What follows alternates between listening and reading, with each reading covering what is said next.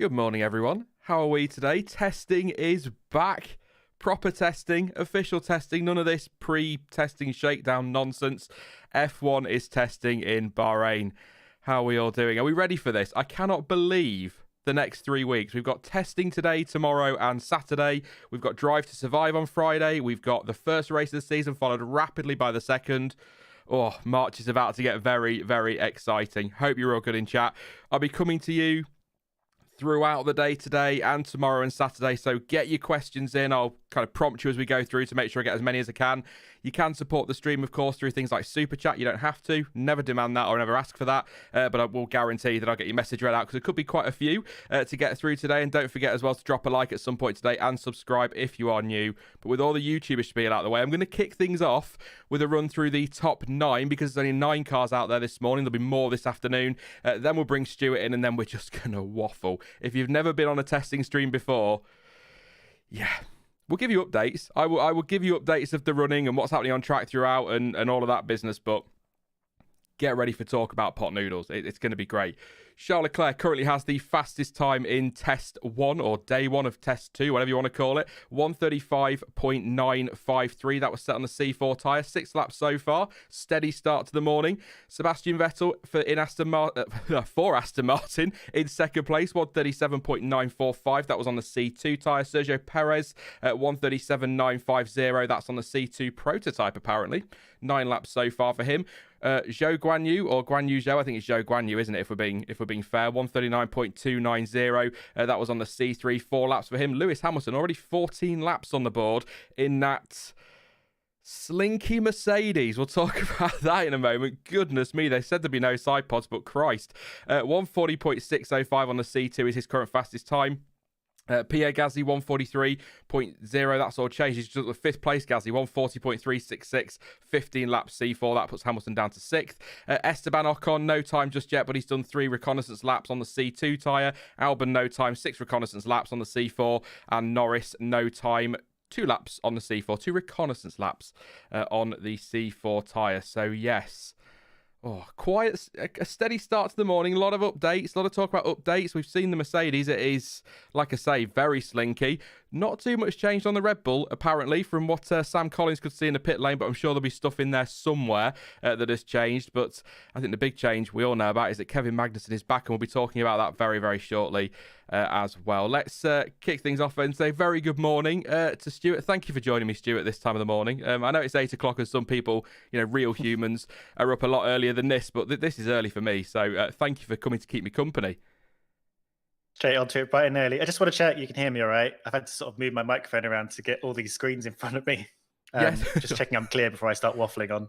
Yeah, can hear you fine. I mean, screens, I don't know. I've got my big TV in here that used to be on the wall that's to my left, so it's like right in my face. I've got a monitor with chat and all my browser stuff open, OBS and Discord on another one, a blog for the timing on another one, and then I've got my iPad in front of me with the timing and my phone for Twitter, so I don't know where to look, quite frankly.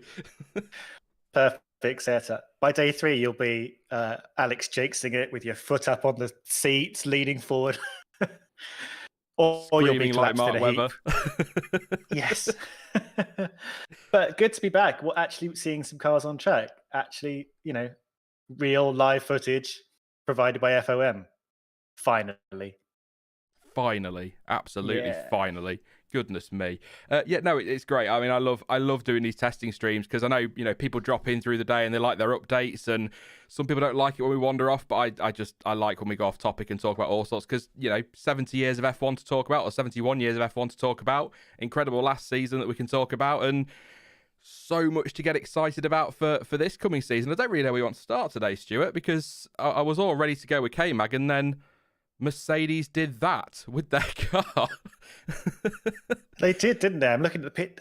I've seen that particular picture on social as well. I think that is, in terms of making the car look pretty, that's the worst angle to possibly see it from. But yeah, we heard the rumors, didn't we? 0 side pods, and even Craig Scarborough drew up a little version of what a 0 side pod car would look like as a joke. But that's pretty much what he drew, to be honest.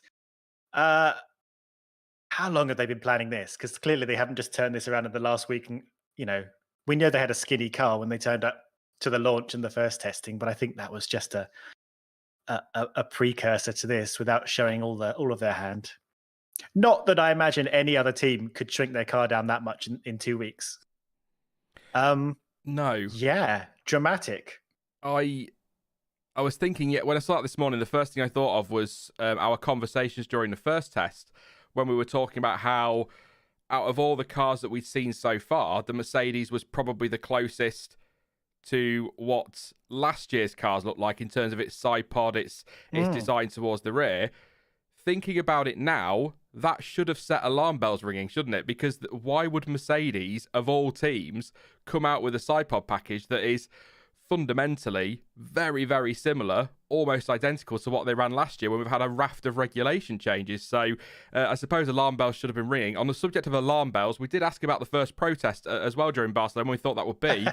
Christian Horner's already moaning, says that the side pods on the Mercedes are against the spirit of the regulations, and Adrian Newey is going to have a proper look before giving a proper comment by the sounds of it. So to answer your question on protests, FP1 next week, if we haven't got one by the end of this week. I still maintain I'm a neutral F1 fan, neutral F1 observer as best as I can be. But Christian Horner doesn't half wind me up. He just constantly doesn't help himself. I don't, there's a lot of Christian Horner is my fave people out there. It's all gamesmanship, really, though, isn't it? This is what he does. This is what he likes to do. Just get people talking and put some extra pressure on and focus on Merc. And the more he does that, the more, just seeing some flapping tape on the Mercedes on Sky. yeah, the more he does that, I think the less people will look at whatever sneaky things they've snuck on the Red Bull. And no doubt there are some sneaky things on that Red Bull. And just to counter that point, I've also seen that, the classic Adrian Newey quote is there is no spirit of the regulations. Either it's legal or it's not. So Red Bull clearly have two conflicting philosophies there. But yeah, I think it's very interesting. It's seeing all these cars with the very different variations in ways they've approached side pods makes me wonder if there is going to be a dominant route, if we are going to see these cars converge to sort of one kind of design as the years go on, what cars are going to end up looking like 23, 24, 25.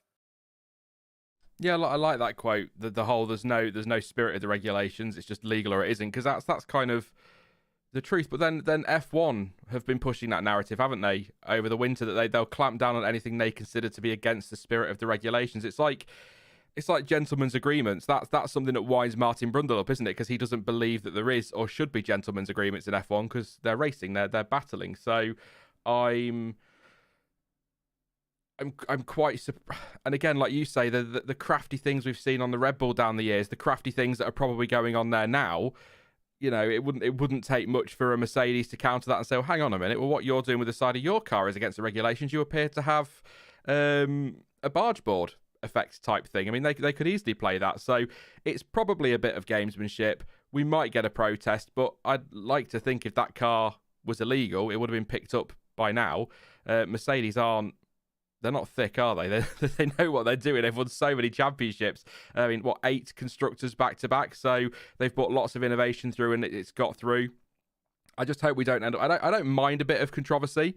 I don't mind a bit of moaning behind the scenes. I think we all, if we're honest, we kind of enjoy it a little bit because it just adds to a weekend when you've got great action on track and teams at each other's throats in the pit lane. But I hope it doesn't end up being a bit too catty next weekend. Let's just see. I mean, a lot of people on Twitter seem to think that confirms Mercedes as champions. I don't know what they've seen this morning that I've missed. I mean, they're very nice. It's a very clever design, but that doesn't mean they're going to win the championship. It could be awful. That their data will tell them that's good. They might get out on track and it might be horrendous. It doesn't guarantee you a championship because you've rolled out in testing with some slinky side pods or no side pods really. Crazy how people panic like that, but it's Mercedes, and I think you can't ever rule them out. And I think, looking back to Barcelona, we should really have seen this coming. I mean, it's not the first time they've put something on that's shocked us all, and it's flashbacks to DAS for me this morning. I was like, what on earth is that? Yeah, I think there was definitely some talk around the Mercedes launch and around the first test that they had something. They had like a B spec chassis still yet to come, and that the original chassis we saw was something that was developed, a month or so back. That was their sort of first thing, and they were still working up this second, iteration of the design. Because obviously it's the way the aero works around that side pod is a fundamental part of that car, but the car is not, 100% different car to the car they had before. It's sort of a step on from that. And we've seen Mercedes do this kind of thing before, where they've sort of had a sort of first iteration of their car and a second iteration of their car as they work through the winter. I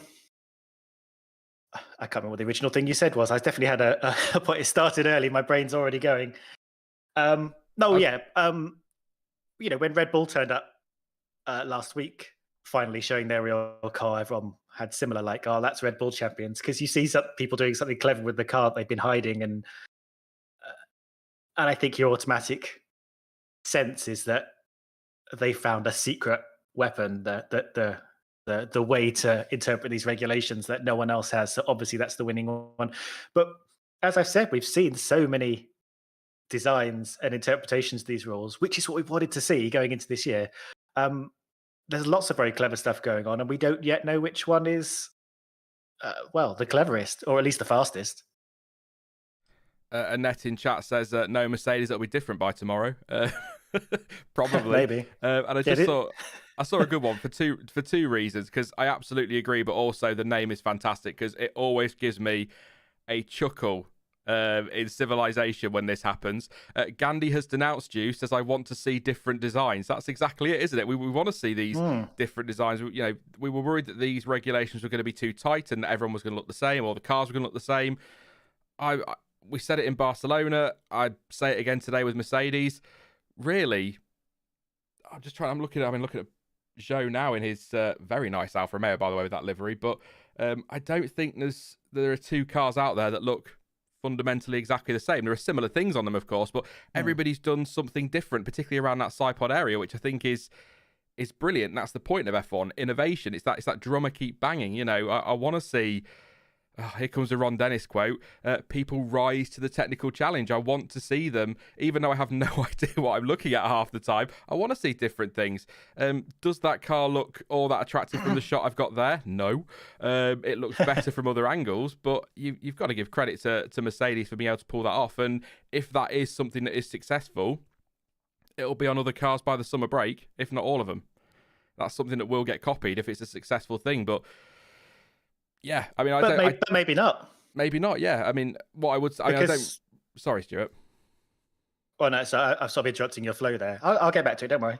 That's all I was going to say was I don't really understand what that does fully. I couldn't explain it as well as someone like Ted Kravitz could. But isn't that all about trying to get the air to flow as quickly as possible around the car, having them that slink? I keep saying slinky. That's the word I've gone with. It reminds me of that. It is. That advert with Dawn French in where she's like slinky. Sorry. Well, it is slinky. I mean, it was slinky when it turned up the first time round. We definitely one of the things that stood out about the Merc in its first variation was that it was very slim compared to some of the other cars, which we saw some very wide side pods or kind of. I keep describing as elbows out. The Merc and the Red Bull and the Aston Martin. Elbows out side pods. If you want a brief bit of tech talk about these sort of side podsy things, especially while you've got that picture up there of the Merc. So because the underfloor and the diffuser are like extremely important parts of the car this year. I mean, they were kind of important anyway, but this year in particular, what all the teams want to do is have lovely, clean, fast flowing air going through the rear of the car, between where the rear wheels are, and the end of the chassis, those bit under the rear wing, that you want all the nice airflow going through there. So we'll get to Merc in a bit. What some teams have done is they've got that nice undercut underneath their side pods. So you have air like flowing underneath the side pods, kind of hugging the sides of the car and then flowing out between the rear wheels. Ferrari have gone slightly differently in that they've got quite square side pods, which are the wide side pods are essentially just to push the air from the front tires away, because the air from the front tires is all like messed up and swirling around. So what they want to do is just push that front tire air away and get the nice clean air flowing around the side of the car. And Ferrari have like a deep undercut at the back of the side pods, so it's kind of sucking air in from the sides and between the rear wheels. What Merc have done, and what some of the other skinnier teams, Williams have also gone quite skinny on their side pods, not this much, is essentially go so slim that the front wheels air doesn't really attach to the car, and they're just having the air is just having like a beeline straight down the side of the car and out through the rear wheels. So yeah, we're seeing lots of different ways of essentially just getting some lovely fast flowing air between the rear wheels and over the top of the diffuser. And I think all of them could have merits. The other thing you've got to balance in the way you shape your side pods and your chassis is you've got to fit the car inside of it and the cooling. And we've seen lots of different shaped side pods and innovations of that in the way that they've kind of shaped and angled the radiators, which allow the sort of hot components to vent their heat into the air. The one thing that's interesting is that obviously Mercedes have to have these gills down the side of the car, because they've actually to go back a step, so obviously we've got those gills, those louvres, those slots down the side of the cars this year, which have been banned for a while, which allows the hot air to come out of the back of the car. What you'll tend to see, and if you look at the cars going around, is you'll see I tend to either have those slots down the side of the car, or you'll have this like massive opening at the rear end. over the exhaust. Like the chassis just has a big hole at the back, essentially. Um, the downside of having the slots down the side is that you start to mix that hot air in with the lovely air that we're trying to get to go between the rear wings, the rear wheels. Mercedes have kept the back end really tight, so they have stuck the louvers in. But the downside is then you're going to start mixing in the hot air with all that other air. So I'm finding that interesting to see. But maybe they're just experimenting with it today, and they'll open up the back at some other point. Yeah. So there you go. That's a little 101 on all the side pod shapes. There you go. I'll move to some different images now. Thanks, Annette. I just while Stuart was talking, I wanted to just leave them up. So you had a picture of the Mercedes, but yeah, there's some other pictures going around. I'll try and update these through the day. There's about 20 minutes worth on here, but I'll just be careful because my PC's not the best. And I don't want to start running too much in the background when I've got 1,000,001 things open. So we'll either be stuck with these all day or I'll try and get an update out later. I'm sure somebody can cover for me for 5 minutes while I do that. Either Stuart got Dylan this afternoon from Zero X Fusion Z back for a second year. So he's glutton for punishment as well, like you, Stuart. Hey. Why not, eh? Yeah, I mean, I'm not great with that technical side of things. You'll hear that a lot this week. But I'm quite excited to see whether they stick with this and it works brilliantly. I think Space was just saying in chat there, either it's going to work brilliantly or either they've bought this in now because the other one didn't work, or they're trying something out, or this has been kept back because it does work. So it'll be interesting to see whether or not that is the case. I mean, we will find out in what? 8 days, 9 days time, qualifying for Bahrain. What a winter. Absolutely flown by, hasn't it? Not. It's actually, I was actually thinking last night, it's been quite a weird feeling. Last night after I put my K-Mag video out, which we'll get to that in a moment, don't worry, I sort of thought it now feels like we're ready to go for the season, because obviously there was the hangover from Abu Dhabi, which has not calmed down. It's calmed down a lot now. It's probably all going to kick off again tomorrow when Drive to Survive comes out, and next Friday when the World Motorsport Council meet again. But it has quietened down, but that's dragged on all winter. And then we had all the problems at Haas and waiting for a new driver to be brought in for confirmation of that. And it doesn't feel like we were ready for the season. But that got announced last night. It kind of gave us closure for the winter. Testing this morning. Now I feel like we're on the brink of the new season. It's not felt like it for the last few weeks, which is really weird, because usually all my life watching F1 it has been only 5 weeks to go. Only 4 weeks to go. Whereas this time it's like, oh God, ages yet. But yeah, I mean, we got to talk about K-Mag. I mean, talk about left field appointments. I mean, I don't think anybody... the rumours started on sort of late-ish Tuesday night, and then they kind of ramped up through the day, and some were saying that it was done. Then there was other reports coming out saying that Hulkenberg was trying to get sponsorship and he was going to have that seat.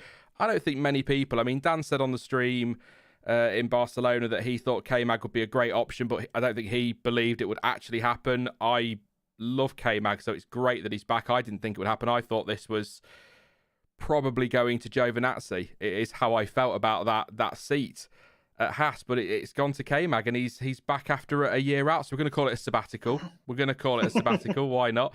But glad to see him back, because something I've always felt with K-Mag, I said it yesterday, that I think a lot of his performances down the years have kind of flown a little bit under the radar. So people always talk about Hulkenberg and how good they think he is, and drivers like that in the midfield, but K-Mag never really got a mention as one of those, you know, potentially top midfield drivers. And I think in terms of his raw speed, he's absolutely up there. And I think that he's always, like I say, flown under that radar a little bit. So I feel like he's got a point to prove to people in a way. And if that Haas is back in that midfield, I think he'll do a lot of good for them. It might take him a couple of races to get used to that car. You know, he's not done any real simulator driving, if anything at all. He might have done some last night, I don't know, but he's not done any simulator driving on that. He's not done any testing yet. He won't be in until I think tomorrow. Will probably be in the earliest he'll be in. So, you know, it might take him a couple of races, but I think he could really make the difference from that midfield. And it's nice as well to see a different character on the grid, because one thing he's a bit more old school, isn't he? He will say what he thinks. He's people see him as a bit of a bad boy. I suppose you could say in some ways, but I've always really liked him. I've said it before, he frustrates the life out of me sometimes with some of his driving, but I really like him, and I think he's not, I wouldn't say underrated as such, because it's a phrase I don't really like using, because people say Hulkenberg's underrated, but I don't agree with that. I think Hulkenberg's rated about right, if I'm being honest, and I think Magnussen deserves a bit more credit for what he's done in F1. I mean, podium on his debut, 3rd place on the track, 2nd place after disqualification. All right, getting on for a decade ago now, but still, he's done it. Hulkenberg never got a podium, bless him. So yeah, are you happy to see him back, Stuart? I guess is the first question, or are you surprised that they've gone down this route? Haas, by the way, with a gorgeous new livery update today. There'll be some pictures in a minute in the stream.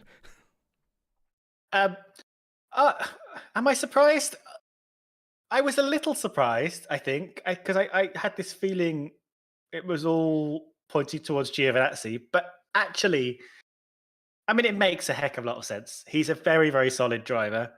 He never really I don't think he really ever blew me away, but he was definitely solid, could get results, hard racer. Like you say, it's a bit old school, but a good person to slot into a car. And I think most importantly for Haas, he knows that team. Okay, he's had a year out and the regulations have changed and so on, but considering the tumultuous time Haas have had and continue to have, considering their plane broke down and they arrived late to Bahrain, which is why they're not on track till, fingers crossed, this afternoon, having someone they know, having someone they know what they're, they have a relationship with the driver, they can get feedback from them, they know what their driving style is, they know how to work with them, and he could just get on the track and deliver results. And, they know he's a good benchmark that they understand. So the car performance is something they have a sort of, well, they can benchmark it more strongly. When you've got 2 rookies in that car like last year, we spoke, that we know that Haas was rubbish last year, but when we were talking about Schumacher and Mazepin, how well they were doing, it was we think, Schumacher particularly, it's he seems like he's doing okay, but we don't really know how good that car is because we don't really know how good either driver is because they're both fresh. Whereas if last year you had Schumacher and Magnussen, you'd be able to compare Schumacher to Magnussen because we knew how good Magnussen was. So similarly this year, what we and Haas can look at Schumacher and kind of get a feel for how good he is, but also Haas can have a better understanding of where their car is because they know what Magnussen's going to give them. So yeah, I think perfect choice, really. Not sure how long he'll stick around. I think he's got a 2-year deal, is it? That's what I was reading. That's what it seems. Read multi-year, so at least 2 then for multi-year. But I'm sort of with you on that, to be honest, Stuart. It's one of those, I didn't see it coming, but when you think about it, well, yeah, that makes perfect sense. Why did we not see that coming? A bit like the Mercedes sidepod. How did we not see it coming? Because he knows that team inside out. He's been there. He was there for several years.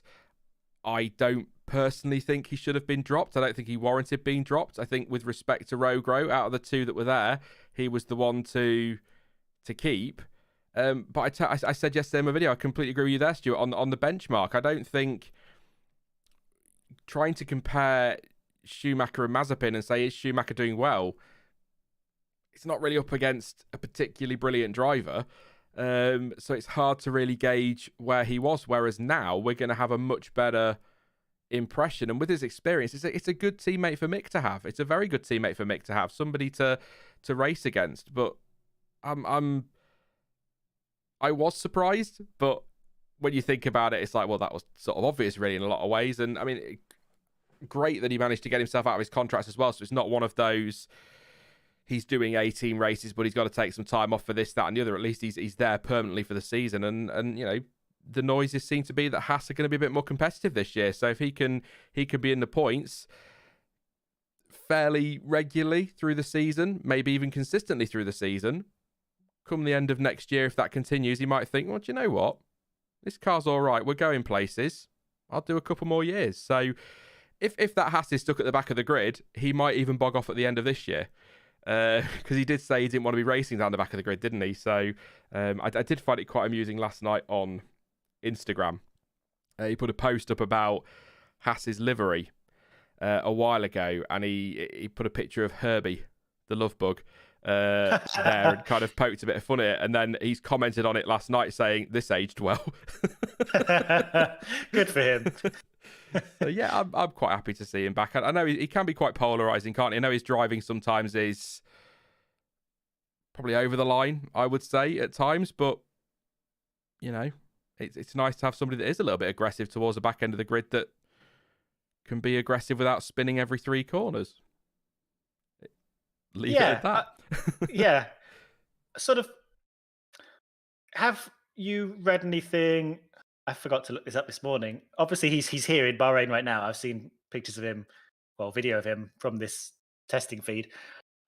Are they expecting to get him in that car for this test? Because obviously, you know, these cars are quite different, and it's probably good for him to get in these cars before, you know, Friday in Bahrain. Have you heard if they're going to try and slot him in there? Yes, I know. Not Piastri at all. Sorry, Fittipaldi's in. Sorry, Piastri fans. Fittipaldi's in this afternoon. I think he's had his seat fit as well as K-Mag, or is having it. So they are. Gunther Steiner said in his quotes yesterday that Piastri Fittipaldi will do this afternoon, and then Schumacher and Magnussen will be in for the rest of the week. So they are going to get Magnussen in because he needs that time in the car. Otherwise, it's going to be 4 or 5 races before he really gets to grips with it. I know, you know, a couple of half-day sessions or a full day isn't really going to set him up perfectly for the season because, you know, a lot of other drivers have had a lot more time in the car. But when you actually look at the Haas drivers, Mazepin, when he was there, didn't get a huge amount of running done. In fact, they did 160 laps across 3 days. Mazepin didn't get a lot of running done. Schumacher didn't. So alongside his teammate, Mick Schumacher's going to have more time in the car, but it's not like he did 3 full days, 120 laps a day or anything like that. So that might help Magnussen out a little bit. But he needs some time in the car. I think if it was last year that this had all happened, an evolution of the previous rules, I think you could chuck him straight in the first race and he'd be relatively okay. But it's a lot to ask for someone to come in with, like I said earlier, no time in the simulator or anything, and then expect them to just be up to speed straight away. But I think Haas are fairly realistic with that, aren't they? They're not. I don't think Haas make crazy statements about, you know, we're going to be winning championships in 5 years or anything like that. They're quite realistic in that regard. So they probably know that it's going to take him a little bit of time to get up to speed, which is to be expected. So yeah, to the short answer to your question, I guess, is yes, he will be in later this week. Hopefully tomorrow. I'd like to see him in tomorrow for half a day and Saturday for half a day. And Haas, of course, like you say, they need to get that mileage in general, not just for Magnussen. Alfa Romeo as well, too. You know, those 2 teams had a mileage-wise very, very troubled first shakedown or test, or however you want to refer to that time in Barcelona. And Alpine as well. Alpine got, you know, a fair bit of mileage in, but I think we could say they had a very troubled test and seemed a bit slow, a bit unreliable. I heard they weren't really able to turn their engine up to full. So hopefully gone back to the drawing board, that team, in the interim, and have a much better test this year. Because I don't yet have the feeling that any team in particular is, you know, at rock bottom. We've had years in the past where it was very obvious, for example, that Williams were going to be propping up the field fairly firmly at the back of at the back. We knew last year Haas were pretty firmly at the back of the field. This year, I don't know. I think we could have a fairly competitive entire set of cars just based on what we're seeing so far. I think. Obviously, someone has to come last, but I don't get the impression yet that anyone is solidly at the back and completely out of it. Yeah, that's my read as well, 100%. I don't think we've got a Haas 2021, Williams 2019 situation in the making anywhere, which is great. Obviously, like you say, it's competitive sport. Somebody will come last ultimately. There's, you know, we can't not have a 10th place team out of 10 teams. It's going to happen.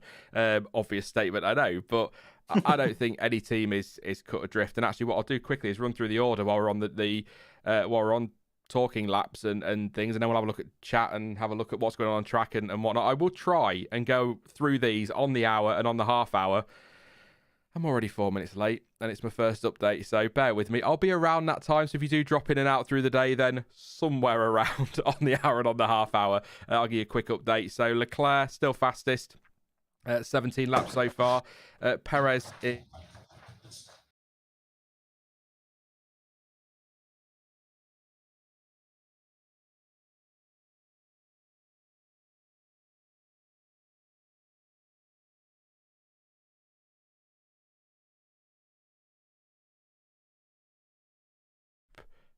I think my audio just cut out, so I'm going to try that all again.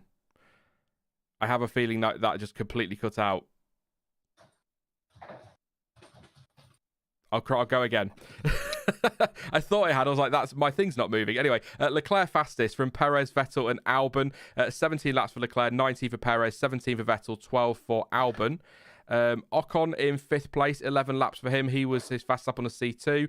Zhou in 6th place on the C3, tied at a 38.6, 23 laps. Gasly 17 laps, Hamilton 23 laps.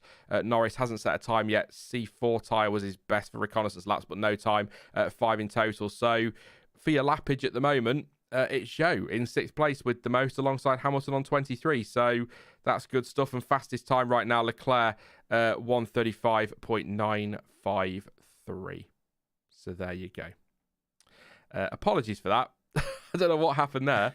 It all just cut out. That was Stu's telling me your audio bitrate is too low. Yeah, apparently it was 0. I mean, that is fairly low, to be fair. So yeah, like I said, I'll try and do laps and that on the half hour, and then I'll do full times and tyres and everything on the hour for those that do. I know some people do drop in and out through the day, so I'll try and not let that happen again with the mic. First technical issue, 36 minutes in, rock on. Why not? What's happening on track? I think, Stu, I'm a little bit ahead of you again. I've got... it sounds like a flex, and it's not. I've got proper Sky. It's all plugged in up here. So, by the way, if anyone's interested in getting a Sky Q mini box, don't. They're so unreliable. They just cut out all the time. You've got your main box downstairs, and it has to hook up to your mini box through the Sky Q box and through your Wi-Fi. Drops out all the time. You have to reset it each time, so I'm just not going to bother. So I've got my Xbox ready on standby in case I need to jump into Sky Go. Again, I don't want to put the PC through too much. So, yeah, on board with Alex Albon at the minute, which is very, very nice. I think good to see him back in F1. Pleased to see him back in F1. So, see what he can do. I was chatting to somebody yesterday, actually, about Alex Albon, and we were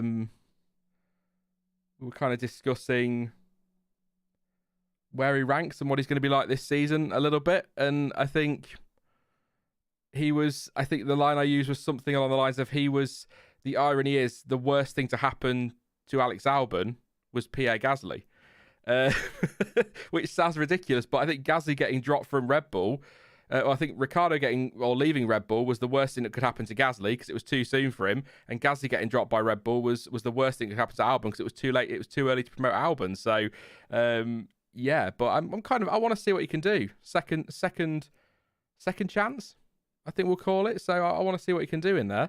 I think he's got some good pace. I'm not blown away by him like a lot of people are, but I think he's got good pace. I think he could be a solid midfield driver, and I think he could be in that Williams for the long haul. To be honest, Stuart, if he wants to be, if he performs, obviously.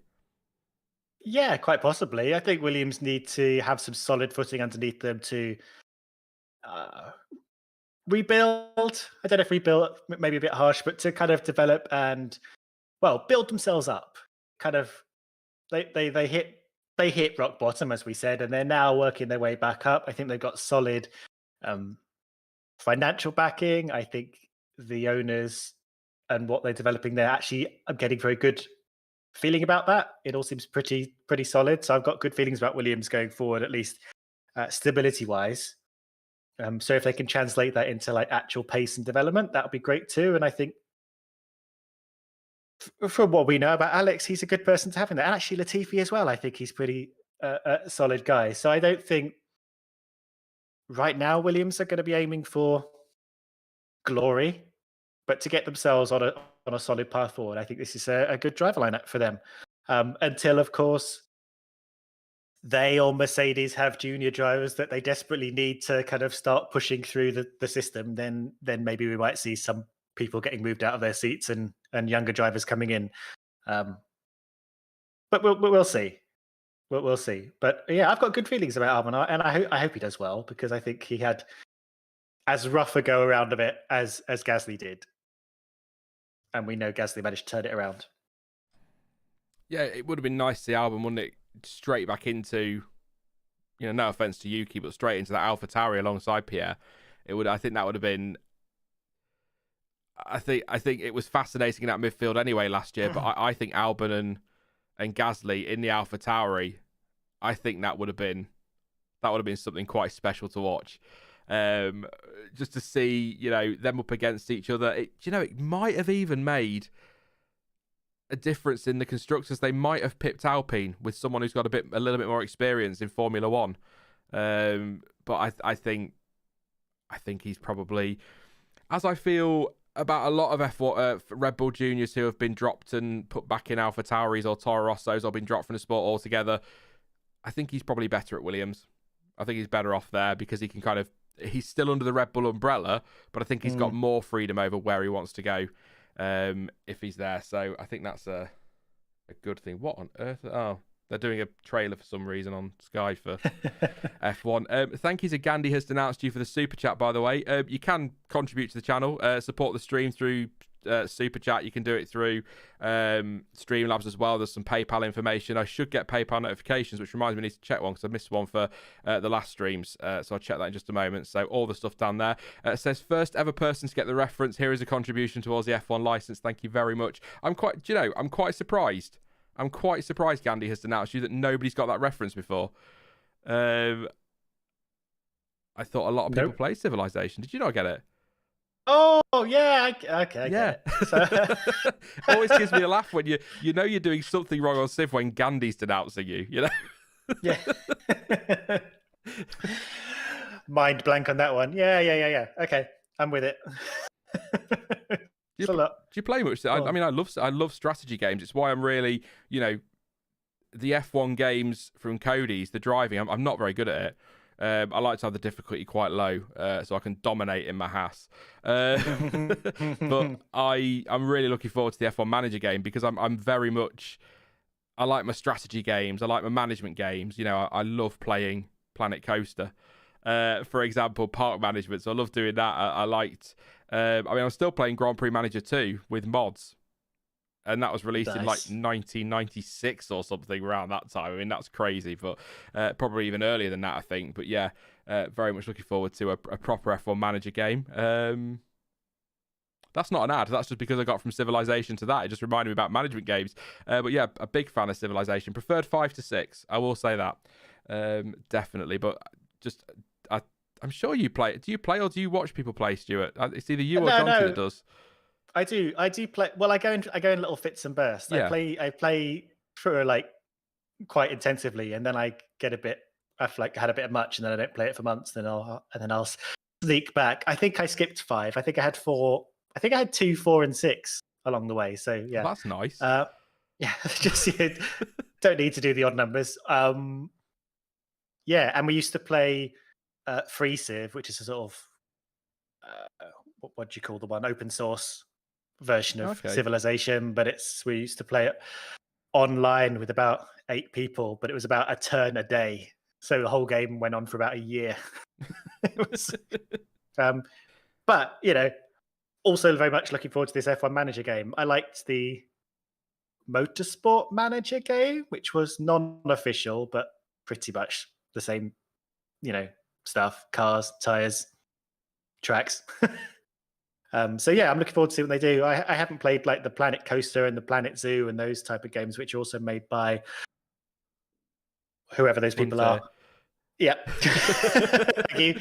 But I know they're very well received, and I've seen people play Planet Zoo into oblivion. So yeah, exciting. I've definitely watched people play Planet Zoo a lot. I've played it a bit, but I much prefer Planet Coaster because I just like making really terrible roller coasters. I'm feeling like I've got whiplash by the time I finished the onboard. Nicholas says, Otmar Safnauer said that Alpine are likely top 3. What are your thoughts on this? Has he said that? Thank you very much, Nicholas, for the super chat. I've not seen him say that. Alpine top 3. That would be some sandbagging in Barcelona, wouldn't it? Because 264 laps. They never looked. I know times don't matter, but they never looked anywhere near the top of the times. And Fernando Alonso, I think it was talking about how the car was. I can't remember his exact quote, but essentially a bit of a handful. So I'd be quite surprised if Alpine are a top three. If I was to pick a pecking order right now, pick a pecking order. That's nice. I like that. Pick a pecking order. Or two, boy. Oh no. I would, as much as I'm getting behind Ferrari, I still think you'll be looking at a Mercedes Red Bull top two with Ferrari in the top three as well. I can see it being between them three. I would be very surprised if Alpine are top three.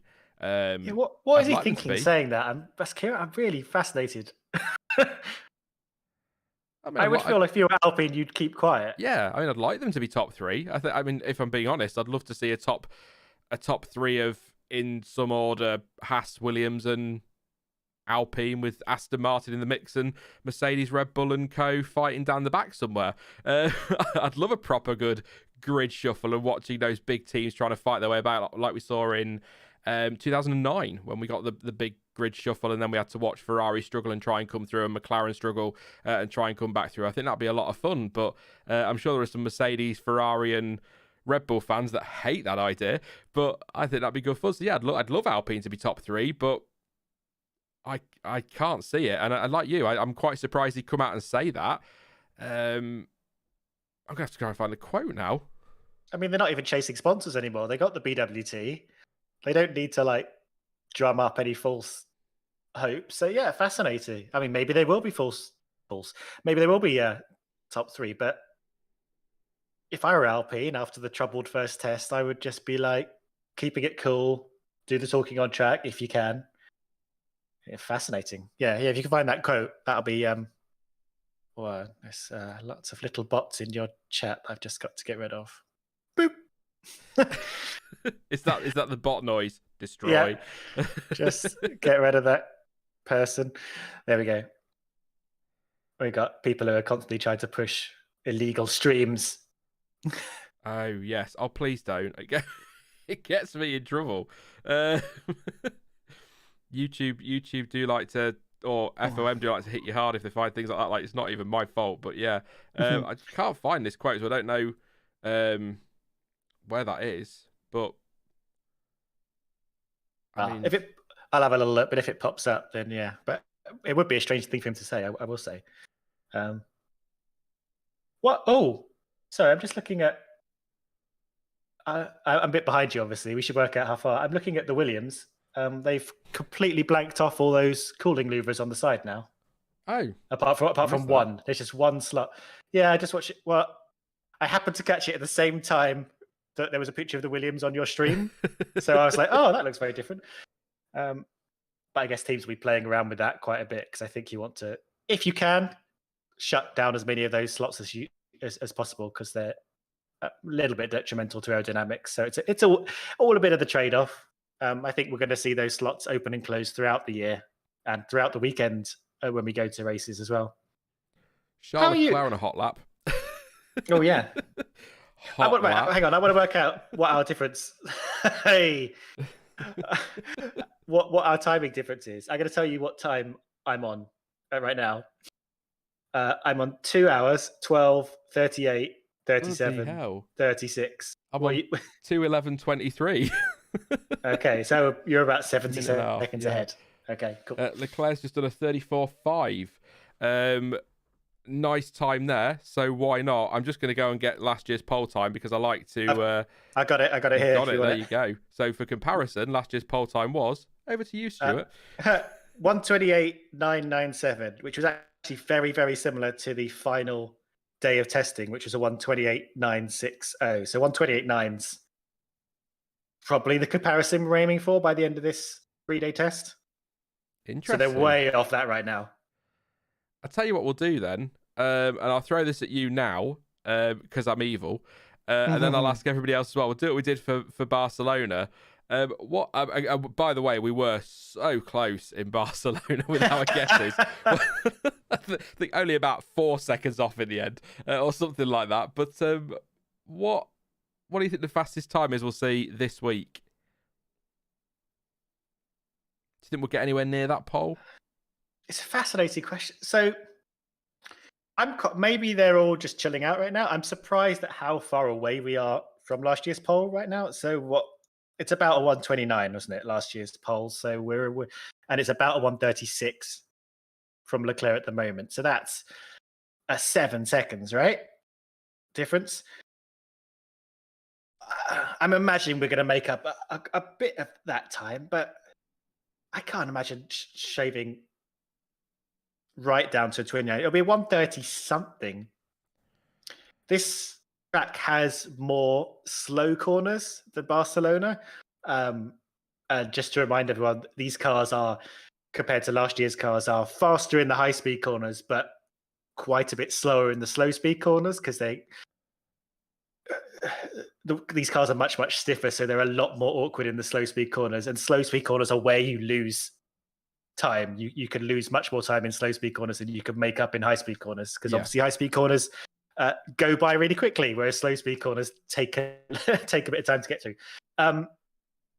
So I think we're going to see like times are further away from like 2021 times here than we did in Barcelona. Having said that, we kind of are also expecting that teams were hiding a lot more performance last year, and we're going to see a lot more performance this year. Last test in Barcelona, and hopefully they're going to turn the wick up and push a bit. Because by day 3, we're essentially sort of getting to that point where it's kind of a bit like, practice 0 for Bahrain Grand Prix, which is only going to be, next week. That's a lot of preamble to saying I'm not really sure. But I don't know. I think 132, much less optimistic than I was. We overshot massively last week, but probably a 132. That'll still be 4 seconds off. 3 or 4 seconds off last year's time. The live timing on stream hasn't updated for some reason just yet. It is done manually by Autosport, so bear with them. They're a busy lot over there this week. So 1:34.5 is the time by Leclerc at the minute. So another second off seems probably quite reasonable. I think the fastest race lap was in the 32s last year. Or was it the 32s? Something around there. Fastest lap was a 1:32.0. Yeah, from Valtteri Bottas. I'm gonna be bold again. Not quite as bold as I was in Barcelona, where I basically said they'd do it in under a minute compared to what they did. And I'm going to just assume that on that final day, a week to go until qualifying, somebody wants to grab some headlines, low fuel, everything turned up for one big lap with 10 minutes to go. And I'm going to say a 31.3. 31.3. Okay. So I said a 32 something, so I'm going to say a 32.1. We'll see how that pans out. I mean, we could be by the end of today. We'll get first thing tomorrow morning. We'll start the stream, and we'll already be in the 31s. Charles Leclerc's on the C3 right now, the most medium of the softnesses. So, there's clearly still more to come. Maybe they're all winding up. Oh, we are only in what? We're only just 2 hours in, so there's a lot still to come. Maybe we are being conservative, but we got our hands burnt last time. Oh, quite spectacularly, didn't we? Really, when you think about it. Yeah. Someone in the chat just said, the Merc side prods look impressive, but are they legal? Which just reminded me of something else I was going to say. We people who are joining us more recently, we chatted a bit about the Merc side pods earlier. The only thing that I think maybe the FIA might start, if not now, if not this season, maybe for next season, they might sort of introduce a rule that stops it. So, because the Merc side pods are basically not there, the side impact spar, which is essentially like, big solid arms that poke out from the monocoque either side of the driver, they're sort of pointing out left to right. There's 2 kind of at the height of the top of the side pods, and there's 2 kind of at floor level, which essentially means it's a side impact protection. If you get hit by the side, it means obviously the driver has a sort of protective, like rod essentially protecting it from anything that hits it. That's normally like hidden inside the side pod somewhere. Because Merc don't really have side pods anymore. They're just basically exposed. They're just like two little arms sticking out from the side of the car. They've attached the wing mirrors to it if you're looking for them.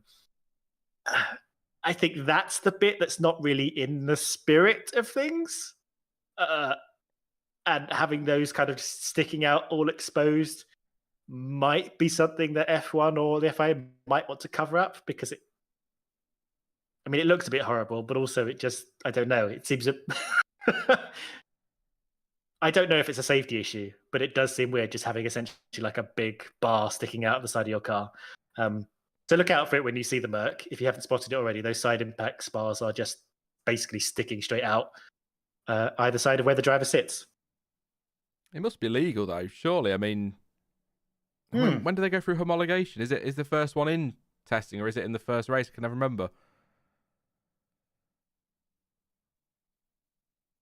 I think it's before the first week. I think it's before now. Yeah. And they definitely do the crash testing stuff, and I think it would have been brought up even if they like put it in front of crash testing. If they put it before the FAA, I think the FAA would have like said, well, this isn't official homologation, but Yeah. There'd have been more than we've heard. Yeah, I'm just sorry, I was trying to check something just to confirm it, but apparently there's been a mini statement from Red Bull. A mini statement? Saying that Christian has not spoken with any media or made any comments about the Mercedes car. Okay. So just to confirm that, but I mean, the quotes I saw first thing this morning and have been doing the rounds on Twitter were that he'd said it was against the spirit of the regulations. So I don't think saying something is against. I mean, that's a cleverly worded statement. If that's, I just need to find confirmation of it from Red Bull themselves would be good. But to say two very different things, saying it's against the spirit of the regulations and it's illegal. Two very different things. So that's probably been put out so that it's clear that Christian Horner hasn't said it's illegal, but they've not denied that he said it's against the spirit of the regulations. Because going against the spirit of the regulations doesn't mean something's illegal, does it? It just means that that's not what was intended. It can become illegal very quickly if the FIA want to make it illegal. But yeah, just I'll keep an eye on that. See if we get. I'd like to read it from Red Bull directly if possible. And I certainly don't think we spoke a little bit earlier about the spirit of the regulations thing, and that the F1, the FIA are very deliberately looking out for violations of the spirit of the regulations this year. But that is not the kind of thing I think they're looking for. I think they're looking for things that circumnavigate the changes they're attempting to make with these new cars this year. So they're trying to get rid of like barge boards and things that create turbulence and stuff like that. And again, I don't think Red Bull have created like barge boards. I think they're fine. But if you were to kind of like find a little loophole in, the geometry of where you could place things and you stuck a barge board in there, I think the FIA would very quickly say, nope. And either make a technical directive that means you have to get rid of it or something like that. I think if having a side impact spur that sticks out, I don't think that's what they're looking for in that hunt for people that are trying to circumnavigate the rules. I think something else to point out as well is that GIF I can't put it on stream obviously because it's technically footage even though it's a GIF of the porpoising on the Mercedes, the onboard with Lewis Hamilton. I mean, he's been thrown around in that car, and I think it's similar to what we saw with Leclerc. And you sort of think, what is team radio going to sound like? It's going to be crazy. It's like a sat on a tumble dryer. I mean, whatever floats your boat. But anyway, yeah. I think that's something to keep an eye on this week is porpoising. I think we've got to keep an eye on lots of things, but we've just got now just that little bit. An extra dimension to it all. Is that car legal? Yes or no? That's going to be That's going to be fascinating over the next, I'd say, sort of 7 to 10 days, I think. If Mercedes turn up to Bahrain, lock out the front row by a second, and win the race comfortably like they did in the early start of the turbo hybrid era, I guarantee you somebody's protesting.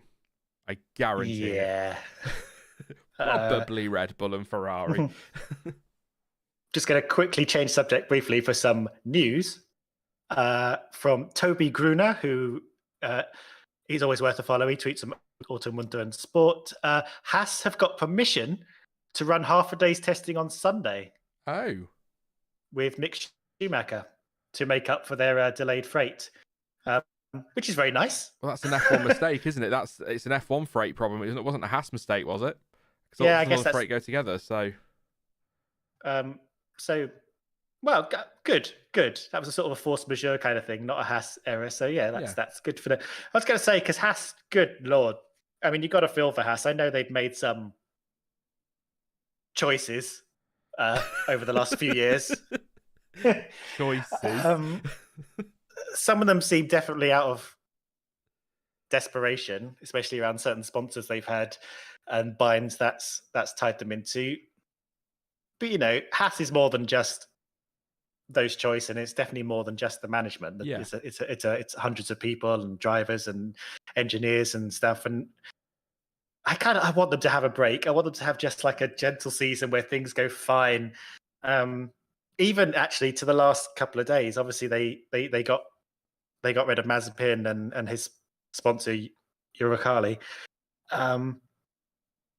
But the Mazepins are, you know, fighting back, saying there was no reason to do it. There were no sanctions.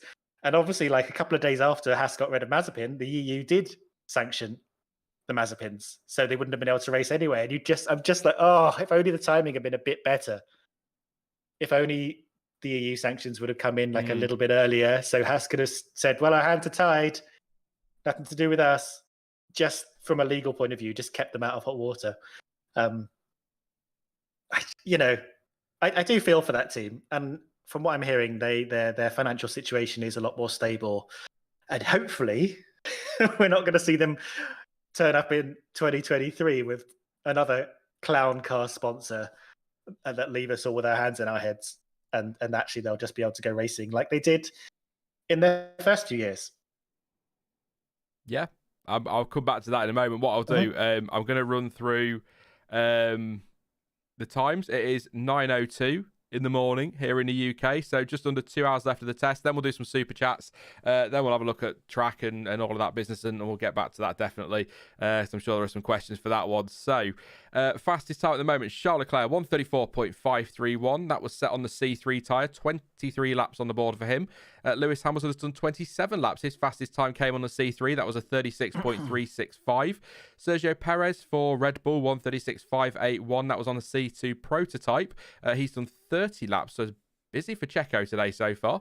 Sebastian Vettel 136.6. That was set on the C2 tyres, done 19 laps so far. 8 for Lando Norris, a 137.580 is his fastest time, and that was on the C4. So Lando getting out there doing some laps. Alex Albon 6th at the moment for Williams, 137.794 set on the C2 prototype. That's a mouthful. 21 laps. 11 for Ocon for Alpine, 137.852. That was on the C2 proto. I'm just going to say that. Zhou Guanyu, 8th place. Alfa Romeo, 138.675. C3 tyre, 29 laps. And Pierre Gasly, 19 laps on the board. And his fastest time was done on the C4, a 140.366. And I forgot to mention at the start, and in case you missed it, we'll just talk about it there. Haas's freight was delayed to Bahrain, so that was all late arriving, obviously, and they're not going to be out this morning, but Pietro Fittipaldi will be in the car this afternoon, and then the rest of the week will be shared out between Mick Schumacher and their returning new driver. The beaming smile on my face last night when I read it. Kevin Magnussen is back in Formula One. He'll be in the car later this week. Super chats, just see what's on track there. Slow Pierre Gasly, just letting the Mercedes through. So thank you to, is it Yanis, for your super chat. Says, thanks for the live streams, been supporting since 2019. You helped me follow race and test during both work and union. Thanks, Stuart. You helped me sound smart among my friends. Thank you very much. That's always appreciated, Giannis. Thank you for your support and thank you, long-term support, 2019. Thank you very much. And I'm gonna butcher your name now. Is it Lechogis or Chogis? Or you know who you are. Thank you for your super chat. So Sean, what do you think of Montrezl Harrell? Future F1 champion ? Apparently he called Verstappen a name. Do you know? It's no shade. I have no idea who that is. So apologies. So to answer that question, who? You're all going to tell me he's some massive superstar. So is that the basketball player, the NBA? It rings a bell there. I don't. No, it's not ringing a bell with me. An American professional basket. I've googled it. Hey. American professional basketball player for the Charlotte Hornets, NBA.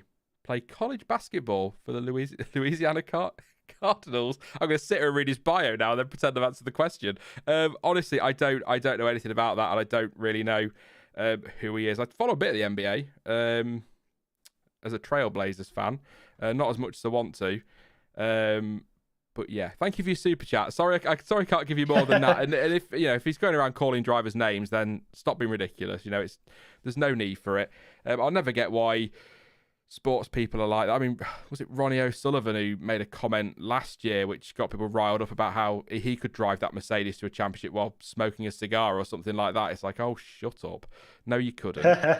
No way you couldn't. Just like Lewis Hamilton will probably be absolutely crap at snooker.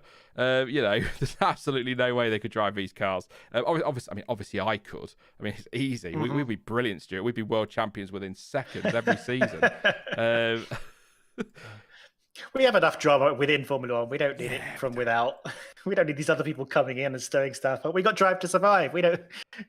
Yeah, they can stir the pot without any help from anybody else. Yeah. Oh man. Are you looking forward to DTS tomorrow? I mean, I won't get to see it till Sunday. But by the way, actually, I will say right now, just back on Haas, who have got permission to do the half day on Sunday, I will not be live to cover one Haas out on track for 4 hours. I am not doing that. I will keep an eye on it on Twitter, but I'm not doing 8 hours with all the cars out there and then doing 4 hours of just Mick Schumacher still sat in the garage. Because let's face it, the way it's gone for Haas, the car's probably going to break down Saturday anyway and not be able to go out on Sunday. Oh, yes. Back to my question. Those poor boys. Are you looking forward to DTS, Stuart, and chat as well? Actually, let me know. I am. Sorry, I just noticed that Ferrari have little logos on their wheel fins. Yes, is that Santander? Cool. I spotted that earlier. I don't think it is. It's something. It looks a bit like a Pepsi logo if the two halves were red and white, but I can't work it out. Maybe it is. I don't know. It's very hard to tell. Maybe it is, I don't know. Anyway, right. That rather than me just flustering over a logo I can't properly see. Drive to Survive. I kind of am.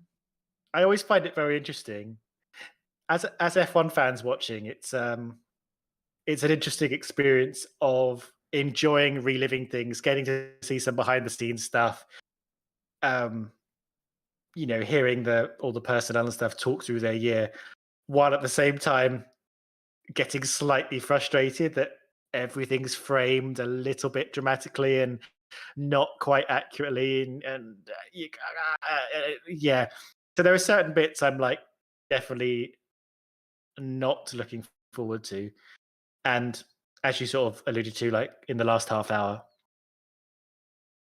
I was quite happy to put a lot of things like Abu Dhabi to bed for a bit and focus on going forward. I know a lot of people don't want to kind of like put that behind us, but I think we have to look forward more than back at this point. And I think with that documentary show thing, whatever you want to call it, that Sky released last week called Jewel, which I didn't watch, and DTS coming up, I think it's going to flare up a lot of the drama that I was looking forward to sort of like putting on the back foot for a little while. But yeah, I'm looking forward to it. I think it's a decent show, and I do enjoy the new people that it brings to Formula One. I know there are some people that think people who come to Formula One through Drive to Survive are not real fans, but I think they absolutely are. I think they come in fully armed with favorite teams, favorite drivers, all the gossip and the storylines that we like to follow, and are raring to go. I think they're very welcome as far as I'm concerned.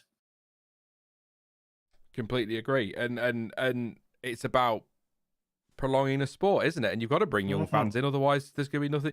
You know, I think we said this last year when we talked about Drive to Survive, and probably the year before. It's a horribly depressing thought, but you know, we're not gonna be here forever, are we? You know, so who's going to be watching when us and people our age and the next lot are gone? You know, we need new fans in, and ultimately, you know, established fans, if you want to call them that, can get stroppy about it, you know, new fans coming in. But the fact of the matter is, even if they are just casual fans, they're buying the merch. You know, they're paying for Sky subscriptions where they can. They're engaging with the sport. That's all helping raise the sport's profile, bring money into the sport. You know, I go back a few years now, and there seemed to be this real issue.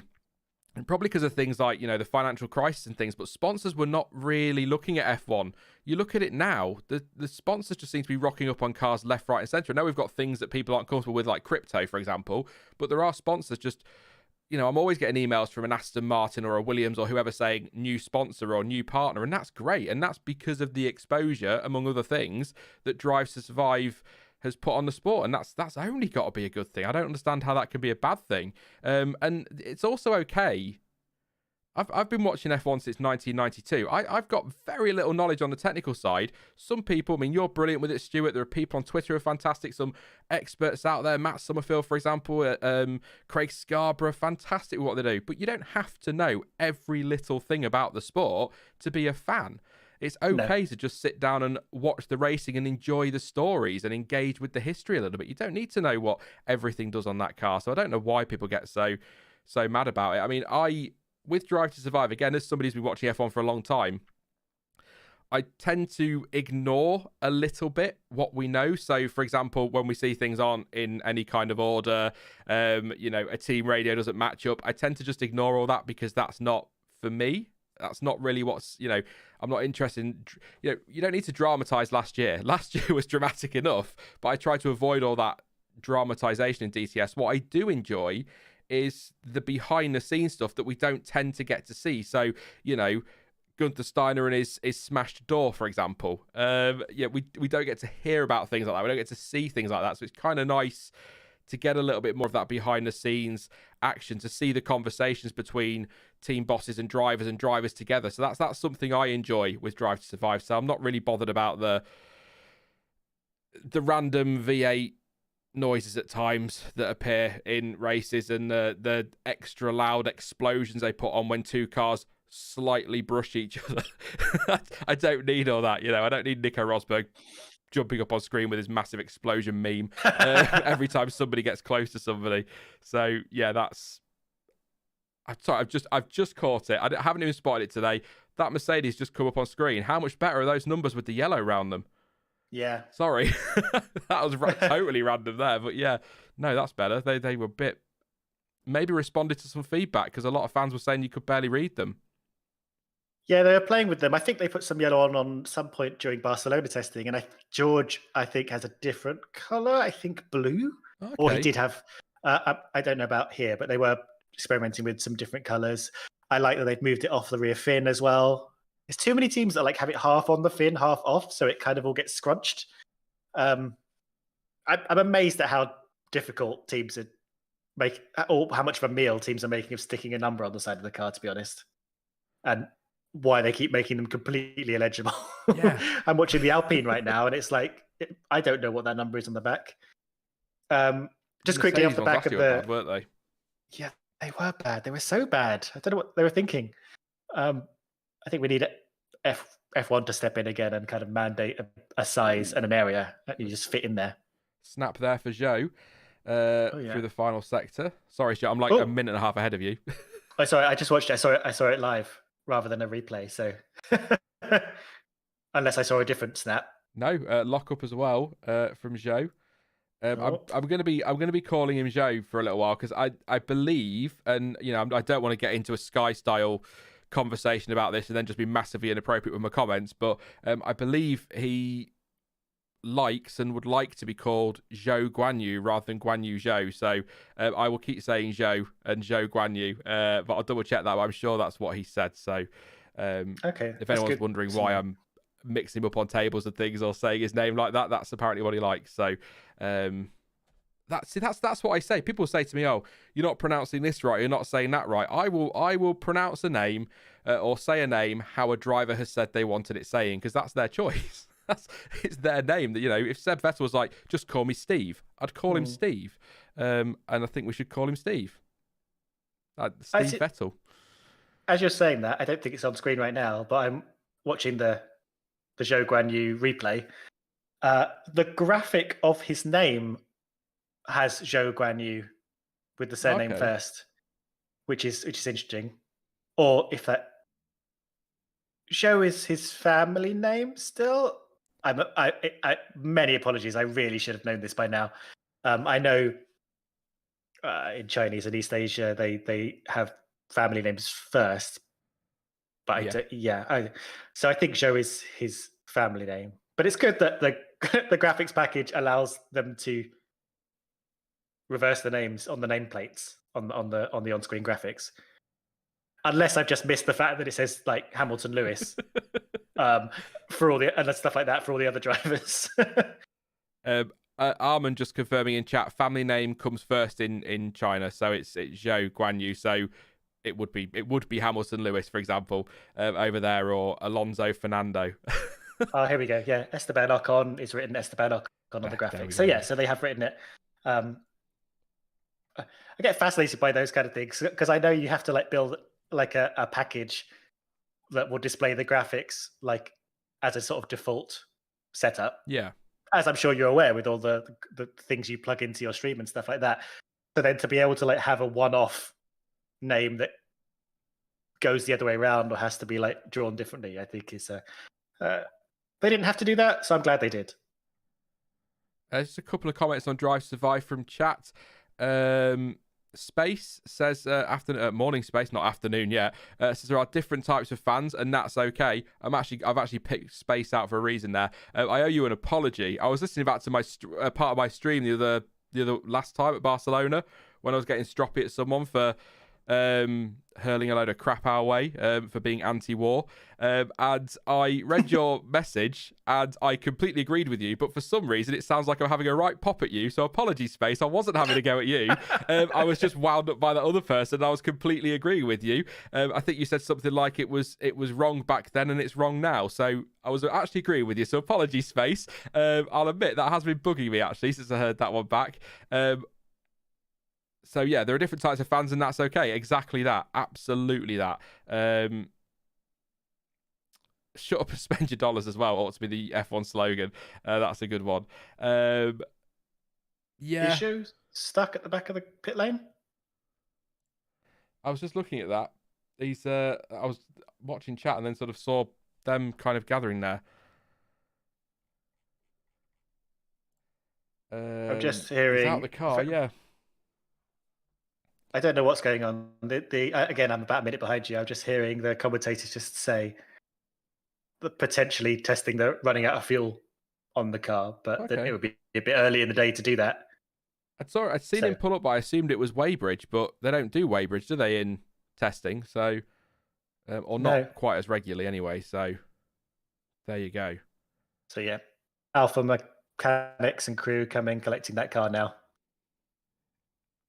At some point, I know they've been when the cars are broken down and been lifted onto a crane in Barcelona and so on.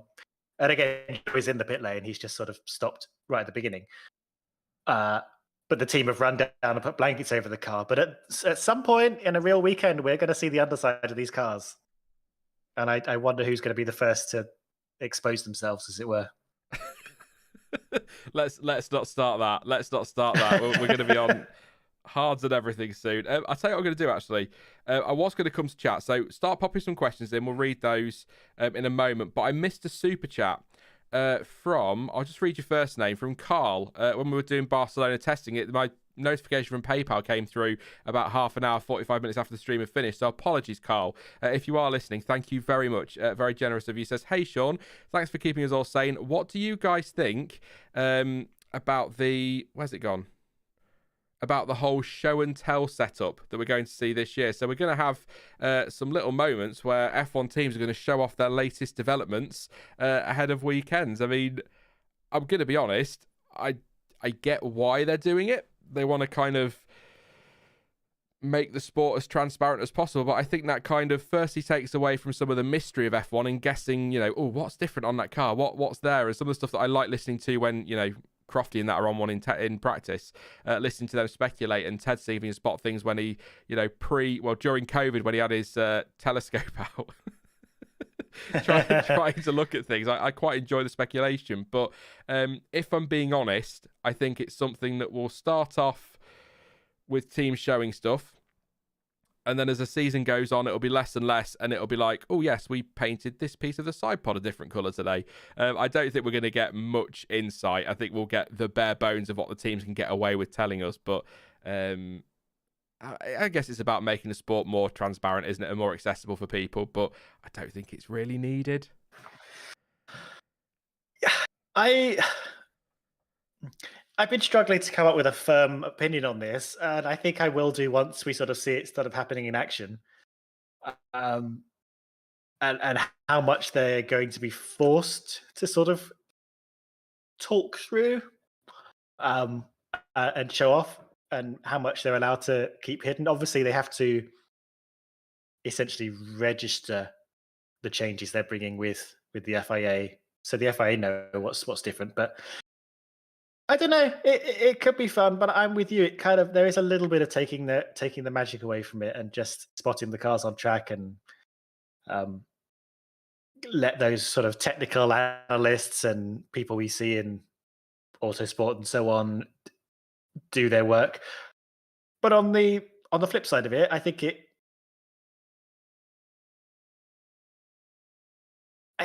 it will open the technical side of the sport up to a lot more people, especially those who maybe struggle a bit with technical articles and stuff. And maybe if you just have this kind of bare bones, very simple kind of walkthrough of what the cars are doing, that might be good. Again, I have to definitely see it in action to have a good feel for it. But it could be good. It just strikes me as weird. It just seemed like a weird thing, but I don't know. I'm sort of just waiting to see. Really, I'm waiting to see how these new sort of F1 weekend structures are going to work, because they're moving the media day around, and Thursdays don't really exist anymore as a concept. Oh, Everything's moving on to Fridays, all of the press conferences and stuff. That's right, isn't it? Both? Yeah, they're getting rid of Thursdays, which makes a lot of sense because the calendar's 23 races now. And it's only going to get bigger, isn't it? So it's crazy to have, if you can lose a day and just do I think it's press stuff in the morning on a Friday, and I think then all practice is going to be in the afternoon, which is interesting. And also, I think this is more of a clarification. There was a lot of I don't know where the information came from. There was a lot of people thinking that practice had gone back to 90 minutes, but it has stayed at 60-minute sessions, 2 60-minute sessions in the afternoon. And I think that's easier from a viewing point of view as well. We just get to watch everything in the afternoon if you're the kind of person to watch FP1 and FP2.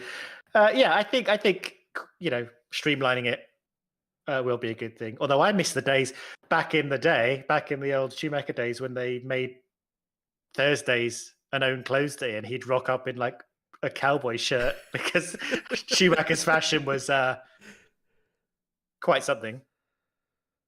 It was wonderful. He could do no wrong for me. No wrong at all. I was just watching now. We had a slow Alex Albon on track, but he seems to be he's not stopped or anything, so no red flag. So he's maybe just cooling things down before he goes again. That Williams looks good out on track as well, by the way, with its paint job. Absolutely. So let's see what super chats. We've got a few just come in, so I'll do these quickly, and then we will. If you need help with one, Tristan says, why did I get removed by mods? Also, who will come out at the end of testing? I need a prediction. I didn't know if... I know. Oh, Stuart doesn't like it. No, I'm joking. Tristan, you're being a bit rude to one of the mods, and also going on a little bit of a rant about WTF1, and we asked you to calm down. That was all. Oh, there you go, Tristan. Yeah, don't rant too much about WTF1. Um,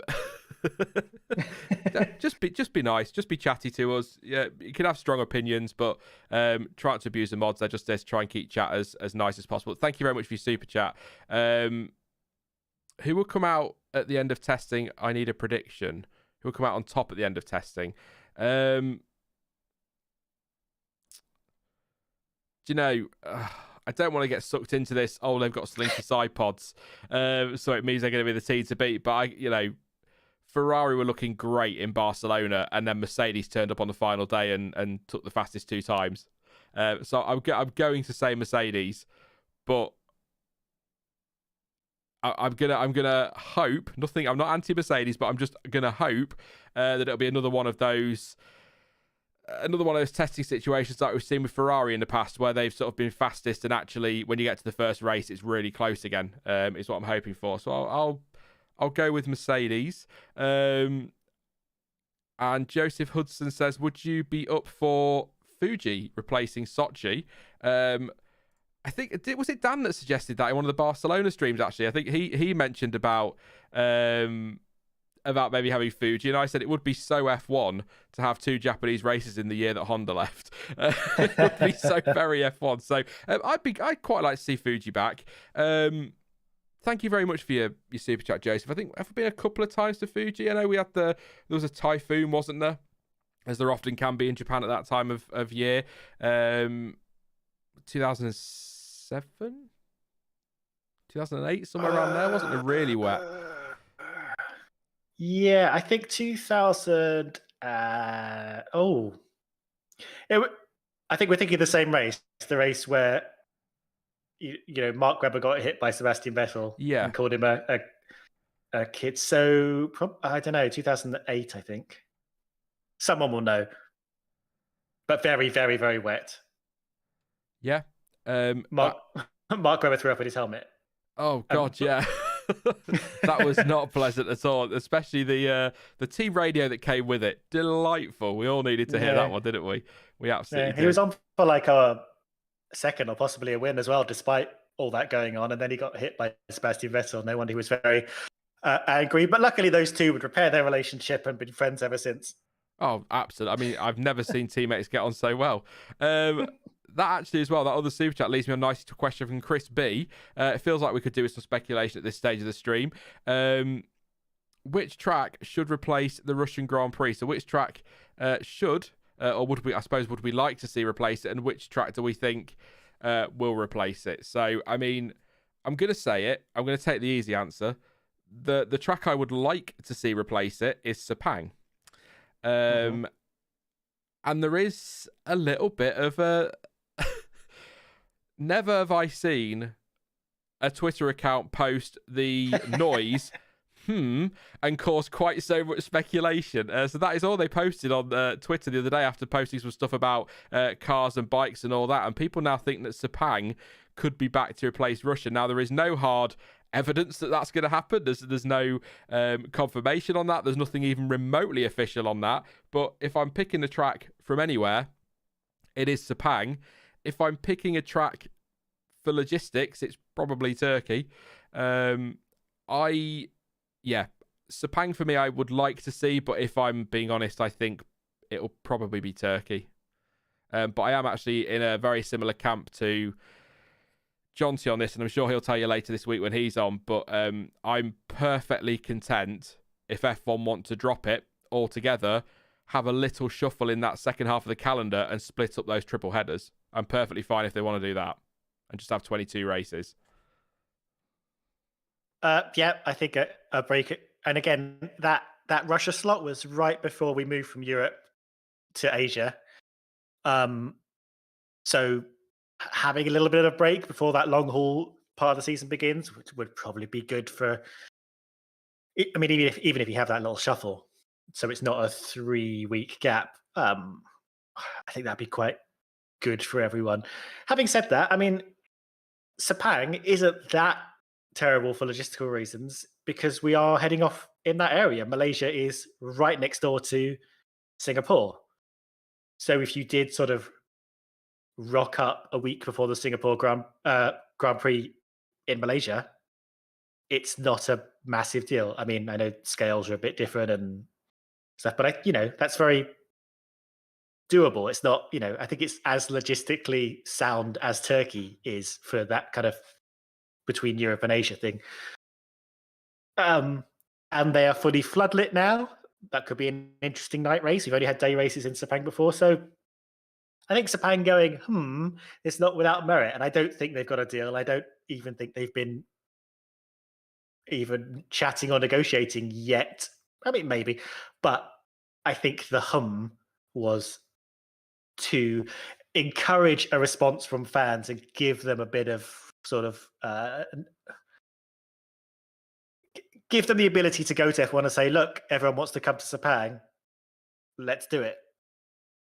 On the other hand, Sepang were the one that cancelled the contract in the first place and said we've had enough. So,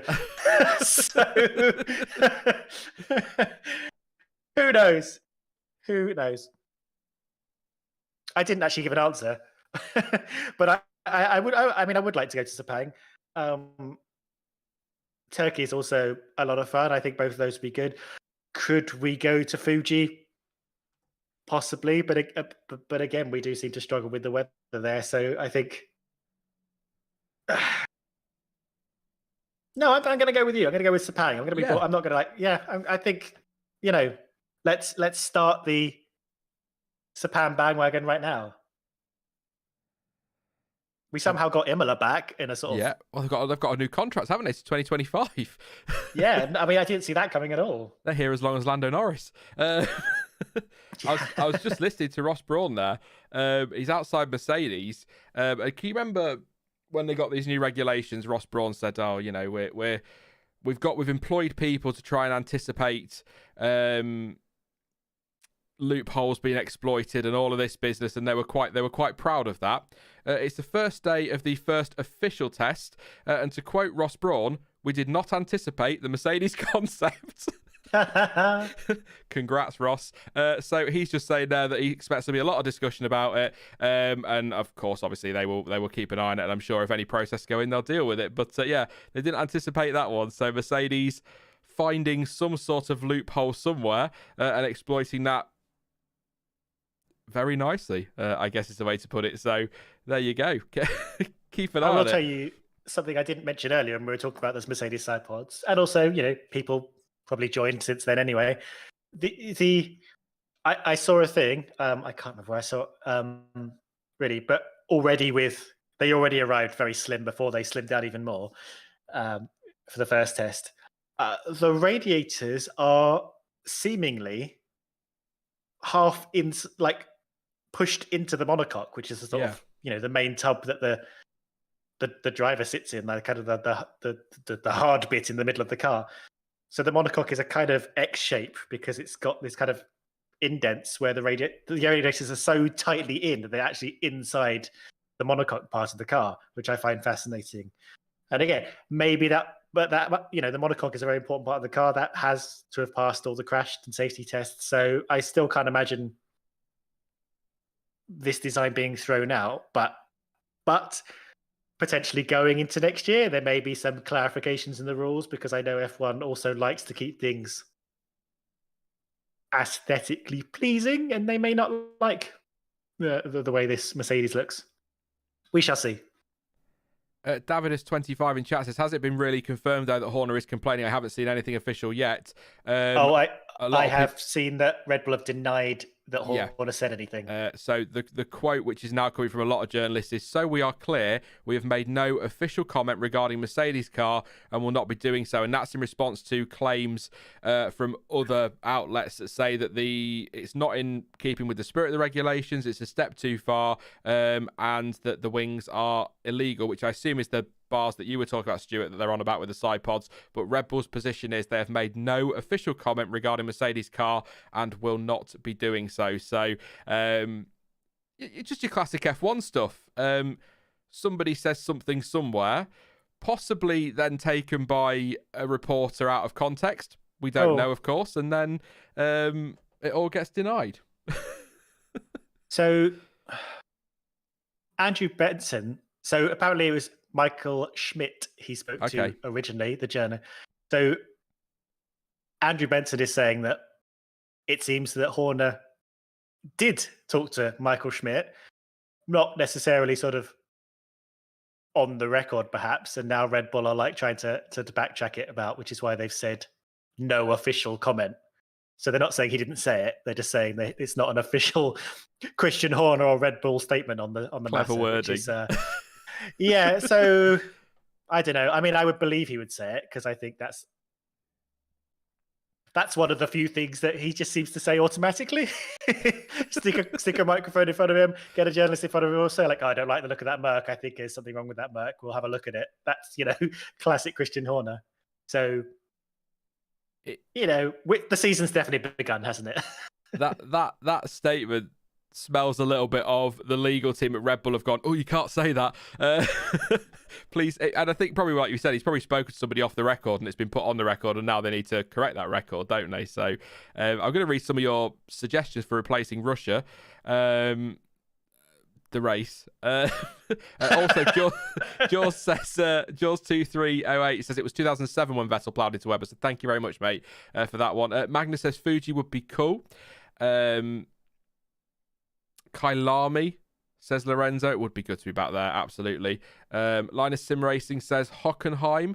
That would be a good one. I wouldn't mind seeing a German Grand Prix back.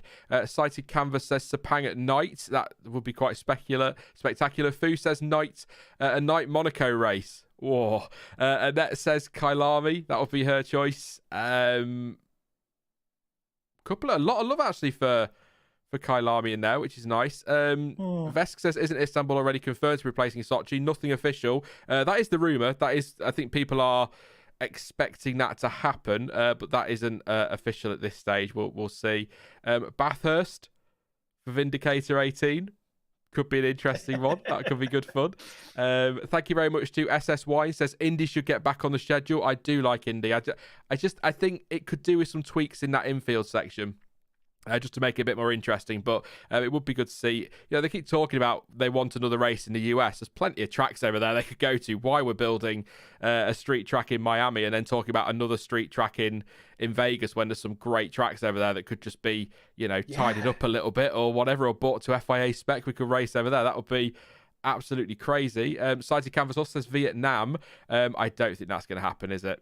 I don't think that's going to happen. It would kind of gutted we didn't get to see it because it looked very interesting, but Jaws reckons we should go back to Mugello. I wouldn't mind seeing us back at Mugello. I think 2 Italian Grand Prix is plenty for 1 year, to be honest. I think went 3 times, didn't we, in 2020? So we did. Italy could almost do with some time off from racing things. I did see somebody, and I can't find your comment now, so apologies, who suggested sort of tongue-in-cheek a little bit, going back to South Korea, and I'm going to give you my usual line. I think that track was very, very good, and I think it's a little bit underrated from F1 fans in some ways. It gave us some good racing. It was a clever track. It's just a shame they didn't build it in the best place. So that's kind of my feeling on South Korea. That would have been really, really cool. Thank you to Sujith as well for your super chat. Says, is the darker Ferrari red the Rosso Barchetta? They ran from 2007 to 2009. The matte finish kind of pops out the colour a little bit more. I love the Ferrari. I have no idea, mate, on the shade of red, but I agree. It does look very, very nice, that slightly darker red. It looks like, with the black wings and the darker red, such a stupid comment, I know. Looks like a Ferrari. That's what if that was a glossy red finish, that's a proper Ferrari F1 car. Not to mention the fact it looks gorgeous. So yeah, there you go. And Tristan as well, he's back. Thank you very much for your super chat, mate. Says, if you were both F1 drivers, what team would you want to join for this season? Oh, do you know, I should think about these before I ask them, really. Then I can come straight back with an answer immediately. I would go with...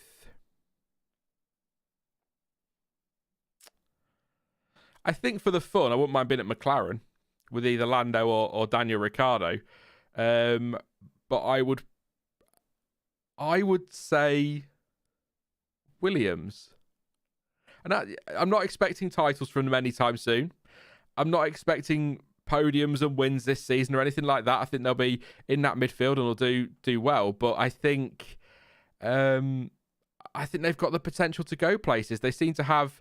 It's still Williams in name, but it's not the same Williams team that it was under obviously Sir Frank and the Williams family. But there's still the history there, and they've still got the potential. But they've now also got the money behind them. So I think that would be a pretty decent place to be. So I'm going to say Williams, Tristan, and thank you very much for your follow-up super chat there. I know I've just retracted it, but I always try and get to super chats as quick as I can, but a lot going on, as I'm sure you can appreciate. So I will always read super chats, but if you pop one in, it won't necessarily be read straight away. So just to let you know, but I will get to them, so you don't need to send the follow-ups. I've got my list on Streamlabs. It's all in order. Not under control, but it's all in order. So I'd go Williams Stewart for a team if I was signing up. I'm thinking long-term, although at 35, 36 in a few weeks, probably ought to think more short term, really, hadn't I? For my F1 career. Well, that drivers are staying longer and later into their careers than ever before, if they've got the chops. But that is an interesting two sides to that question, isn't there? If you're answering the question on the basis of which team do you think will carry you to glory? I mean, that is a very difficult question right at this point. I think you can't not bet on Mercedes, and I think Mercedes is a good environment for the drivers. So I think if you want results and you want to be in a good team, I think Mercedes are a good bet. But if you want to be in a team where you're sort of integrated and you want to develop and move the team forward and kind of work with the team towards glory, we always talk. It's the classic example is Schumacher moving to Ferrari, which was struggling and in the midfield, and brought a team with him, and they moved it up into that 5 years in a row, or 6 years, six constructor championships in a row. Maybe McLaren or maybe Aston Martin, somewhere in that kind of area. I think is a good shout if you want to sort of become one with the team. But I think, as we sort of talked about earlier, most of these teams are kind of pretty solid places to be right now. I think I don't think there's any particular seat, if you're an inspiring F1 driver, where you sort of have to settle for a particular team. I think you can get good things out of all of these teams right now. At least, that's what it seems like. Yeah, we've kind of got beyond an era where there was sort of a Minardi or a someone or just a kind of a privateer team barely holding on. And it was sort of every team seems to, I think, because it's so expensive now, every team has to be pretty solid and able to go places. And I think that can only be a good thing. I'll just get your heads up. There's a bit coming up in a minute with the Mercedes, and it's a rear shot down the start-finish straight. If you are on Sky Go, you'll be able to watch this as well. Just the porpoising, the way that thing is hitting the ground and throwing itself back up again. It looks, obviously the onboard with the GIF that you sent, it looks violent anyway, but it looks so violent the way it's throwing these drivers around, the way it's throwing these cars around down that long straight in Bahrain. So, and that Mercedes in particular seems to be quite bad today. I'll try and catch it when it comes up. Sebastian Vettel was saying it feels like airplane turbulence. Yeah, you're right. Really like bounce, violent. Yeah, he said it does start to make you feel quite ill after a while. So I think they need to iron that out, don't they? They need that's something they need to sort. There are lots of like discomforts a bit. Yeah, you're right. That is. I mean, apart from the fact that's going to damage the floor if it keeps doing that, that's the thing they need to worry about. Like, you do need to have to worry about the effect it has on the driver. And I know the drivers are not made comfortable. They are the last thought in the world. But if you're making them ill, if you're, possibly doing some damage from that constant, like bang, bang, bang, bang, bang, up and down, I think that's something you need to be at least aware of or look into. Because there are going to be some tracks where, there are some very high-speed corners where the car might be porpoising through those corners and losing downforce at a very crucial moment. So, hopefully they're going to dial it out. There might be some changes to the floor of the suspension that allows them to do that, but at what cost to performance? I just watching the onboard the rear onboard of the Mercedes. That's what my intake of breath was. It does look so violent. I mean, Sky have now cut to a split screen because we need to see Ted Kravitz's face when he's talking because we don't know his voice, you see. So it might be a bit not quite so clear to see, but it looks really violent in that car. It's definitely something that needs sorting. I mean, George Russell said it was a safety issue. I think the teams were kind of like, well, no, that's not the case at all. But it's, I mean, like you say, the drivers are the last thing the teams think about. They want to know their weight and how tall they are, and that's about it. And then they'll stick them in there, and they'll just about squeeze in. And if they're uncomfortable, well, tough, basically. But it looks awful. I wouldn't want to be in that situation. I'm quite happy in my comfy chair here, to be honest. But yeah, quite a violent shot from the back, and it seems like Mercedes sees the Ferrari look quite interesting in Barcelona, but I'd say maybe it's the long straight in Bahrain. I think it's a little bit longer than it is in Barcelona. I might be wrong, but it seems to be. It might just be that longer straight, higher speed. I don't know, but it looks a lot worse on the Mercedes for some reason. So, but then I'm not really seeing a shot from others from that angle. So, not very fair to say that, I guess. But it probably means the rear downfall. That's true. The rear downforce effect is probably quite strong, especially now they've opened up all that air along the side of the car. So we're clearly it's been pulled down quite a lot of the back. Sorry, I'm talking slowly because I'm watching the replay as well. And some of the slow-mos. So sometimes it's so the porpoising is the back end that's bouncing up and down. It's not the whole car. But the Mercedes into the braking zone, it was sort of bouncing in a way that seemed to be lifting the front end up as it rebounded. So, I mean, which again is going to cause some problems going into braking zones and corners and stuff. And we're seeing Lewis Hamilton locking up, possibly for different reasons. But yeah, and as long as the driver's limbs don't go numb or doesn't fracture his spine, yeah, he'll just be shoved in there and be left to deal with whatever they give him. Yeah, that's. I just watched this. I'd love to see a rear shot of the Red Bull as well, and then the Ferrari just for a comparison to the Mercedes. But Ted Kravitz talking in the paddock to Rachel Brooks, discussing the side pods and the question marks that some teams have around them. This is something that will rumble on now for the next week or so. Although Chris, is he going to talk? I'm going to try and relay. Oh god, this will be terrible.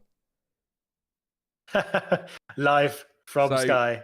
Christian Horner saying he's surprised reading comments that he hasn't made.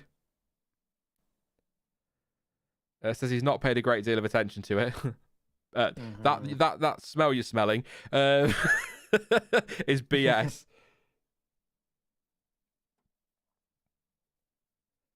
Ted's poking him, not literally, about the side pods. So this is the great content you subscribe for, isn't it? Me listening to Christian Horner and telling you what he's saying.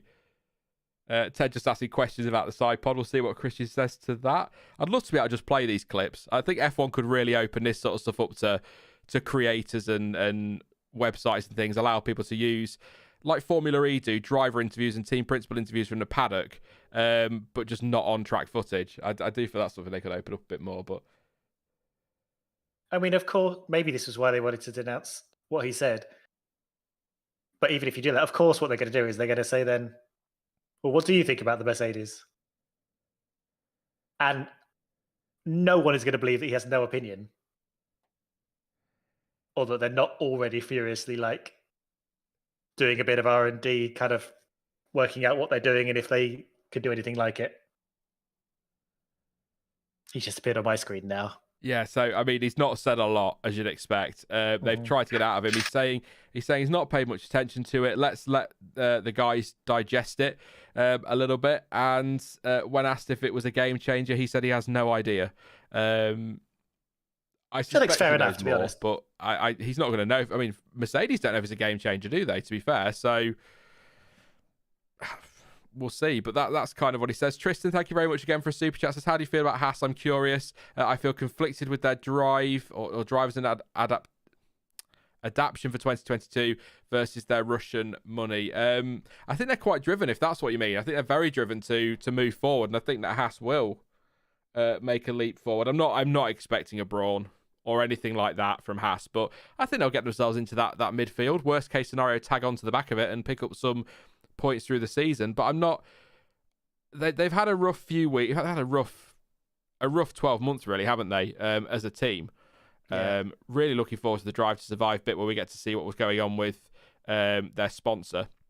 But they've had a rough 12 months and they've put a lot of effort on this car, a lot of emphasis on this car. So I'm quite confident they'll do well. And much better than they did in 2021. Because again, as I keep joking, if they are still terrible, you're going to have to ask the question, what have they been doing for the last 12 months?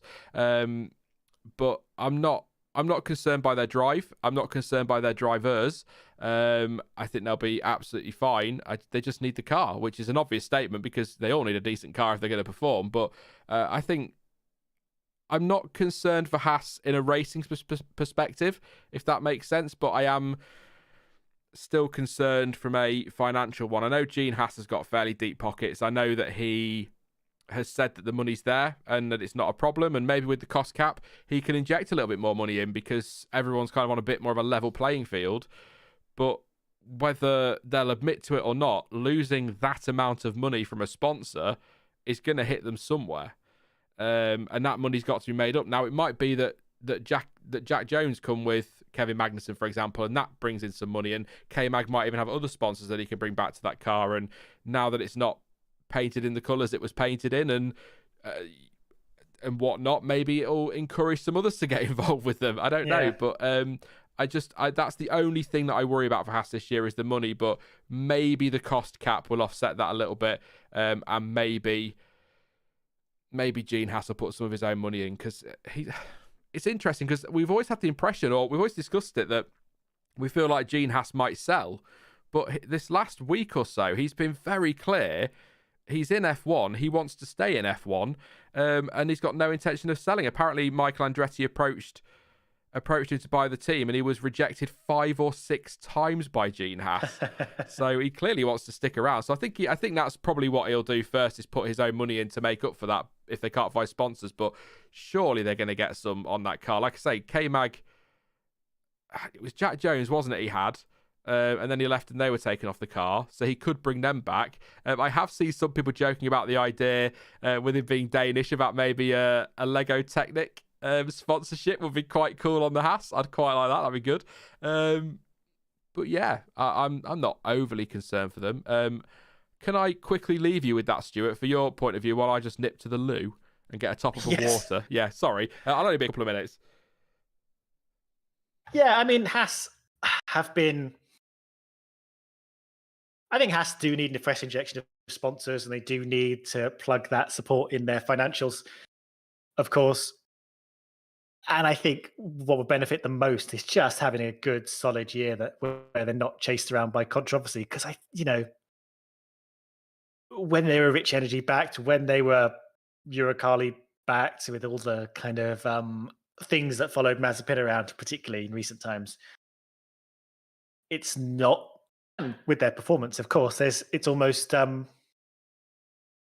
not prime real estate for other sponsors and partners to come in and put their name all over that car. So if this team kind of rises to the midfield, if perhaps Schumacher, he's a big name, starts to deliver some results and they can build a narrative around him, then obviously maybe they'll be able to get some names in to stick on that car and be associated with this regeneration story. And again, I think they're going to have a good year, fingers crossed. Once they get out in the afternoon, hopefully we can see them actually putting some laps out there and getting some times down and learning something, because they did struggle a bit in Barcelona. The good thing we're seeing on that point, all the teams that are out on track are laying down lap times. It's been nearly, when did we start? 3 hours. And we're doing 30, 40 laps. Some team, McLaren's still in the 19, but they took a while to get Norris out there because they were switching that car around because Daniel Ricciardo was supposed to be driving today. Alpine just 23 laps, Aston Martin just 25 laps. But, everyone's out there running.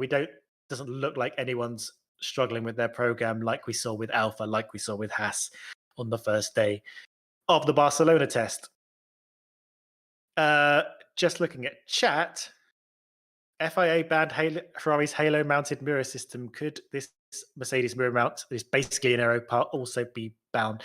Well, we covered this a little bit earlier. The mirror mount is not technically an aero part, it is the side impact spur.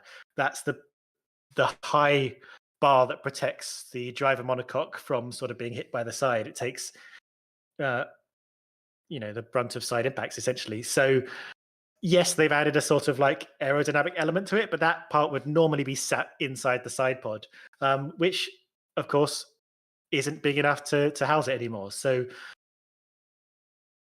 I don't think they'd have a problem with that. And it's also the perfect place to stick the wing mirror anyway. I like, if you look at some of the other cars, the wing mirrors are also technically attached to where the side impact spar is for a lot of places. But of course, that is attached and part of the side pod and a bigger part of the car. So you just don't normally see it. So I think it'll be perfectly fine.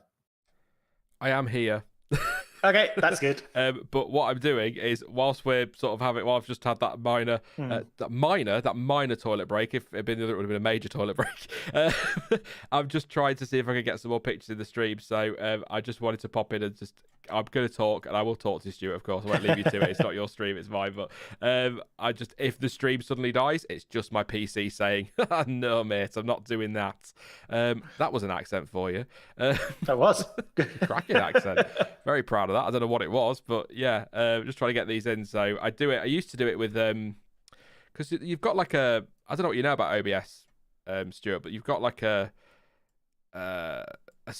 image slideshow function, but it doesn't function properly anymore in that you can only have, because of the image sizes that I get from Motorsport Images, I only get about 19 images in. So now what I do is I go into Premiere Pro and create my own slideshow in there. But of course that means trying to run Premiere Pro with the 100 other things that are open. Then I've got to render it, and it's So if it all goes wrong, that's why. I don't know. There's probably a workaround. Random topic, I know. There's probably a workaround with OBS that'll allow me to compress things a bit or something that'll make it work properly. But yeah, can it not be resized? I know that the big size comes in as about 8,000 pixels wide. It's I used to resize them all manually before I put them in, and then I could probably, actually, thinking about it, random, I know this one, I could probably get away with just downloading the slightly lower res images, to be honest, for a stream. Yeah, that might be a solution. Well, something to play with. A little behind the scenes for you guys there. Yeah. There you go, patrons. It's not quite what I promised, I know, but that'll do. You're behind the scenes for the next 12 months. Yeah, so what's going on out on track at the moment then? What we got? We're on board with Alex Albon at the minute, who's having a ball out there, I'm sure, after his year out of Formula One. Again, I think Nat Williams looks absolutely lovely, that livery. I've seen some conflicting opinions on it, actually, Stuart. What do you like it? Because when I first saw it, I was like, that's very nice. And then it sort of gets out on track, and it's it's nice and glossy in places, and it's a nice shade of blue. I know it doesn't matter ultimately, a hideous looking car is always going to look amazing if it's fast. A fast car always looks beautiful, I think, is one of the other F1 cliches. But are you a fan of the Williams one? I like it. I do think it's a nice shade of blue. I don't have particularly strong feelings about it. I think it could probably, I know it's got that sort of light blue and red little accents on it, but I think that could be a bit bolder with their accent color maybe. But I get the feeling Williams sort of this year, as with last year, it's not too strong a brand color, because I think they're essentially open to any big sponsor coming along and sort of designing the car around that. So I think they're sort of like giving anyone who may be interested in partnering with that team, an open door essentially, and not saying you have to integrate with, if you're Aston Martin, you have to sort of integrate yourself with what they're doing. If you're Ferrari, you have to be part of that Ferrari brand. But I think someone with Williams, I think as long as they're vaguely blue, or have some blue elements on there, they're pretty welcome to sort of adopt anyone's branding. So that's the impression I'm getting. It's kind of subtle, but I think it's fine. It's a nice color blue. And now that BWT are on the Alpine, we're not going to get particularly confused between them or anything at a long distance. Well, I'm hoping, because they're going to be pink for the first two races, aren't they, Alpine? So I'm kind of hoping that just purely from a TV perspective, that F1 go with pink for them on the graphic, even though they're going to go back to blue. Because spoiler alert, I know you're all desperate to hear this, but my tables this year with my little lines with the colours on, they're going to be pink on there. I'm not. They need to stand out, because otherwise it's just like a teal colour for Mercedes, and you got blue for Red Bull, and then it's red and orange for Ferrari and McLaren, and then it's blue, blue, blue, blue, dark green, blue, blue, white, or something like that. It's not. Yeah. Oh, I tell you what. Just why I've just noticed it's not on the Sky Images. It's not on the Sky TV tower. But when I first loaded up the live timing on the app, all the little colours next to the drivers were black, which was, I found, and it was like that for at least the first hour. I don't know when it changed, but they have got colours. They have got colours now, and well, there's no pink yet. There are, like, the Mercedes and the Williams are quite close to each other, and I can't see the Alpine that well because he's not out on track, so it's kind of greyed out, but they look quite similar as well. So I hope maybe they, as you say, I was thinking exactly the same thing. I'm hoping they just use the pink. Yeah. Because it's just easier. The way, like, Mercedes is not a teal car, but it's got a teal accent. Brace yourself, everyone. I'm rendering. Bye. Cold station. See you later. See if it likes that. Probably not. But I've done. I don't know why I've done it through the media encoder, but there you go. I have done. See how that goes. Seeing as it's the top of the hour and I need to pop to the loo myself, and I might put the kettle on and everything. I'm not telling you how to run your stream, but if you want to run through the timings, so I can wander off for a few minutes. I will do, but only if you do. I'll have milk, 2 sugars, please, if that's okay. Oh, you're a 2 sugars kind of guy. All right, fair enough. Yeah. I'll be back. See you in a bit. No worries. I will run through the times then. It is on the hour just while that renders. Again, apologies if everything now crashes and it all falls apart. Charles Leclerc, currently fastest, 134.531. That was set on the C3 tyre, which is... What's going on there? What have I done? There we go. Just going to mute Stuart just while he's doing that. So, 134.5 for Leclerc, 35 laps for him. Sergio Perez, second place, 136.247. That was set on the C2 tyre, 44 laps in total. Lewis Hamilton, third place, 136.365. He set that on the C3s and has done 36 laps so far. Alex Albon, fourth place for Williams, 136.5 on the C3s, 34 laps in total. Seb Vessel's done 28 laps so far. His fastest time came on the C2. That was a 136.637. Esteban Ocon, 25 laps. C2 tyre for his fastest time of 136.768. Zhou Guanyu for Alfa Romeo there, 138.1 in seventh place. He set that on the C3 tyre, 33 laps so far. Lando Norris, a 137.580. That was set on the C4 tyre, 21 laps. And Pierre Gasly is currently the last of the runners, 31 laps. His fastest time came on the C2 prototype, and that was a 139.720. And if you are just tuning in, to let you know, Haas are not running this morning because their freight was delayed. Didn't quite arrive in Bahrain. I think it was yesterday it arrived in Bahrain. So they will not be running this morning. Fittipaldi will be in the car this afternoon, but Haas has been given permission by F1 to race, or not to race. They're not racing, but to test on Sunday for half a day to kind of make up for that, because it was an F1 issue. I'll do my YouTuber spiel as well, seeing as we're here. Thank you very much for all your super chats so far. I will do yours in a minute, Tristan, and anybody else that has put them through while I'm just sorting these images out. Bear with me, please. Thank you very much for all your support. Please do drop a like. 1,100 watching, 249 likes. Let's see how many we can get today. The stream record is like, I think it's just over 1,000, so I don't know if that'll ever happen today, but please do drop some likes. Always appreciated. Don't forget to subscribe if you're new. We're live all day today. I'm not stopping for lunch. I'll be live all day. Stuart's leaving about 12, and Dylan will come on with me in the afternoon. And then I'm live all day tomorrow with Stuart again in the morning, and then John T in the afternoon. Then on Saturday, it's Stuart again in the morning, and John T and Mike from F1 Stroke Indie Fanatics. It's not really Stroke, but he's got 2 channels. He'll be joining us as well on Saturday afternoon. Of course, next week then, gearing up for the new season. Ugh, not long now. Cannot wait to see these cars racing. Testing's fine. It's fun, but I can't wait to see these cars out there racing in the coming days, not long now till we get some proper Formula One action. And you can support the stream as well, by the way, through Streamlabs Super Chat and all that business. Hello, Stuart. Sorry, I muted you because I think I could hear you kettling that in the background, so I thought I'd just mute you because I didn't want anyone to hear you nipping to the loo. Yeah, that's fine. Yeah, I muted myself as well once I realised what. Yes, but I am back now. Yeah, I was just saying a week to go to the start of the season now, so testing's fun, but really looking forward to seeing these cars in action properly. Are we going to get a shot here? So Charles Leclerc coming through the final corner. If that camera can stay with the rear of that car, oh no, it's not the final corner at all, Sean. Learn your track. It was turn 4, nowhere near the final corner. I'll see if we do get a shot of Charles. To be fair, coming through 5 and 6 there, he's bouncing all over the place. Sergio Perez there with his helmet. Is that a Ukraine? I can't work out the colours. It looks like it's blue and yellow.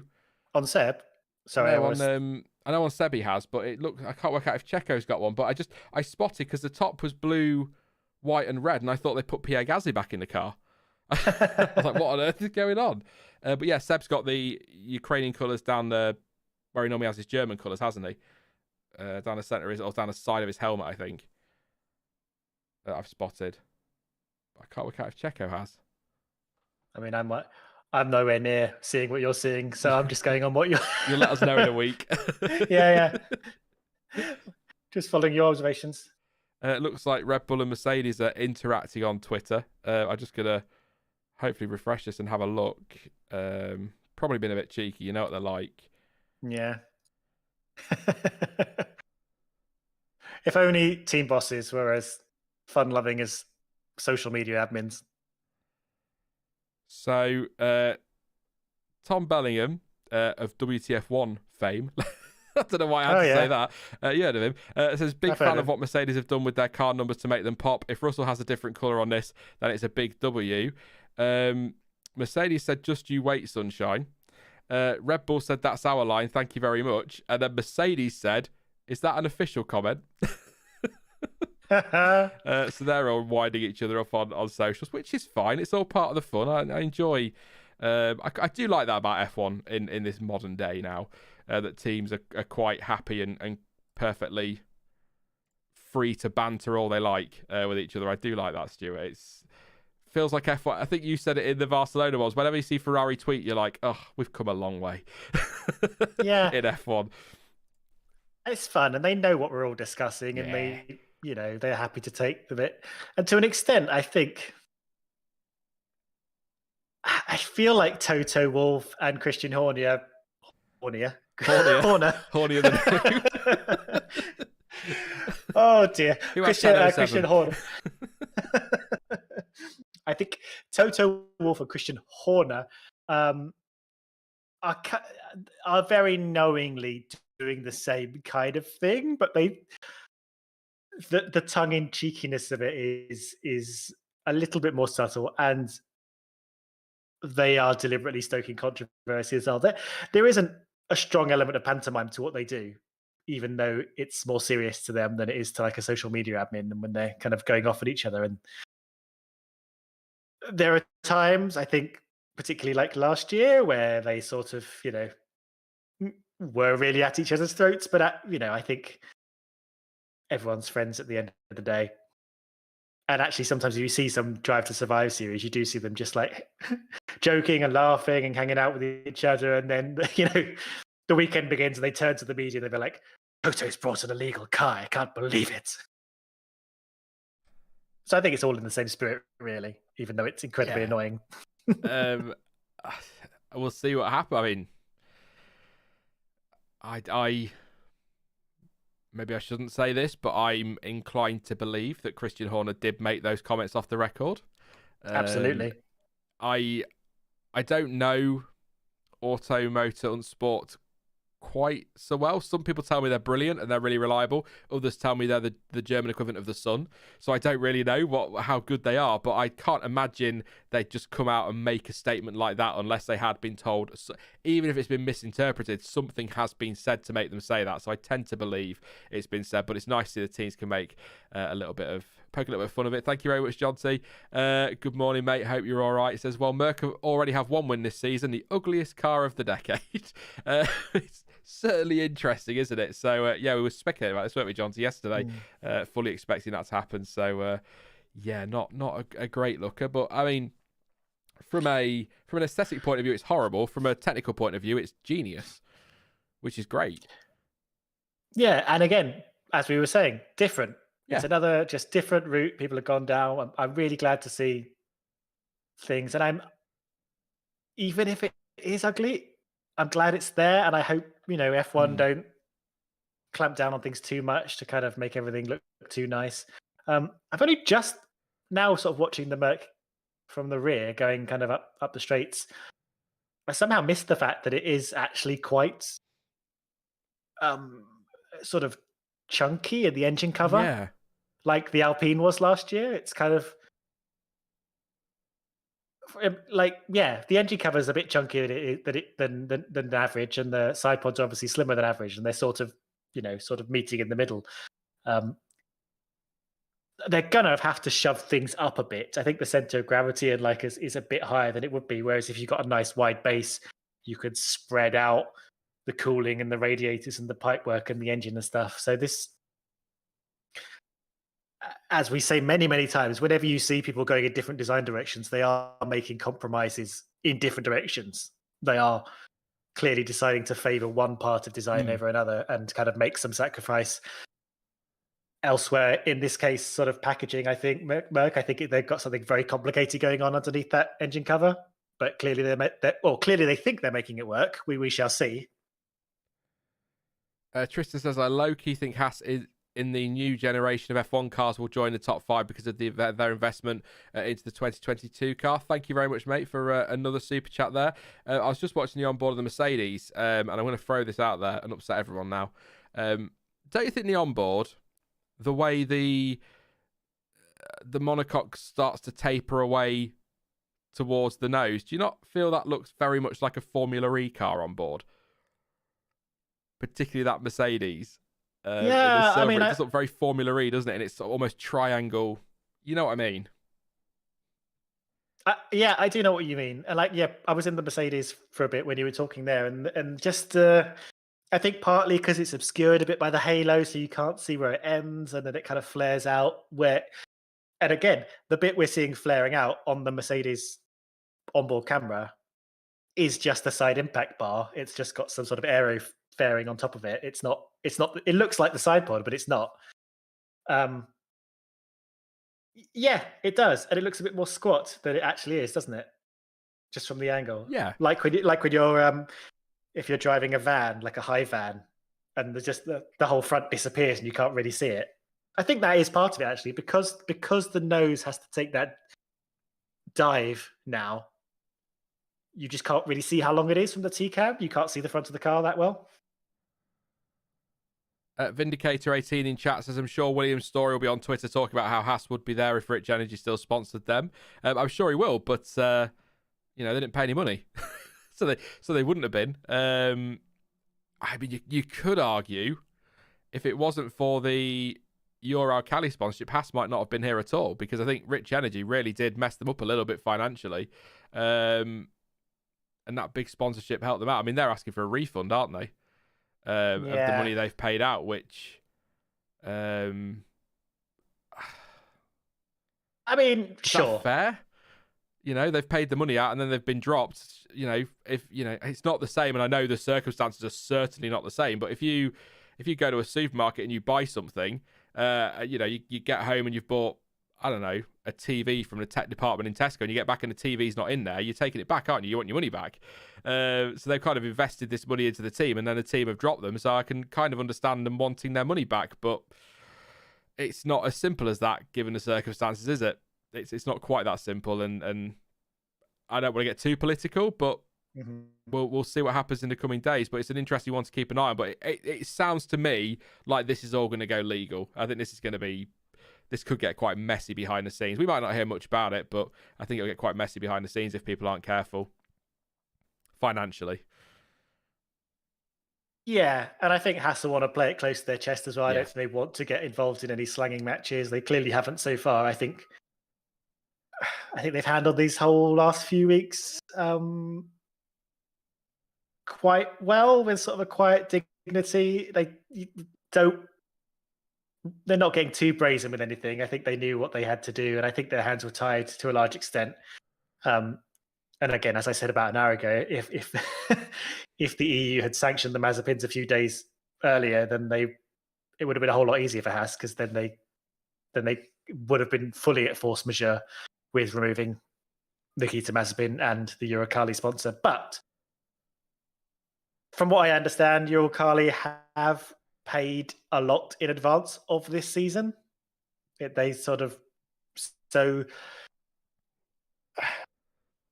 everything else that's going on aside, I think they probably have a pretty solid case for just asking for that back. Yeah. And I'm sure Haas have, measured for that and are preparing for that. And they will probably have to give back some of this sponsorship money and get it from elsewhere, I assume. And it's probably, in terms of just pure sponsorship and what you've bought and paid for, like you say, it's probably fair enough. Again, we don't know what contracts look like, and whether Haas will pull something out like bringing the team into disrepute or some nonsense, wangling around Article 7.4 of the sponsorship contract. Yeah. If you know what I mean. Who knows? But yeah, hopefully we don't have an all-out war of words and stuff going on for the next 6 months. Yeah, and it's infinitely more complicated than we're ever going to get to know or understand, isn't it? So watch this space is what we're going to say on this one. I've also got a question for you, Stuart, and probably for chat as well. People saying I need to do an F1 themed WAP video, WAP video. What on earth is that? A WAP? We are pissed. Oh no. Oh, Sean.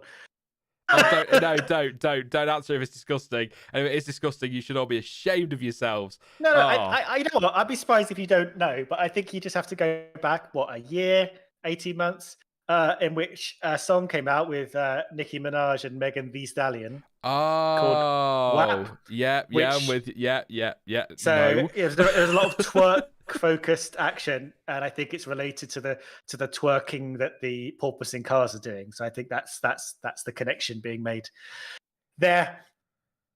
But yeah, we don't need to say what WAP stands for, but it's I know what it stands for. Yeah, I know. But the music video is I'm not even looking. very twerky. I think it's the twerk theme. So yeah, you and I are definitely bringing that one out. And demonetized. Yes. There it is. I mean, twerking, fair enough. I mean, since I've started doing YouTube full time, I've put on that much weight that my backside twerks anyway, whether I wanted to or not. But thank you, everyone. That's made my day. I'm appalled at you all. You're probably all appalled that I didn't even get that, but there you go. Yeah. Let's just roll on. I'm just going to roll on because it's just clearly you just pushed it well into the recesses of your memory. Didn't need to think about it any more than necessary. Thank you to everyone who's felt the need to tell me exactly what that stands for. I now know. As soon as you said it, I was like, oh, of course, yeah, I know exactly what you mean now. Williams are porpoising. Vesk says Wi-Fi access point. Yes. That probably actually makes it worse somehow. I don't know why, it just does. Oh no, I thought we had a spin there. It was just the TV's right in my face and I wasn't quite paying attention. Yeah, Seb Vettel there with his the blue and yellow on his helmet. Bouncing up and down on the run to turn 4. He's got an Alpha behind him, which will be Zhou. Everyone twerking there. Actually, I just saw the Red Bull doing a little bit. It could be bumps, actually. I mean, Megan Thee Stallion is a friend to F1, as we all know. So clearly she'll be up for a collaboration. Squeaky. I'm sorry. Squeaky Bunny says wet ass porpoising. There you go. Let's move on from that. Let's try keep it I was going to say family friendly, but that ship sailed a long time ago, didn't it, on this channel? Absolutely did. So, yes, thank you, Jonathan. Too much information. I'm keeping an eye on track and seeing if there's anything going on. I often get comments after these finish because people obviously are listening at different times and like to come in and listen to us for... I know there's a couple of people that come in and listen for like half an hour and then go away, then come back and listen for half an hour afterwards just because they like to hear my beautiful voice. And I why? But there you go. And they often say, well, why don't you commentate on what's happening on track in testing? What do you want me to say? I always make this joke, but it's Guan Yu Zhou. Here he goes through the penultimate corner, driving much slower than he will do in a week's time, and not really telling us anything. It's not like a race. You can't really commentate on it. It's just a case of bringing you updates through the day and keeping an eye on what's happening. But really, word of the day, as has been the case really since Barcelona, is porpoising. Bit of flavours actually on the back of Zhou's Alfa Romeo there, and it's a very nice livery. I do like that. A little bit Dragon-esque from Formula E to bring Formula E up again. Mm-hmm. Yep. I suppose they're quite relieved to keep hold of Giovinazzi for this season. Lock up as well into turn one from Zhou, who's going to go nice and deep there. Where is Zhou anyway on the timing? 7th at the moment. 138.164, C3, 34 laps.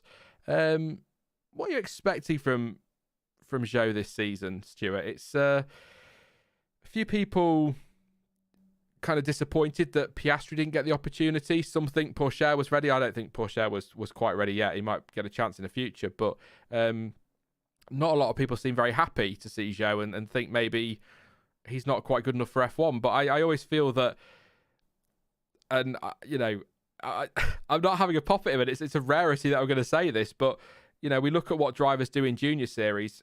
You can only really measure that to a point or take that into account to a point because, all right, I think Zhou's done well in F2. I don't think he's set the world alight, but Stoffel Van Dorn won just about literally everything before he got to F1, and it didn't work out for him in F1.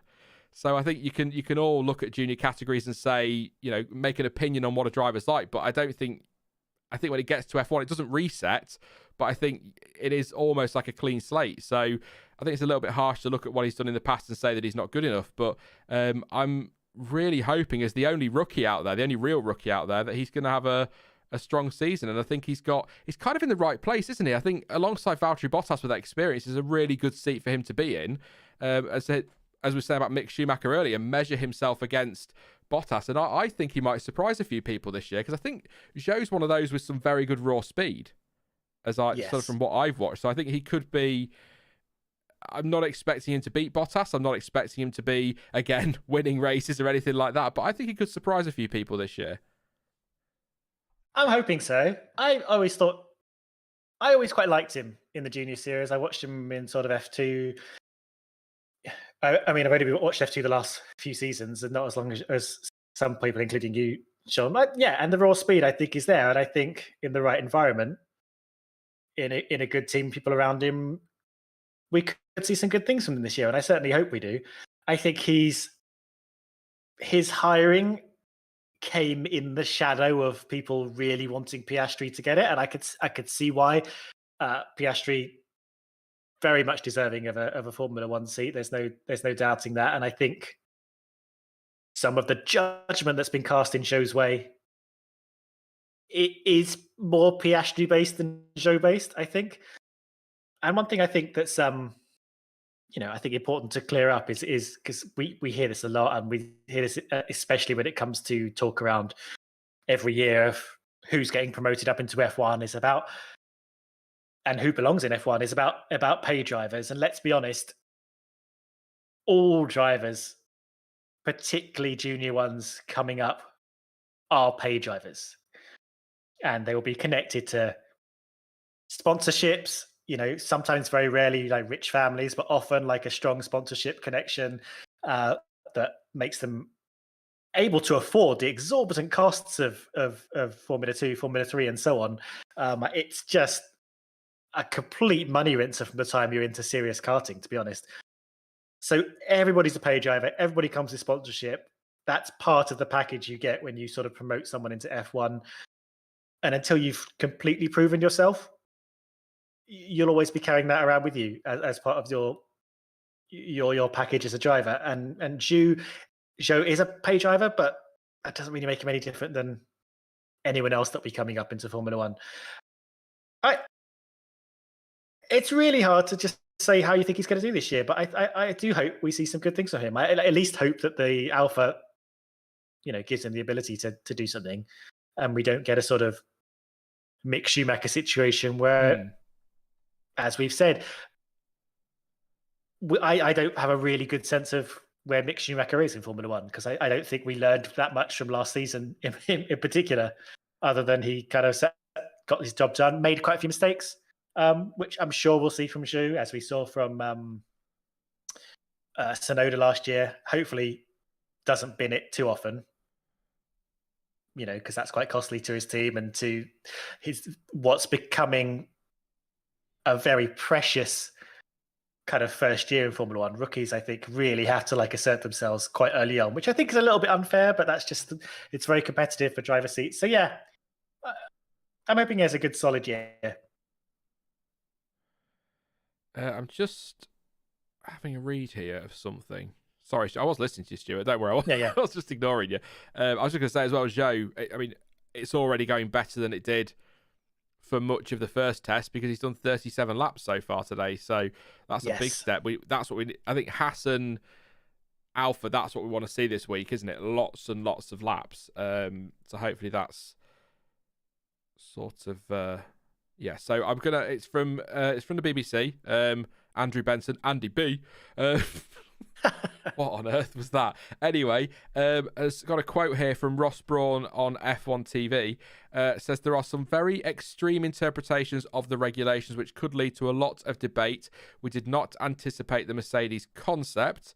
He then goes on to say, so there's no more quote in there, but it sounds as though. Braun feels if he feels the car is a step too far, he could try to change the rules to torpedo it, is what Andrew Benson is speculating on there. So that is speculation. Ross Braun has not said that, but I think the phrase "we didn't anticipate this" does tend to lead itself to, at the very least, the FIA are going to take a look at it. What I would say, though, on that is that Ross Brawn is on the FOM side, not the rulemaking side. So Ross Brawn can have that opinion, and can maybe go to the FIA and say something, but that's not his call to make, is it? That's an FIA decision, because they've separated that back out again this year. Because I think they were working closely for these new regulations, but from this year, I'm sure FIA and FOM are both very, very much separate on this, and FIA make the rules and FOM deal with the commercial rights side of things. Yeah, I mean, Formula One did for a while have that sort of, I wanted to say technical working group, but technical working group is an actual thing. So, but it was a sort of, on the technical side, which Ross Brawn was leading, and he was very much leading the project of developing the 2020, well, it started 2021 rules, but 2022 rules as we are now.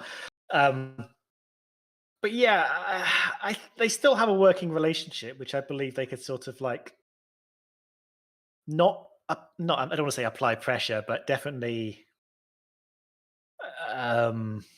suggest to the FIA things that they want or things that the FIA need to look at. But I'm very much of the opinion that if the car works and the car isn't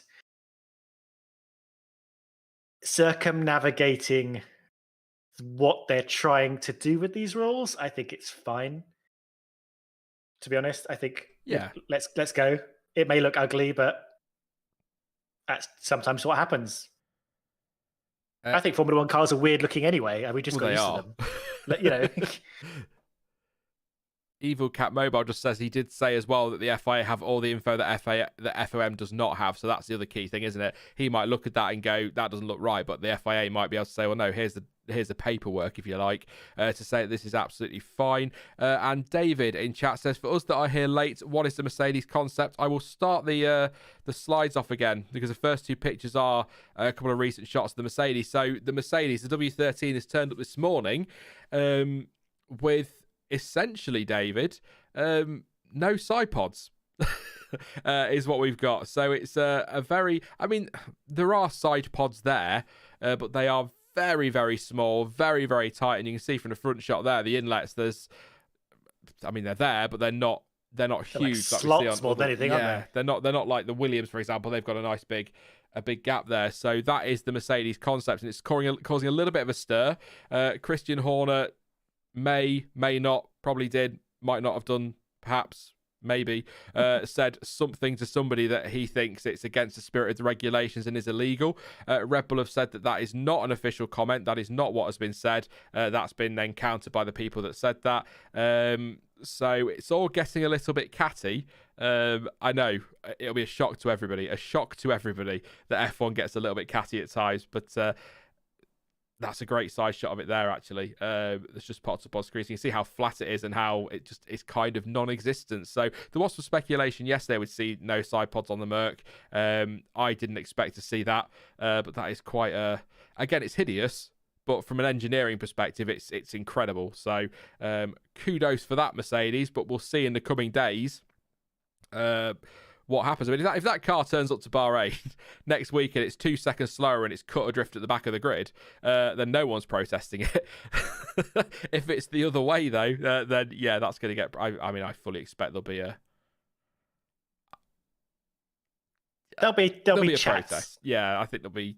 No, I'm sorry. There won't be a protest. There'll be what Red Bull and others like to call... or say, we're not protesting, we're just looking for clarification.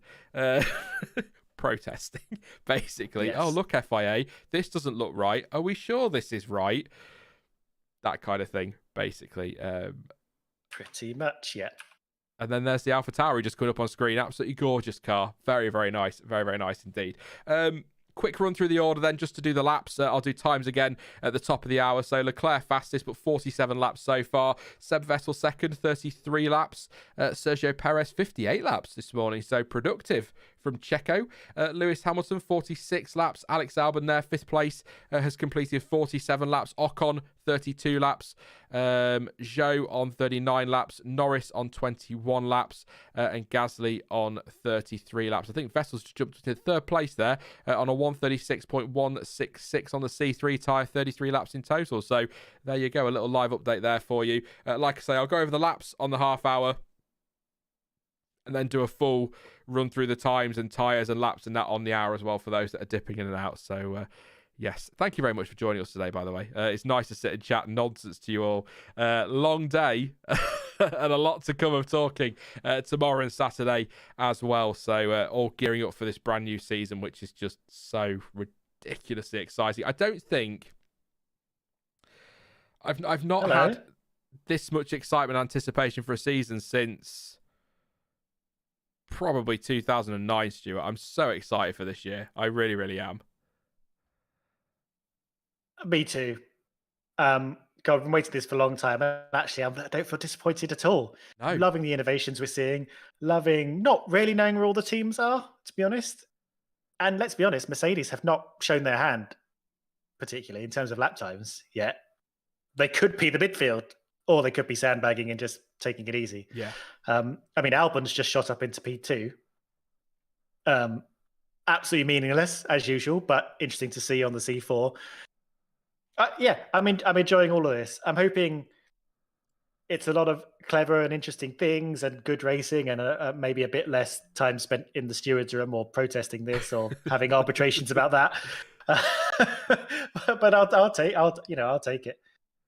Are you ready for the jinx as well? I was just going to say, no red flag so far. I mean, we got a few on day 3 last week, or Barcelona, but that was a pretty clean test all round as well, wasn't it? I think it was a day and a half, wasn't it, before we got a red flag? And then I think it was quite a while to the next one. Then we kind of got 3 or 4 in quick succession, didn't we? For one reason or another. I think Gasly had a crash. There was... Zhou brought out a couple of red flags as well, I think. Somebody else did. Mm-hmm. So, yeah, no red flags as of yet. And yeah, Alessio just says in chat, red flag in 3, 2, 1. Yeah. Probably. What do you make of the McLaren livery, actually, Stuart? Just on liveries, we were talking about a minute ago. They've made a tweak, haven't they? They've kind of got a black airbox now rather than the whatever they had before and a black rear wing. Because that blue was really irritating because it didn't like flow onto it didn't line up properly on the rear wing, so it looked really weird. So they've kind of changed it a little bit.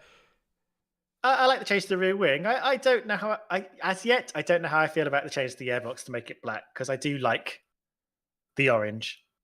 And I feel like as time goes on, the orange is sort of more and more disappearing. Though I think they're making it work with the black and the blue. I think I did prefer the orange, but it's not. I'm not losing sleep over it. Papaya. Hopefully. I'll update you tomorrow. Don't say orange; they get cross. Papaya. Oh, sorry, papaya. Yes. Yeah. I mean, it's nice. I'm glad they're still playing around with it and they're not locked into anything. And I think it works well with this McLaren brand they've stuck on that bit of the car. It's a nice aggressive looking livery, to be honest. It's cool. It's a little bit in terms of like the shapes of the colors on the car. This is going to sound bad, but when you have like kind of customized liveries on games and you sort of have some kind of default layouts of colors that you can kind of play with, it's a little bit in that territory, but not in a bad way. Flovis going on the front wing of the Mercedes there. So they'll be getting some info from that one. I was going to say, great comment actually from Cited Canvas just about the excitement of this season. Says maybe it's because there's a new champion and new rivalry is about to begin, and the super champ Hamilton will be out to get the 8th title for sure. So the fire is there for a brilliant battle. So you've got that narrative as well, haven't you? Can Verstappen as a new champion defend his title? Lewis Hamilton's going to come back fighting after last season. Can he get number 8? And then you've got the uncertainty around everything else. And these battles that we're going to see in the midfield and maybe at the front if teams get it right. So that's a really good comment. That's a good point, because there's a lot more to this than just the new regulations. There are so many other stories to look forward to this season. And I think we're in for a... I mean, even if one team turns up and absolutely dominates, Mercedes 2014 style, I think it's going to be very close behind, and we're still going to have a lot to watch and a lot to enjoy in Formula One. So... I think it's going to be great. Base Gaming UK says, what are your thoughts on Pirelli skipping a compound for Australia? I've missed that. Yeah. Says, if I remember correctly, they're bringing C2, C3 and C5. Do you think this will result in a better or worse race? I've not seen that, but that is something that me and Jonty have been banging on about for ages. I love that little extra variety. I'll run you through the thing because I got the email from them, which I could probably forward to you at some point. So I don't know. Compounds for the first 3 races got announced. Bahrain, C1, C2, C3. So the three hardest compounds. Yeah, I always forget. They've gone one step harder than last year. Saudi, the middle 3 compounds, C2, C3, C4, and then Australia, where don't forget, the track is highly modified. They've kind of got rid of a lot of the kind of pokey little corners and replaced them with flat out sweeps. So another thing this year to be very excited about and look forward to. C2, C3, and the C5. And just to remind everyone, for this year, they've got rid of the rule in qualifying where you have to use the tyre for Q2 to start the race on.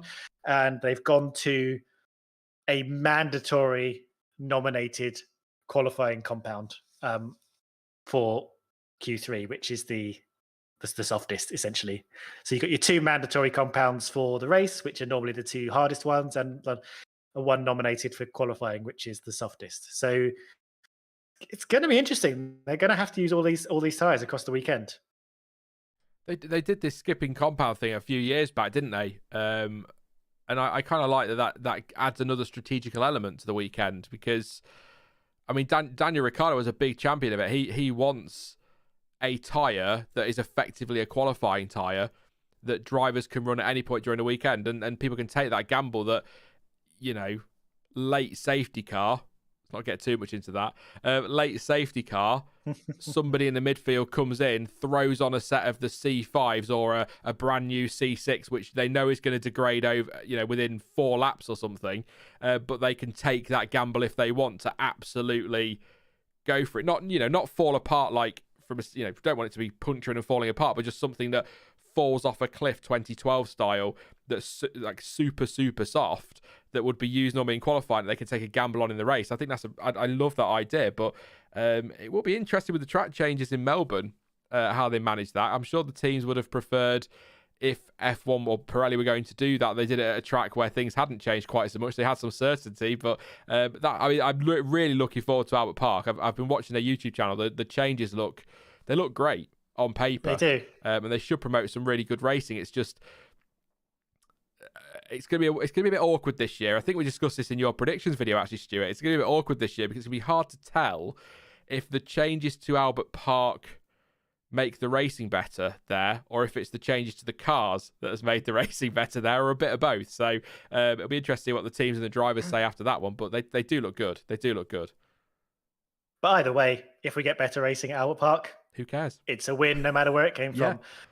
And I you've got to love, I think these cars are also really good in the high-speed corners. So adding high-speed corners, taking away some of the pokey corners where these cars are struggling and sticking in some high-speed sweeps, got to be good. And it's going to be a lot of fun watching these cars go through them. And interesting to see how much the lap times drop as well. I know we haven't been to Albert Park for 3 years by the time we get there, I think, because we skipped 2. I'm excited to go back. Yeah, it's on my list of tracks this year that I can't wait to see again. Albert Park, Montreal. I can't wait to see the Circuit Gilles Villeneuve again. I love the Canadian Grand Prix. Have I told you I'm going to the Canadian Grand Prix? Well, I don't like you anymore. Jealous. Okay. I am very jealous, actually. That's on my list of races I'm desperate to go to. That and Suzuka as well. I'd love to do Suzuka and Monza. Yeah. Would be great. And one Zandvoort. Day. All of them. Yeah, one day we'll do an outing. We'll go there and you'll do the post-race stream from the place. Yeah, that'd be good. I'd like that. Probably drunk, mind. Sure. But there you go. Yeah, I'm not actually going to get to a Grand Prix this year, I don't think. I'm going to try and see if I can get to one in Europe later in the year. But Silverstone sold out like the day after the tickets went on sale or something ludicrous like that, which I think shows the popularity of the sport as well. That kind of highlights how much it's grown. You used to be able to buy, a few years ago, you could buy tickets for Silverstone a couple of weeks before the race, and they sold out by end of December last year. So crazy how popular F1 is becoming. It kind of back to that drive to survive thing. That's probably got something to do with it as well. Plus the fact that last season was insane. I mean, people want to see that again, don't they? But yeah. But F1's pretty, hot stuff right now, I think. And if we get more amazing championship rivalries and stuff going into this year, then yeah.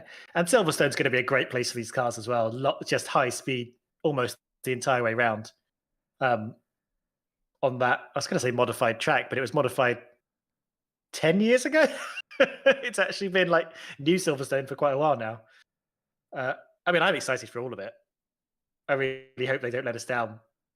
While I'm saying this, I'm watching the AlphaTauri go around the lap, and as we see it go down the straights, it opens up its DRS, and the whole car kind of looks like a bullhead because when the DRS opens, the top part of the wing just seemingly disappears from the front-on shots, and you just get these big. Well, it looks like bull horns. The whole rear wing looks like bull horns. It actually kind of looks quite cool from that angle. After I denounced it last stream.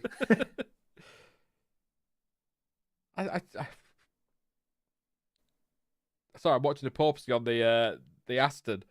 That's got a good bounce. I think the slow-mo replays make it look worse, don't they, as well? They kind of exaggerate it a little bit, but it definitely is quite bouncy, let's put it that way. What we're watching Pierre Gasly replay into the hairpin with a little tiny lockup.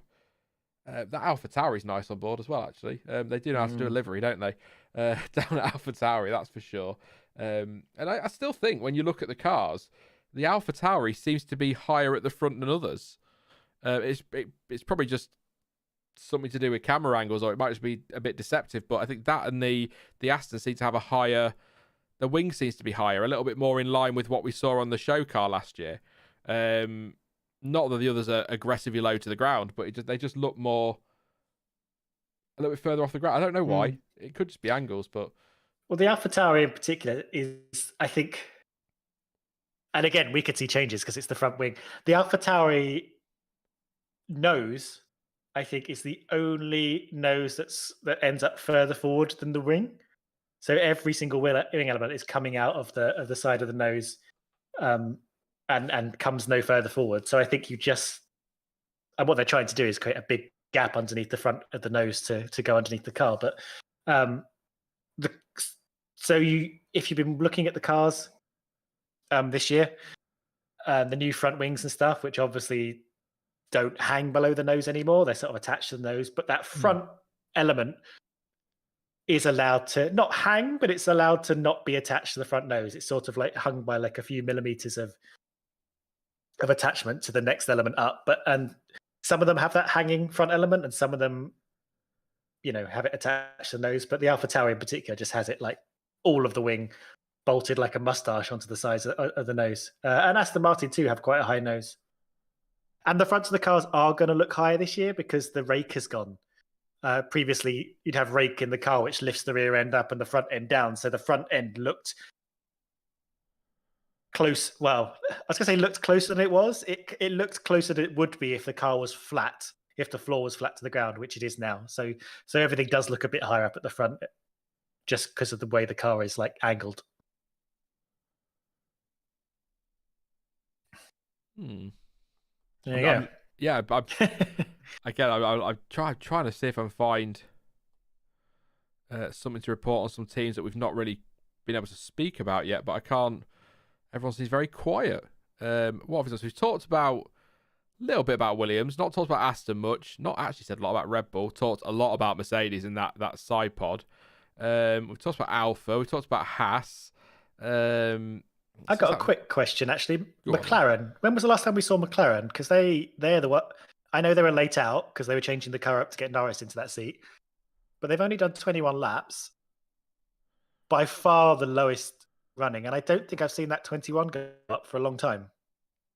No, it did. Yeah, so I forgot to mention that as well at the start. So much this morning was going on, and last night, but Daniel Ricciardo was supposed to be in today, but he's not very well. So Lando Norris is coming, so that's why they were a little bit delayed this morning. I can check their Twitter feed and see if McLaren have said anything. But I mean, Norris was out there a bit ago, but like you say, it's been a while since he's done 21. Brake issue, apparently. Oh, okay. Right, there we go. That'll solve that thing. Poor Daniel Ricciardo. So they did a big, they did a big photo with all the cars and all the drivers on the main straight, which I think will be used for a lot of promo and stuff, and maybe even do that. They normally have a big shot at the end of the, some of their VTs with like going down the track, looking at all the cars, and Norris had to stand there by himself next to the McLaren. So I feel like Daniel Ricciardo just won't be in any of those promo pictures. Of course, no, he won't be, will he? No. Only 19 drivers. Even K-Mag got here in time. Yeah, nothing from McLaren on the brake issue, but a couple of people on Twitter pointing that one out. You're a little bit robo to me. I don't know if you're robo to everyone else, just to let you know. Am I? You might be all right now. You just went a bit robot for a bit. Okay, am I still robo now? Am I okay? You're a bit robo.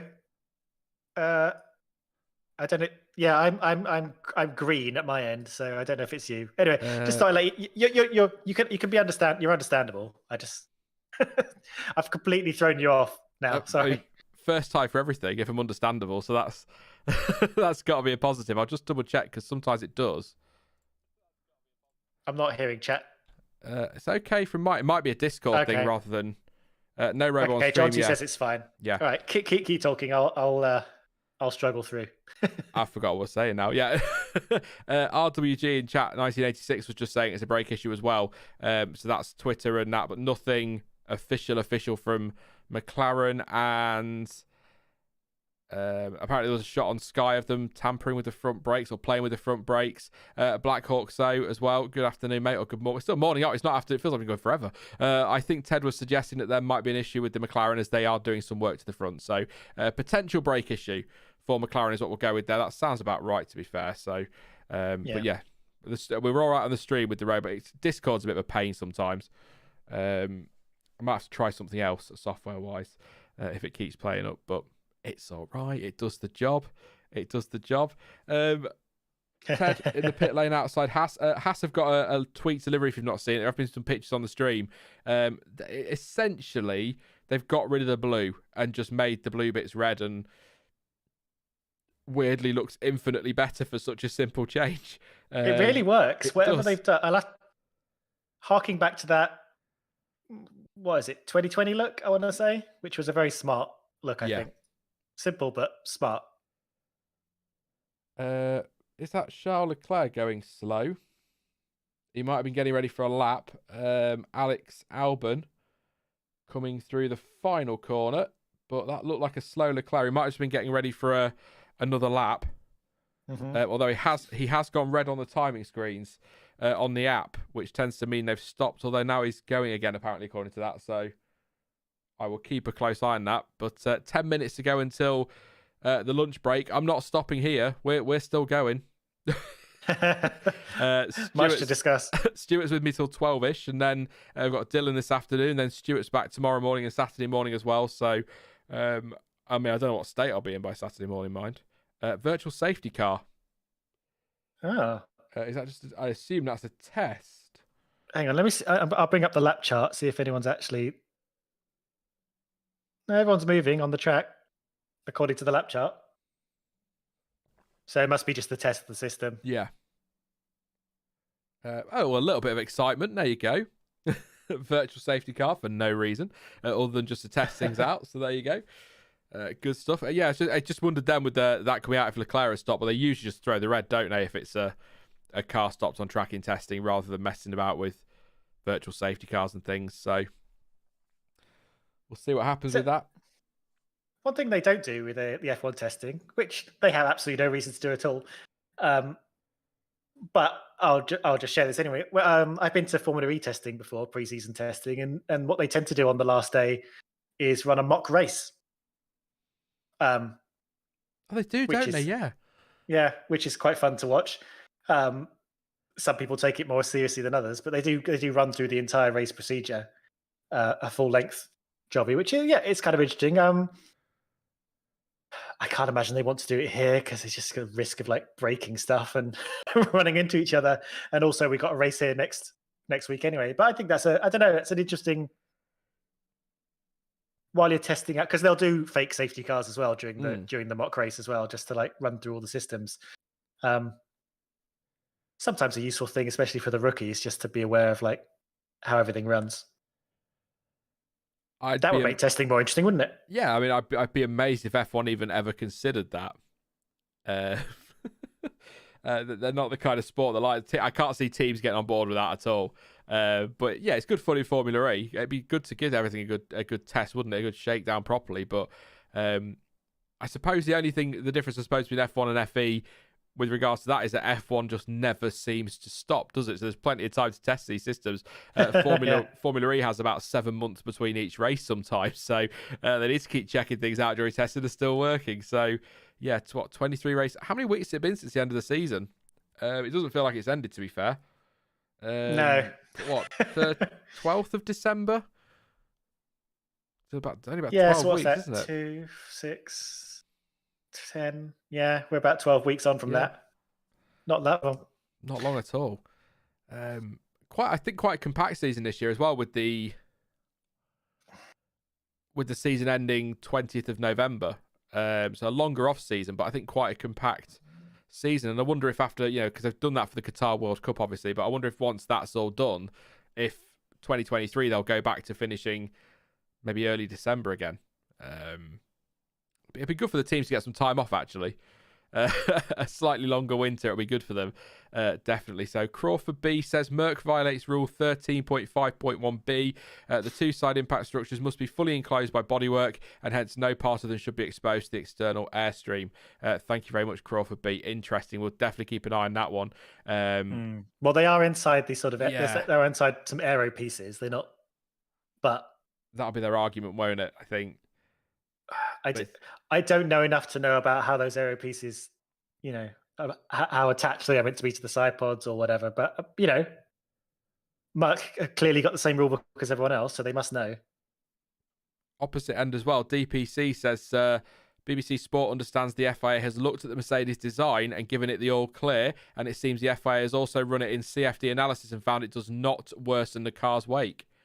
So it sounds like the FIA have got all the information as expected, and they're going to let that go. There could still be protests, but if the FIA can present the evidence to say it's all fine and above board, then teams will probably not bother protesting because there's no point if it's all fine.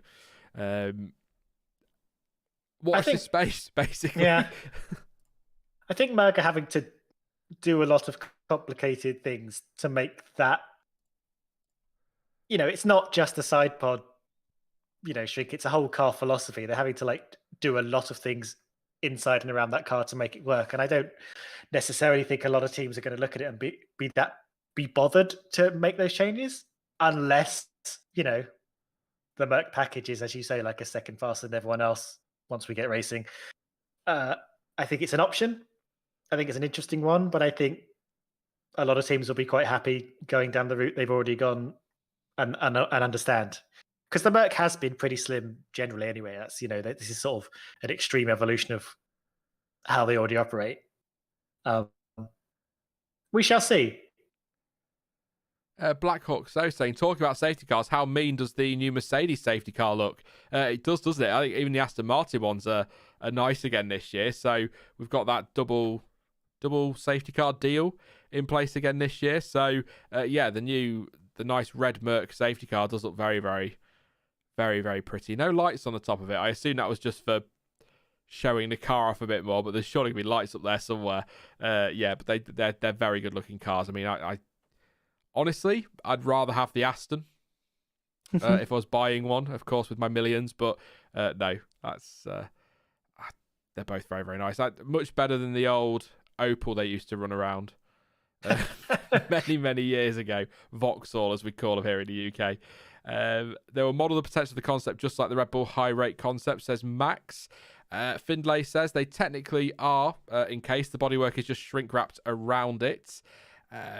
Max also says they should just copy it, which I don't think is a bad idea at all. There is 3 different safety cars this year, 2 different Mercedes and 1 Aston. Thank you very much, Black. And Stein says the lights on the new Mercedes safety car are on the rear wing, I believe. Oh, I didn't notice that. Thank you very much. I will keep an eye on that one, definitely. And Jimmy Racer asking how much we think the new E10 fuels are going to impact teams, how much of an impact they're going to have.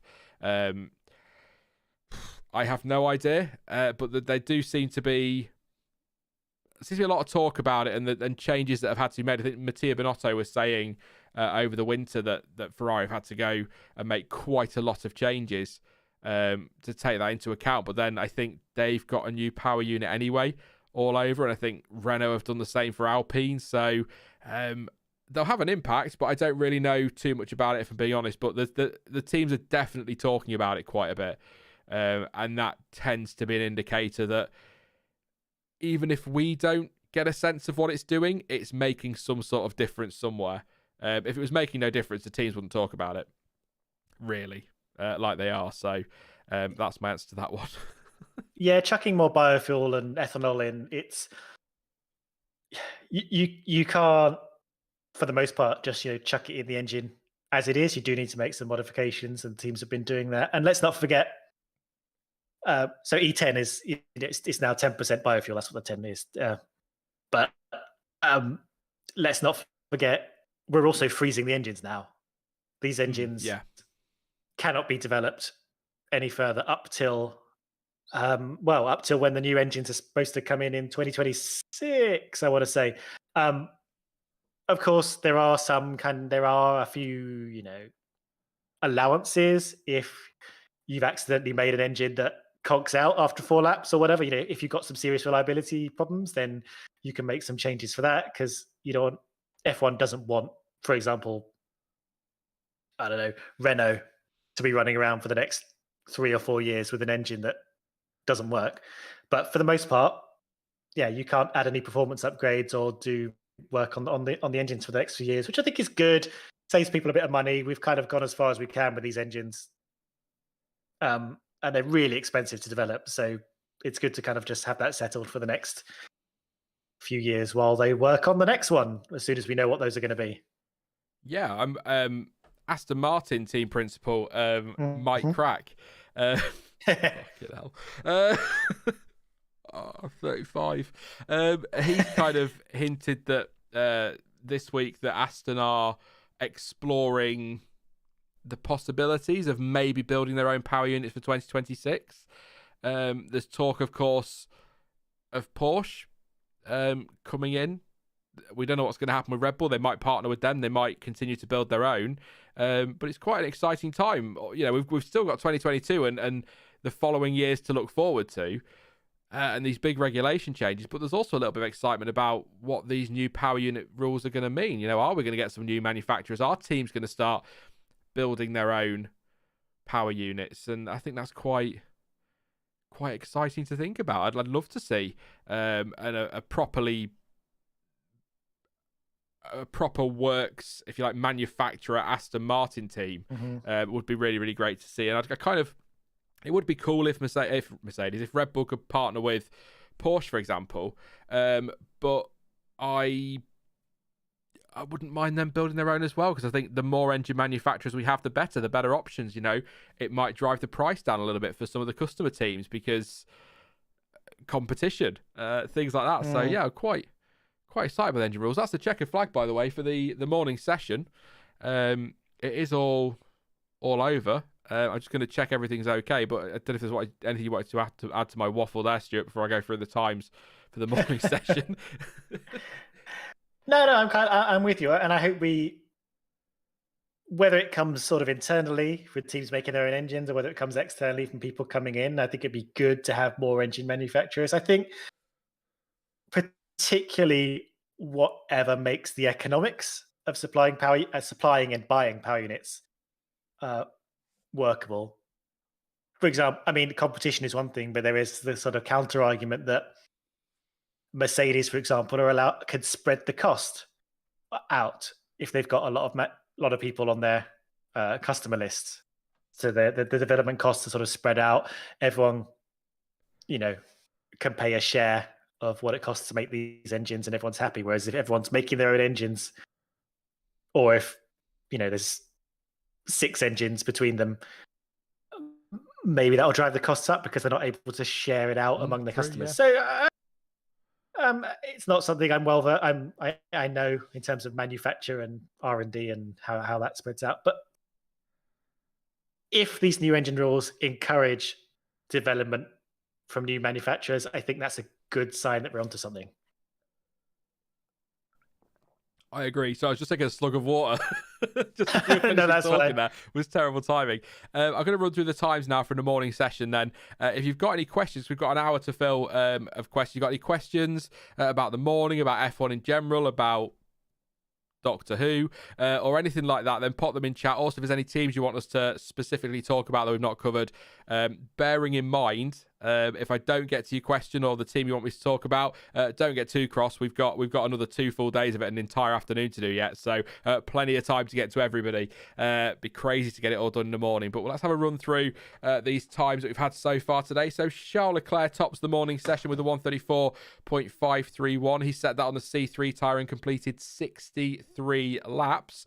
Alex Albon, second place. His fastest time was set on the C4, 135.070. 53 laps. That was on the C4. I think I said that one. So yeah, so Vettel third. C3 tyre, 135.706, did 37 laps. Sergio Perez, I've spotted it.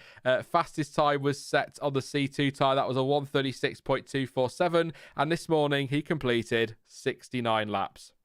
Nice. Lewis Hamilton, fifth for Mercedes, 136.365. That was set on the C3 tyres, 61 laps. 42 laps for Esteban Ocon, 136.768. That was on the C2 tyre. C3 tyre for Guan Yu Zhou in seventh, 138.164. 53 laps in total. 21 laps for Lando Norris, who seems to be having some issues, possibly brake related. 137.580, his fastest time. C2, he is in this afternoon, so hopefully he'll get lots of laps on as well. And Pierre Gasly, 137.888. He set that on the C2 tyre and completed 44 laps. There are some driver changes coming this afternoon. I'll go through those when we get into the afternoon session. But I know that Norris is in all day, definitely. So I'll double check that in just a moment as well. Needs the laps. He's in for Daniel Ricciardo, who's not very well today. Pietro Fittipaldi will be out this afternoon for Haas. Haas missing this morning because they had a problem with freight arriving late in Bahrain. It is the best way to put that one. So yeah, please do put your questions in chat. Any teams you want us to talk about, let us know, or specific questions to a team, and we'll answer those over the next hour. I don't know what Sky F1 are doing with their coverage. I assume they're going to leave because they don't like to hang about any longer than they have to. But they used to show like short highlights for an hour of classic races, so that would have been quite fun to kind of watch along to while we're doing this, but probably not going to be that as it is. But yeah, some practice starts at the moment going on. Sergio Perez I've just noticed the red flash on the inside on the onboard of Sergio Perez's Red Bull. I wonder if that's a different colour for Verstappen. Could be interesting. Not a big thing. Doesn't really matter, does it, too much? But yeah. Still can't believe we're in year whatever it is of the Halos, and we still haven't mandated some kind of put the number, the color, the driver name or something on the Halo for the TCAM. I still think that's just the most obvious thing to do. But it's something Haas did well, didn't they? Because they used to have like 8 Grow or 20 Mag, didn't they, in the middle of the Halo from the TV cam, and I think that worked quite well. Just something as simple as that would do, wouldn't it? I mean, didn't we have purple, didn't we, for Hamilton, and blue for Bottas last year or the year before, or both? But I agree. You think there'd be something there, and I seem to think there was a rule as well, wasn't there, that the driver number had to be visible from the top of the helmet. But that's a rule that seems to have vanished completely because Seb Vettel's you can't see. I don't know if everyone's done that, so I don't know if that's just something that they brought in and then drivers went nah, and so they got rid of it. I don't know. Although I'm looking at the Perez TCAM now, and I can't even see the helmet. So yeah. I don't know, maybe that's why. Maybe that's not going to be the official angle of the season. Oh, God. Who knows? Actually, I meant to say it yesterday on Twitter. Did you see that we got a press release from F1 officially that gave us who was running today? A list of which drivers were running today. I don't think, and I might be completely wrong, but I don't think I've ever seen that before. I don't think I've ever seen them release a proper press release saying, here's who's driving. It's usually the teams that do it on Twitter or something, but we got a proper F1 one, so that's how much fuss they're making about this test that Bahrain have probably paid quite a bit of money for. This is a real test, so we're going to hand it like real people. Make it look real, yeah. Yeah. Oh, well, I mean, that's useful to know. I mean, Ricardo was changed out at the last minute and stuff, but still. Oh, let's have a look. I'd like to take a breather for a second. What the... Sorry, because the Haas isn't running, the official classification that's appearing on the live feed has Max Verstappen as 10th. They didn't just leave out 10th. They put Max Verstappen in 10th. But I guess because he's the default highest person on the list, because he's number 1. I think, yeah. Because Ricardo's 11th on the timing, and he's number 3. So I guess it's in number order if you haven't set a time. That's a new one. I'll just check, actually. I'm going to check that F1 media thing and just... unless Verstappen's in this afternoon. So Bottas is in for Zhou. Stroll is in for Vettel. Alonso's in for Ocon.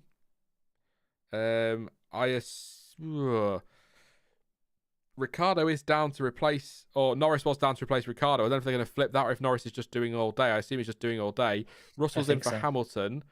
Sainz is in for Leclerc.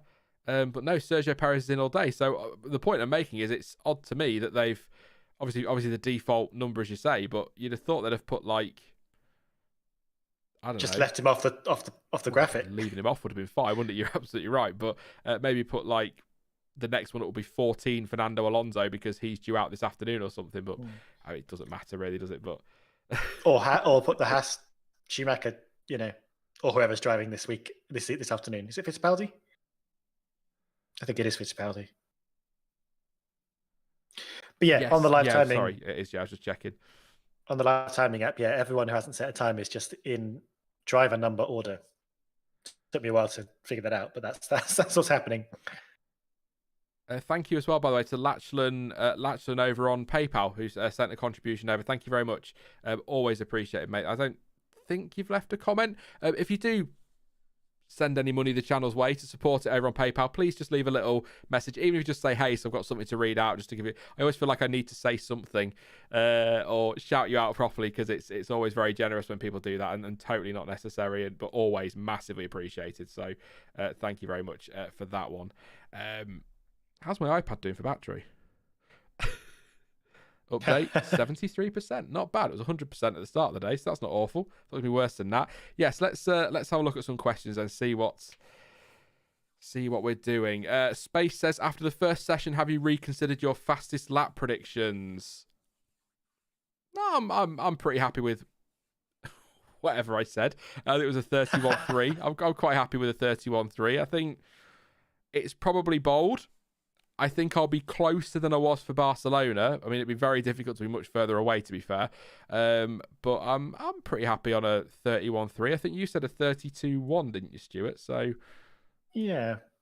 First day of testing in Bahrain last year was a 130 something. I forgot what So yeah, by the time I think we're on to something. Just to remind it, it's 128.9 was how testing and qualifying ended up last year. Yeah, they were close, weren't they?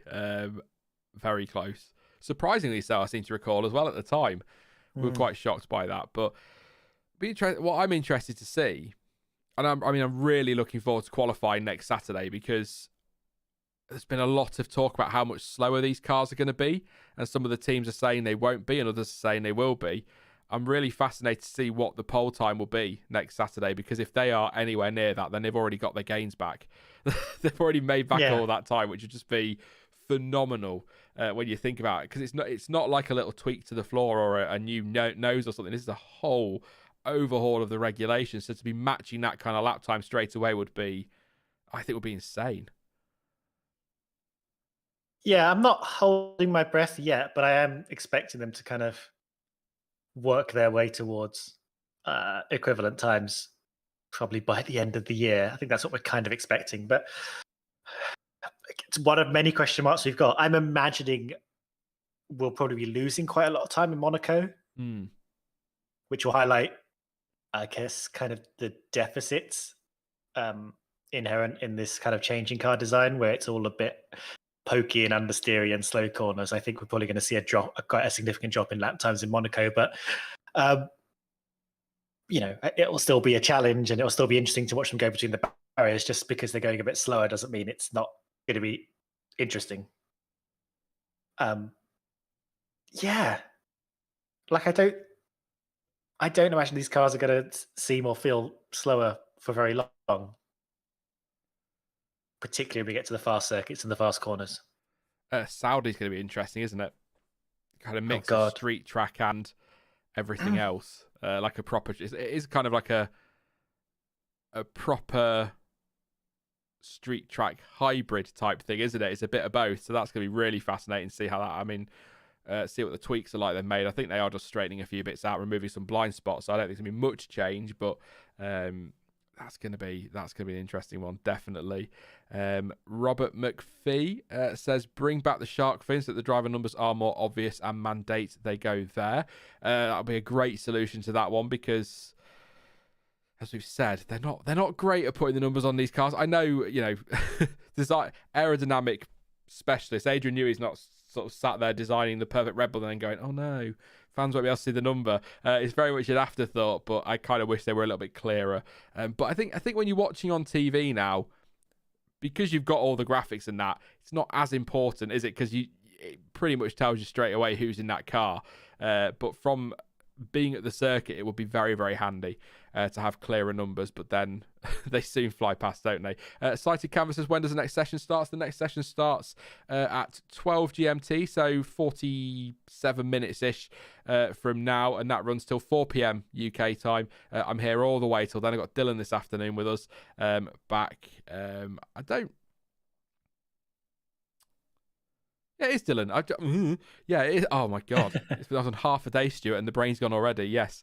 Will Merck's side possibly banned if other engine manufacturers cannot copy the idea because of their engine freeze? Got to be a massive amount of cooling, air intake, and other tricky things that changed. I think, yeah, to be honest, the answer to that, DPC, is kind of a wait and see thing. But I can imagine if it turns out that Honda or Red, whatever they're calling them, Honda Engineering or Red Bull Engineering can't, or powertrains can't do that, or a Ferrari can't do that, that's probably when your manufacturers are going to start kicking off a little bit more. Ultimately, again, like I say, comes down to what happens in a week's time. If they are super quick and unstoppable and the team to beat by a mile, things will kick off quite quickly, I would imagine. If they are in the mix with Red Bull and Ferrari, or even, dare I say, down the back of the grid, probably people aren't going to be that bothered. I'll not say a word about it because it's not working for them. But again, certainly an interesting few weeks coming up. I'm quite looking forward to where this goes. Thanks to Stefan as well for the super chat. Says, cheers for the streams. Do you think the fact the cars may be hard to drive and set up will lead to an unpredictable season like the start of 2012? Oh, Stefan. Yes, please. As you may know, I've been watching the 2012 season back. Finished Brazil on... Well, it doesn't matter. Was it Tuesday? I think it was. I watched Brazil, was the last one. What a way to round that off before testing. What a race that was. So much happened in Brazil 2012. Yeah. So I don't know what to say. You've got me excited now, Stefan, at the possibility of starting the season like 2012. It does open up possibility for that as well. And even if it's a little bit more chill than that, or something a bit like 2009, you'll still get something, or 2010, we'll get something interesting. And I don't think the order of things and the power struggle will be the same at the beginning of the season as it will the end. I think we're going to see a lot of interesting development and pushing and learning and borrowing ideas by the time we get to whatever the final race is. Abu Dhabi, of course, it's Abu Dhabi.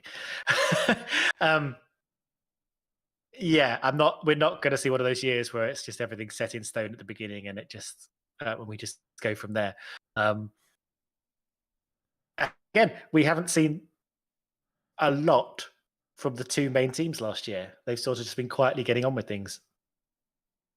And is that them just quietly getting on with things, or is that, them not quite reaching their potential yet? The word was, after Barcelona, that they weren't where they wanted to be, and they still had some work to do. But how much can we believe that? I'm not sure. I'm seeing a lot of Sochi on the Sky Stream. Yeah, I was just looking at that. It's I think it's the Inside Line. Do you know the Inside Line? I don't know if they are a YouTube channel that got really big and then started getting broadcast on like main motorsport channels, or if it's the other way around. I suspect they are just like a proper group, and then they've kind of got a YouTube channel as well, in the same way that Sky Sports have a YouTube channel as well as channels. But I don't know if it was like that way around, or if they just kind of made fame through YouTube. Because I think it's because I knew of them through YouTube, and I always watched their stuff on YouTube, and then it started cropping up on Sky. So it's kind of like, oh, that's interesting. Just one there for chat, maybe. Yeah. Steckleton's just making a point, actually. Says, I don't know if you've talked about this yet, but it seems that Kaspersky are no longer a Ferrari sponsor, and their website that they've just checked confirms that with the absence as a partner. So Kaspersky possibly not with Ferrari anymore. I don't know if you've seen anything on that, Stuart, or heard anything. No, I hadn't. when all this stuff kicked off, there was a lot of focus on Uralkali and Haas, but there was some talk about Kaspersky as well, and I wondered what was going to happen with that.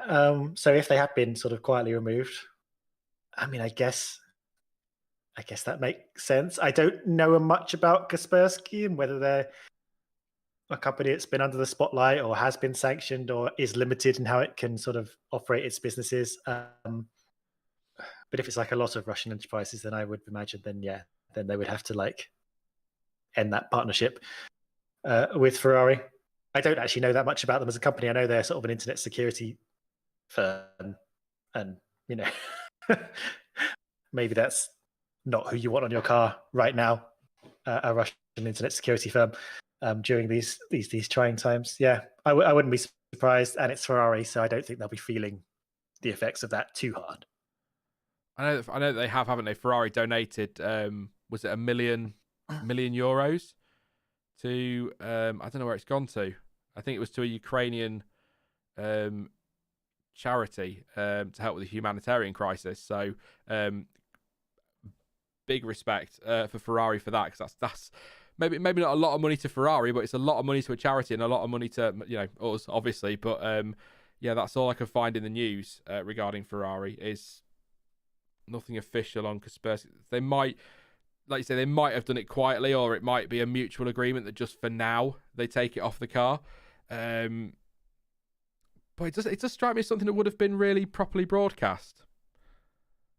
I mean, maybe they don't want a lot of attention.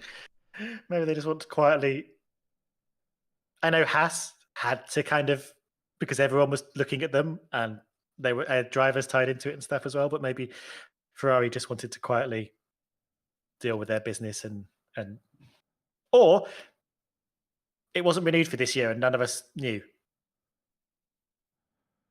So yeah, well, I'm going to be honest. I don't the partnership in December. It was announced, for extended for another multi-year deal. But Black Hawk So just saying that they've checked the Ferrari website and the page for Kaspersky is now returning a 404 page not found. So something's going on there. Either there's a website issue, or they definitely have been taken off the. Possibly the fact taken off the face of the earth. Yeah, just gone. But my guess would be, and it is only a guess, that with it being so quiet and not being announced, it's probably been done on the down low, a little bit of a mutual agreement for now. We might see them back in the future. We'll see what happens.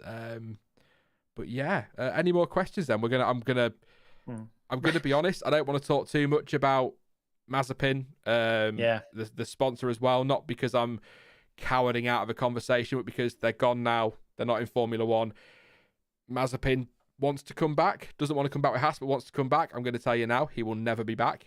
He probably wasn't good enough anyway to be in F1, if I'm being honest, based on, again, his junior career. But like I said about Guan Yu Zhou earlier, your junior career doesn't always necessarily mean you're going to be good or bad when you get to F1. So I want to kind of move on from that, whilst also being very conscious that there are far bigger things going on in the world right now than Formula One. But if we can just enjoy a bit of testing, some conversation between us fans, and some great racing this season, at least we've got something to distract us lucky, privileged folk from what's going on. Is probably what I'm going to leave it at that one there. I think it's probably the best thing to do. On another note, Race Control is doing weird things. I don't know if you got the live timing app up, but like 11:19, start aborted, extra formation lap. 11:20, standing start.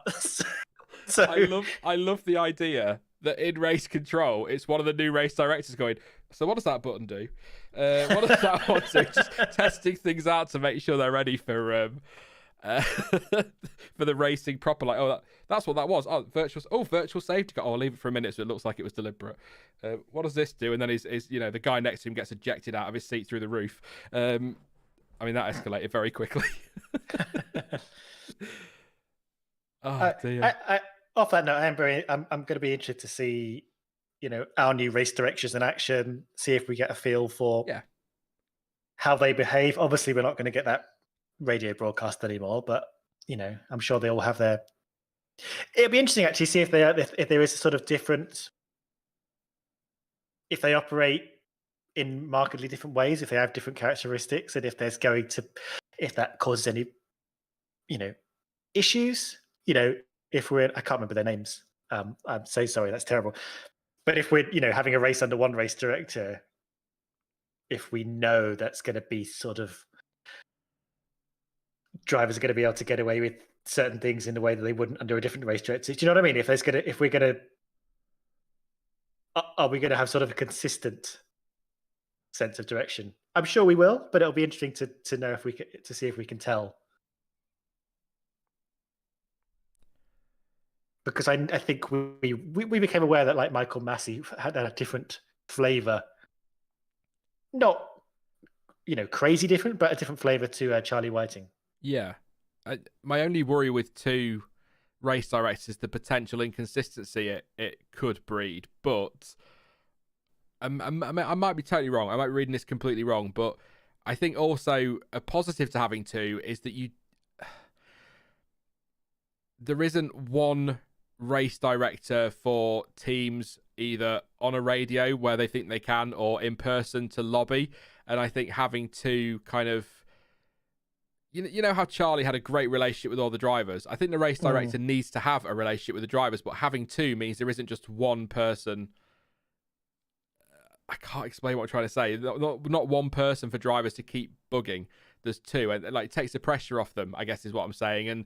And maybe there'll be less of a chance of accusations of bias. But then having said that, and as I was saying it, I can hear the contradiction to that, because ultimately if one race director says that's a penalty and the next one says it isn't, or whatever, that's going to breed the inconsistency, and that's where people start calling biases and that. But I think, ultimately race control make the decision, don't they? The stewards rather than the race director when it comes to penalties. And I think with this F1 VAR, that's what I'm going to call it, I think that should help to get rid of some of that inconsistency, because they're going to be able, I think they're going to have access to precedents, aren't they, and go back and say, well, at that race that was a penalty, so that needs to be a penalty now. Or I think kind of like our advice is, I know you don't watch a lot of football, Stuart, but like in football, VAR, when it comes to certain things, don't necessarily overrule the referee. They just say, we think you need to go over to the pitch side monitor and have a look at that. It's their way of saying you're wrong, but the referee ultimately goes to that pitch side monitor and then can say, no, I'm fine with that, or overturn his decision. And I think that's a little bit more what this remote thing that the FIA are putting in place is going to be doing, rather than specifically saying, no, you're wrong. I think just kind of pointing to potential errors that need to be looked at. If that makes sense. No, it does make sense. And I'm intrigued to see how it plays out, because I feel, there is the potential for controversy if we're sort of seeing a discrepancy between the two, I don't know what you called it, the two wings of stewarding direction, the main director and the virtual director. And I'm intrigued as to how that's... because I kind of viewed F1, I guess stewarding really more than direction, but direction too. I kind of viewed stewarding as already kind of VAR-y. Yeah.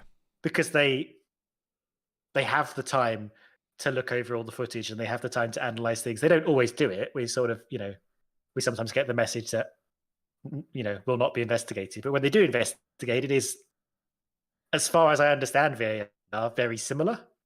They review the footage and then they make a call. Because we don't have a referee that's just like having to make a call immediately. No, that's a big difference. Yeah, they've got time, haven't they, stewards and that. Yeah, so I'm interested to see how different the virtual sort of stewarding direction room is to what we have already, because I think we've spoken about this before, especially when there were times when things weren't under investigation, of asking why not. Yeah. If there are certain things when just like, well, you've got the footage, look at the footage. We've got time. We know Formula One doesn't penalise people on the spot. It normally gives them a few laps to kind of work things out and then apply a penalty. Which again, the penalty, the way Formula One penalties work is they don't have to be applied immediately. They get applied at the next pit stop, or they get added onto the race time. So there's always been plenty of time. So yeah, I'm optimistic, but I want to see how it works. I just hope we don't get a situation though where you get a controversial thing, or there's a thing that needs to be looked at, and then it gets, this virtual race control room turn around and say we need to look at this and we need to look at precedents. I hope that doesn't mean we're waiting 25 laps for a decision to be made or something like that. It still needs to be, although F1 stewards have got more time than your referee on a football pitch to make these decisions. I sort of hope that it still needs to be done in a timely manner, I guess is what I'm saying. So, I mean, some incidents are cut and dry. Some incidents are cut and dry to us as fans that should have, there are examples last season of things that should have been penalties but were not even investigated, which baffled everybody. But they do still need to be done within maybe sort of 5 or 6 laps, something like that. You need a decision fairly quickly. So I don't want, obviously we want the stewards to be right. We want them to make the right decisions and be consistent, but we don't want to be waiting 25, 30 laps or, God forbid, 3 days, like we sometimes used to get in Formula E to get a proper race result published. So I think it still needs to be timely, but having a bit more information, having access to precedent, having access to more camera angles, I think is going to be really, really useful for refereeing races. Because do you not find it kind of crazy? I know we said before that Michael Massey had to take a lot of roles on from Charlie Whiting, but it seems really crazy to me that F1 stewarding, whilst it absolutely will have changed over the years, it's not fundamentally much different to how it's been for decades. There's not really been a massive evolution. Obviously, we lost Charlie and Michael Massey came in, but it's still basically the same process, and there haven't been any changes. And I mean, you could argue if it ain't broke, don't fix it, but a lot of people would then argue it's been broke for a while. I mean, there have been some changes in, well, for example, I can't remember when it was, but they brought in the sort of making sure they had a driver steward in, someone who was an ex, or maybe not even an ex, but a racing driver in to offer insight from a driver's perspective, which is, I think, proved useful. I think it's better than having stewards who don't necessarily understand if, for example, someone was pushed wide just because it's hard to control a car in that particular corner or something, or that the driver could spot that it was understeer or something, rather than a driver being overly aggressive. So having that driver steward in place, I think, has been useful. I know we've got some rotating stewards, which some people think breeds inconsistency. But again, I think it's quite hard to sort of nail down a stewarding team for the whole season, but also I think there are downsides to having a permanent stewarding team. I think that if there are any sort of problems in that, it'll kind of breed out and get exaggerated. I don't know. It's complicated, and I think we've also got more technology and more access to cameras. We know the stewards can see CCTV and a lot of the footage that we can't. What I think people don't realize is that the stewards don't have access to all of the cameras. Some of the cameras just are not being sort of,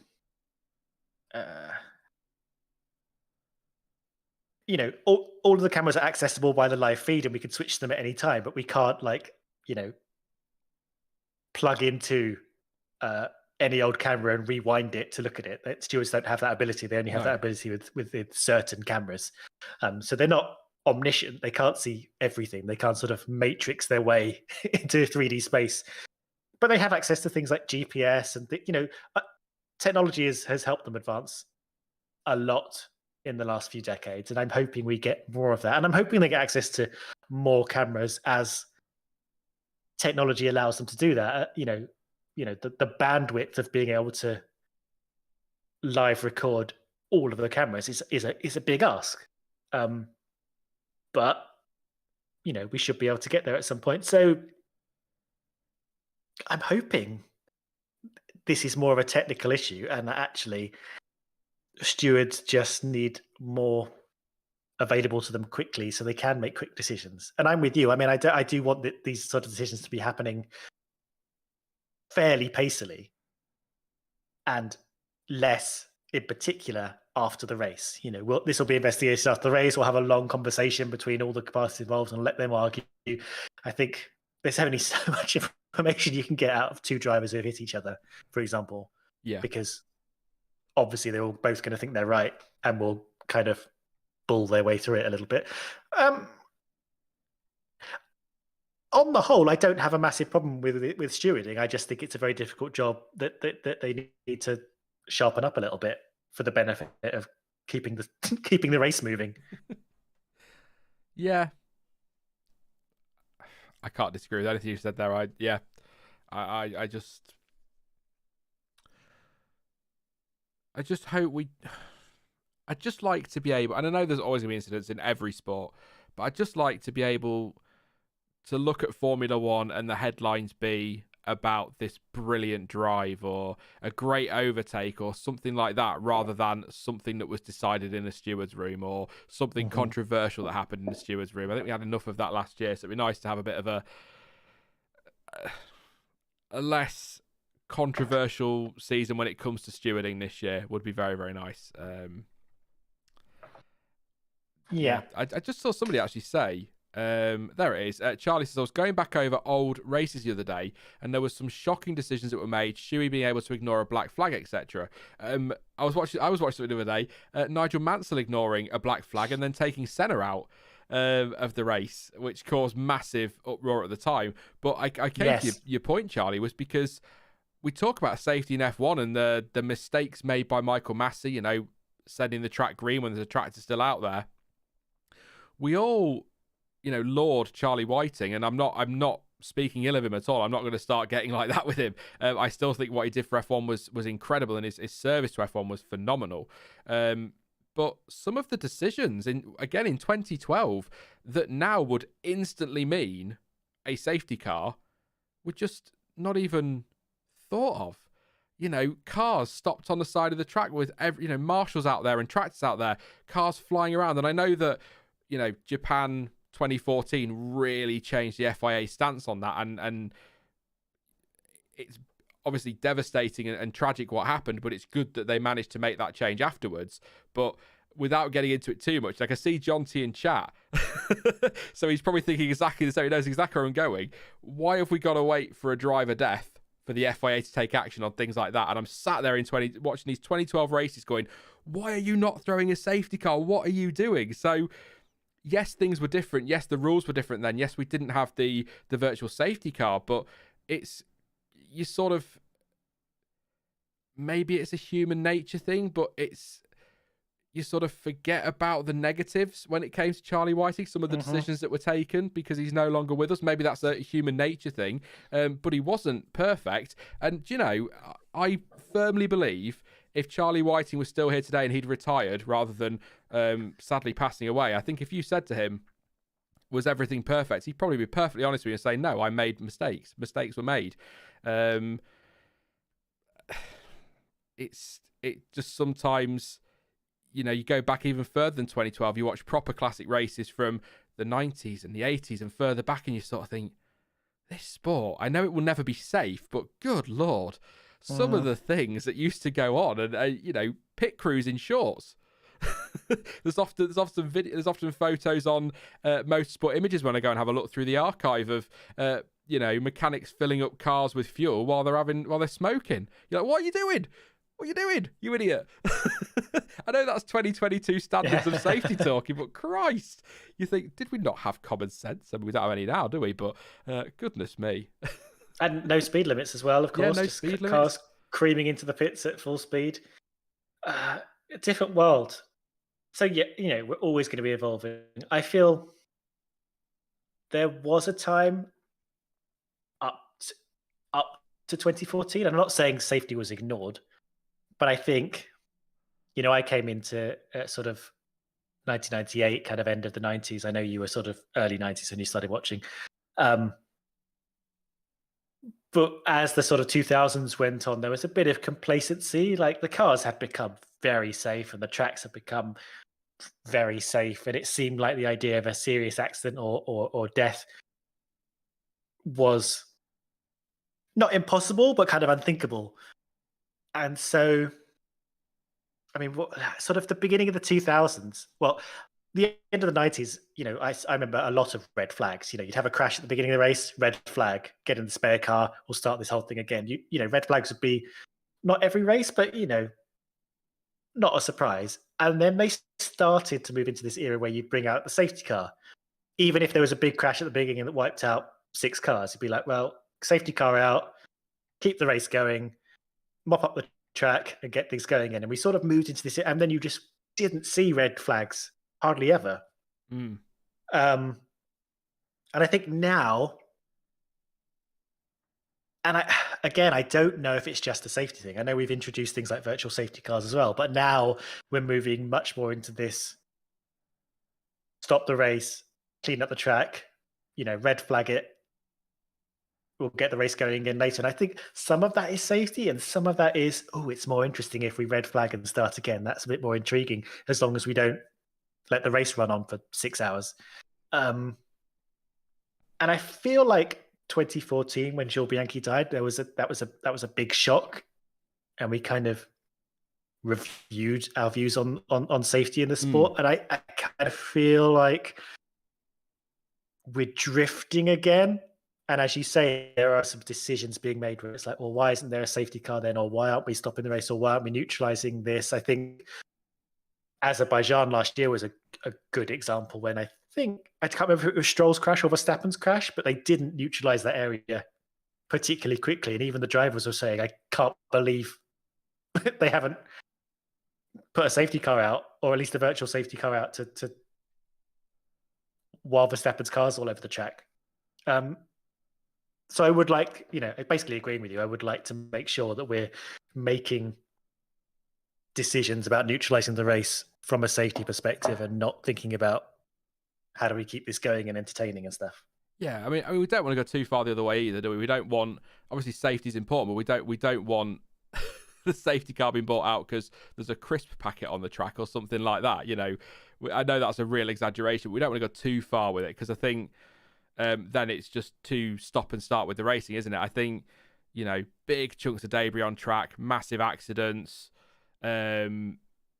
sometimes the weather, if you get monsoon conditions like you sometimes get at Sepang, or used to get at Sepang or Canada 2011, things like that I think you need to be neutralising races, but don't go too far with it because even the drivers will say that there has to be an element of danger. Now, there's nothing wrong with saying that, but saying that doesn't mean that you want drivers to die.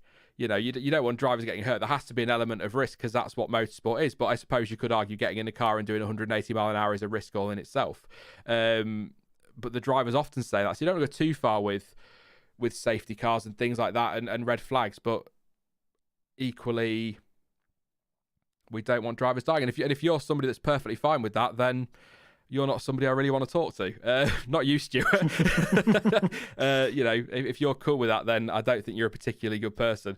But I think you just got to be, you don't want to just, do you know what I'm getting at? I'm not trying to say I want lots of accidents and let's have lots of injuries because it'll be so cool. Because F1's about danger and blah, blah, blah. We're still living in the 1950s when men were men and all of that business. But I just think there is a risk that, a tiny piece of debris off the racing line in a really slow corner, quickly throw a safety car. That for me is too far. But like I say, massive chunks of debris, crashes, stuff like that, you've got to neutralise it.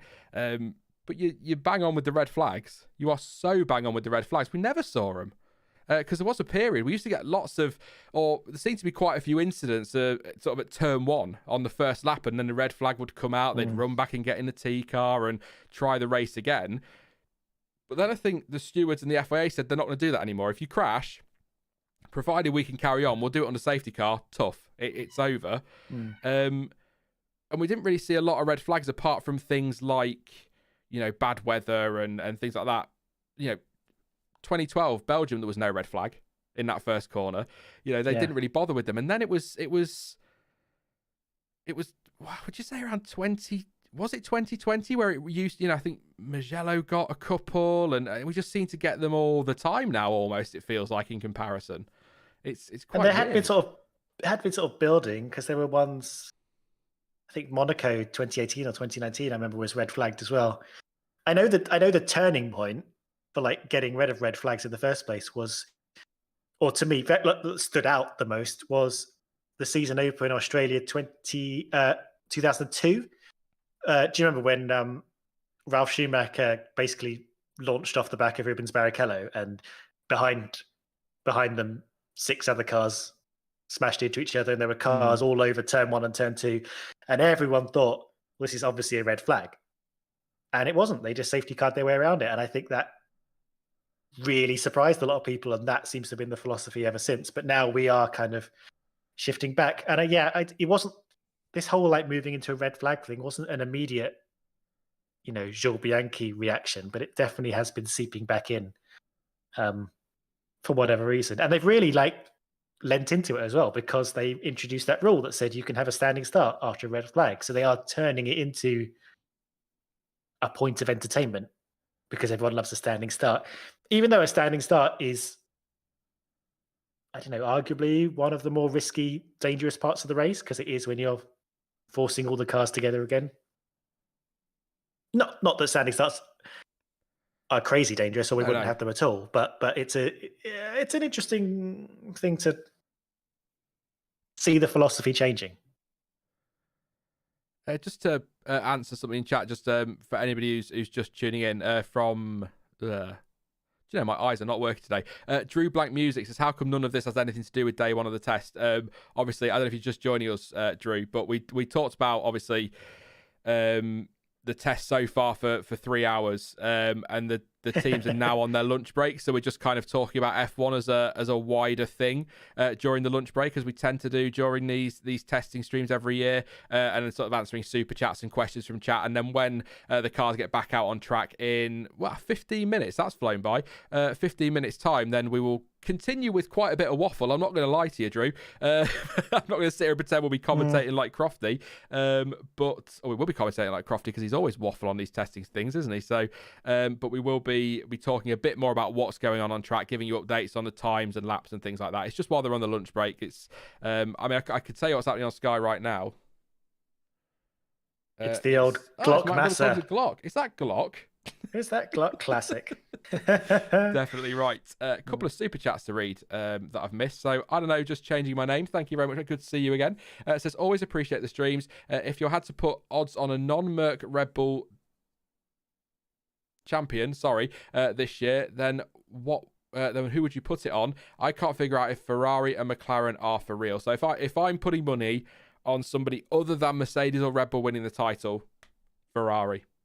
Yeah. Actually, no. If it's betting, I'd probably put it on Haas, because you've got better returns. But I'd be saying Ferrari will be the ones I go to as my next team. I can't disagree. They look strong. The Mercedes and Red Bull might be hiding their pace a little bit, but actually, Ferrari have been out there putting in significant mileage at a good pace. I know. Claire did just said this. I thought he said his time on a C4, but it is a C3. So yeah, I think through Barcelona, and so far, I know we've only had half a day.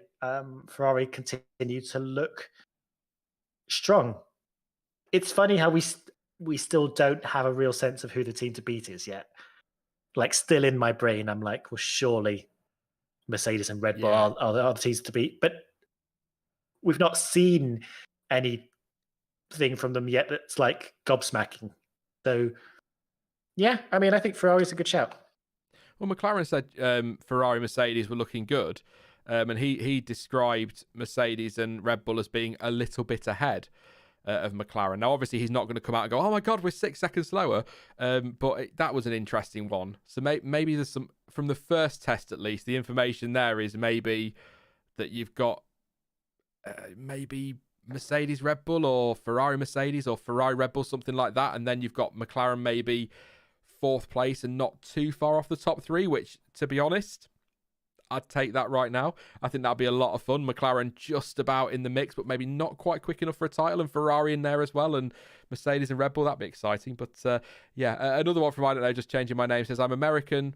Reviews here stink as well. 5-minute plus delays. The Abu Dhabi decision was wrong, but if a red flag was called and Ham had been able to change tyres, Red Bull would be complaining just like Mercedes right now. No right choice. Thank you very much, mate. Is that you again? Oh, another one for the same person. Thank you. Says, virtual safety car seems like a much better option than people give it credit for. Of course, when safety doesn't require more, but they can be deployed and ended much easier. I like the virtual safety car. It just neutralizes everything, doesn't it? And I really, really like that about, you don't always, you bang on, you don't always need a safety car. Sometimes that little bit of debris I was talking about, or a car being recovered that's near an escape road, that can be dealt with under virtual safety car. That's a great solution. So that's something, like I say, tragic what happened to Jules Bianchi, but that's probably one of the good things to come out of that devastating situation, is that we got the virtual safety car. So I'm a big fan of that one. And Monocles, thank you very much for your super chat. Says, do you think Lawrence can put enough money into Aston Martin to get Lance the championship? Basically, do you think someone can buy a championship? And if so, should they? Do you know, actually, it's another football analogy. I'm so sorry, Stuart. I really am. But people often talk about, Manchester City, Chelsea buying titles, but, all those teams buy players. So what I'm going to basically say is, when it comes to Formula One, teams like Mercedes, Red Bull, Ferrari, they will spend right now, right up to that cost cap. They're going to spend every penny of that they possibly can. So you could argue, in the past, and maybe to a lesser extent now with the cost cap, but in the past, aren't all titles effectively bought because you've got to spend a lot of money to build a great car to win titles? Yeah, it's a funny one, isn't it? And it's winning titles, be it drivers' titles or constructors' titles, is not just, I don't know, putting, it's not just the result of the best person in the best, positions, be it team principals or chief designers or drivers or whatever. Even though they do cost money, there is always a monetary element. And I know we're trying to reduce that now with the cost cap, which I genuinely think is going to go a long way in doing that, in allowing, in terms of, design, R&D, and the people, the actual team part of the team, in allowing a bit more meritocracy, maybe. I know there's like some, I think it's like 3-ish key people that don't have a salary cap, not including the drivers, but essentially it will allow the teams to work with their talent rather than just throwing money at a wind tunnel, throwing money at, computational power. They have a limit in what they can, in their resources, essentially. So it sort of encourages you to, I don't know, be talented in developing and designing your cars. So I think things could be better in that way. I think Lawrence Stroll would have had an easier time of, as whoever that was put it, buying a title a few years ago, probably quite a few years ago. But I think now trickier. And as we know, money doesn't always directly turn into results. Look at Ferrari. They have a lot of money coming in. Yeah, and a hell of a lot. Not a lot of results since 2008, really. Yeah, I've got nothing else to add on that one, really. The question, I'm just trying to think if there's anything what to say. I mean, Aston Martin, I like Lawrence Stroll's ambition with that team. But we've heard it all before from teams, haven't we? Team bosses come in, invest money. We're going to be I mean, BAR, good Lord. When they came in 99, they were talking about the potential of podiums and winning races. Didn't even score a flipping point that year. Oh, the hubris was delicious. It was. So you've always got to take that with a pinch of salt. But I think Lawrence Stroll, the investment he's putting into Aston, the new factory, the expansion there, he's definitely doing all the right things and saying all the right things. And I would love to see Aston up there. And don't underestimate what Seb Vettel's bringing with experience. He might be helping them now set things up, and in a few years' time when they're at title challenging level and he's not there, then maybe we'll look back at this and say, those 2 or 3 years, and they might even say it that Seb was there. Look at what he did to help them, and I think that's something to bear in mind as well. Dan the Indoor Man says he's going to put a 5 on every team, and then at least he'll be right once. That's definitely a very good point. Very, very good point. Actually, Sky TV coverage is hard to take. It's so British centric. That's from Kevin N.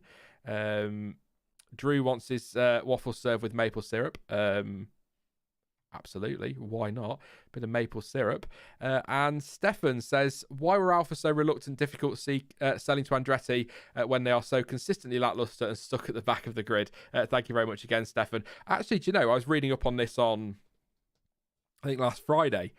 When I was looking at stuff from Andretti and how Haas had rejected the buyout 5 or 6 times. Apparently, stuff I didn't even realise that I must have missed over the winter or the back end of last year, that apparently Alpha or the Sauber group got quite awkward last minute with Andretti. Apparently it was all done and dusted, because we heard the rumours, didn't we, around the US Grand Prix time. It was all done, and we were just waiting for confirmation. But apparently Alpha went in at the last minute wanting, last minute saying we want more control over the team and making demands and things like that. And Andretti kind of walked away for it and said it was crazy. So it is kind of weird that's fallen through and that they kind of changed that at the last minute and caused those problems. But Sauber are a weird one for me, because they had that partnership with BMW. They had a close relationship with Ferrari before that. They are now Alfa Romeo, but still technically Sauber, and they're kind of a team that were reluctant, it appears, in the end, to sell to Andretti, but they do also seem to love to sell themselves every now and again as a team. I mean, let's not get started on that awkward phase where BMW pulled out and they were BMW, Sauber, Ferrari. Yep, that was certainly a novel season, wasn't it? But yeah, I kind of find that weird in a way, thinking about it, that they're so reluctant, because yeah, I mean, I get the appeal of buying an existing team is better than setting your own up, but I'd be very happy if Andretti want to come in as a whole new entity, which I think is what their current application is to the FIA, to come in as an 11th team. It's just whether or not they are going to push the prize money down to 11th place, because do we want a situation like, again, back to 2012, watching Brazil, where a Caterham nicks 11th place at the death from Marussia and cost them $10-15 million, which again is a huge amount to a small team, and you've got to expect the small teams are going to end up towards the back. And that prize money situation was always, I found, problematic. I know teams should be kind of self-sustaining and not be sort of in a precarious life or death in terms of the survival of the team situation like that. But that's the kind of stuff that happens. I know we're seeing less of it now, and the teams are kind of a bit more stable. But Sauber, I think Williams are kind of okay now, but Sauber have always struck me as that team that are kind of like have punched above their weight. I know they don't seem like they're doing that well at the moment in Alpha, but in terms of what they're delivering for who they are, still clinging on there as a privateer team, despite having not a lot of glory. Like Williams do carry with it a long and very successful history, whereas Sauber maybe less so much. You feel they're in less the position to kind of haggle so hard. But yeah. I understand the idea that they are a racing team and they are prideful, and maybe they still want to be able to control what they're doing rather than completely disappear. It's a tricky one. I'm just going to do something really random, Stuart, so I'm not cutting you off. Just hang on a second. Yeah.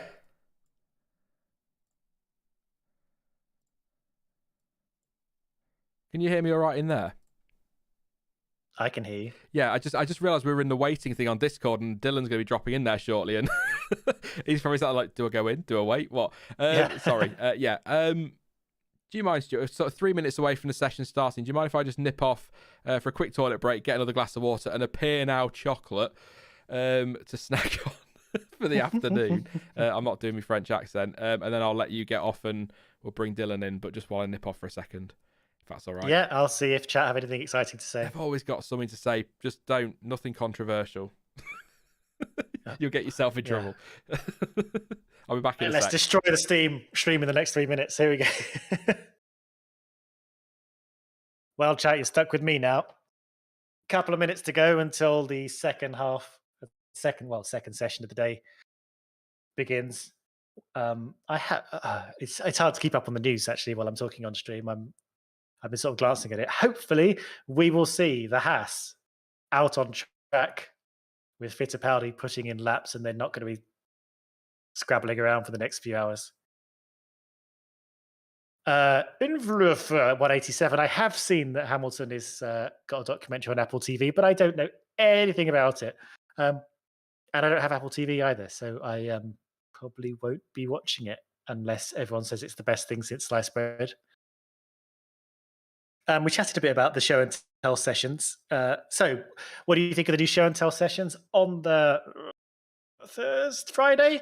The F1 teams will be forced to chat about what they've changed and updated on the cars in the meantime and sort of show them off to the media to kind of, break down all their updates rather than just putting them out on track and waiting for people like Craig Scarborough to draw little diagrams. So we chatted a bit about it earlier on the stream, but I think I'm hesitant to make an opinion. I want to see how it all plays out and whether it's actually, I think it has potential to be effective as a means of communicating and allowing people to understand what's going on with these cars. But on the other hand, it could end up being like a bunch of people hiding stuff and beating around the bush and not really giving any information, and it could all be a waste of time. So, we shall see. What else is going on over here in the chat? There's a lot of chat about intercoolers and stuff. What teams am I worried about? To be honest, I'm not actually that worried about any teams, especially in terms of survival. I think the teams have a lot of. I think we've got a strong bunch of teams this year. For the first time in a while, the last few years, we've sort of built this position where the teams. I feel pretty good about all of them. I'm not worried about any of them being lost at the back of the field. I'm not worrying about any of them running out of money and having to either sell up or declare bankruptcy. I'm not concerned. I think some teams have things they have to work through. I think Haas in particular this year. I think they could be good performance-wise, and then that could take a lot of the pressure off. But I think this is going to be a building year for them in a lot of ways. I don't know how. Yeah, everyone's watching the streams in different ways. I'm watching the streams on Sky Go, which is the Sky streaming service. I don't have the sound on at the moment, but annoyingly, the sound is about 3 seconds ahead of the pictures, which is incredibly annoying and confusing for me. And I think Sean's managing to watch it through the actual TV. Some people are watching on YouTube, which seems a bit weird. Session is starting. Well, actually, I was going to say now, but I am 70 seconds behind live. So session started 70 seconds ago. Sean hasn't yet updated his graphic on OBS, so it still says 0000. So already this place is falling apart without him. Not my fault. Oh, a super chat for me. Stuart, if you could own one F1 car from history, which would it be? I mean, I think you're grossly overestimating the size of my flat. It would cause me serious problems. I guess I didn't have to put it in the flat. I don't know why I thought I had to. Oh, God. The problem is there's so many iconic cars. I might choose one, though, from like sort of my era. And when I say my era, I mean my sort of early era days of watching Formula One, which I think cement how you feel about Formula One and what you think is the best time ever. Maybe I'd get one of the. See, I'm contradicting myself immediately because 2008 kind of time isn't my early days of F1, but one of those 2080 kind of cars like the BMW or the McLaren that was kind of super fiddly and aerodynamically weird and had lots of bits of bobs sticking off it. I think that's I'd probably like rip my clothes on it every time I walk past it, but that's kind of a nice one, isn't it? Um, I I wasn't watching in the 70s and 80s, so I have no particularly strong affinity with some of those kind of iconic cars, other than they're nice to look at. But I think I'd yeah get something from the 2000s that I sort of know really well. I see Jonty's made his decision. Nope, Jonty's changing his mind. Yeah, don't share any illegal streams in the chat because that's a quick way to get yourself muted.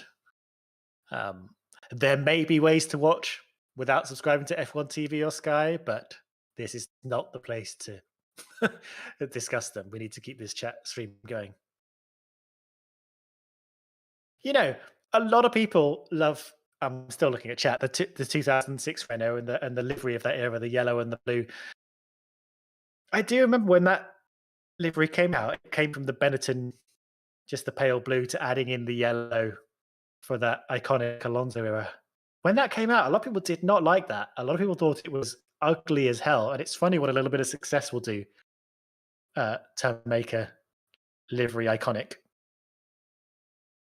I mean, I'm not a big fan of. I think the Mercedes livery in general, discounting the black one, but the silver with the turquoise, I think is like fine. But I've never been that taken by it. I see that testing has begun, but Sky has actually not.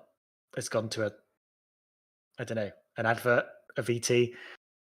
So clearly, no one's on track just yet.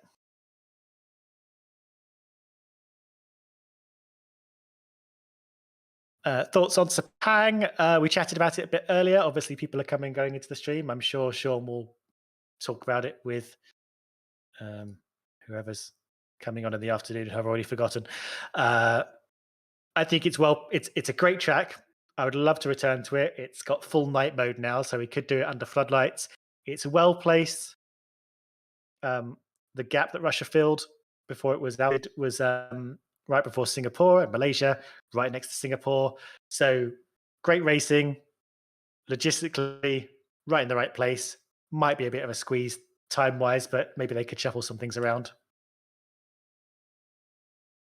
Yeah, Jonty's got a good point about that Renault, where they tried to just convert the blue and yellow livery into a white and orange and yellow livery, and it just was horrendous. The blue, of course, was Mild 7, a cigarette manufacturer, and they all went out at the end of 2006.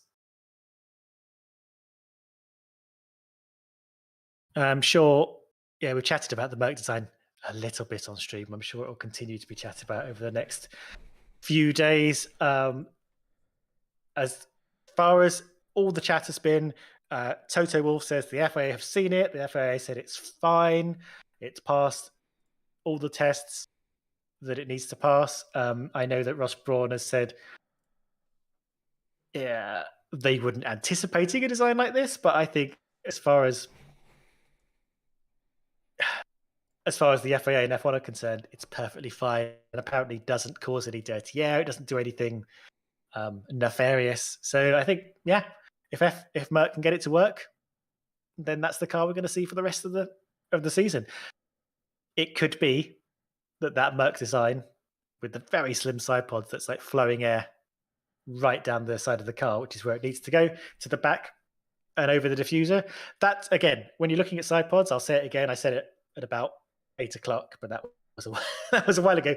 When you're looking at side pods, you need to think about how they're getting the air over the top of the diffuser. So that's under the rear wing, between the rear wheels. That's the main part of the way side pods look, how they look. So that's what you need to consider. And Merck have just decided to just like remove the obstacle completely. Other teams gone in different directions. We have yet to see which package seems to be the best overall design, but it's very, very complicated. Sorry, Stuart. That's all right. I said the weirdest thing ever. I just not toilet related. I went downstairs to get a drink, and I got a knock at the door, so I answered it, and it was somebody trying to sell something, and they were asking if I could spare a few minutes, and I left them on the line. I can't, I'm afraid. I've got 1,500 people waiting for me upstairs, and then I realised what that sounds like. They're gonna think I've got 1,500 people stashed upstairs. Sorry. Oh my God. I was like, leave me alone. I'm sure they'll be incredibly confused. The police will knock on the door in a minute. Yeah. I just bring them up to date. Did more sidepod chat. Hadn't chatted about sidepods in a while. I kind of flustered about a bit. I don't know how you do it, to be honest. I just talk and I don't stop, and people get sick of it. Yeah, I'll let you go then, Stuart. I was just looking there at the nice new Haas in the garage. So Pietro Fittipaldi looks like he's coming out. Nobody out on track at the moment, though. Probably still having the sandwiches or whatever they're having. But yeah, thank you so much, Stuart. It's been lovely to have a good old waffle. And I'll let you go and rest your voice ready for round 2 tomorrow. Yeah, see you. Should be fun. 8 o'clock tomorrow morning. Have a good afternoon. Yes, and you. And I'll talk to you soon. Thank you very much again. Cheers. Rightio then. Afternoon session. I'll bring Dylan in just a moment. Let's have a look at the times from the morning then if you're just tuning in. Leclerc fastest, 34.5. Pietro Fittipaldi's heading out on track. Let's have a cheer or something in the chat for Fittipaldi. Alex Albon second this morning, 53 laps, 135.0. Vettel, sorry, yeah. Vettel third, 135.7. Concentrate, Sean. Perez in fourth, 36.2. Hamilton in fifth on a 36.3. Ocon sixth on a 36.7. Zhou a 38.1 in seventh place. Norris 137.5 in eighth. And Pierre Gasly 137.8. Laps so far. Leclerc 63, Albon 53, Vettel 37, Perez 69, Hamilton 61, Ocon 42, Zhou 53, Norris 21, Gasly 44. No Haas out on track this morning because their freight was late. However, great news is Pietro Fittipaldi is out on track. Yes, so bear with me, chap. I'm going to have to do the levels on the fly and say a very good afternoon to Dylan. Dylan, mate, it has been far too long. How are you? It has been a long time. I'm good. It is nice to hear your beautiful voice again live. Wow, this got weird really quickly. Yeah, if you don't know Dylan, you don't remember from last year's streams, he's got a YouTube channel and a Twitch channel. He streams all sorts. I used to watch him for marbles. I don't know if he does many marble streams anymore. Also does a lot of Plants vs Zombie stuff over on the YouTubes. And if you're thinking, well, hang on a minute, it's an F1 stream, he's also a massive F1 fan, a crazy massive F1 fan. So it's great to have you on, mate. It really, really is. Links in description, by the way, to everyone's channels and link trees and all that, if you want to go check them out. So yeah, what have you... I guess I've not spoken to you about anything to do with F1 2022. No, so I've had I've not been waffling to anyone. I'm like, I need to bring out my inner waffle for this stream. What have you made of the cars so far? Then we're going to go right back to launches with you because, like I said, I've not really spoken. So what have you made of the cars so far? I mean, I actually really like the design of them. I really like the design. I know some people are like hit and miss on them. I was watching the broadcast earlier on, and Anthony Davison was like, he doesn't like the rear wings and stuff like that. But I actually really like the look of them. I wish more people kind of did things with the wheel covers like Alfa Romeo, but I think they look really good. You got a favourite? Mine's the Ferrari, by the way, if anyone doesn't know. Maybe the Aston Martin, maybe. I just really like they've gone back to the proper racing green. But I don't know. I think the Ferrari's really nicer that they've gone... It's a little bit of a darker red than usual. But there's so many that look really good. I'm a massive fan of the Williams this year. And I know it's hit and miss for people, but I really like the Williams. No, I was saying to Stuart earlier, I think you see that Williams out on track and it is a very nice car versus what we saw at launch. So I totally am with you on that one, 100%. But... yeah, I think we've got some good looking cars, some interesting stuff going on with regards to development. Obviously those side pods on what or side lack pods? lack of side pods on the Mercedes. I know we talked loads about that this morning, but that's got people a little bit riled up today. But it's great to see again for the millionth time in the last 2 weeks. It's great to see that innovation is still possible with these regulations because I was so scared we were just going to get to a situation where you could paint every single car the same colour and you wouldn't be able to tell the difference. So I'm so excited to see, even though I have no idea what it all means, I'm still so excited to see differences in the cars and how everyone's gone a different way. And I hope we're going to get a little bit of, people copying bits and other interpretations. And we've got a development race, which is going to run all season. A lot to look forward to this year, mate. And I'm well up for it. Not least, we're going to get some racing as well. let's not forget the actual on-track stuff. Like, we're like a week away now. I'm so excited. I'm literally like a little boy, like a toy shop right now. Just so excited. I just hope when it comes to things like, obviously, like Mercedes side pods, like obviously Christian Horner said he thinks like that's against the rules. Like the FIA have said that's fine initially, and I just wish that it would kind of like stay like that across unique things across the entire cars. And if teams didn't think of it and they want to try and copy it, that's fine. But like, if the FIA have initially said that's fine, it's not broke the rules, that's where it should be. I feel like it's not something that they wasn't aware of, and they think it's okay. No, I agree. Ultimately, as long as it's within the rules, I'm not fussed. That's absolutely fine. And I feel I need to just reiterate, Christian Horner officially, according to Red Bull, has not said the Mercedes is illegal. Is that not official? That's his official line. However, the person he said it to is saying, well, you told me that, but it sounds as though the comment was made off the record and it's been put on the record, and that's caused a bit of trouble. So it's illegal in Horner's eyes, but not really. Yeah.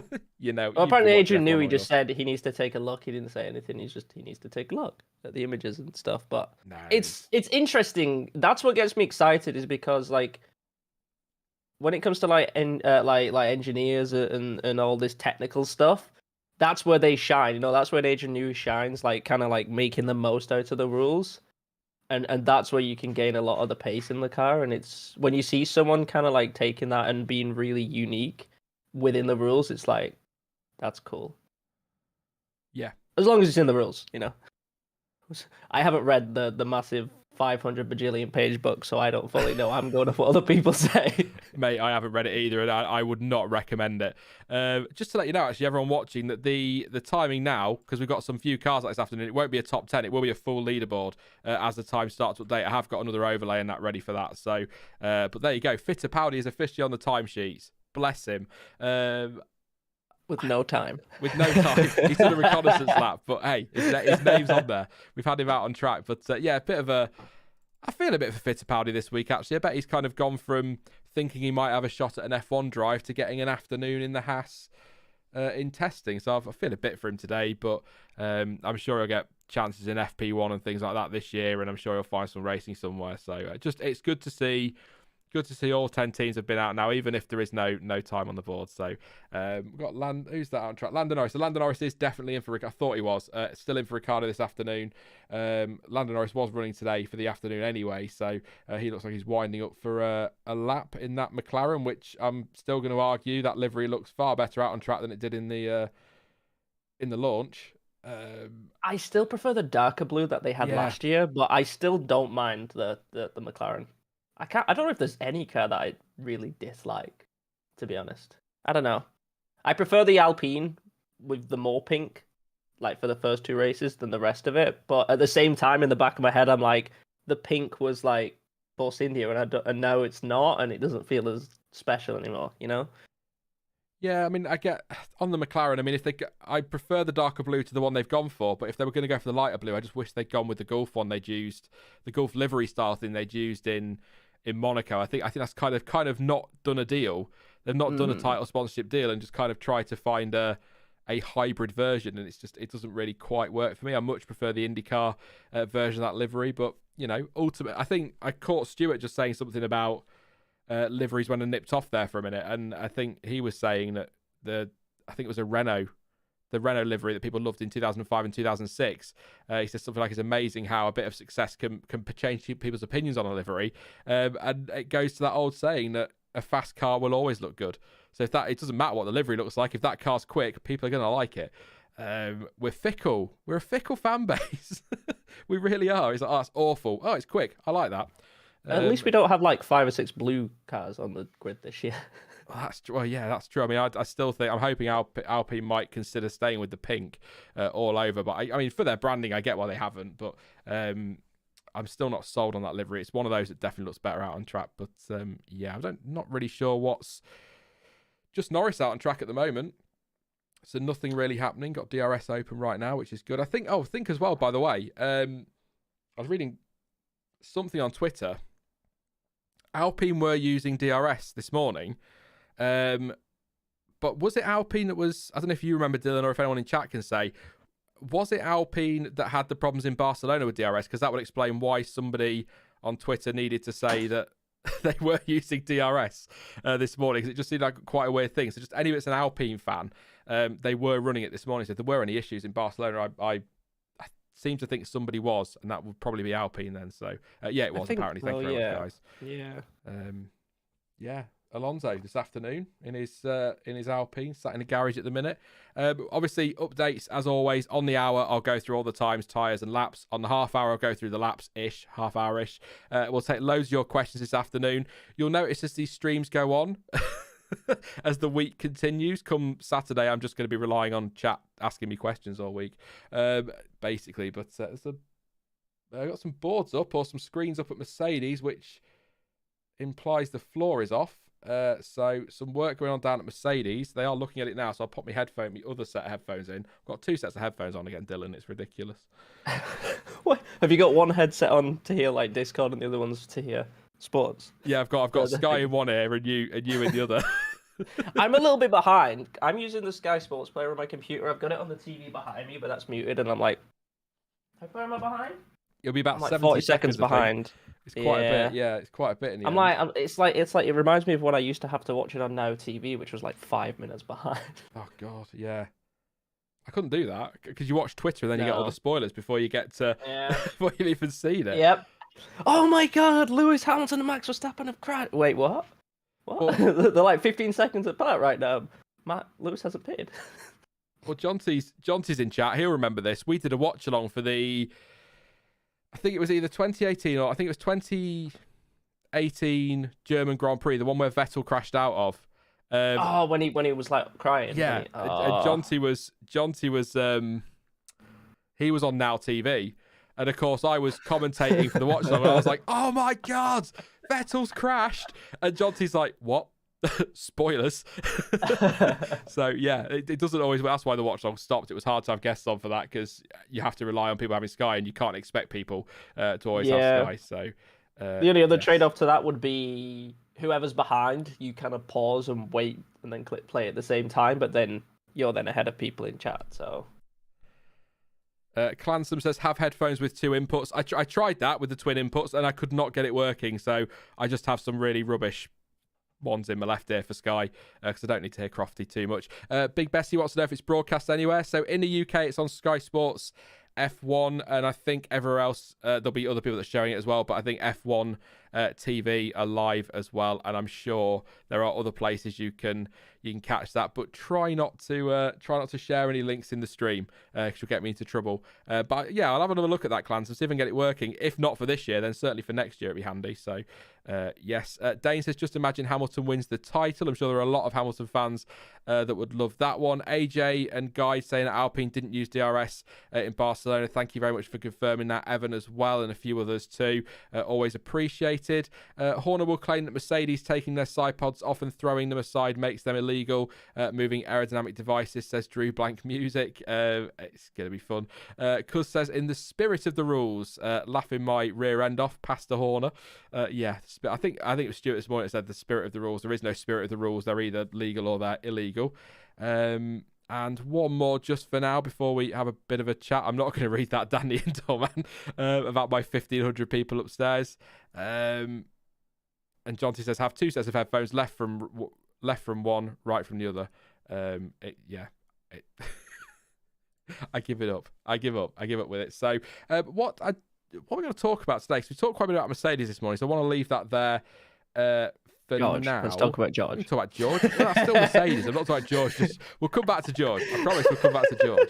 George is my boy. Like you know when like Dan was like a massive Grosjean fan and stuff like that. I've never really had someone that I followed, but it's like George. George is my guy. I think there's a lot of love for George out there now. I was so excited when he came into F1 and that. And I'm like, now he actually has a chance to properly show what he can do. Because obviously that Williams wasn't great and he still managed to get that in incredible places in qualifying. I'm like, come on. Do your thing. Haas just tweeted, I've just spotted it, Blackhawk. So says, time for some serious stuff now. Fittipaldi's ready to take to the wheel of the VF22 for the first time in Bahrain. Cheeky little tweet, that one. I do like that one. So, so I want to let's talk about...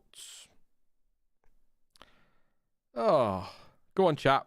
Give me a team. We've talked about Mercedes, so I'm not doing them. Who do you want us to talk about first this afternoon? And then we'll see where we end up from there. I feel just like why you Bottas mentioned goes 10th, actually. Sorry. I was going to say why you mentioned Fittipaldi. I know it's probably like a contract thing and stuff like that, but obviously everything that's gone on with Haas, and then obviously them bringing Mazepin in, I'm surprised that they've given him some testing time, knowing how crucial that's going to be for Mazepin and Mick. You know, all the time that Mazepin had in the first test is now useless for the driver perspective. So you'd think these 4 hours that Fittipaldi's going to have now, which isn't even going to be driving the car, unless a reserve driver, which isn't like the main priority. I'm surprised they gave him time and they wouldn't just give him an extra like FP1 or something during the season. Yeah, I think that probably, obviously, I'm only speculating on this. Sorry, Blackhawk, so we were wires crossed there. But yeah, I think the issue there is that K-Mag didn't arrive until late yesterday, so I think you've got to do seat fittings and get everything ready. So it probably was logistically not possible to get him in today. But it sounds like he's going to get at least 2 half days or a full day or something like that. But which I think it's not a lot. But as I was saying this morning, I think with Haas not putting a huge number of laps on the board in that first test, it's not going to put him at too much of a disadvantage versus Mick. There will be a disadvantage, of course there will. But I think it might help him out a little bit there that they didn't get much running done. But I mean, he's probably been in the simulator as well. He's actually timing on that. He's now doing an interview with Sky. So there you go. Yeah, Jonty said there, seat fittings, belt fittings, COVID tests, and all of that business. So I think if they could have got him in for 7 o'clock in their time this morning, they'd have had him in that car.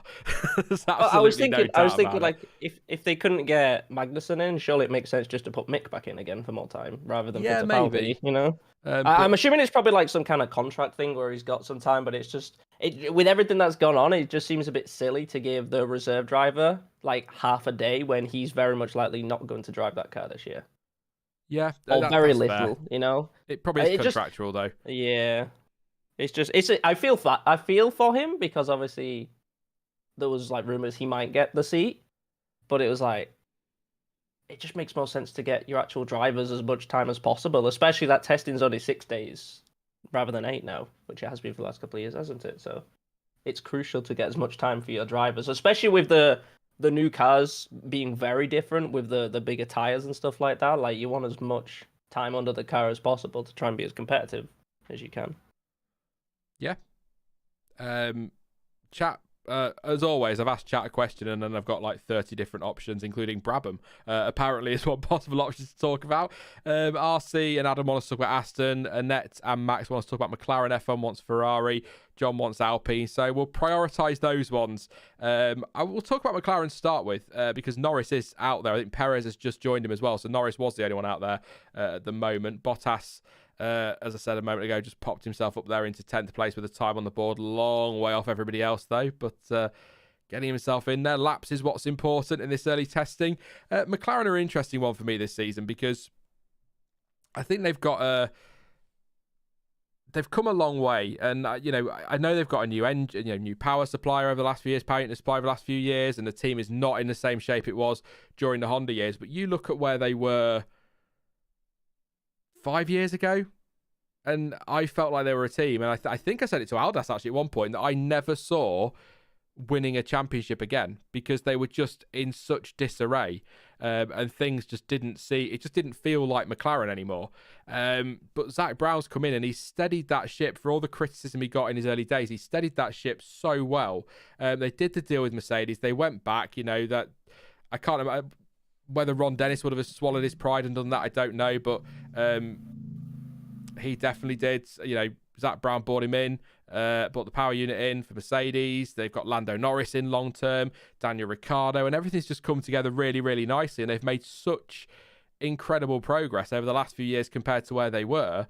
And I'm kind of a little bit concerned, I guess, that this year they're going to stall.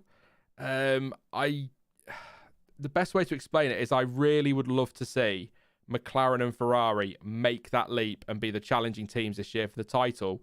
But I'm worried that McLaren might just have another season where they're kind of not quite there and they're sort of fourth fastest in that kind of area, and that'll maybe make people think it's not working out when actually they've come a long way and they just seem to be getting better and better because they've made the progress they've made, I guess is what I'm saying. But then breaking into that top two teams for a title fight is really tough. Again, a football analogy, keep doing it, but you'll see teams that all kind of, is it Wolves this year having a great season, West Ham who are knocking on the door of the top four, that's great, but breaking into that top four and having a title challenge is really bloody tough, and that's kind of the same with F1. There's only so far you can get before you've really got to... Do you get what I'm getting at? It's a hard wall to knock down, is what I'm saying, Dylan. I'm trying to say it in the longest way possible for some reason, but it's just tough to break into that title fight, and I'm worried that they might stall a little bit this year again. Well, they usually say, if you're, 2 seconds off the pace, you might be able to make up, a second of it quite quickly, but then it's those last few tenths that's the hardest to kind of find, isn't it? Which I agree with you.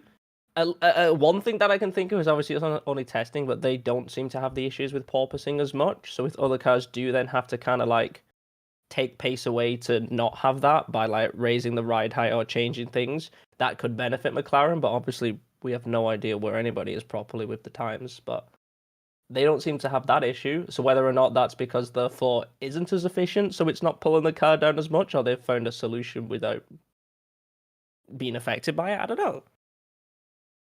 I think they've got is it a split floor? I think I've seen before, a tiered floor, which has helped them with the porpoising quite a bit. But I mean, watching it today, it's bouncing around enough. It's definitely still having a good move. Is that McLaren with its porpoising? Nothing to the extent that the Mercedes is, but I'm just hoping. I'm hoping they continue to make progress and that they can challenge, because there was something quite special about seeing McLaren back on top of the podium last year. Definitely. It was such a lovely moment because it's been such a tough year for that team. And don't get me wrong, even McLaren fans will say this, a lot of it in their own making. It wasn't just a podium. It wasn't just a race win that Ricciardo got and podiums that Lando got. That was just luck. You know what I mean? Don't want to take any credit away from Esteban Ocon, but the carnage at the start of that race is what gave him the opportunity to win that. Yeah. Whereas Ricciardo got a good qualifying. He did good in the sprint race. He got ahead of Max at the start. Max couldn't get past him. He was holding that on his own and probably would have won that race on his own regardless of Max and Lewis crashing out. And then same with Lando Norris. He, on his own, was in that position to, almost win that race. But obviously the weather didn't work to his favour. And obviously it's a difficult decision. You don't want to pit from the lead and then look like a fool. So it's both those races, they were there on pace. But honestly, after Italy, they dropped off, didn't they? They was the team that was going for podiums. But after Italy, they kind of dropped off, didn't they? I know Lando had a lot of bad luck for 4 or 5 races in a row, which didn't help, but they didn't seem as competitive. Yeah, I mean, obviously we'll never know, but I tend to agree with you. I think Ricciardo was in with a shot of winning that race on pure pace in Monza, which I think is what made that win special. Gasly's win was incredible at Monza, but there was, I know my old line, you've got to be in a position to take advantage of the luck when it falls your way, but there was a lot of luck in that. You're right on Ocon, a lot of luck in that with the chaos that was going on, whereas Ricciardo seemed to have that pace to challenge for the win. Again, we won't know because Hamilton, Verstappen could have come through without that contact and nicked the win, but it was still a great performance. And, Russia, Norris's race on a plate, and then the weather the weather that had helped him in qualifying decided to screw him over in the race. And it was a shame for Lando, but still, I think he had an incredible season. Even though Ricciardo won a race, Lando Norris still, in my view anyway, and a lot of people's views, I think, had a far better season than Ricciardo had. So, it's not just about winning those races, but they're moving in the right direction, and that's great. And I just hope that doesn't stop, because I said about Ferrari, when Ferrari are winning, something just feels right, and it's kind of the same. I mean, I grew up, my era was Ferrari, McLaren, Williams. That they were the ones battling for titles, you know, Villeneuve, Schumacher, Hill, Schumacher. Yes, Schumacher won 2 titles with Benetton, but that was very early in the years that I was watching. Hakkinen, Schumacher. Trying to think now. Hakkinen and Schumacher again. You've got, I think Montoya was in there fighting one year. Raikkonen for McLaren. That was the era I grew up with. So maybe there's a little bit of bias in there because that's what I grew up with, watching Ferrari versus McLaren with a bit of Williams sprinkled in there. So that's what I think feels right. There are people probably in this chat now that are older than me who will say that for them it was Lotus versus somebody, for example, and that's what feels right to them. So maybe there is that bias in there, but I'd as Marie says, I would give anything to see that again. I absolutely would. And I think when you look at the driver lineups as well, you've got Leclerc and Sainz versus Norris and Ricciardo. Just that's tasty enough without throwing the names Ferrari and McLaren in there. That's quite an exciting little battle. So I hope they can do it. I really, really do. And I think probably not this year. I mean, we don't know. We could be sat here in 9 days' time with our jaws on the floor because McLaren have just locked out the front row by a second. I don't think they will do.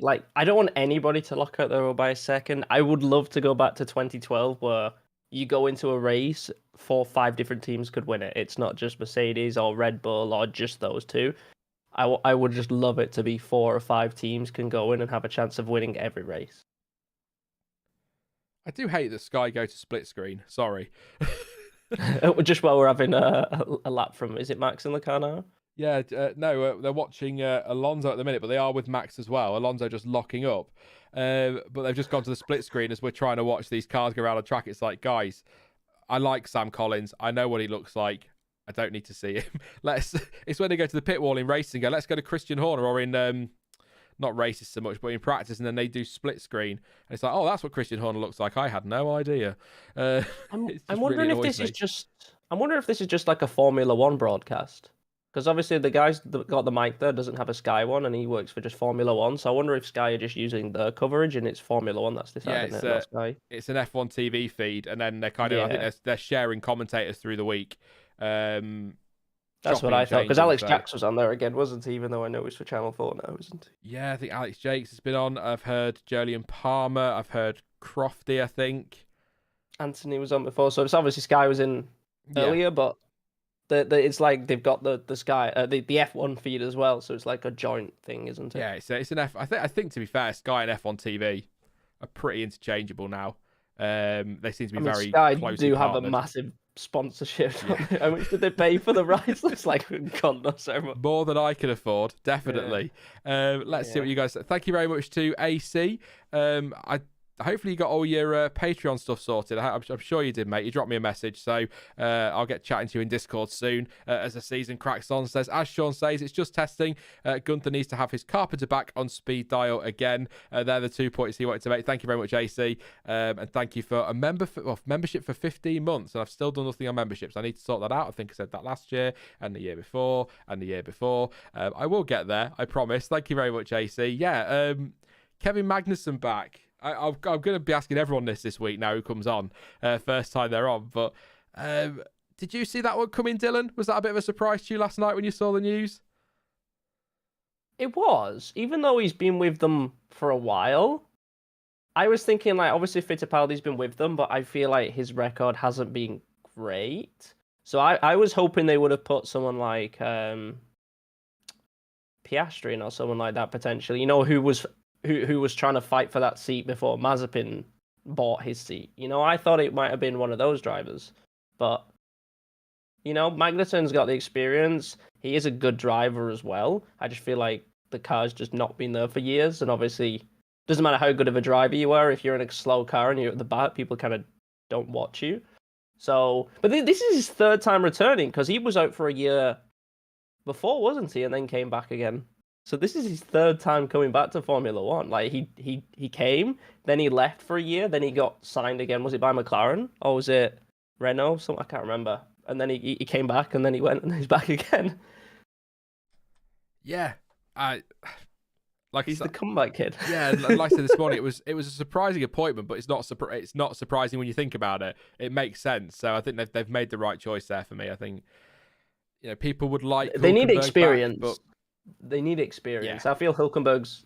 Although I like Hülkenberg, and I feel like he's a good driver, but he's just never been able to kind of get that podium or whatever. I feel like he's been out for so long now that it's probably. Yeah, I don't know. Bit busier out on track now. Albon, Perez, Alonso, Fittipaldi, Bottas, and Stroll are out there at the moment. So a little bit busy. As I say, that Albon comes into the pits. That's about right. That's about how it works. So thanks, Alex. What we got time-wise. So I've gone past the half hour, so I got chatting, sorry. Leclerc, 64 laps, Albon 53, Vettel 39, Perez 74. He's going to have a productive day, isn't he? Hamilton 62, Ocon 42, Zhou 53, Norris 30, Gasly 44, and Alonso so far 4 this afternoon. That Haas, just be looking at some pictures of it going around the track, looks fantastic out on track with its slightly tweaked paint job. But I've just realised looking at it, because of Mick Schumacher's one-on-one sponsorship, they could have left a bit more blue on there. I totally understand the reasons why it's gone for the front wing, because that wasn't just a coincidence at what that looked like. But yeah, the blue could have stayed a bit more because of the one-on-one, but I love that they've just gone with the red, and it does look very, very nice in the light in Bahrain out on track. So, and to answer that's still Perez, isn't it? Verstappen's not in today. Forget that. Valtteri Bottas in that tricky corner, just going a little bit wide and over the curb. In that good-looking Alfa Romeo, as I keep saying, a lot of locking up going into what I think is, I want to say turn 10. I don't have a track map open at the moment, so I don't actually know. Was it the corner just before the straight? Yeah. There's been a lot of locking up there today, hasn't there? There's been a lot of People locking going up generally, wide. actually. Yeah. Did you find out what happened with Seb, by the way? Because both of his wheels locked up at the final corner and he went off for a bit, and Anthony Davidson said that was weird. Did they actually say what that was, whether it was a driver error or if it was a car mechanical thing? I can have a double check. It's turn 10 apparently, so I did get that one right. I wasn't sure. I had a feeling the one after was 11. Or is it turn 8? Because the hairpin's turn 7, isn't it? So the corner after that would be 8, to be 8, 9? Somewhere around that. You know the bit of the track I mean. That awkward little left kink before you go onto that DRS straight and onto the sweeping left. Nothing on the Aston Martin Twitter regarding a Vettel issue. I'll just have another check. 9 is the kink and 10 is the actual tight apex. Okay, there you go. Thank you very much. And it was something Google like Google that knows. See if there's anything from any journalists down there on Seb Vettel.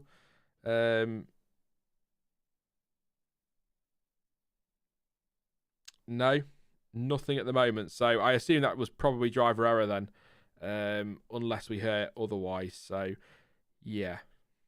But yeah, I mean, I'll tell you what, chat, super quickly. What do you reckon? So we'll round up on McLaren for now. We've got loads of time to talk about them, obviously, over the course of the next couple of days. Who are you... Actually, no, I'm going to rephrase that. Constructors' Championship position. Where do you think McLaren are going to finish? Do you think they'll be 4th again, as they were last year? Do you think they'll get back into the top 3? Are you ambitious? Do you think they might put in a title challenge? Maybe make it into that top 2? Or do you think they're going to absolutely implode and end up 9th? Or something like... I bloody hope not. Don't need to be back down there after all that work. It's Lance Stroll. He's out there. I think he's got a new puppy. Not today. Apparently, WTF1 said that it was a brake-by-wire issue for Vettel, which, well, I guess would make sense, actually, yeah. So, thank you very much, AJ, for that. I appreciate that one. As I'm sure you can understand, I can't kind of keep up with everything, so it's always nice when chat can let me know little bits that I miss. Always appreciate it. Thank you very much. So, yeah. Ah, that one, Blackhawk. So, yes, thank you. On Twitter. Yes, thank you very much. So Jamie says 5th. Hey, Jamie. Are you sulking, Jamie? Because it's not Hulkenberg. Are you having a proper sulk today? And Archo says 4th. Chill Professor says P3. English teacher's gone with 5th for McLaren. Max says 4th or 3rd. One of the two. Annette says 3rd. Is that a genuine feeling, Annette, or is there a little bit of bias in there?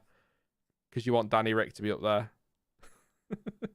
I hope Danny Rick kind of nails it this year, because Yeah. I feel like he's always been a bit slow in the first year. Like when he was with Renault for 2 years, first year he was a bit off the pace. Second year he was like best of everyone. You know, he was like best of the rest and proper on it. So I feel like that could have been the case with McLaren, but with these rule changes, I feel like it kind of puts him on more on a level playing field with Lando now. Whereas before, obviously, Lando's had experience in the car, so already had that advantage initially. Just like Perez was off the pace to Max was. I mean, he was still always off the pace, but he was a lot off the pace compared to where he finished the season.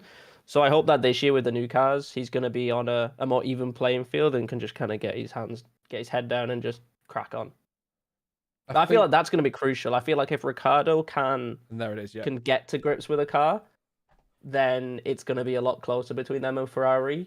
Whereas I feel if Ricciardo can't and he struggles again, I feel like Ferrari's got third. Red flag alert.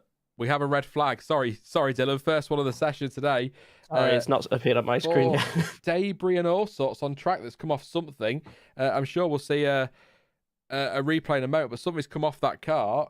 It's an Aston Martin. They're focusing on the Aston, so it looks like a sensor in there and all sorts has come off. So might not be the Aston. I'll wait and see what that is, but that is a red flag, first one of the day. If you are new to F1 testing, by the way, the clock keeps ticking like it does in practice, so the clock doesn't stop. It will end at 4 p.m. UK time, so 3 hours and 16 minutes or so. There you go. Aero rake fell off. Thank you very much, John T. Well, it is the Aston as well. Sorry, I've got weird headphones in that ear, so... Oh, God, yeah, the aero rake's come off. You can see it on the replay. You'll see it in a bit, Dylan, in about a week when it catches up, mate. But they're zooming out now. They're zooming out. Yeah, it's off Lance Stroll's car. It just comes off on the run to that penultimate corner, I think, or turn. Is that a common thing to come off? It looks like it's bent or something. That they're looking at it, doesn't it? They're struggling to get it off. Yeah, no, it is. It is on the run to the final corner, sorry. So that's off Lance Stroll's Aston Martin. So we've got a red flag at the minute, so everyone will be in. We're coming up to quarter two, so we'll do the times in about 15 minutes and see where we're at. But yeah, that's, I guess, the danger of these aero rakes and things. Threat they're going to come off, but cars back to the pit, so we now have to wait. It will be a fairly short red flag, I'd have thought. This isn't going to take too long to clean that up, get some brushes out. Pedro and Steve, see if they're there to get on with that. John says it's not that unusual. It's happened a few times in the last 4 or 5 years. Evan says, could that be a result of porpoising?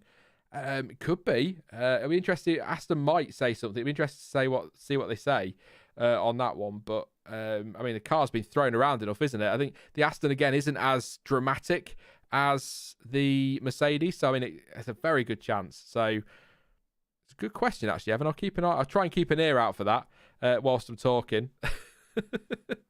Not always easy, but it's a fair point. It was the Aston. It was clear as day on TV, Stephen said. That's lovely. Can't keep an eye on everything, mate. But yeah, I'll wait for the replays. I'll wait for them just to confirm it rather than saying it's a hassle or something and getting that completely wrong.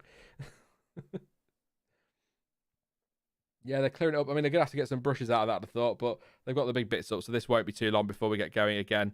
Yeah, bumps on the curb or curb riding, says Nicholas. That's a good point. They do like to get quite wide on some of those curbs in Bahrain, don't they? So it could be that one as well. But yeah, we have got a red flag. First one of the session. First one of this test, actually. We had quite a run of them on the final day of the Barcelona test, actually. Quite a run of them very, very suddenly. So... yeah, not much more to say on that one. Bit of aero rake falling off an Aston has brought out that red flag and a stoppage in play, if you want to call it that. Harry says, love that K-Mag is back in F1. Owner Young says, just dropping daddy's cash all over the track. Lovely. Max says, I have mixed opinions about Lance. I do think he's a decent driver and can win races, but he very obviously wants to be World Drivers' Champion and isn't particularly humble about it. I sort of get your point, Max, but at the same time, I'd be alarmed if a driver didn't want to be. Well, do you get what I mean? I'd be very surprised if a driver didn't want to be world champion. I accept that if it comes across as not being too humble, I kind of accept that because that's what they're there to do. But also, at the same time, I guess you've got to be realistic, and he's not going to be challenging for titles in Aston at the moment. Yeah, we'll see. we'll see. Maybe in the future they will do. But I tend to agree that he's good enough to win races because he, was doing pretty well in Turkey not last year, 2020. And ultimately, if you give any driver a dominant car, they're going to win races. And I do mean pretty much any driver. Racing driver, I wouldn't be able to. That'd be terrible. But yeah, any racing driver could win race if you give him a dominant car. Maybe not Ragnar. Ragunathan. Yeah, maybe not him. I think if you gave him a 2014 Mercedes against F3 cars, he might have a chance. That's even harsher than I would have gone with. I was just going to say, if you give him a 2014 Mercedes and put a cat in as his teammate, he might stand a chance. Prix says accept Bottas, but then points out that is tongue in cheek. There was a season he didn't win in that Mercedes, to be fair. So, yeah, there you go. I think going back to Stroll quickly, Stroll is obviously I feel like a lot of people say, he's just a pay driver, but he's shown that he has speed and stuff like that. I feel he just needs to be a little bit less aggressive sometimes at the start of races, because I know that's where you can make up a lot of time. But I think last year, it probably especially Italy, I think he pushed Vettel off, his own teammate off the track, which then made Vettel lose 5 or 6 places. And then obviously he bumped him in the barrier and stuff. And it's be a little bit nice to your teammate, you know?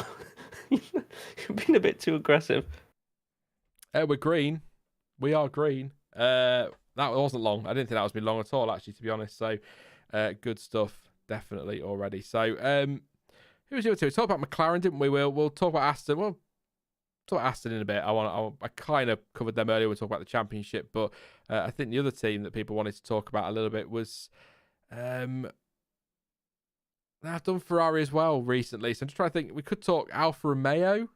Would be a team we could talk about it, but I think we sort of talked about that during the lunch break, so not really. Everybody's. I was just gonna say everyone's talked about Haas for the last 2 weeks, so I don't want to talk about Haas either. But yeah, we could do a bit of Alpha Tauri. They're sort of almost Red Bull, and we will get to Red Bull at some point, I'm sure. But actually, to be fair, yeah, because Alpha Tauri are a team that tend to kind of not get ignored, if that makes sense, but people kind of. It feels like people forget they exist because they're quite. Gasly puts it in fourth place, and everyone's exactly. Oh, Alpha Tauri is pretty good. And then but then it's sort of why is that surprising when it comes to him? So Gasly was brilliant last year. Yeah, he's actually said something interesting this week. We could cover that. He said that his contract expires at the end of 2023, apparently with Alpha Tauri. So he feels he's got one last opportunity to try and take that seat at Red Bull. Perez is obviously signed up for this year. I could see him staying for another year if he delivers. I think he needs to jump ship. I feel like Red Bull have not treated him right, and he needs to try and get in another team, because Alpha Tauri is not going to be a championship winning team. So I think he needs to go, Red Bull aren't going to take me on, even though he's shown incredible pace. He needs to try and get in a Ferrari or a Mercedes or whatever is the world championship team at the end of 2023 or something like that, or up there, I feel. See, people laugh at me and did laugh at me when I was saying it before, but I still think Williams was a good shout for him. I still think he would have been a good driver to replace, nothing against Alex Albon, but I still think he would have been the right drive, a good driver to go to for Williams, and I think it would have been good for him to go to Williams as well, because he is young enough that there is still the opportunity for the team to build themselves around him a little bit. But he's also old enough to have some really big experience in F1. I mean, he's a race winner.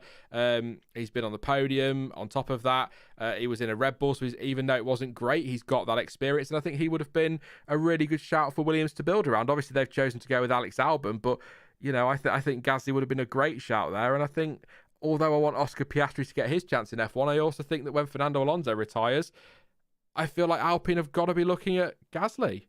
I think they need to. Somebody needs to, because he deserves to go in a higher team, though. Would he want to leave Alpha Tauri to go to Alfa Romeo if they're behind him? That's a step backwards. I don't know. Yeah, I feel it's difficult, but he get that. deserves to be in like a top running team. So I did read a rumor or something, not a rumor, but apparently he put a statement out that he would be ready to replace Hamilton when he retires if Hamilton also retires at the end of 23. So he could go to Mercedes if they're interested. Yeah, but also there's probably 18 other drivers that would be ready to replace Hamilton if you asked them. I think. Oh no, everyone wants to be in that 100%. But mode. like Gasly's obviously shown the pace, and Yeah. that is like if Mercedes are interested, they know they're gonna have a good driver in there. Yeah, that's fair. I mean, I think he does need to jump ship. I've said it a million times. I think he needs to take his career in his own hands with his next contract. But because Well, look at Sainz. AlphaTauri won't stick with him forever, will they? Because that's the point of that team, as a no. junior team.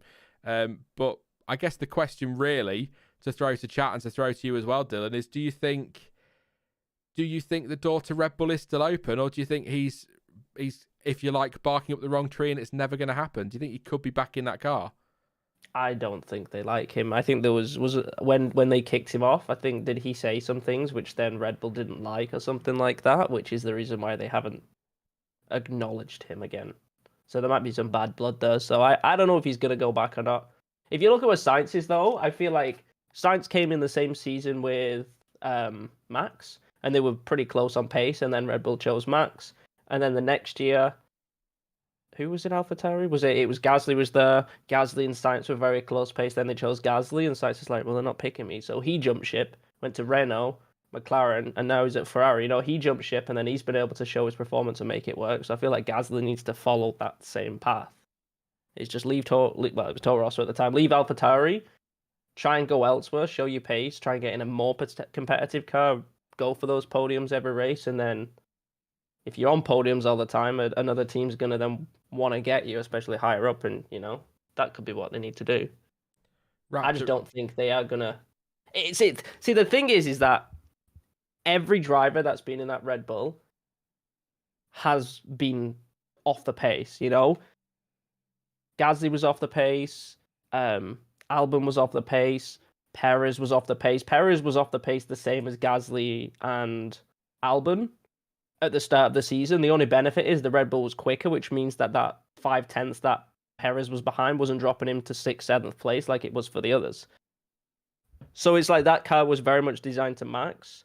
So I feel that kind of redeems how slow Albon and Gasly were a little bit, because Perez, who we know is a race winner, podiums, was exactly in the same position at the start of the season. So I kind of feel like that's redeemed them a little bit, but I don't think he's going to go to Red Bull again. No, and Raptor Racing's kind of backing you up there. Says, look at Sainz. Gasly needs to follow suit. Even if he gets to Red Bull, it'll be easy to fall into the same trap as before, given Max his huge contract. That's it. He can. It's all right thinking I'll get back to Red Bull, but then he's got to get there, and he's got to not match Max, because I don't think not many are going to in that car. But I think he needs to be much closer to him, and if he's not, then he's just going to end up getting dropped. But this time it'll be straight out of Formula One and not to AlphaTauri. So I completely agree with you, Dylan, and I've been saying it for ages. I think he needs to get out of that contract once it's done. Enjoy doing what he's doing, keep racing, keep delivering fantastic performances. Because if he has another year like this year, he's doing himself no harm at all by continuing to punch above his weight in that car. And I think that is only going to set him up, and then he just needs to let that contract run down and find somewhere. And seats will open up. They seem to be a lot of them seem closed off at the moment, but end of 2023, we don't know what Alonso's going to do. We don't know what Hamilton's going to do. We don't know what anybody's going to do. There are some drivers, Vettel, what's he going to do when his contract's up? So I think seats will open up, and that's when people need to jump in. And now I've said that, actually, if Vettel does decide to retire in the next couple of years, Gasly to Aston Martin wouldn't be horrendous, would it? That'd be good for Gasly. Yeah. I feel like he needs to not wait around. Like, yeah, if he I feel like he tries to wait to get into that Red Bull, and by the time they've said no or they signed someone else, all the other seats have been kind of taken up. So I feel like he needs to be one of the first ones to be like, right, I'm not going to Red Bull, gets himself trying to get in another seat, especially for like 23, before they get taken, I feel like that's what he needs to do. And if he wants to get back in Red Bull again, eventually, as like a competitive team, from the way I see it, I feel like the only way they're going to do that is if he's in another competitive team and they see he doesn't crack under pressure anymore. Yeah. I I'm with Dan the indoor man. He says sad because I genuinely rate Gasly. I don't want to say I rate him because that'll start the Stoffel memes. But I don't think he was, in hindsight, look, like with what we know now, I don't think he was as bad in that Red Bull as we think he was. He wasn't good. He was far from great. But when you look at some of the struggles Albon had, you look at some of the struggles Perez had early on, and at times last season, and you think you've got to remember that a lot of that comes down to that second seat. So I think he wasn't good. I'm not saying that. He really struggled, but it's not like Albon got in there and cruised. It's not like Perez got in there and didn't have problems, and that's Sergio Perez, all his experience. So I think Gasly deserves a little bit of slack for that. And I said it this morning, the worst thing to happen to Pierre Gasly was Daniel Ricciardo leaving Red Bull when he did, because he was promoted too soon. The worst thing that happened to Alex Albon was Gasly getting dropped from Red Bull because that promotion was too soon, and it just kind of didn't work. And that's why I'm glad they went with Perez, because at least they've given their young drivers an opportunity to rebuild their careers elsewhere, with Albon coming back this year. And I think that's important for their futures, because we want these young, Albon's a good driver, Gasly's a very good driver, so let's get him in the midfield, let him learn a little bit and sort of bounce back from their awkward times at Red Bull, and then maybe these seats, like you were saying, Dylan, at places like Mercedes or like an Aston Martin or like an Alpine, when they open up, they're putting their names in the frame, and that's huge for them. I think Albon showed more pace in the second half of the season than Gasly did in the first half before they swapped. Like, as Albon's first race, I thought like the overtakes he was doing in Belgium, he was kind of like sending it, whereas Gasly for a lot of the season was kind of just hanging behind another driver and not sending it, whereas Albon had that kind of like fire. So like for that swap, I feel like Albon showed more pace than Gasly for the second half of the season, but I still find it very disrespectful that they didn't even give him the full season. Like, Perez was way off the pace for the first half of this season, and the second half is when he kind of came into it. He was making a lot of mistakes. He was really off the pace. Second half of the season, he got closer, and you never know if Gasly could have done that or not in the second half if he got more comfortable, but they didn't give him a chance. It's funny, isn't it? Because I forgot his name. Albon, he got like a season and a half, didn't he? Versus what Gasly got. And you think, I wonder if part of that was a case of Red Bull kind of saying, we need to at least try and stick with one of these youngsters, because otherwise they were gonna pour through them, weren't they? And we were going to end up with somebody like a Yuki Tsunoda in that seat way, way, way too early, and that was just going to absolutely mess them up. I just thought Albon was really impressive in the second half of the season in Red Bull, considering it was still his rookie season. And he was proper sending it. He was obviously fighting for a podium, potentially even a win in Brazil before he got knocked out by Hamilton. And that, I feel like for a rookie season, under that pressure, he did really well. It was just the following year where I feel like it just didn't go great for him, did it? It's tough going up against Max Verstappen as well, isn't it? I think we as fans have got to remember that. It's very tough going up against Max Verstappen, and I would argue most drivers are going to struggle up against Max Verstappen in that car. Definitely. I agree. So I think we have to sort of remember that a little bit. But, if a driver's not cutting it, that can't be used as an excuse all the time. I think it was right to drop him and bring Perez in. But it's tough. It's tough because we don't have all the data. We don't have all the information. But I'm going to leave that there for a second because I'm going to try and do it. Bang on the hour for a change. Let's have a run through this leaderboard. I've just put all 14 on there, which is good. I've just managed to do that without crashing everything. So Charles Leclerc currently has the fastest time. That was set this morning, a 1:34.531. He set that on the C3 tyre. He did that across 64 laps. 64 laps, not bad at all. Alex Albon In the Williams, 135.0 this morning. That was set on the C4 tyre. Has completed 58 laps. Sebastian Vettel, 1 minute 35.706. That was set on the C3 tyre. He's done 39 laps. Obviously brought out the red flag, or Aston Martin brought out the red flag. I'll come back to that in a minute. It wasn't Vettel, it was Stroll. Sergio Perez, 4th place, 136.247. That was set on the C2 tyre. 86 laps so far. Lewis Hamilton, 136.365. That was on the C3 tyre, 62 laps. Esteban Ocon, 6th place, 136.768. That was set on the C2, 42 laps for him. 53 laps for Zhou, 138.1 on the C3 tyre. Norris, 137.5 on the C2 tyre. He's done 30 laps after a tricky morning with suspected brake issues.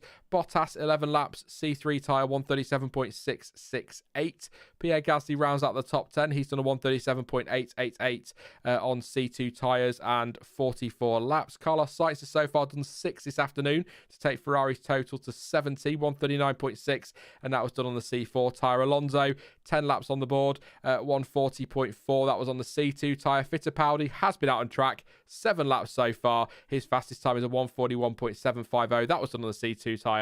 And Lance Stroll, who was the one that brought out the red flag because his aero rake fell off the car, did a 142.4. That was on the C3 tyre, and a total of 4 laps so far.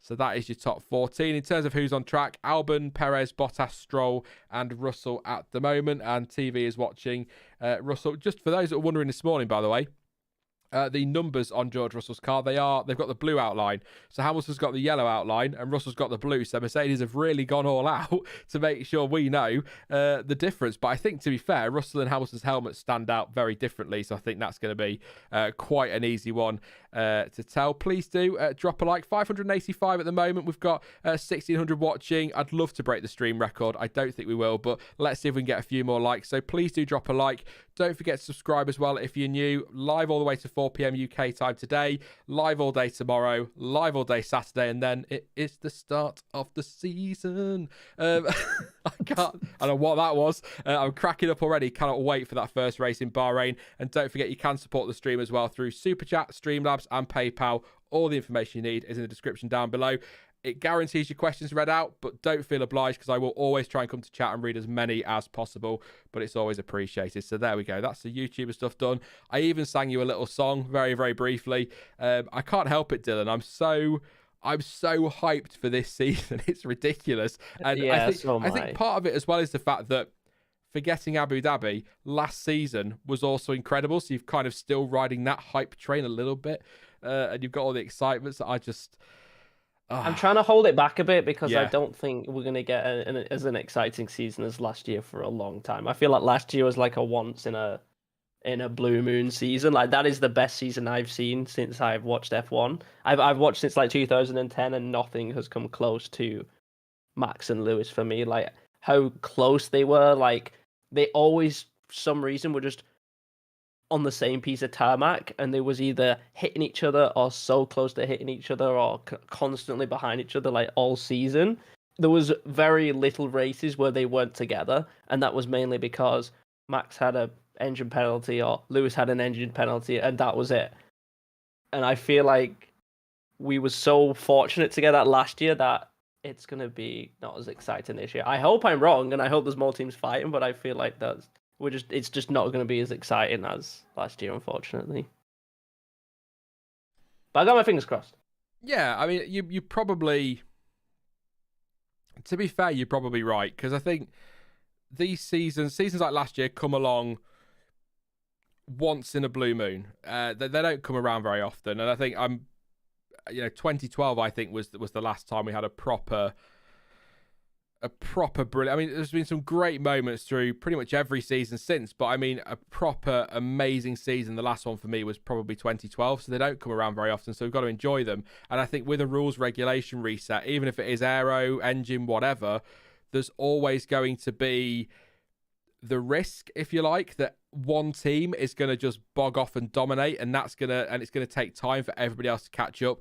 But I kind of feel like, even if that happens, let's say they're on screen now, let's say Mercedes, that concept, unbelievable, earns them 8 seconds a lap over everybody else. It's allowed to stay on the car, and they just bog off, win every race, and everyone panics. It's all over. In behind that, I still think it's going to be brilliant because you've still got, Red Bull will be in there somewhere doing something. Ferrari, McLaren, they could be close again. Alpine, Aston Martin, AlphaTauri, they could be really close. There's going to be loads still to watch. Even if a team turns up and just crushes everybody, we're still going to get a lot of action behind that. I hope they show it.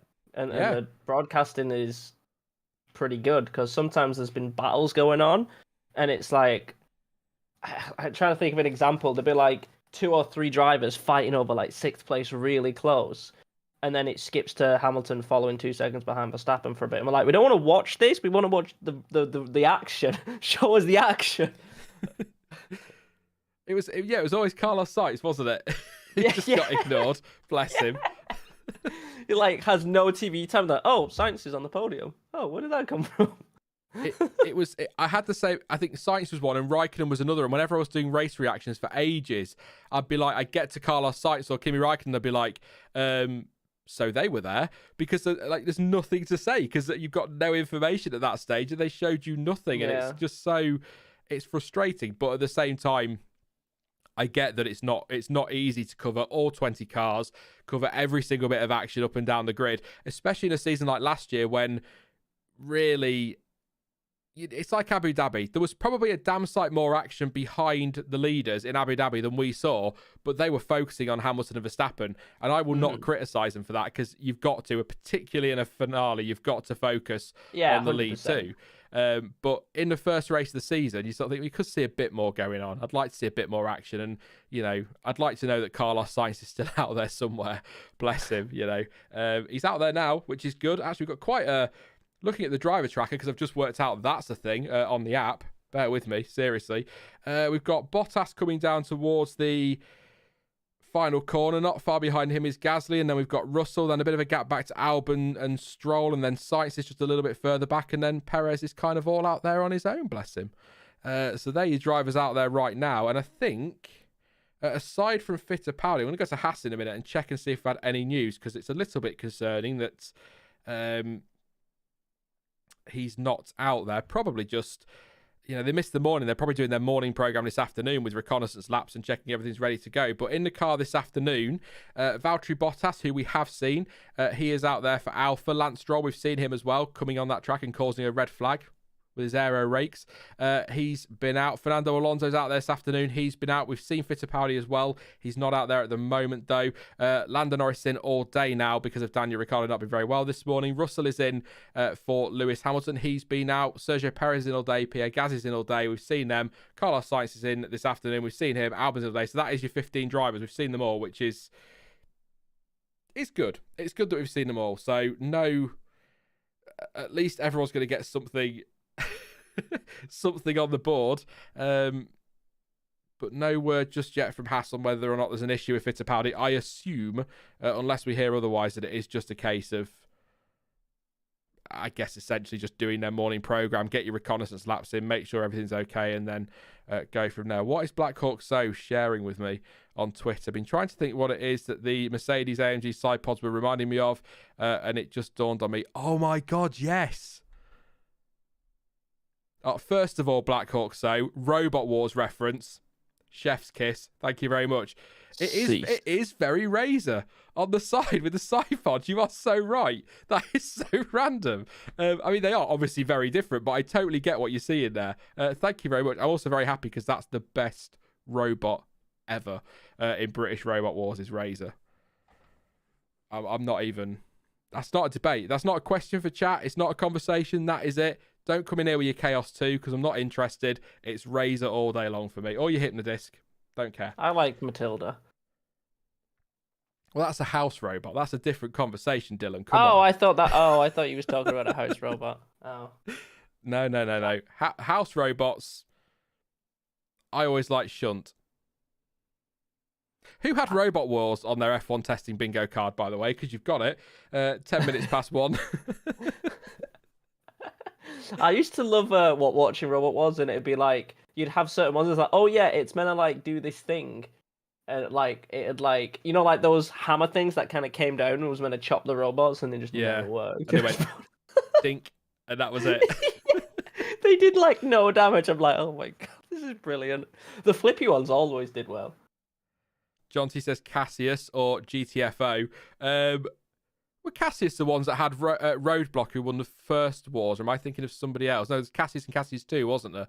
I want to watch it back, but I remember watching the first wars a few years ago, and it's like, wow, this is rubbish. I don't know how we've got here. Emerson Driving Game says, is this real? Don't ask. It's where we end up at the moment. So, yeah, Robot Wars. I was not expecting that one. There you go. Thank you very much for sharing that. It made me smile. So, Carlos Sainz in his sexy Ferrari. Oh, such a good-looking car. I love the yellow flashes on the wheel covers. It's so silly. Little things like that. Absolutely love it. He did, didn't he, John T? Yes, invented the Shremek. Very true. Yeah, out there in the Ferrari. Just going to have a look for porpoising, but we're not anywhere near a straight at the moment. But I want to see if that Ferrari's any better than it was in Barcelona.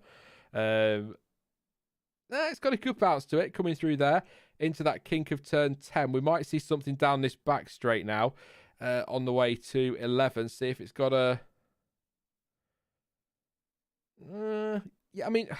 It's really difficult on the long shot to tell. I hope they stick with it down the start-finish straight, a rear view, because if you weren't with us this morning or didn't see it this morning, the rear view of the Mercedes was so violently throwing itself around. And I want to see if the Ferraris improved at all. I mean, Sainz is hardly flying. I'm going to be honest, that's possibly why. Hopefully, what will happen now is because we all want to see the porpoising, the cameras will cut away just see exits the final corner, and we'll go to somebody in a slow corner again, rather than sticking with Sainz. We're on board with him. This could be good down the straight. F1 TV. We'll get a split camera view, and then it'll zoom in on like someone's front wing in the garage. Oh, he's going in the pits. Oh, this is why no one ever focuses on Carlos Sainz from TV direction. All right, you deserve it. I'm not having this. Straight in the pits. Thanks a lot, mate. Can we go on board with somebody else? Yeah, I want to see the Mercedes. I missed the Mercedes porpoising this morning. I'll see if there's a clip out on Twitter and I'll try and share it with you at some point, or find it for you and send it your way, because it was quite...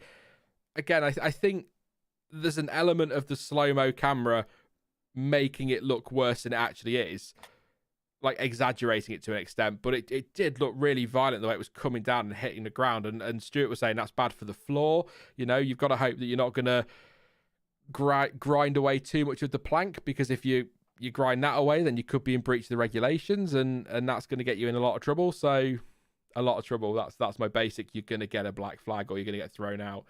Yeah, but we've got Bottas. We could watch Bottas unless he decides to pit, which is probable because, you know, that's what they're doing today. That Alpha, third time today, looks gorgeous out on track. Glossy red or maroon, or what is that? Maroon? That's a maroon. I'll call it maroon.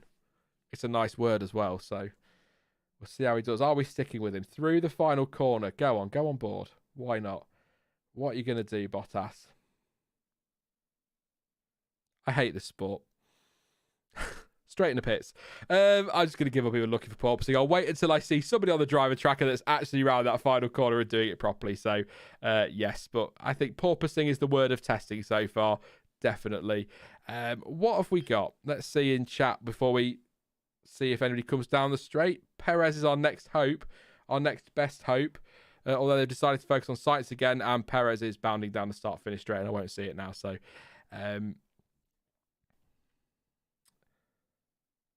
Kevin Magnussen's talking to the media at the moment. So, I bet he's buzzing this morning, and I bet he was last night when he got that phone call, or when he got that phone call. I bet he was so happy. I'm so pleased to see him back. I really, really am. I've said it before. You know, I did a video on it ages ago. The frustration with Kevin Magnussen, and he's such a good driver, so quick, and I really like the guy. But just some of his driving sometimes used to wind me right up. Used to make me so mad. But I've kind of missed it, to be honest. He's a different character, isn't he, Kevin Magnussen? He is. I like him. We don't have enough. They're all too PR. Kevin Magnussen, yeah. You know, as he told Hulkenberg, that's what Hulkenberg's doing today. As he told Hulkenberg in Hungary, you know. Well, you know, I'm sure you're going to tell me in chat, so I don't need to repeat it. Oh, there we go. Finally, we're not on board with sites. Oh yeah, it's still throwing itself around quite a bit. It doesn't look as violent as the Merc, but it's still chucking itself around.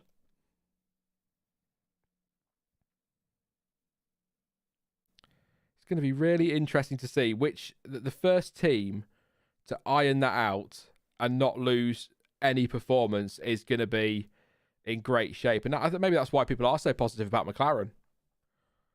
Yeah, because they don't really have the issue. No. Apparently, a bunch of teams have asked for like floor weights or something like that to try and stop the floor from flexing, to kind of stop it sealing itself or something. Like if they can get the car weight raised or something like that. What I do know is I think some teams are trying to push for the weight limit to be raised, the minimum weight limit. Mercedes probably don't have an issue with that. Like a lot of teams apparently, got no side pods. instead of like adding weight, a lot of them, including like Red Bull and that, are struggling to meet the minimum weight limit. So instead of them being under and them adding weight, they're struggling to get to that weight. Whereas I'm assuming Mercedes are going to have a lot less of an issue with that, considering they've only got half the bodywork as other cars. Clansome says, who remembers Philippa Forrester on Robot Wars? Mate, I remember Philippa Forrester from the Broom Cupboard on CBBC. That's how old I am. According to... Oh, thank you. I've just spotted it in chat as well. I'm on Twitter, but I've just spotted it in chat. But... Oh, okay. So, typical. Chris Medland on Twitter says, Haas have been denied the chance to run on Sunday after 3 teams objected. But it is now allowed to make up the time across each evening of the 3 days of the test. One reason is the regulation states the test must be 3 consecutive days, so we are likely to see Haas continuing after 7 p.m. each night. Whether that changes remains to be seen. Wolf seemed to be against Sunday running for Haas earlier. McLaren is another team that said no, not sure on the 3rd. So, basically, to give you the short version of that, 3 teams have protested against Haas running on Sunday to make up for F1's cock-up with the freight, which wasn't Haas's fault. And they instead are going to run late on each day of testing. I will not be staying live later, by the way. I'll say that now. I'm not going to stay live later for that one. So no Sunday running at the moment for Haas. That may change. I doubt it, though, if teams are protesting that already. And they will run later on each day. So I kind of get it on a regulations basis, because at the end of the day, if regulations say 3 consecutive days, putting a team in for a 4th consecutive day, it goes against that regulation. But at the same time, this is not Haas's fault. It was a mistake by F1. It was their mess up with the freight. It was their issue with the freight. It didn't mess up, it broke down. But it was their issue with the freight, not Haas's. So it's kind of harsh to then take that away from them. But at least they're going to get some running later into the evening, which actually, as it gets darker, if it does get any darker, that might help a little bit. If they can run, what would that be? Hour and a half tonight, hour and a half tomorrow, an hour on Saturday, maybe, something like that. So, I mean, it's something, isn't it? But a bit harsh when it's not their fault. I get it if they just didn't turn up, like Williams in 2019 or something, but it's not Haas's fault. Someone needs to do a stream after each of these to cover the American teams running. We can call it Liam, get out. We can call it the After Party, as in Haas After Party. Now that you're on the topic of Haas, by the way, I don't know if you've touched on this already, but obviously, like Gene Haas, if he has showed an interest potentially in selling the car, what do you reckon the chance of him selling it to Andretti would be? Because they've been wanting to come in. They're another American team. It kind of makes sense if he's going to sell it to someone. Well, according to Michael Andretti, he asked to buy Haas 5 or 6 times and was rejected by Gene Haas. So I think I said this morning. I think there was a point where I really expected Haas to be sold. But there seems to have been, in the last couple of weeks, a lot of not dedicated. He seems to be showing a lot more passion for it, Gene Haas, than I think we've seen for a little while. And he's pretty determined. This is his team. It will still be his team, and it's not for sale. So I think he's in it for perhaps more of a long haul than some were expecting, which is great. And I hope he is. A lot more worried about the money, because obviously when he bought in the sponsor from Uralkali, it's like, okay, that's a lot of money, Yeah. but he doesn't have that now. So it's like, if he's in financial difficulty, he might be like, I've got to sell the team. But...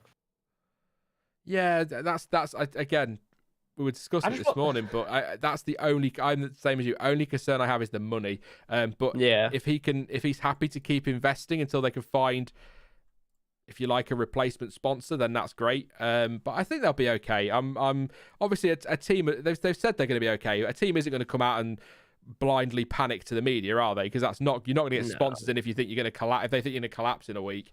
But I tend to believe them when they say that they're all right. I just want them to have some good luck. They had rich energy. Then they got Uralkali, then the plane breaks down, so they can't even get to the first testing properly. It's like they never have good luck, do they? It's been a crap year, hasn't it, for them? Yeah. It really, really, really is. Yeah. They're always in the media for the wrong reasons. It's not good performances. It's always something negative with their sponsor. Oh dear. I was going to say something, but then I was just dealing with something in chat and being accused of apparently being an Albon hater, even though I've literally shown no hate towards Albon. So that's nobody hates Albon. I don't know how anyone can hate Albon. He's probably the nicest guy you'll ever bloody see. Yeah. So that's about as deluded as you can get.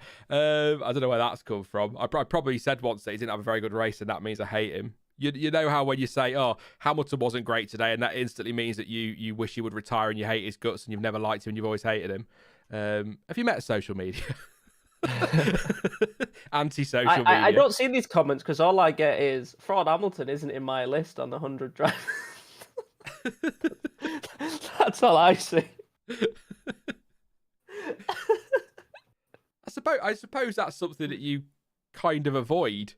Being on the gaming side of things, you maybe don't get the random abuse that I get from people. I don't get tweeted it, but when I look on tweets and I'm reading comments, that's all I see. I used to get, but I don't get directly messaged it. No. As people who were tuning in a couple of weeks ago in Barcelona, there will be the odd message or chat message that will really push a button, and I will snap.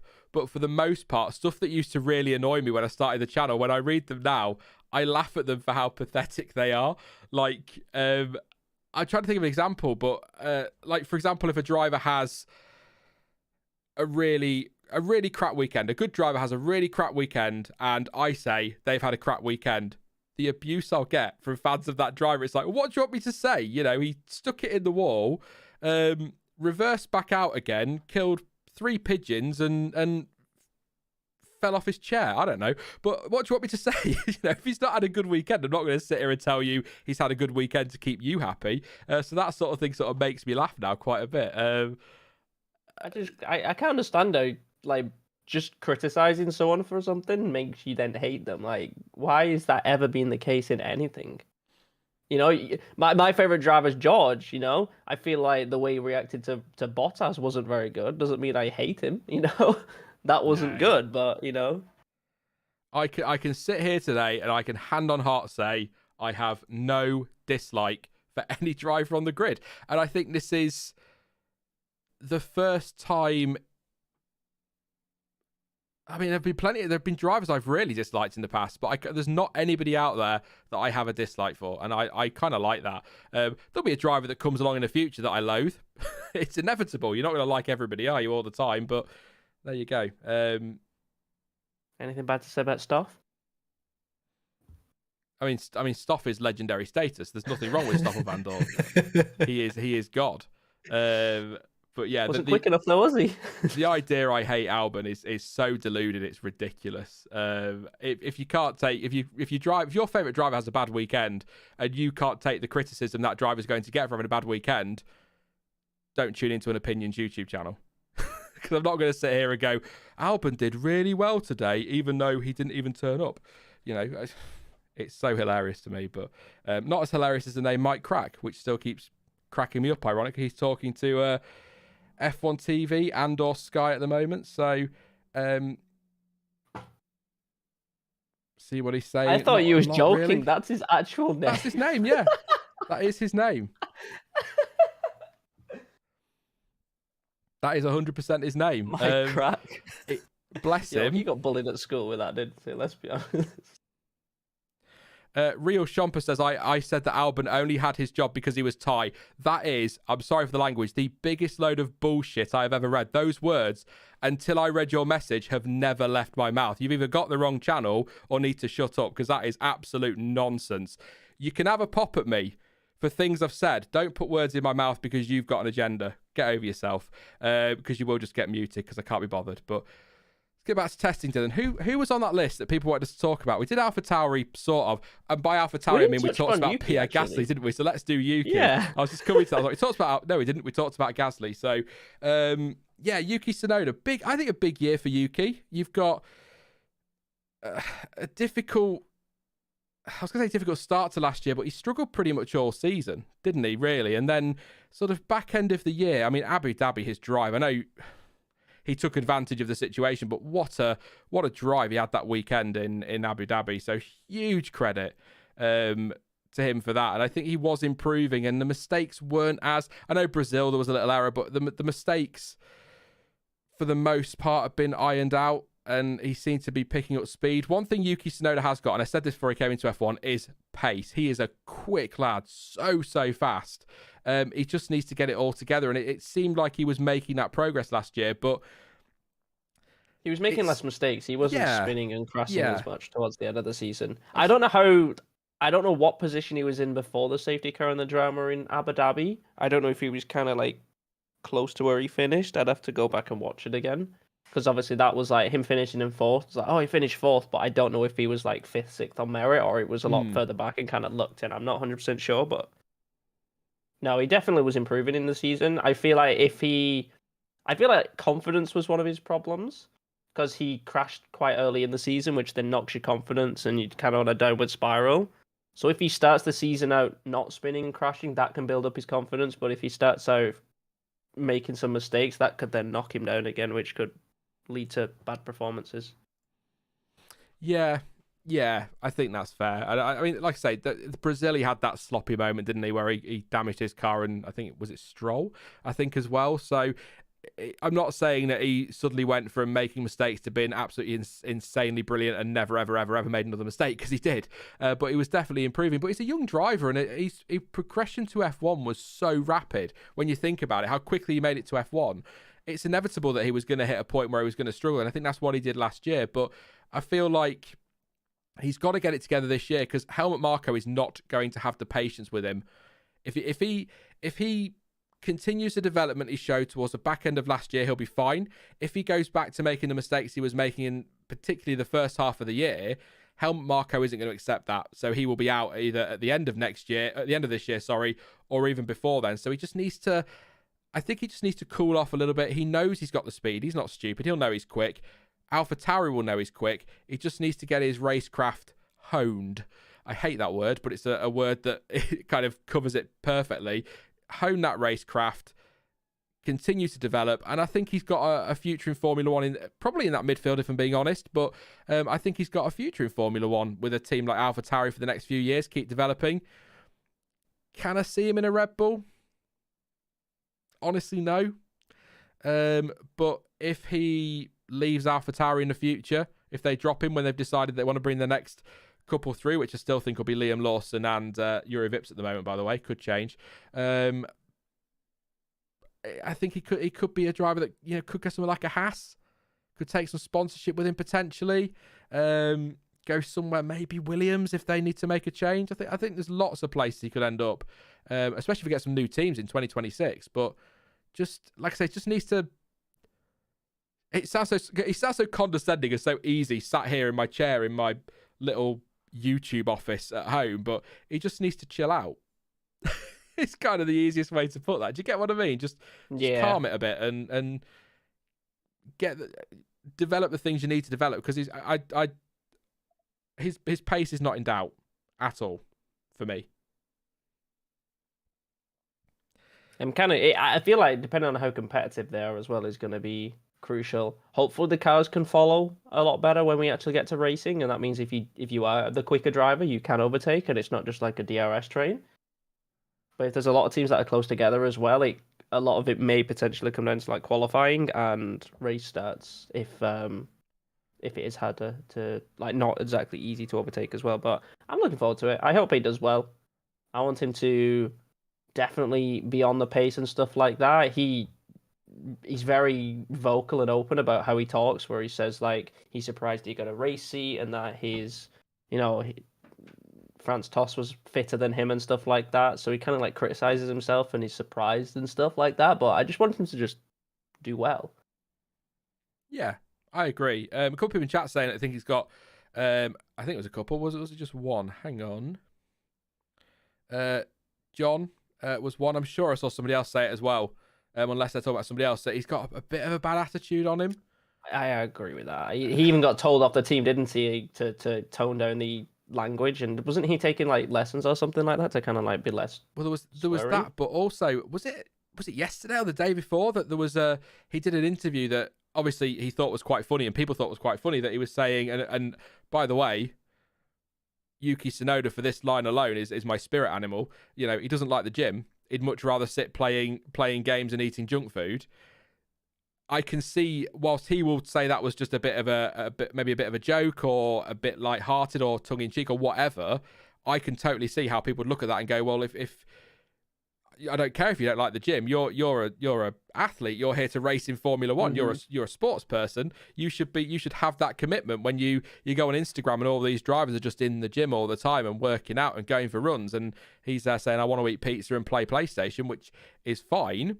But I can understand why people might question his commitment and question his attitude at that point. But at the same time, I haven't heard the interview properly. It may have been a flippant tongue-in-cheek comment. He may have just been like, "Oh, I'd much rather be eating pizza and playing PlayStation." Well, who wouldn't? You know, you know. So I don't know. I totally get what people say on the bad attitude. I quite like his sweary rants on the radio, because when you see him in the paddock and he does interviews, he's fairly quiet.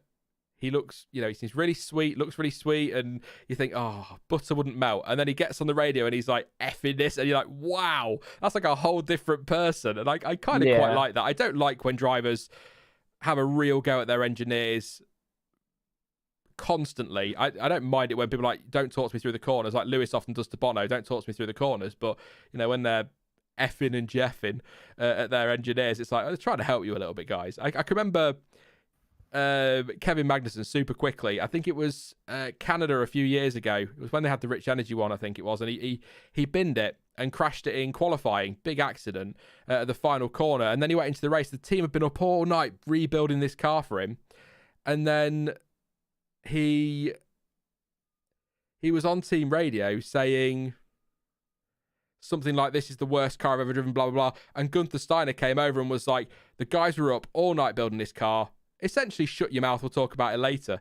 I think I remember. Yeah. Gunther's just straight to the point. He don't take anything, does he? Yeah. But I feel like a lot of Yuki's radios, like obviously they choose what to broadcast, so they might do that for entertainment purposes. But it's like, if you want to swear at your engineer, like that's something that would happen maybe like heat in the moment. But he seems like every time he was talking to his engineers, they were swearing. Sean Cowan says, did they simplify overtaking rules this year? If you ask me, if you can make the pass and stay within track limits, it should be legal. Or are you just gossiping about drivers? To be honest, mate, if you've just tuned in, you're lucky you've come in when we're talking about drivers. You've missed the Robot Wars chat.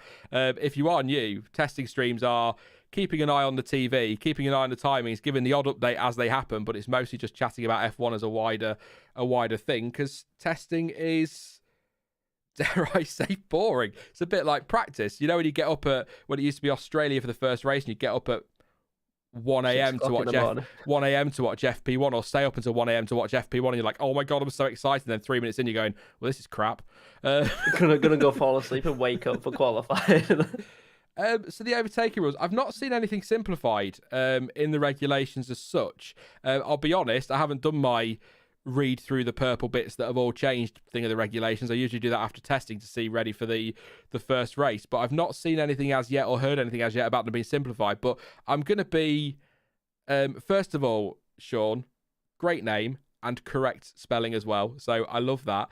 But I totally agree with you. I think when you're saying that if you make the pass and you stay within track limits, it should be a legal move. I think obviously there are exceptions to that. For example, if you get alongside your opponent, and I'm sure you'll agree, and you deliberately shove them off the track and damage their car or put them into a spin, then that's different. But if they're side by side, bit of banging, what is it, rubbing is racing?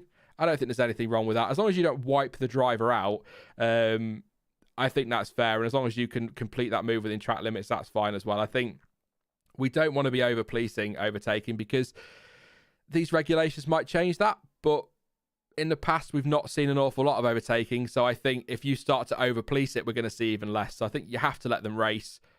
But if there's an obvious moment of stupidity or a really big breach of the regulations, you've got to step in. But I'm a big fan of let them race within reason, is the way I'd answer that one. I just want them to be consistent.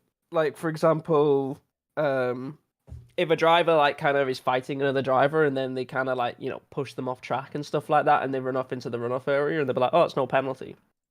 But yet, another scenario, if that person was pushed into a gravel trap, oh, it's a penalty. It shouldn't make a difference if the gravel's there or not. If someone's been pushed off, they've been pushed off. You know what I mean? Like, I feel like there needs to be consistency there. Just because there's no gravel trap there, does that mean that they can push drivers off and it's okay? Like, I feel there just needs to be consistency that the drivers know what is and isn't okay. How Max was able to get away with Brazil, I have no idea. I honestly have no idea. He went off the track himself. I don't know how that was okay. You know what? I would have been more lenient to it if he didn't go off, but the fact that he only made the corner by going off the track and pushed Lewis as well is just beyond me how that was okay. And then how Lewis was able to keep the position in Abu Dhabi, I don't understand either. Inconsistency in FIA regulations. Where have we heard this before? I know they probably do it not for like bias reasons, but I feel like they should have if they have 5 stewards in a race, 1 or 2 of them should be at every single race, every single time. The same ones for some consistency, and then have 3 others as variable factors to keep it non-biased, I feel like they need to do something like that. There's some work going on in the Alpine at the moment. It's still in the garage. I will head on over to Twitter and see what is happening in the world of the Twitter sphere, if that's a thing. Apparently there's some talks that a second race on the outer circuit in Bahrain is a possibility for replacing the Russian Grand Prix, and Qatar is also still in the conversation. I'm sure that has nothing to do with money. Was Malaysia in it as well? Because they tweeted out about a week ago. I tell you what, if we've been teased with Sepang and we end up with bloody Qatar, I'll be livid. I'll be so I wouldn't mind Bahrain outer. I feel like because the race is so short, you have no free hour when you pit, so that makes it interesting. I actually didn't mind Bahrain outer, to be honest. I'd take that over Qatar. 100%. Qatar was boring. It was really all right. It was probably one of the least interesting. Like, the track just itself doesn't look interesting. It was one of those races that was a bit like the sprint race in Brazil. It was one of those races that was helped a little bit by the fact that Max Verstappen started a bit out of position. Mm-hmm. If I'm remembering it as the right race, I think I am. But yeah, I'd rather not have Qatar, if I'm being honest. Sepang's a great race. I love that race. Sepang, Istanbul would be great. I'll tell you what then, chat, while I have a look for an update on Alpine, see if I can find anything. One circuit name in chat, where would you like F1 to go instead of the Russian Grand Prix in Sochi this year? I'm sticking with Sepang. That is not going to change, Dylan. That's where I want them to go. Where I think they will go, until I read that, was Turkey. I thought it would be Turkey. But I just don't want them to have a repeat race. Like, I don't want Austria and then the Styrian Grand Prix. I don't want them to do something like that. No. I want it to be, if they're going to do another track, sure, let's go to France. Just give us a different layout. Give us something different. They've got 3 million layouts that Paul Ricard they could do. Sure, they're not going to be all grade 1 or whatever it is for Formula 1, but surely there's some more out there that's going to be more exciting than what we have. W Series they have the chance to change. W Series will be on F1 TV this year. That's been confirmed. So if you're a fan of W Series and you can get F1 TV, it's going to be on there as well. Nothing from Alpine officially.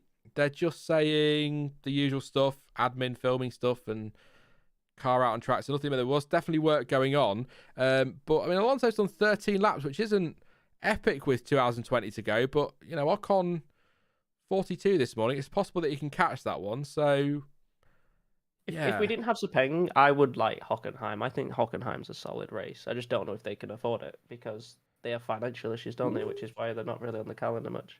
Sorry. That was such a random noise. We're on board with Valtteri Bottas on the F1 TV Sky thing. And he is behind the Williams of, I think must be Alex Albon because he's in all day.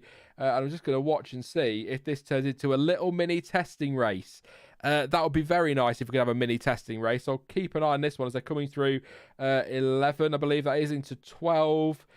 And then 13, he's following nice and closely. So you want to be watching after this session for your interviews from Bottas because he is right on the back of that Williams. And we might actually get an idea from him then how easy it is to follow. So good stuff as they approach the final corner. I wanted to stay on board with Bottas there on that straight and see if we got any idea as to what their porpoising was like. We're on board still with Albon, so we'll see what... Yeah, the Williams is having a good bounce as well. Again, I wouldn't say as bad as the Mercedes. Is Bottas going to send it to the inside into turn one? He's having a look under DRS, obviously. Nicely up the inside. Good stuff, Valtteri. And that moves him up into one place further up the track, but not a position because it's not a race. But still nice to see. And now Albon will be able to get behind Bottas and see how it handles for him. So keep an eye out this afternoon or this evening and see what Bottas and Albon are saying regarding following each other, and then I'll see if I can keep that for tomorrow morning stream. And then Bottas overtakes him and then lets him back through again. So that was maybe just Bottas trying that one out. So interesting stuff to keep an eye on. That would be good. We kind of got a look at DRS as well because Albon didn't have his DRS open, whereas Bottas did. So obviously different fuel loads and stuff like that. But we got to see like effective DRS. The DRS is weird anyway this year, mate. I can't. I don't know how it works, but apparently like DRS is going to be more effective open, but yet cars are going to be slower when it's closed or something like that. I don't know. It just looks like someone's cut a bit out of the rear wing, like a letterbox. It's like basically even more of a letterbox than it is before. Yeah. Sergio Perez now behind Alex Albon. He's having all the fun out there at the moment. Is old Albon. So yeah, that Red Bull. I wasn't a fan of it when I saw it at the first test, but it looks... I was just trying to look actually at the side of it. I don't know if I've got any pictures to the side of it. It looks... I think it's still very much the same in many ways, but it just looks a little bit neater and tidier as Lando Norris stands in the pit lane waiting for Perez to go past. Doesn't look quite as cut and shut. Is he going to give him a wave as he goes past? He does, gives him a wave. Good one, Checo. Nice one. Yeah, I'll go through the times in about 15 minutes. I know I missed the laps, but they're there on screen for you. Just a reminder as well, I forgot to say at the start, which I hope doesn't get me in trouble. Channel is powered by Motorsport Network. All the images you're seeing are from Motorsport Images.com, and of course the lifetime is provided by motorsport.com and autosport.com as well. Links to all of their good stuff in the description down below. #ad. Did you see William's story tweet from yesterday about Haas and Ural-Kali demand for a refund of sponsorship money given so far? Story throwing salt big time, saying Haas has no loyalty. I didn't, mate, but from a guy that didn't pay any money, I mean, that's quite a bit... That's ironically a bit rich, isn't it? On so many levels that works. Yeah, no. William's story's entire brand is based on upsetting people on Twitter and people reacting. If we all just ignore him, he'll go away. He's one of them. I'm afraid. I mean, quickly just touching on the whole Haas, them wanting their money back and stuff for the season. I can understand why they want their money back for the season, but like surely they can't even get it right yet, right? Because bank accounts are frozen. So even if Haas wanted to sell them, they send it back to them. They can't because they can't send money to America. Like America's completely freezed all bank transfers with Russia, so I don't even think it's possible even if they wanted to. Somebody asking about, where are you? I've lost you. Any news on what the sickness is of Daniel Ricciardo? I've not seen anything. If anyone knows in chat, please let us know. I've got, like I said at the start, I've got 1, 2, 3, 4, 5, 6, 7 screens in front of me. So I'm not able to keep up with... I've not got 7 monitors. I'm not loaded, by the way. But 7 screens in front of me. So I'm missing things and I'm catching other things. So if anyone knows, it could just be something like a stomach bug or something like that. But it's not... I don't think it's anything serious. I don't think it's COVID related. I've not seen. I think that would have been all everywhere if that was the case. So maybe just not feeling too good this morning. He missed the photo shoot, actually, the start of season photo shoot, which is a shame. So he's not going to be any of the pre-season photos. There you go. Dan the Indoor Man says, is Canada back on the calendar? Yes, it is, and I really hope everything's good over there and we can get there, because that is one that I've missed the most. I love that track. Love the passion of the fans. Stroll can actually go and have a home race. A good home race. Stroll struggled at home. That was a mouthful. Over recent years, we're seeing more footage again in trailers of stuff. I guess they're with the same attitude as me. How many laps has Russell done? 13. He's not done it. He needs to get out. Get some laps in, George. Come on, boy. Well, I'm going to look at the screen on the left because they're showing some highlights from last year on Esteban Ocon, which is fine. Because, like I was going to say, a bit like me, there's not really much point commentating on what's happening on track. However, Sergio Perez is right on the rear end of Alex Albon, who is right in amongst it this afternoon. So hopefully he'll stay on board with the Red Bull to see what the porpoising's like from his point of view. He's got a good bounce on, but I want to stay on board. I wanted to see how it was following, but they've gone off board. Perez has overtaken him, but yeah, both of them having a really good porpoise down that straight. Again, let me know if you're watching, by the way, chat. If you're watching the footage, let me know if there's anybody you've seen that you think is worse than Mercedes with the porpoising. I don't think I've seen anybody as violent with that just yet. So what we're watching a replay of here. Is that going to be a lock-up from Albon into turn 10? Yeah, so there you go. Albon, Perez, Gasly and Fittipaldi, the only 4 out there at the moment. So Fittipaldi is back out, which is good news. I'll keep an eye out to see if there's any news from Alpine. I say working on the car. It might just have been tweaking a couple of bits in setup for all we know. But yeah. No, nothing from Alpine at all. So I'll run through the tyres in about 10 minutes and then we'll go from there. I'll take some more questions from chat very, very soon as well. Mahmood, sorry, I can't read, says, where can you watch it live? Sky Sports F1 in the UK. I'm sure there are TV providers all over the world covering it as well, but F1 TV, if you've got it available in your area, is also streaming. I don't know if I assume it's part of the full plan. So I think you've got to have the full access to F1 TV. I don't know for sure. I don't know if it would have been nice if they'd done it for free or something like that. But, they're going to try and make the money, aren't they? Definitely. So they're the 2 options that I know of. I'm sure there are lots of options out there. If you do a bit of Googling, that might spring up some results. Yeah.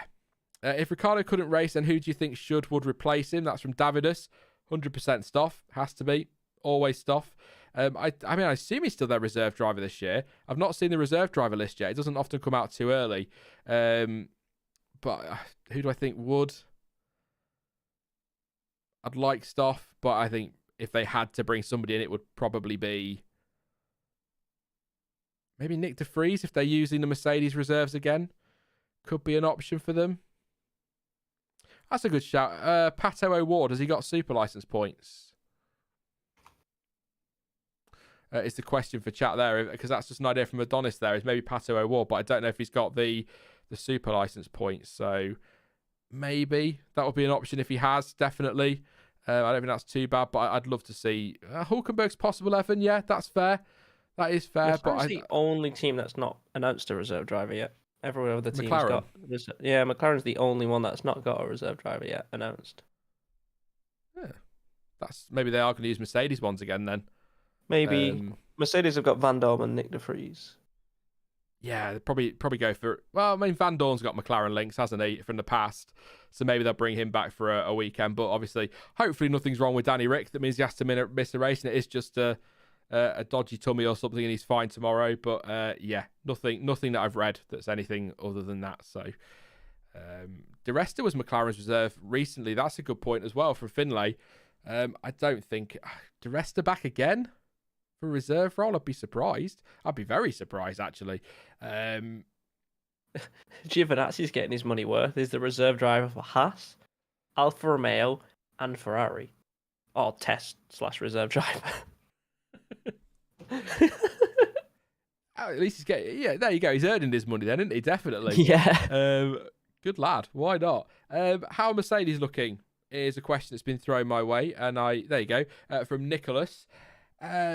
Slim is my sarcastic answer. So if you don't know, they've got no side pods. Effectively, they've got little slots on the side of the car. I'm sure there'll be some pictures that'll crop them in a minute on the stream.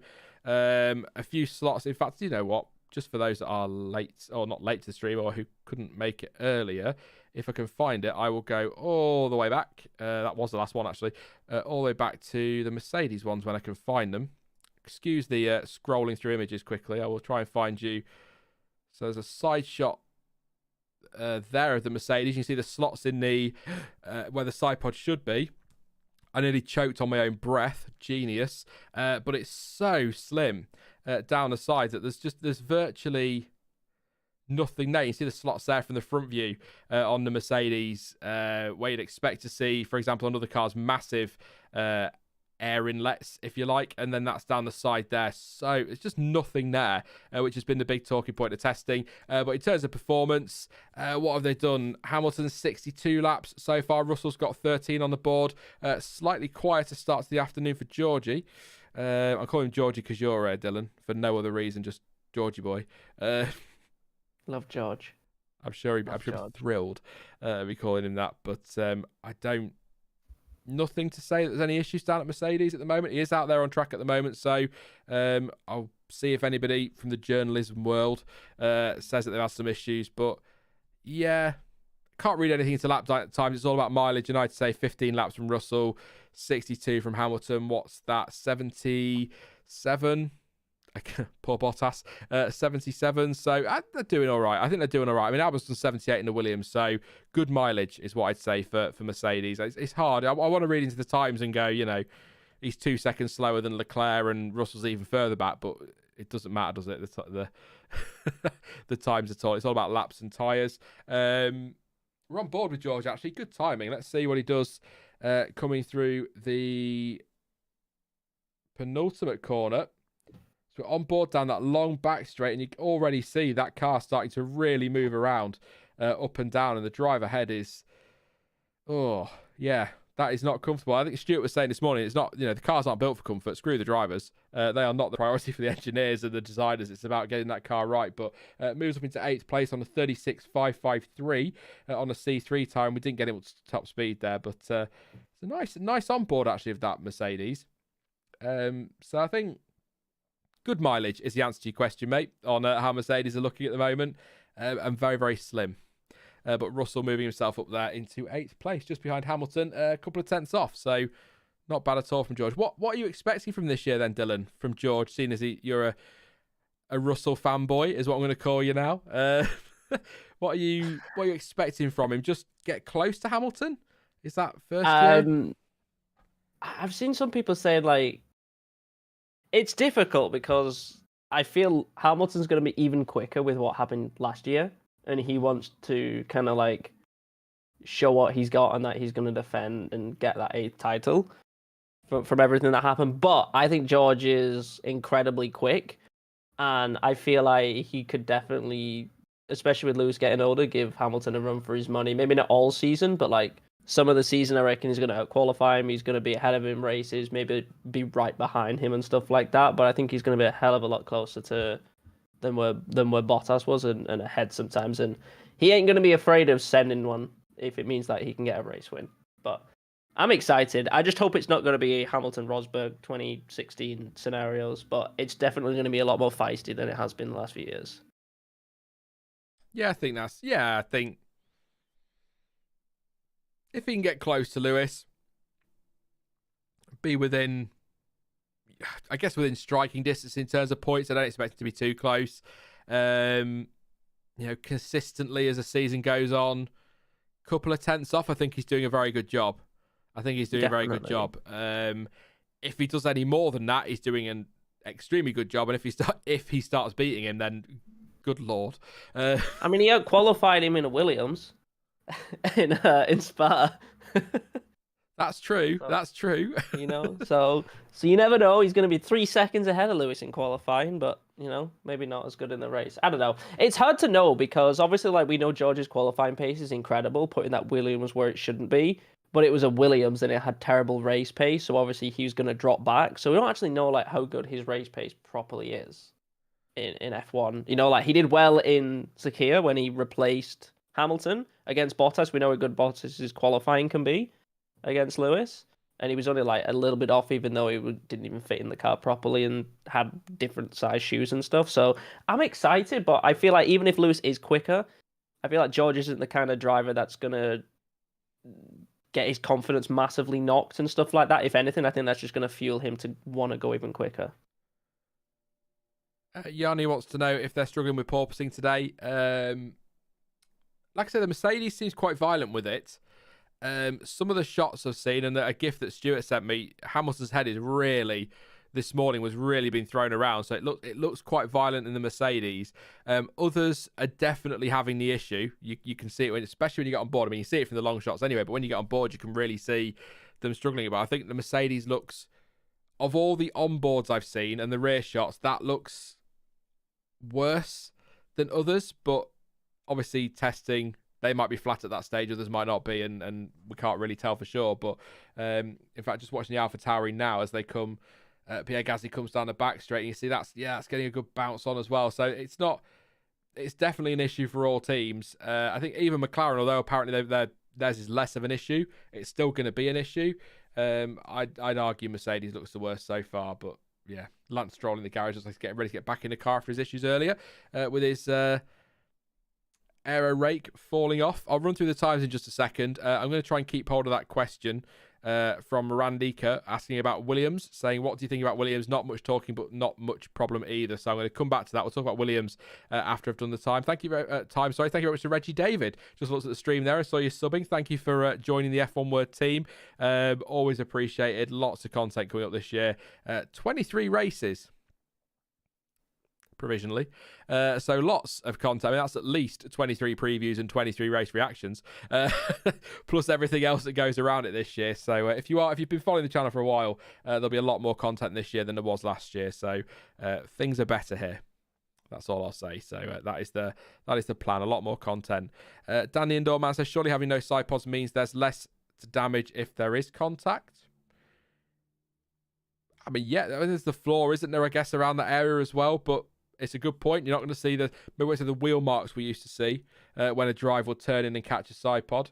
Looking at you, Michael Schumacher. Catch a side pod. He slammed it into Villeneuve. Didn't just catch his side pod, sure. Come on. Drop your bias. He tried to cheat. Lando Norris. Talking about McLaren and porpoising. This is an opportunity. See that? Do you know, that is nowhere near as bad as some of the others, but you can definitely still see as they cut to Pierre Gasly for some reason and a trailer. Yeah, it looked nowhere near as bad as the Mercedes and nowhere near as bad as some of the other cars, but it's definitely still an issue for McLaren. You can see it. But as I said earlier, I think the first team that manages to solve that issue without losing too much time is going to be very nicely set for the rest of this season. We're coming up to the 2-hour mark, so I'm going to fly through the leaderboard for you. So that's going to be 2 hours to go. So we've already done 2 hours then, because it's 4 hours this afternoon. So that's flown by. It's because I can't stop talking. It's as simple as that. Danny Indoorman says Shuby defo cheated. I think even I can accept that one. It wasn't even close, was it? He just randomly turned in. I hope the stream's not going. Nope. Is it gonna surviving? YouTube was having a moment there, but anyway. So 2 hours to go in the first day of official pre-season testing in Bahrain. Charles Leclerc still has the fastest time. He set a 1:34.531 on the C3 tyre so far, or the 64 laps this morning. Sorry, he's not in this afternoon. Alex Albon's second place, 1:35.070. C4 for him, 81 laps so far today. So plenty of time for Alex Albon to get through the the 100 today. Sebastian Vettel third. He's not in this afternoon. He's done for the day. 135.706. That was set on the C3 tyres. 39 laps for him. Pierre Gasly, 135.819 C3 tyre. He did that time on 62 laps. He is in all day today. Sergio Perez, 136.247 C2 tyres. With 2 hours to go, he's already done 118 laps. Good Lord, Checo. Go have a lay down, mate. Or a lie down. That is ridiculous. Do you know, he could do 150 laps today. He's not out there at the minute, though, so it might be tight, but that's possible if he gets out there soon enough. Valtteri Bottas, 136.279. That time was set on the C3 tyre, 28 laps on the board, 62 laps for Lewis Hamilton this morning. 136.365 was his fastest, and that was on the C3 tyre. George Russell, 136.553. C3 tyre, 17 laps so far for him.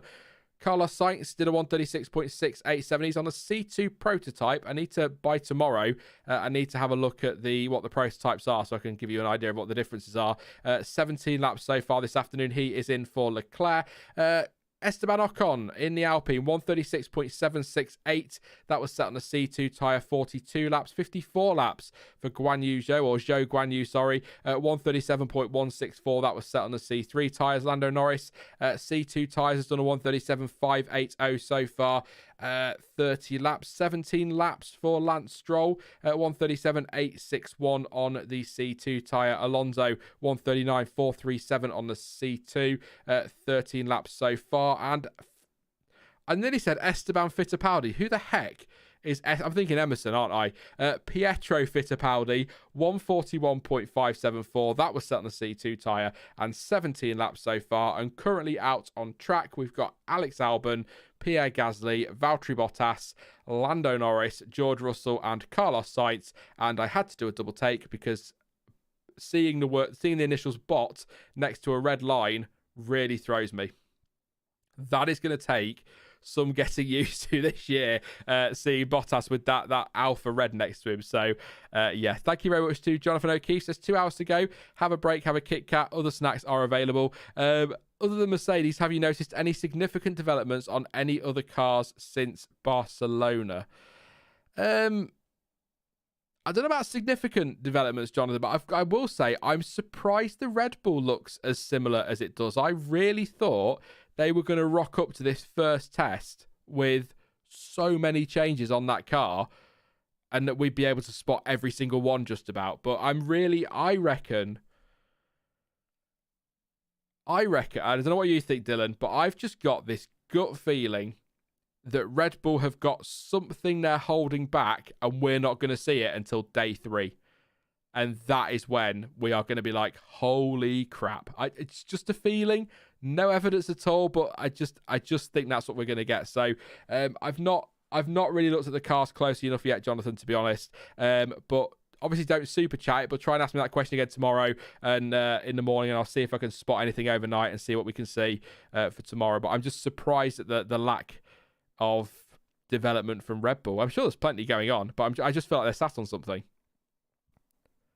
other than a seat, obviously. Are you surprised, Dylan, by Red Bull's lack of stuff that they seem to have bought with them?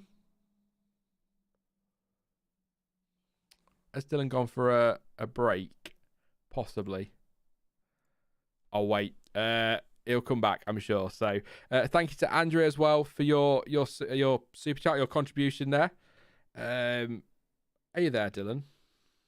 I am, yes. I've just got back now. Yeah, sorry. I muted my question. mic, so you kind of like... Sorry. No, I muted right. my mic to kind of make it... I didn't want to interrupt you. I was just... While you was doing a rundown, I just popped out for a sec. I was like, I put a question to you, and then I was like, I bet he's gone for a break while I'm doing the rundown, and I was like, I'll come back to it in a minute. All I was saying was that... because Jonathan was asking about developments and other than Mercedes, what we've seen, and I was saying I've not seen much, but essentially... I'm surprised at how little is different on the Red Bull, and I've just got a gut feeling that they've got something in their in hand, and they are going to rock up on the final day with it on their car, and we're all going to be like, wow. Just a feeling. I feel the same thing. Yeah, I feel... I like the fact that they've not really got much shown, or I haven't really had a proper look at the Red Bull, But like obviously they had the floor in the first testing, which are people like, oh, that's really cool. But it's like, sorry, not the floor. Is it the side pods? I think it's the side pods. Yeah. But it's like, it was like, oh, Mercedes and Red Bull have got a lot of hidden secrets. We've seen what Mercedes have brought. We haven't seen what Red Bull have brought. And there's no way they haven't got more up their sleeve that they didn't want to show in the first test. You know? So it's like, they're going to do something for sure. Just having a quick check on Twitter, see if we've spotted anything at all. Canna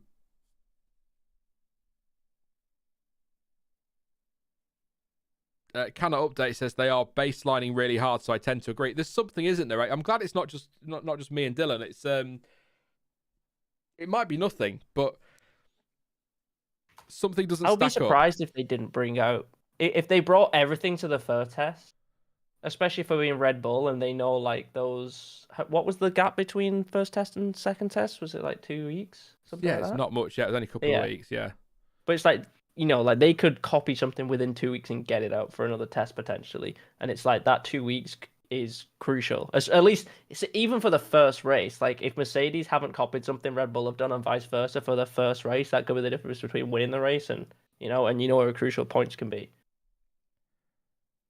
Yeah, but you see the other side of the argument there. From Mickey says Red Bull put too much into last year, in my opinion. They will be well behind Mercedes that started making the new car at the start of last season. That was always a concern going into this year. Is how much emphasis did Red Bull put on that championship fight versus Mercedes? I'm sure they both wanted to win it, and they both worked very hard to win it. But did Red Mercedes Bull bring apparently more? did stop development very early into the season compared to Red Bull, which pushed it like very late into the season. So Mercedes stopped. Or at least had a lot less. Like the last Mercedes upgrade was like, was it Silverstone? Whereas Red Bull kept going for ages after that. Yeah, and that's kind of like, so it could be that Red Bull is the Red Bull we'll see next week. But just knowing what they're like, what Adrian Newey is like, I feel like there's just something else to come. And actually, Connor saying there, Helmut said there would be more updates tomorrow and Saturday. So I wonder if we'll see something a little bit tomorrow and then something big on Saturday that again makes us all gasp and realise that this is all on. This is all on. Seen on Twitter that Red Bull are flying in the upgrades and that they will be on the car tomorrow. That's from Andras. Thank you very much. And I did see somebody asking about Lando Norris. So we think there was a brake issue this morning for him, which is why his laps aren't quite so high. His lap count's not quite so high versus others, but nothing official from the team on their feeds or anything. That doesn't mean they've not said something, so I will quickly check for you on people. I was going to say journalists and went with people. That's not a typo. Perez has done 118 laps. I know. I was just speculating when I was doing my run through that 2 hours left. He might be able to do 150, but he's still sat in a garage, so it might be a bit of a tough ask now. But then, another 32 laps, I think is doable, isn't it? Definitely. So 118. What's that divided by 6? We'll take an average here. You're doing maths. On average, like 20 laps an hour he's done so far. Norris was also 6 hours. Yeah, sorry. I was just going to say Norris is also we're expecting Ricciardo this morning, but he's not very well, not feeling too well. So I think getting everything ready to get Norris in the car versus the original plan is what held him up as well. So a few reasons really why Lando's lap count isn't all that great, but what are we on? Where is he? 35? It's not awful. It's not awful. For a full day, though. Yeah. He's done 6 hours. I feel like there would be something else, but I can't find anything at all. So I'll keep an eye out, and I will let you know if we hear anything else or see anything else. So, yeah.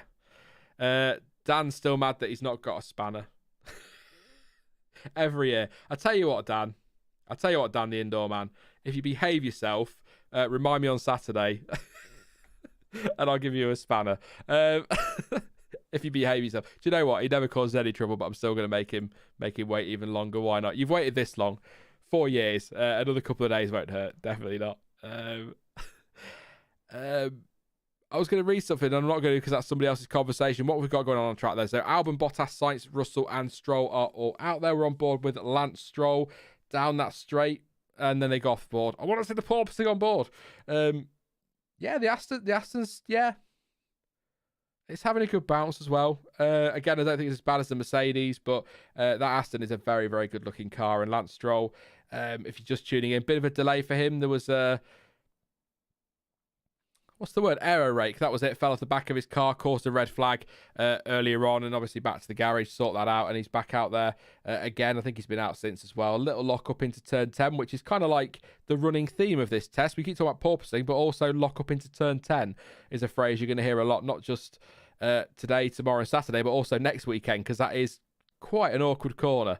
Bit of a challenge for the drivers. So really good lock up on the left front there.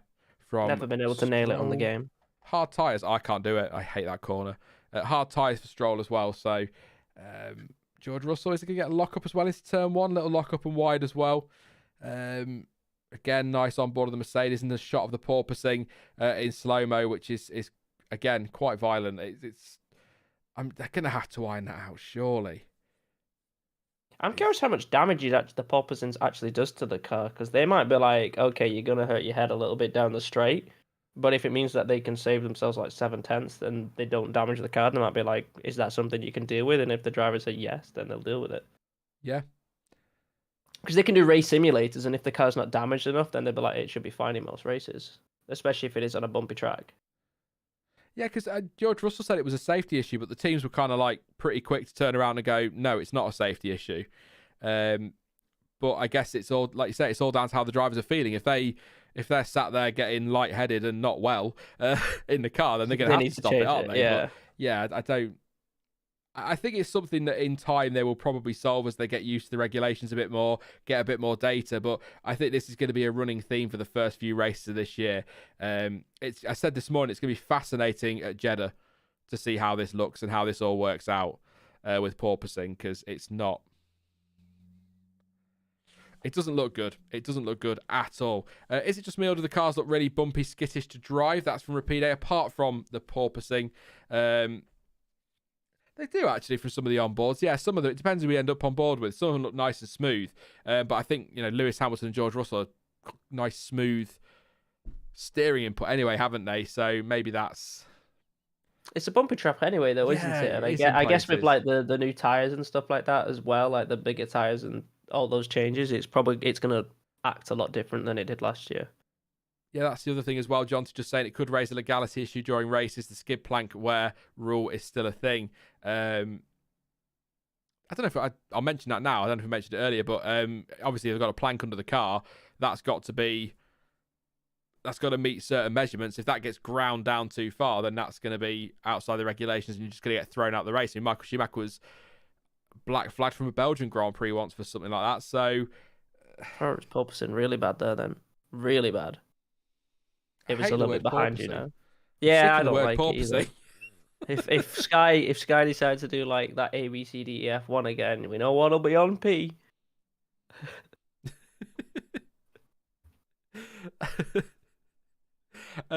Heavy fuel causes a porpoising. Yeah.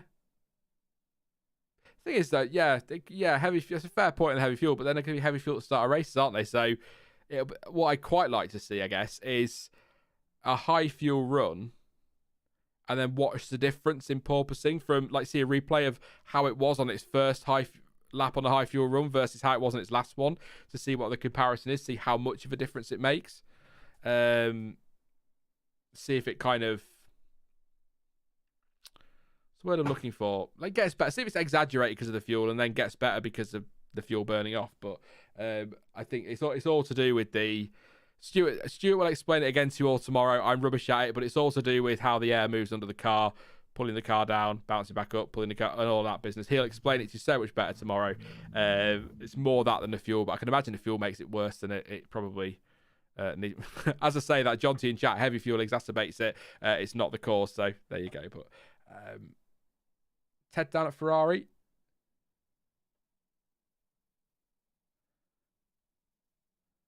I'm sorry, I am here. I'm listening to Ted. I've unmuted to listen to Ted as well. Rumours apparently of a sandstorm tomorrow. We saw that last year in Bahrain testing, didn't we? Ted Kravitz saying there that it could just be one of those paddock rumours that does the rounds and then nothing ever comes of it. So keep an eye out for a sandstorm tomorrow, but that won't stop the running because they definitely did the running yesterday. Last year, sorry, in a sandstorm. So it won't stop. The race could be in a sandstorm, so you want to try and get as much data as you can. Oh, yeah, but some of the images that came from the sandstorm testing last year looked beautiful. We'll have to ready Darude as well, won't we, if we get her? Oh, Jonty, for God's sake. We have got to get off this same wavelength. It is not healthy. It is not healthy. I'm sure I'm not the only one that thought that. Everyone will say it now. I can explain porpoising, but not in 200 characters. May as well put my physics degree to good use in an F1 stream. Thank you very much, Evan. But maybe get you on one day and you can explain it to us and try and help it make sense to me, because I'm dumb as hell with stuff like that. Aiden says, with Robert Schwartzman probably not being able to take part in the mandatory junior driver FP1, who would be a suitable Ferrari replacement? Arthur Leclerc is the highest placed FDA member, or Callum Ilott. Do you know, I can't remember what the criteria is for the young driver test. I can't remember. Callum Ilott's a good shout. I think they're going to go with an actual young driver. I think Arthur Leclerc, maybe. Arthur Leclerc. How Callum Ilott didn't get a seat in F1 is beyond me. I'm so upset. I wish they would have, like, Formula One would set up their own team, and it was a team that would promote the first and second place of F2 into that team for 1 year to try and show what they can do, and then get a seat elsewhere. I don't know. I mean, if you win F2, you should be guaranteed a seat into F1 if you want it, sort of thing, you know? Because you can't even stay in F2. Like, it's either you should be able to stay in F2 and defend your title if you can't get an F1 seat or something, but it's silly. Yeah. I mean, the thing with Callum Ilott is you're only as good as your last result and your last performance. And the problem for Callum Ilott is to the back end of that F2 season, he really made a lot of mistakes that cost him dearly in that championship. He had some bad luck as well, to be fair to him, but I think that probably is part of the reason. But I also think, and I really like Callum. I think he's brilliant. He's funny for starters, but he's a good driver. He's a very good driver. Still got a lot of potential, good speed, but I think he was kind of a victim of the fact that we're not enough seats in F1, but also I think Mick Schumacher, I'd rate him higher than Callum Ilott, I think. I guess Piastri's another example. Yeah, then he won F2, didn't he? But he just didn't get a seat. So it's like, if you can't get a seat in F1, you should at least be able to stay in F2 and defend your title, so you can still kind of keep racing a single-seater performance, so that you don't kind of lose it. You know, because you can obviously go into other series and stuff like that, but it's then taking you away from the direct F1 path. You know. AC says a Ferrari source told. I'm not gonna say that because I'll butcher it. It's in the chat. The new Mercedes is extreme, and Ferrari thought about the same development direction, but decided to abandon the idea and focus on their current design. Which I'm glad, actually, because I think the Ferrari is a very, very nice car. A very, very nice car. Piastri's a weird one. I'm not gonna talk about it too much. We talk about it a lot. It's baffling to me that he's not been picked up, but at the same time, that's the way F1 is. 10 teams, 20 seats, not enough seats for how many drivers. Right? Yeah, he's an Alpine Academy driver, so he's at Alpine. He's secure there. He's going to be their development driver. He'll test. He'll probably feature in the FP1 sessions as well. So he's going to get some time, and he's going to learn from the Enstone team are a fantastic team. He's going to learn from a lot of brilliant people, and he's also got Fernando Alonso to bounce off a little bit, and I think that'll do him good. Maybe in a similar way, it's just come to me how Lando Norris got the opportunity at McLaren to kind of bounce off Fernando Alonso for a bit. I wonder if that might. I'm not saying Piastri will be as good as Norris, or Norris as good as Piastri, but I just mean that might be something that he can really kind of take a lot from this season. He's not going to be sat there just watching. He's going to be busy. And I think there's a lot of people there that could really help Piastri, and it might set him up really nicely for that seat if/when Fernando Alonso retires. I think that's the thing, though, which kind of worries me, is that if Alonso's going to, like, we obviously know Ocon's got a contract for a long time, but if Alonso stays in for a few years because he is an Alpine, like, academy driver sort of thing, he's just going to be literally waiting around for one of them to go, which at that point, has he been out of racing and like, for too long, and that means that's really going to hurt him, because, yeah, Alonso was out for a few years, but he'd already had so much experience that he could jump straight into it again, whereas with Piastri, if he's been not racing, like, properly for a couple of years, is that going to hurt him too much that he's just not going to have the pace when he finally gets a chance, if he gets a chance? Yeah, because that's my worry for any young driver who gets put in a development role because they miss out on a seat, is they get forgotten as well. Yeah. Because, again, the sport's fickle. So somebody else starts performing in F2, it's suddenly like Oscar who, you know? So I hope he doesn't get forgotten. I'm sure he won't. I think Alpine are really rating him for this. They're working on the underneath of the Ferrari. The floor's not off, but they're underneath the Ferrari at the minute. And I'm going to give a shout out to, is it Alana or Eleanor? I'm going to say Alana. It says, porpoising is pretty simple. So even I understand this, and that is saying something. So thank you so much for this. Says, air goes under the car, sucks the floor towards the ground. When the floor hits the ground, all the downforce is lost, and the cycle repeats when the floor regains downforce. So that's essentially what it is. So there you go. For anyone who wanted a quick explanation, thank you very much for that. Even I got that. That's how good that explanation was, Dylan. Nice and simple, to the point. Yeah. I'm going to have a drink. Sorry, I was just thinking then what time we're at. But I'll do the laps quickly just for anyone just popping in. Leclerc, 64 laps this morning. Albon's on 93, so he's definitely going to hit the 100. Is he still on track? He is as well.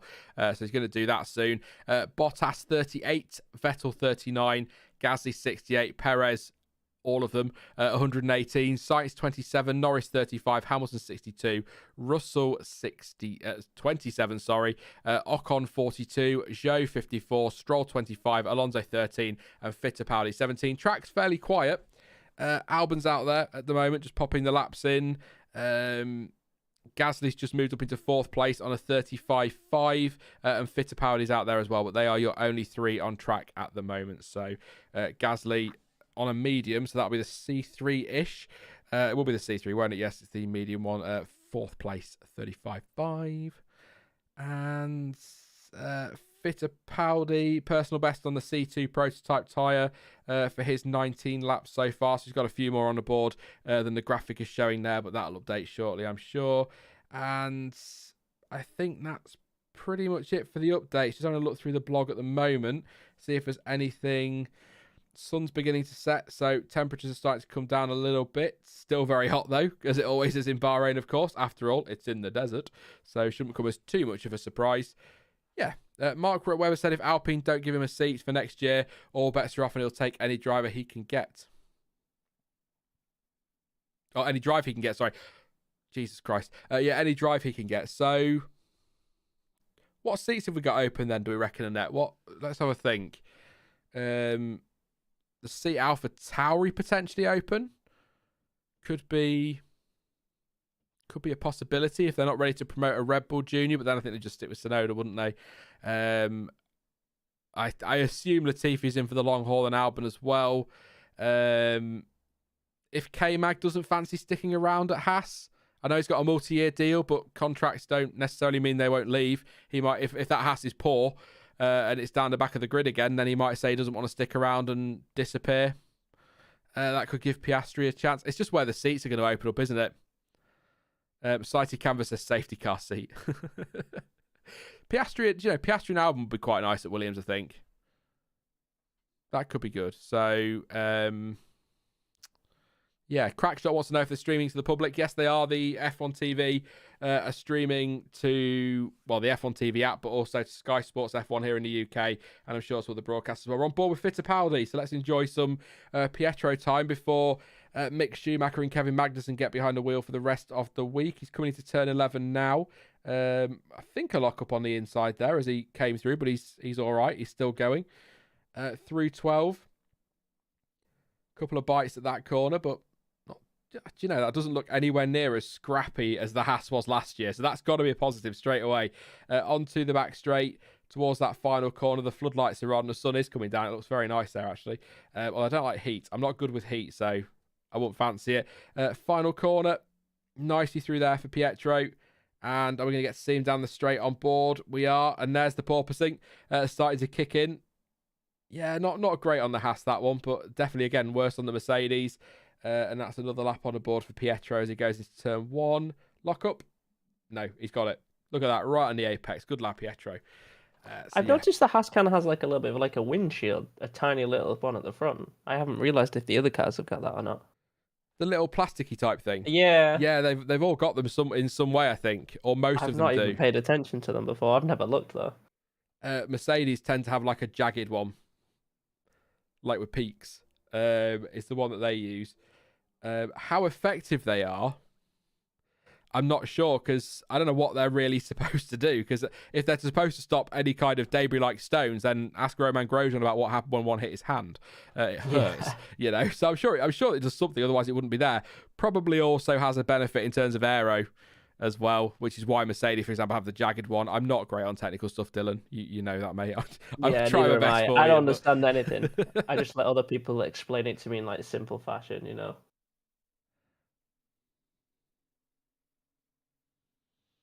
Apparently, Aldas at testing and is tweeting about the Mercedes being out of shape and missing apexes. Yeah, the trouble with Mercedes, though, thank you for that, by the way, for sending that my way. But the problem with testing is, and particularly Mercedes, just don't know what's real.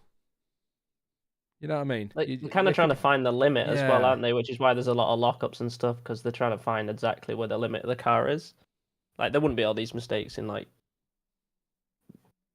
qualifying and stuff. They know where the limit is of the car then, and they're just figuring out where it is and how the car feels when they go to certain limits. The little screen with the edges cut is an aero buffering for the driver's head. Oh, thank you very much, Black Hawk. So that makes sense, actually. Yeah. Thank you. Also, it takes a bit of the extreme wind away from the face. Right, Perez. This is interesting. Up behind George Russell. Into the final corner. Are they both going for a lap? No, Perez has backed out of that one. Oh, that's a shame. That would have been good. That would have been very, very good. So Russell goes off to complete another lap. Into the pits comes Perez. Still Fittipaldi, Russell, Gasly and Albon out there at the moment. So there you go. George had him covered. He was intimidated. Intimidated. Gave up. George had him covered. George was pulling faces at him in the mirror. That was a fresh set of tyres as well. C2 tyres for Perez when he went out again a couple of minutes ago. So only one lap, I think.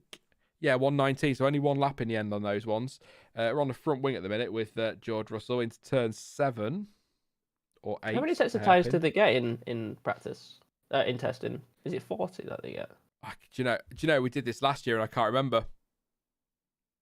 Because I'm wondering, like, obviously because they're new tires, they might be like they'll probably like do some heat cycles to see like how the tires perform after a heat cycle as well, won't they? Like do like one lap and then let it cool down and then like use it like later on or something when it's kind of, or even tomorrow and see like how it works. Just have a look for tires. How many sets of tires? I think it was 40 last year, but I may be mistaken. Quite. I wonder if Pirelli has said anything. To be fair, Dylan, it's a very, very good question. I should have looked this up before the stream, really. But I mean, all the compounds are there, as we know. Do they say how many? 30 sets. So 30 sets. So you get 2 sets of the C2 prototype per team within an allocation of 35 slicks, 2 intermediates and 2 wets. So you've got 30 sets plus 2 prototypes, and then you've got 2 intermediates and 2 wets as well. So it's 35 really, but 30 of the dry compounds that we're going to see this season, 2 prototypes, and then the wet tyres as well. So there you go. Good job. You had a lot of intermediate and wet. I know we're in a desert right now, but you know, if it did rain a lot, it's not a lot of testing. Yeah, just a bit of a shot there of George Russell having a bit of a lock-up. Yeah, that's. I mean, if it rains, it strikes me that if it's going to rain in Bahrain, it's going to come down very, very hard, but then it's going to dry out really quickly. So, but unlikely to see too much of that kind of thing. That's probably why. But if we're in Barcelona, I wonder if they would have some more if the wet tyres available. Maybe. Yeah, maybe. Because they did the whole, they wet the track as well, didn't they? Which I'm assuming they're not going to do at Bahrain. Say that again. That's everything. I was listening. Everything you just said went straight over my head. I was saying they purposely wet the track in Spain as well. Yeah, they did. Have they said if they're doing that in Bahrain? I'm assuming they're not going to do that. I wouldn't have thought so. No. I think the problem was that Pirelli didn't get any wet running done really on the new tyres last year. So they wanted to get some running done in Barcelona. So they were kind of hoping that they'd be able to. And then the rain never came, so they just soaked the track instead, which makes sense, I guess, to get those in. So, yeah. On board with Perez at the moment. Cheeky on board with Perez. I was going to put some more pictures in the stream, but I think we're going to stick with those for today, everyone watching, because I just tried to open Premiere Pro and the PC just went, no! So I've just closed it, and I'll see if it recovers in a bit, and I'll put some more in. But if not, we'll stick with that. But to be fair, there's quite a few in there. I know if you've been watching all day, you're probably sick of the same ones. But yeah, there's actually quite a few in there, to be fair. So we'll have some nice new ones for tomorrow, and I'll try and update those through the day as well. I've done it a couple of times. Just don't want to, an hour and a half to go. We've come this far. I don't want the entire thing to give up on me now. So. I think I do want a new processor for the PC, and not necessarily for anything to do with this, but just in general, just to let you know. AMD's the way to go. It's just you then need a new motherboard as well if you've got Intel. So that's more stuff. I'm not on Intel. I'm not on Intel. Oh, you're already on AMD? Jonty was quite clear on that. Which processor do you have? Do you know? Oh, don't make me open things. A square one. I wasn't sure if you knew off the top of your head what it was. No, it's a square one. I think they're all square. John should probably have the specs somewhere, so he'll probably let you know. But yeah, definitely want to process. I've got RAM upgraded, so I'm on 32 or 64. I can't remember now. But I want to upgrade that a bit further. So yeah, that was just a little aside there for a bit more behind the scenes stuff. Sean wants a new square processor. Porpoising there on the Williams. Albon down the straight. Sparks flying. We're starting to see a bit more of that now as the lights as the light dies down. And now we're going to Mario Isola talking to Ted. Looks angry. Oh no, it's fine. He's really annoyed. He was just waiting for Ted to start talking. Fair enough. Keep an ear out to see what he's doing. But yeah, Alex Albon at the moment is who we're watching out on track. By the way, if I seem to be stuttering on what to say, it's not that I've got nothing to say. I have so much to talk about over the next 2 days, but I don't want to exhaust it all on day one. Otherwise, it's just going to be me saying the same stuff tomorrow and Saturday, which I know is pretty much what this channel has become. But, I'll try my best not to. What's he doing through there? Alex Albon. No lockups are nice and tidy. Not bad on the exit. What's that? Porpoise from the rear. And then they go on board. Every time. Yeah. Not too bad on the Williams, I wouldn't have thought. I don't think it's too bad. I really, really don't. So, wait for a few months and then get the new AM5-based AMD processor and new motherboard at F1 Word. I'm glad you asked Jonty and that because I have no idea what any of that means. So there you go. Anything you want to talk about, Dylan, actually, while you're here? They mean they're going to wait and get the newest Square processor. That's the one, yeah. Is there a team that you haven't spoken about yet much? Or a driver? There's a few, but I don't want to exhaust all the topics before... That's true. Before the end of the week. Well, why don't you go into something like a bit more future, like which race are you most excited for? Apart from Canada, because you said that.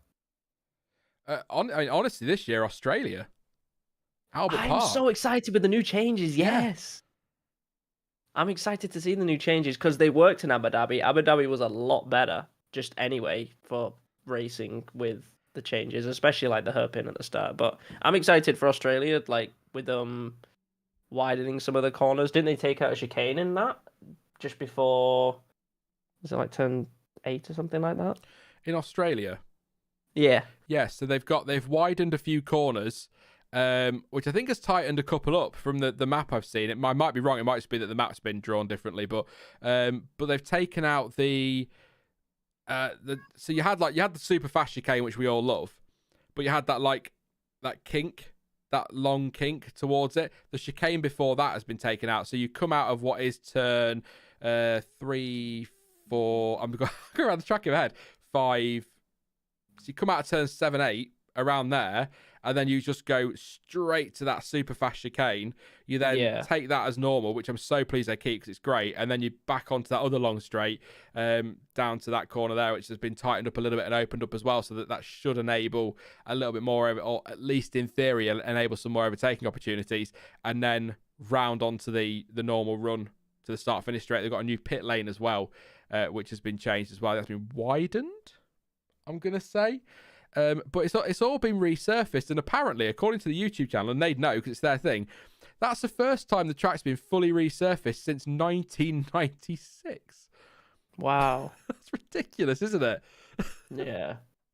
So I think that for the changes is the one I'm most looking forward to. But I'm also, if I'm honest, mate, I can't wait to see Suzuka back.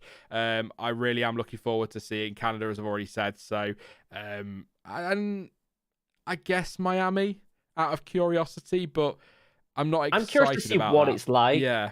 But, it's one of those things where I think it's going to be, I guess the term, Americanized or something like that, where they're just going to make it all American, which I don't want them to do to all races. But if they're going to do it for Miami, like, if it's a great track, that's fine. Doesn't matter where it is. But I just don't want it to be boring. But because it's Miami and it's it's new and it's a street track, I don't want it to become like another Monaco, which is great for celebrities, but is one of the most boring races ever.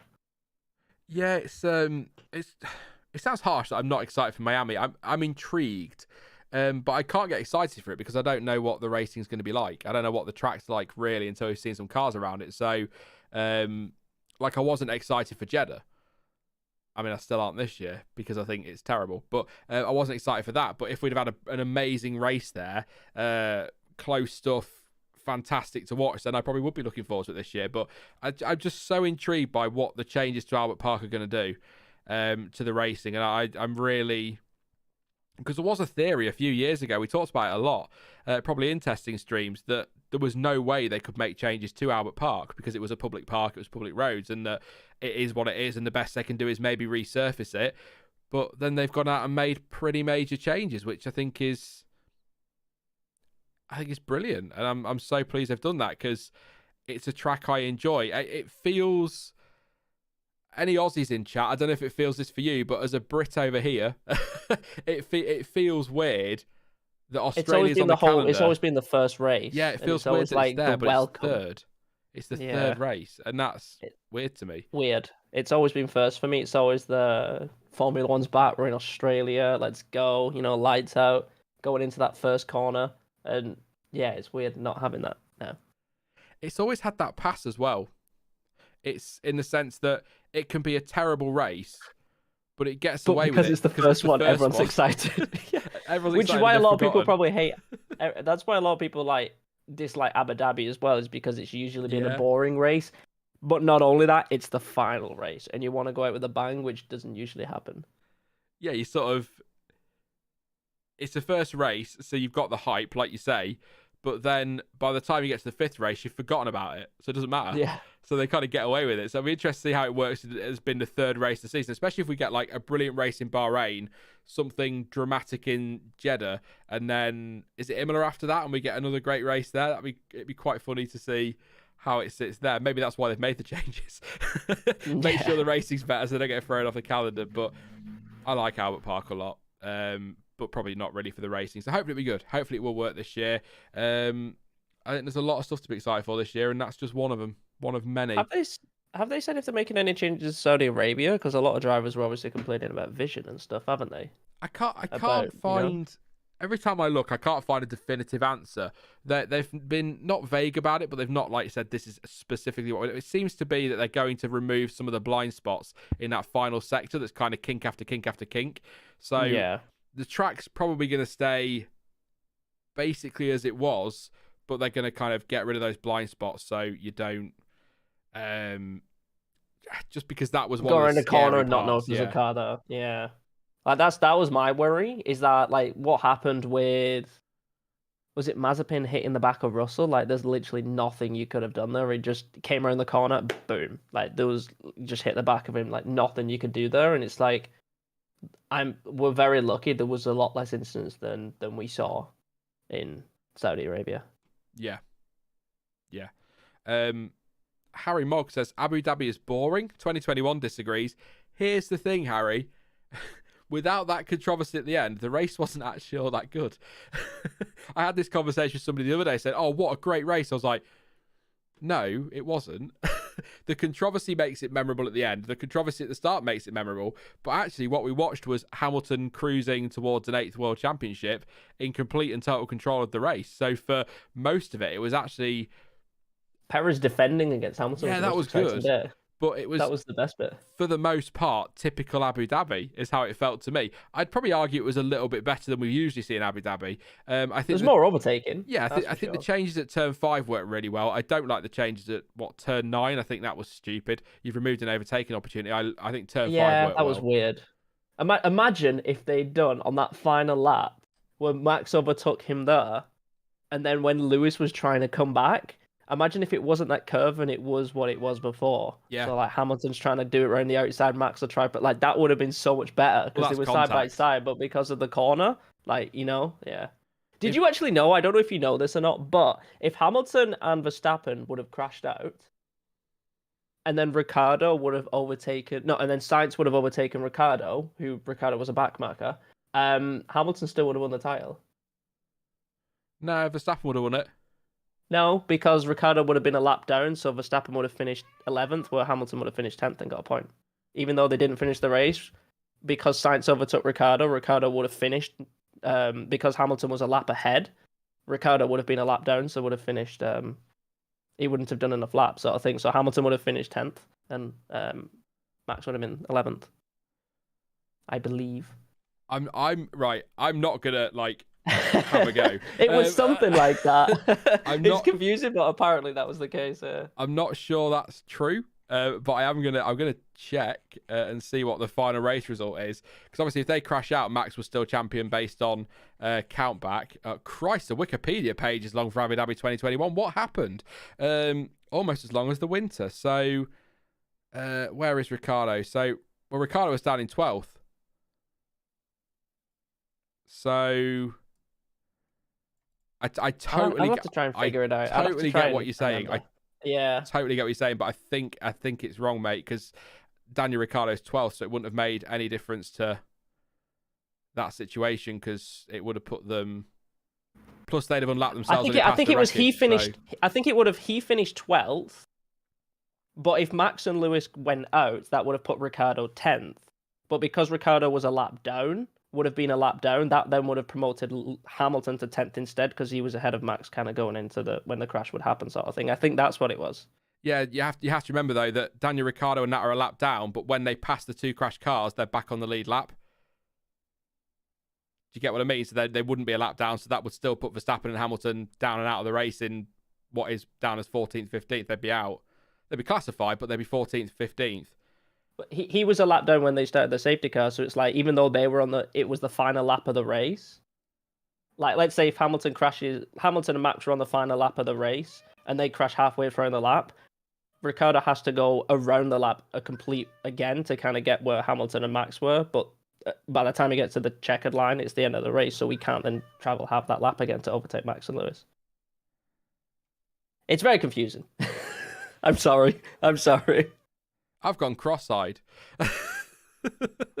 No, I get what you're saying, but it would have been, and I know what you're getting at, but even though Ricciardo's a lap down, he still passes that wreckage, which puts him back on the lead lap, even though it's the last lap. But he's still behind Max and Lewis, though, isn't he? Because even though he's just unlapped himself from the crash, but he's still a lap down. He's just unlapped himself, but he's still behind them. Let's not talk about Abu Dhabi. It's it's confusing I'm sorry. It's confusing enough, Dylan. Stop talking about Abu Dhabi. It's banned. I'm not having it. Yeah, I'm trying to work it out in my head. I'm trying to work out where everything is. I've still not watched that race back. Not necessarily for the controversy, but because I just cannot stand Abu Dhabi. That's a track. I never watch him back if I can avoid it. Exactly, Kevin. But that didn't happen, so let's move on. I'm very confused. Yeah, never mind. Where are we? We are an hour and 15 left. Anthony Davison and Rachel Brooks down at turn 7. Live feeds on board with Carlos Sainz. So not much. Who's out there? We got 5. Bottas, who's up to 3rd place now. Sainz in 6th. Norris 8th. Perez 9th. Russell 10th. So they're your 5 on track. Again, it's one of those quieter afternoons. We've had no red flags again, so that jinxed that one.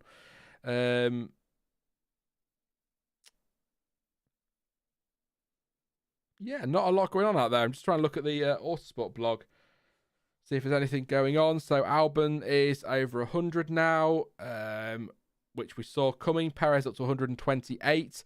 Who else is in danger of ticking over? Gasly has got a shot at 119 away from that one for him. Probably, I think Gasly's your last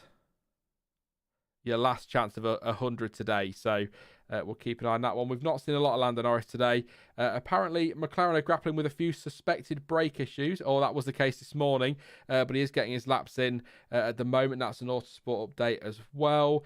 And Alex Alba's been reporting a steering issue.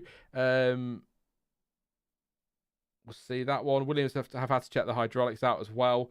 So we'll keep an eye and see if that's anything else for Alex Albon. Anything more serious than that one. Wing flexing. Oh, don't start that. On Russell's car from the front wing, you can see a bit of wing flexing on there. So let's not get into that just now. Doesn't mean it's illegal. It's just there. There's always going to be some sort of flexing on bodywork. And Kevin Magnussen. So the press has said that I could just feel in my stomach that I want to do this. I didn't know that I missed it that much. So there you go. People saying that Kevin Magnussen, why is he coming back? He said he didn't want to race at the back, but he's saying that he didn't realise that he'd missed it so much, which is why he's come back to Formula One. So actually, do you know what? Let's open that article. I get really nervous now. But let's just see what else he says. See if he says anything else interesting on that one. So the reason he left was he ran out of motivation to be running at the back. I had only done that for 2 years. As previous to that, I had been in the midfield and that was really fun. But those 2 years were tough from a motivational point of view. Then I went away, did some other racing and got podiums, pole positions and wins. And that was really fun. I was enjoying it. And then Gunther called me and ruined all of that. I could just feel in my stomach that I want to do this. I don't know that I missed it that much. But when I get the opportunity, I was like, yeah. So apparently got called about a week ago from Gunther Steiner whilst he was on his way to the US for a holiday before Sebring. Decided to go on holiday because he didn't know if it was going to happen or not. Then he got to Miami and Gunther called him back and said, let's do it. And so I came back. There was a lot of stuff that had to be sorted out. I was contracted to Peugeot, and with Ganassi, actually, I was contracted to race with them in Sebring in the 12-hour race next weekend, but he was super nice to let me out of that deal. So it was last week. Why am I surprised at that?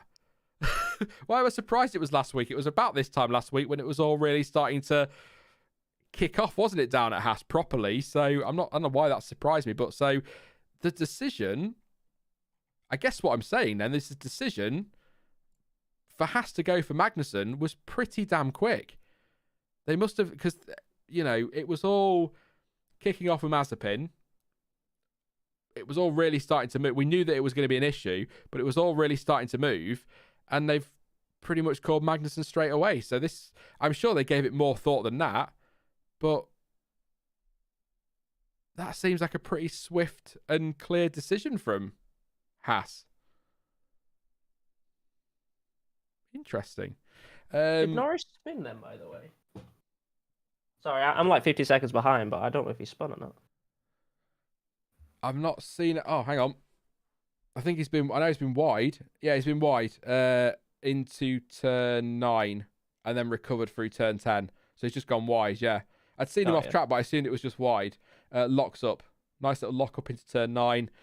Straight on into the runoff and then rejoins on the exit of turn 10. So, little moment there. Back in the pits, though. He's got some Flovers on the back. No great surprise in testing, but he's back in the pits. So, that might be it for a little while for Lando. Some new tyres, maybe. But a troubled day for McLaren. Daniel Ricciardo not very well this morning. Norris drafted in to do the full day. Brake issues as well. Suspected brake issues and 39 laps. So, not great. Elliot's shouting Sean in the chat. Yes, Elliot. 811 likes. Thank you, AJ, who's been updating everyone in chat. Do you reckon we can get another 190? Let's see if we can hit that 1,000 mark. That would be, I'm going to say it, the word's coming. That would be mega. Let's not start that again this year. That would be great if we could do that. So let's see if we can get us to 1,000 likes. 1,500 watching. It's doable. I'm intrigued now. DJ Red Raven, I read your full name. Why did I do that? My question would then be, why not Fittipaldi? No dislike against Magnussen, just asking as to why him over some others. See, I think that's an interest. It's a fair question, but my argument to that is if I'm in a position where my choices are Magnussen, Hülkenberg, and Fittipaldi, I'm taking one of those over Fittipaldi. I like Pietro. I don't think he's had a glittering junior career. He's done okay. But what Magnussen brings is several years' experience at the team. And that's going to be so much easier to integrate. He's going to be able to come into that team, potentially lead that team. He's a great benchmark for Mick Schumacher, so the team can really analyse and assess how he's doing there, and morons like me can do the same. And I think, as I said earlier, I think the Magnussen appointment was a surprise in that nobody really saw it coming until the rumours started. But when you really think about it, it makes complete and total sense. So I like Fittipaldi, but I think a Magnussen or Hülkenberg, do you know, maybe controversial, but even a Giovinazzi, I'd be taking them over Fittipaldi, because although he's got experience in sort of the simulator and being in the team, Magnussen's got more with the team. He's got experience, he's got pace. I still think he's a much better driver than he's given credit for. And I think that's important for Haas. I do. So his record's not great. Fittipaldi. Yeah, it's not amazing, is it? It's not the worst I've seen in a junior career by a long way, but he came fifth in Formula 3 Asian Championship in 2019-2020. He came first in the World Series Formula V8 3.5 in 2017, but in between those, he's finished like 15th, 26th, 23rd, 32nd. So it's not been like up there at like winning, you know. I think I need to start paying Black Hawk So. I'm going to call you my researcher. You should change your name to the researcher. So, please don't, because I'll forget, and then I'll not know who you are. Says they found the list of changes that they are doing to the Jeddah circuit. So I'll read these to you from Black Hawk So. Says Jeddah changes are to improve driver sight lines from the cockpit. Several of the circuit's corners, including turns 2, 3, 14, and 21, where the barriers will be moved back between 1.5 metres and 2 metres. The barrier on the right-hand side of turn 27, which is the final hairpin, will be moved back by around 1.5 metres to widen the track at that point, and then modifications will also be made to turns 4, 16, 22 and 24 after consultation with drivers who requested a smoother barrier on the apex. Thank you so much for that. I am going to screenshot all of that. And I'll leave your name in so you get all the credit for doing all the work.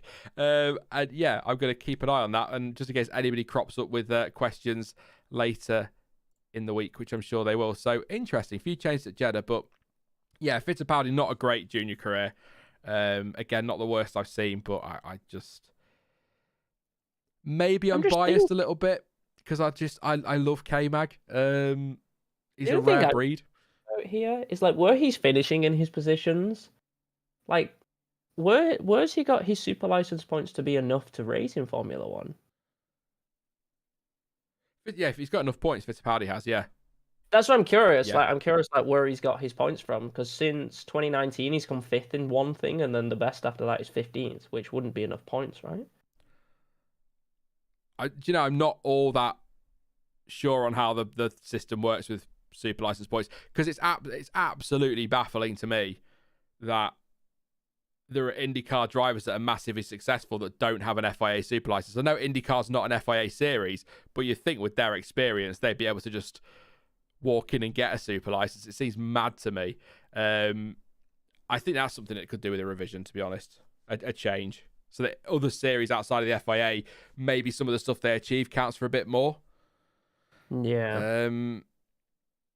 Yeah, kind of crazy to me, but we'll see. I think you get points for things like FP1, I think, as well, and he's done those, I'm sure, and testing and stuff, and yeah, interesting. But the super license one's a weird one. I can never really wrap my head around it. Obviously I can know what the numbers will be and things like that when I look at them, but I think there are ways to bring more people in, more drivers in from elsewhere, people from IndyCar and other series that aren't FIA, under the FIA umbrella. I think you're just going to get better drivers. It's the pinnacle of motorsport, is what they call it, where the best drivers in the world go racing, but we seem to be excluding some of the best drivers in the world from the point system. Montoya came over from IndyCar, or Carter. Was it Carter at the time when Montoya came over to F1? It was something like that, and he did all right in F1. I wasn't a big Montoya fan in F1, but he did all right. Was in a title fight, so clearly good enough. But yeah, let's leave it there on that one, because I don't want to start talking super license points and get it completely wrong. Adonis says that IndyCar is basically diet F1 for us Americans. Russell is struggling into turns 9 and 10, where Gazzy just had a massive lockup too. The wind is very gusty and inconsistent with the tailwind as a driver's brake. The alpha wheel covers are also very nice, according to the Autosport feed as well. So there you go, just a bit more confirmation there that Russell's struggling through turns 9 and 10, which is yeah. I'll run through the times in a couple of minutes. Just going to choke to death first. We'll just have a look at what's going on the track while we're waiting for that to tick over to the final hour. Then we will do a bit more from chat. We'll waffle along for another hour, and then we'll wrap it up. And I'll be back in the morning, 8 o'clock. Yeah. Oh, Montoya didn't own Schumacher. Come on, Jonathan. Owned him. I'm appalled. At that comment. Lance Stroll, what's he doing? Coming through turn 4 now. Quite slow, which I guess is kind of testing to a T there, isn't it? It's definitely either an in lap or an out lap or a cool down lap, whatever you want to call it. That Aston under the lights already looking so much better than last year. Are you pleased the pink's gone, Dylan, from that Aston? Wait, what? Sorry? Are you pleased the pink has gone from the Aston? Oh, yeah. I prefer the lime green so much more. It's so much nicer. It popped. I think it's a lighter green as well, isn't it? Yeah. I like it. It just works so much better. It seems like before it was just like, oh, we're sponsored by BWT and they want some pink, so we're just going to throw it here.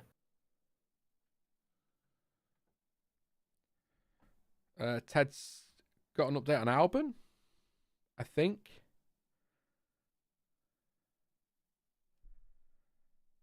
Talking to Crawford, get on with it.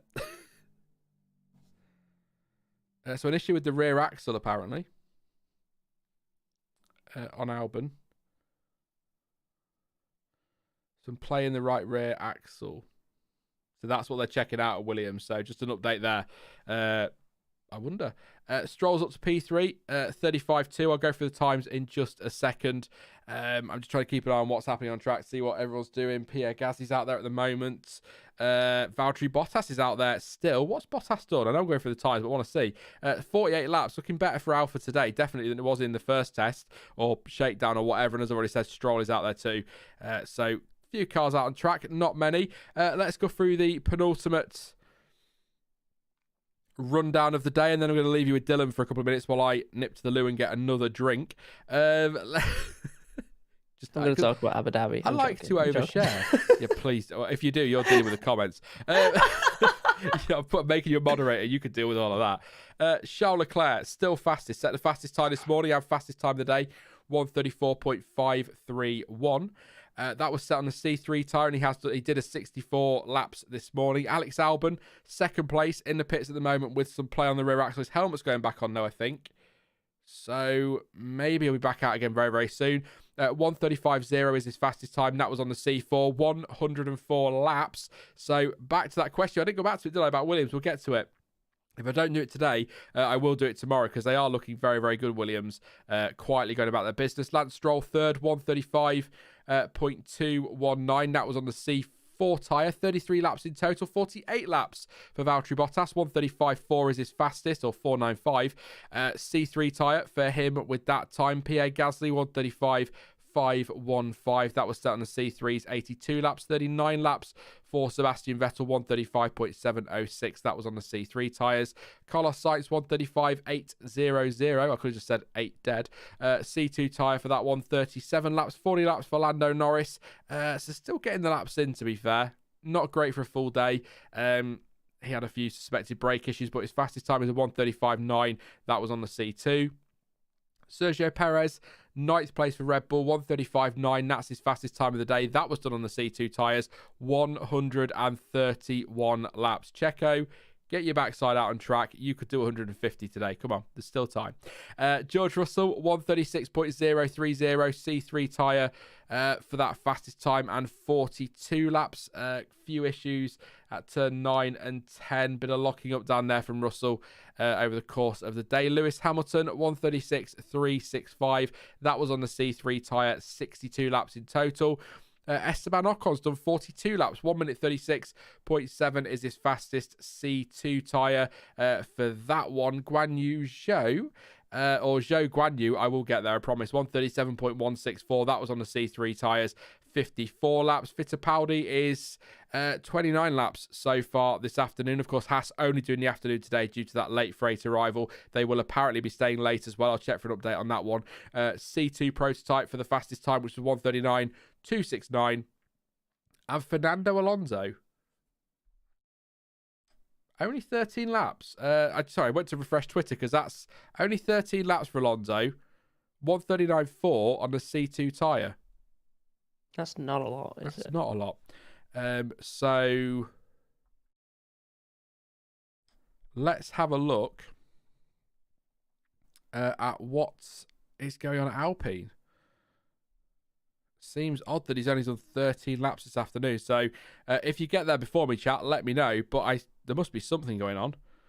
Because only 13 laps for the afternoon is not great for Fernando. So let's have a look. I will search Fernando Alonso. Fernando will probably be like, guys, this isn't enough laps. Can I take Ocon's slot tomorrow? And they'll be like, sure. Does sound like something he would do. He wouldn't say it that nicely, though. No, give me a car. Basically.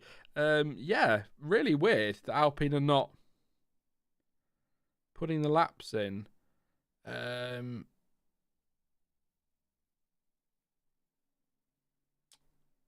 saw an image someone tweeted 45 minutes ago where they've got screens up or something like that. So whether they're done for the day, I don't know. Yeah, just, motorsport.com in Spain saying Alpine and Fernando Alonso have had some problems again in pre-season testing. The French team lost several hours in the garage when it was time to drive the two-time world champion. So nothing there confirming that. That was just 9 minutes ago. So no engine issues according to Jonathan O'Keefe. Thank you very much, Jonathan. But yeah, nothing totally official on that, just that they're having issues. So no great surprise because it's kind of the way their testing's gone so far, isn't it? Little bit frustrating because, L Plan and all that, but maybe this is all part of L Plan. The targeting fifth. Any higher than that is not L Plan. Well, Otmar Safnauer thinks they're top 3. Oh, really? Yeah. I would be very surprised if they are top 3. I will be very surprised. I'd be surprised if they're anywhere near top 4 based on, I mean, it's testing. Alonso could get top 3, but I don't think he's going to be able to carry the team.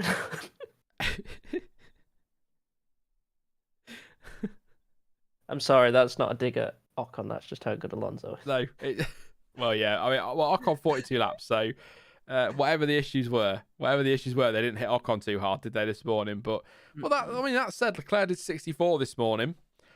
So, there were more there, but it's not looking good for Alpine. And when you couple that with Alonso saying that, again, I'm not quoting him, just around, giving the impression the car wasn't all that comfortable to drive at times in Barcelona. Maybe there are some problems at Alpine, but I think if there are, it's brave of Otmar Safnauer to come out and claim top 3, if that is what he has said.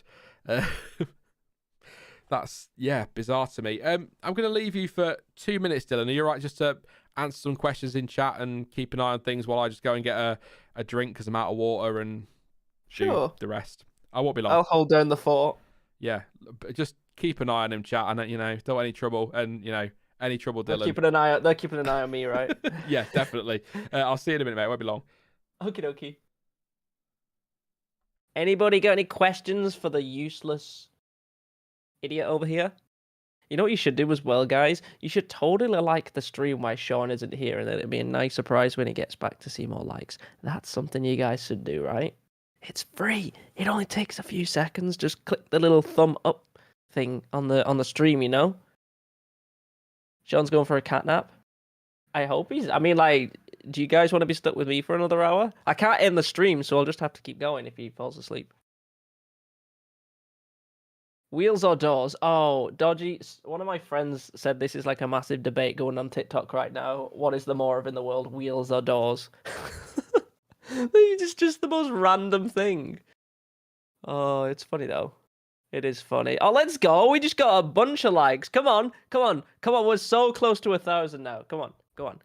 If we got to 1,000 before he comes back, I think he would be happy. You would put a smile on his face. What do I think about cats? Are you on about the animal cats, or is that short for something else? I have a pet cat. He's more like a dog, but I love him. 100% doors. See, I initially thought wheels, but then I thought doors as well, because I was like, the amount of skyscrapers you've got, the amount of doors you have in those buildings, and then every car also has like doors. But then you have to think of all like the toy cars and stuff like that have got wheels as well. So I don't know. Yeah, we hit 1,000. Let's go. I did my job. I mean, like, Sean's the one doing the job here, but I just reminded you guys, and you guys hit 1,000. So I have a dog. I have 2 dogs. I've got 2 dogs. I've got a cat. I've got a rabbit. I've got a tortoise. I've got 2 dagoos, which is sort of like a hamster / guinea pig. And then I've also got a guinea pig. I have lots of animals. I got lots of animals. Animals are great. I love animals. My house is like a zoo. My cat's just sleeping on my bed next to me, though. I don't know if you guys have heard him meow or not. I tried to mute when he was meowing, but yeah. What happened to Gutierrez? Is he still a Mercedes development driver? I checked the Mercedes testing / reserve driver today, and they have Van Dorn and Nick de Vries as the test / reserve drivers. So I don't know if Gutierrez is still with Mercedes or not. I have no idea. I like you, Dylan. You're good. Oh, thank you, Annie. Let Sean hear the meow. I can't make my cat meow. He just sometimes meows. Cats. I forgot you had cats. I've got 1 cat, but I've also got 2 dogs, and a rabbit, and a guinea pig, and a tortoise, and 2 dagoos. A zoo. I did say zoo, yeah. By the way, look, we got you to 1,000. You're welcome. Oh, there you go. 1,000 likes. Thank you, everyone. What should I read into that you did that when I was gone? Oh, Sean's gone. Quick, like the stream. No, I was like, it could be a nice surprise to come back to 1,000. I won't come back tomorrow. Yeah. John T says Gutierrez no longer has a super license, he believes. I was reading about Fittipaldi, by the way, and he got 35 points in a series in in 2017, I think, what he won. Okay. But then he had like an injury, so we asked the FIA if they could extend how long he can have those super license points for, and they said okay. Yeah. So even though super license points are only been a bit legal for like 3 years, apparently he's still got enough points, even though that was like 5 years ago. We have a new name at the top of the timesheets. It will update on the stream in just a second. P. Do we? Gasly has gone fastest on a 134.010. 29.5, 40.9, and 23.5 for his sector times. Purple in the first, purple in the last. That is on the C4 tyre as well. So not the absolute softest, but Pierre Gasly, top of the timesheets for what it matters. Matt Gallagher's going to be crying in his seat right now. Yeah, game over for Charles. That's it. Title's done. No, it's Science for imagine if Ferrari are the fastest and it's Sainz that takes over Leclerc as well. 88 laps for Gasly as well. So he's got a shot at this. 12 to go, Pierre. Keep going for that 100. I don't think with 49 minutes to go, Perez is going to hit 150 because 19 to go. 19 laps still needed. It's a push. Unless he's not going out again. Let me just... no mention from Red Bull. So... I assume he might go out again. I mean, a lot of them will go out late anyway because I want to do some practice starts on the grid. But I don't think we'll be seeing those bans. I still think, even though we've got this new era and people are playing their cards or holding their cards close to their chest, I still think we will have that final half an hour where we get a few hot laps on Saturday. I'm going to push that and hopefully, I'm not going to promise it. Because I'll be so angry if that all fails. But yes. I think that's... Imagine if AlphaTauri beat Red Bull. I don't think they would allow them. Hey, if they're a second quicker, there's nothing they can do. They'll just be like, can we put Max in your car? Thank you. Just do a driver swap halfway through the season. Sainz hopped up to P3 as well earlier, so there you go. Ferrari second and third. Gasly's ruined that for them though. But at the moment, it's only Sainz, Russell, and Fittipaldi out there. So Fittipaldi doing a few laps on that prototype. I don't know if he's still on the prototype actually. No, he's not. But 29 laps for him. Alonso's still in the garage. I think they must be done for the day, right? So did I read it from the chat, or did I read it as I left? But somebody saying suspected engine issues or something. I think you was looking on Twitter, I think. But not like a huge surprise if that is the case, because Renault was saying that they've gone for power as a priority and sort the reliability out later. So if they're having issues, that'll be why. I'm just going to have a check again and see if there's any update on it. But everybody's sandbagging game over. You can never look into times properly because you don't know fuel loads and stuff like that. But there's no way Mercedes are 2 seconds quicker than AlphaTauri. Like, at most, you're going to get like half a second between them, probably. Possible radiator repairs for Perez on his Red Bull. So, again, nothing confirmed. That is just what's being said on Twitter from journalists. So possible radiator repairs for Perez. And I can't see anything on Alpine at the moment. I'd like the news, but we can speculate on that one. Engine wouldn't be a surprise, but George Russell's still out there though. We're on board with him at the moment on the live feed. We'll see how that goes. They'll probably cut off when I look properly. No, I'll keep an eye out, see if anybody says anything on Alpine, but I'm not getting anything at the moment. Any more emails to read? Nothing there. Not missed anything on PayPal. Lovely. We're all up to date, I think. And I'll just check the super chats, make sure I've not missed any while I was gone. Last one was Jonathan about an hour ago now. So yeah, I've covered all of those. So good stuff. And nothing in Streamlabs. No. Super. We are all up to date. Lovely. We're in control. It's taken 7.25 hours, but I'm in control. We're good. We're good. Just to confirm, Gasly was quickest in the first and third sectors. Leclerc's currently got the best sector time for the second sector. But obviously, as Dylan said, no point reading into them. Means nothing. Although, again, towards the end of testing on Saturday, maybe we'll get some more. Because Lando Norris reckons that...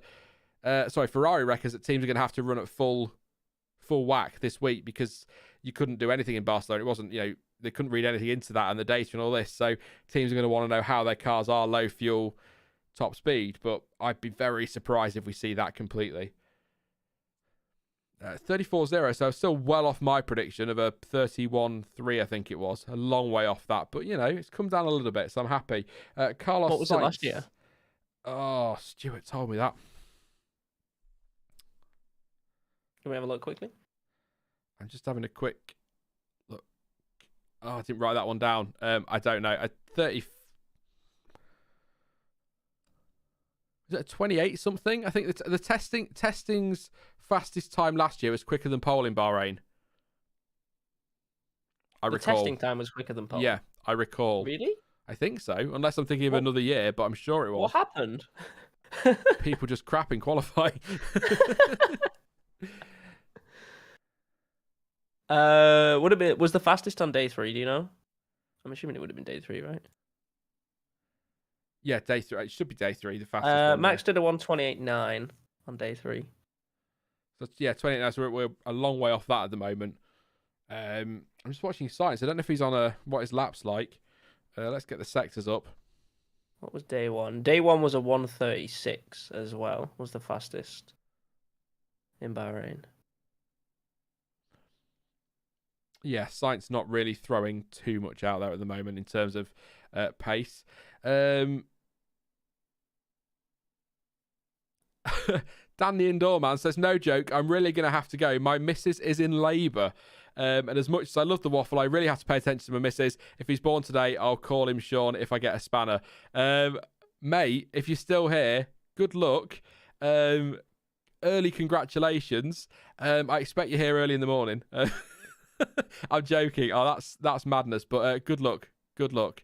That's awesome to hear. Definitely go and pay attention. Ignore me. Go. I'm waving you away. Get lost. Shoo. You're correct, by the way. Max was like 500ths quicker in testing than he was in qualifying Q3.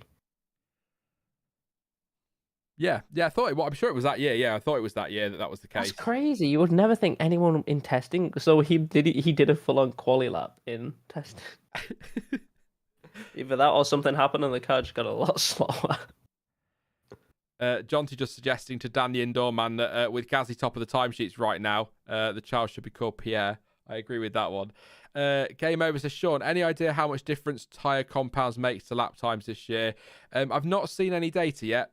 I suspect Pirelli will let us know in the next few days, hopefully. It's certainly well ahead of the first race of what the delta is. So as soon as we get the information, I'll let you know. But and it will definitely be in the preview if I've got that. So yeah,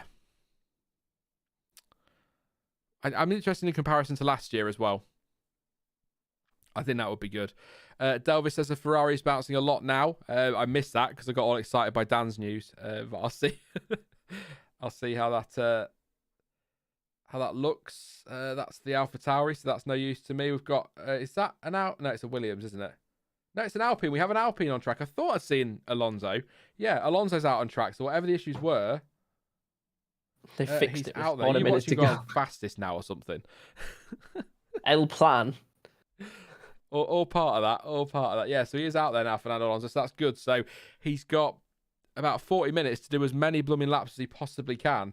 Today, obviously, still 2 days to come, but we're now, we don't have another test after this. So after these 3 days, we need to see the laps. We need drivers to get the laps on the board because they're not going to get many other opportunities. And Alonso pits. I'll shut up. Russell to the line. What's he doing out there?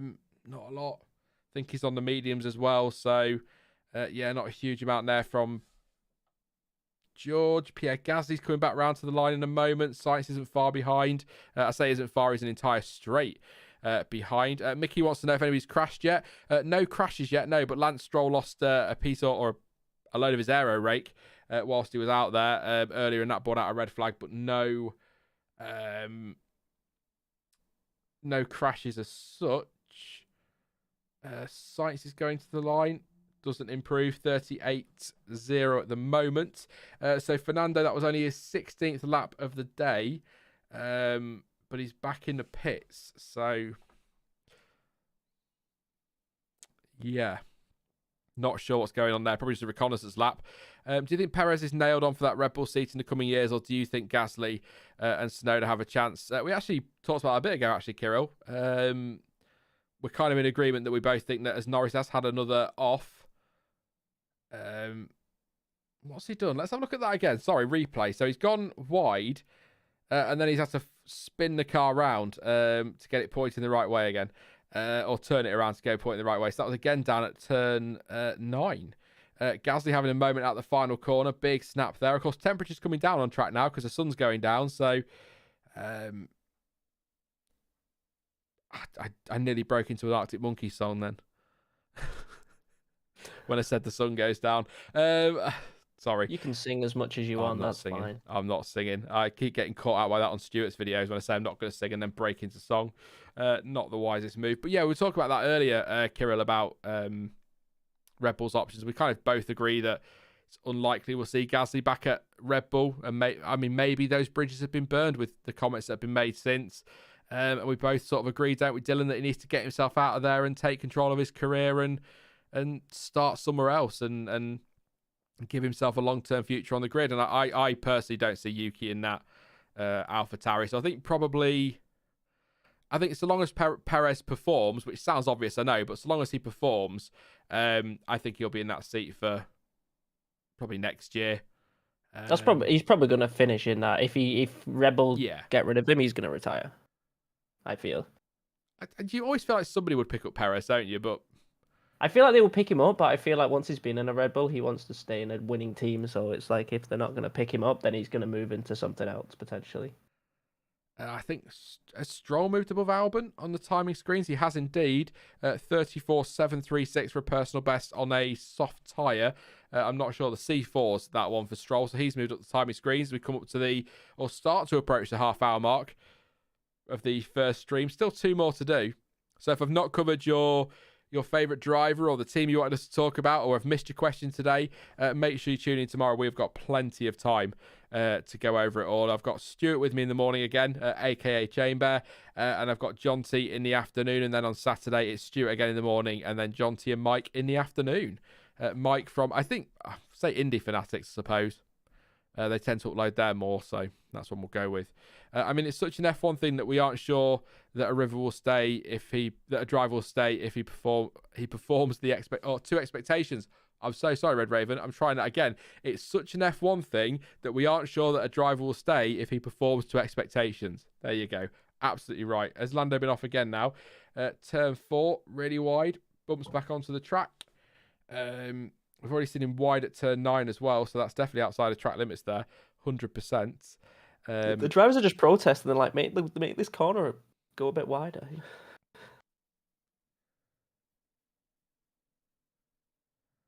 Watching a little, that McLaren, when they're just doing a slow-mo now, and I know it's not a straight, so it's a little bit difficult to really compare too much, but if you compare that to, on the same corner, the Mercedes coming through, it's definitely porpoising less. Significantly less that McLaren, so there might be something in that. The Haas coming down the straight, Fittipaldi, big lock up on the left front into turn 1, and that's ruined whatever lap that was going to be, and probably that left front tyre as well, or right front as we look at it. It's a big lock up for Fittipaldi, but he's still going, getting the laps out. 36, so good for Haas. I can't remember what they did last time. Overall, let me have a look because I've got in here somewhere. I've got some stats. So, laps for Barcelona. I'll be back in a sec. Yeah, no worries, mate.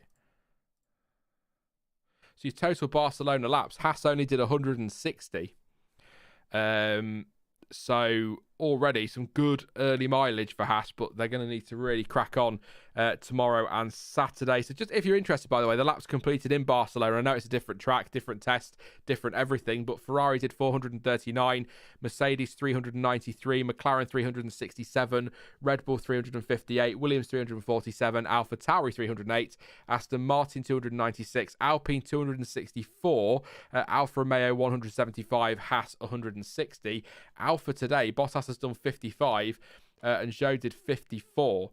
So 109 already for Alpha today. So things picking up for Alfa Romeo, which is great to see because they were a team that I was a little bit concerned about after that first shakedown testy thing. Just need the laps from Haas now as well. So there you go.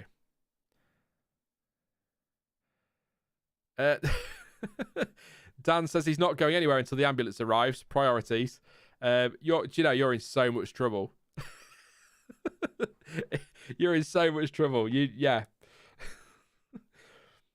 need to call the baby Pierre though. Not interested in anything. It has to be Pierre, definitely. Norris is currently having some troubles keeping the McLaren on track, as we know. That's from Motorsport. Already covered Stroll, already covered Alonso, already covered Gasly in that fastest time as well from Pierre. Another replay on TV of that big lock-up for Fittipaldi into that first corner, which is good. Is that a conversation you're having? Conversation? That's somebody else's conversation, yeah. I think you're going to be in trouble, Dan. I do. Go on. Wait for the ambulance, but at least hold your wife's hand while you're listening. Definitely. Do we believe Haas when they say that they're financially fine? We touched on that a little bit earlier. Just, I'm inclined to believe them, but at the same time, I'm very aware that there's no way they're going to come out and say they're struggling, are they? Because that'll put sponsors off. I think so. Gene Haas has pretty deep pockets. I think with the cost cap, it might encourage him to put some more money in because it's a bit more of a level playing field, if you kind of get what I mean by that. So I think they'll be okay. But whichever way you look at it, losing that money is going to hurt. So they need to get some more sponsors in. I kind of hope that, maybe by the first race or a couple of races in, maybe some of K-Mag's sponsors like Jack Jones are on the car again, that sort of thing. It'd be good to see. But I think if they've got a car that's good enough to compete in that midfield, pick up some points, I think they'll get some sponsors on there pretty swiftly. But they've got this lovely new livery, or the tweaked livery they've got. But I have to admit, the car looks very bare. Very bare. And that's always a worry. It was always a problem with Williams. Well, McLaren as well, if you think back a few years. McLaren, their car never had anything on it, really, except for the McLaren logo and a terrible livery. That black and orangey papaya thing they had. Ugh. That was an awful car. Awful thing to look at. Checo's still sat in a garage, by the way, in his car. Front wing is off. Are they putting another one on? They are.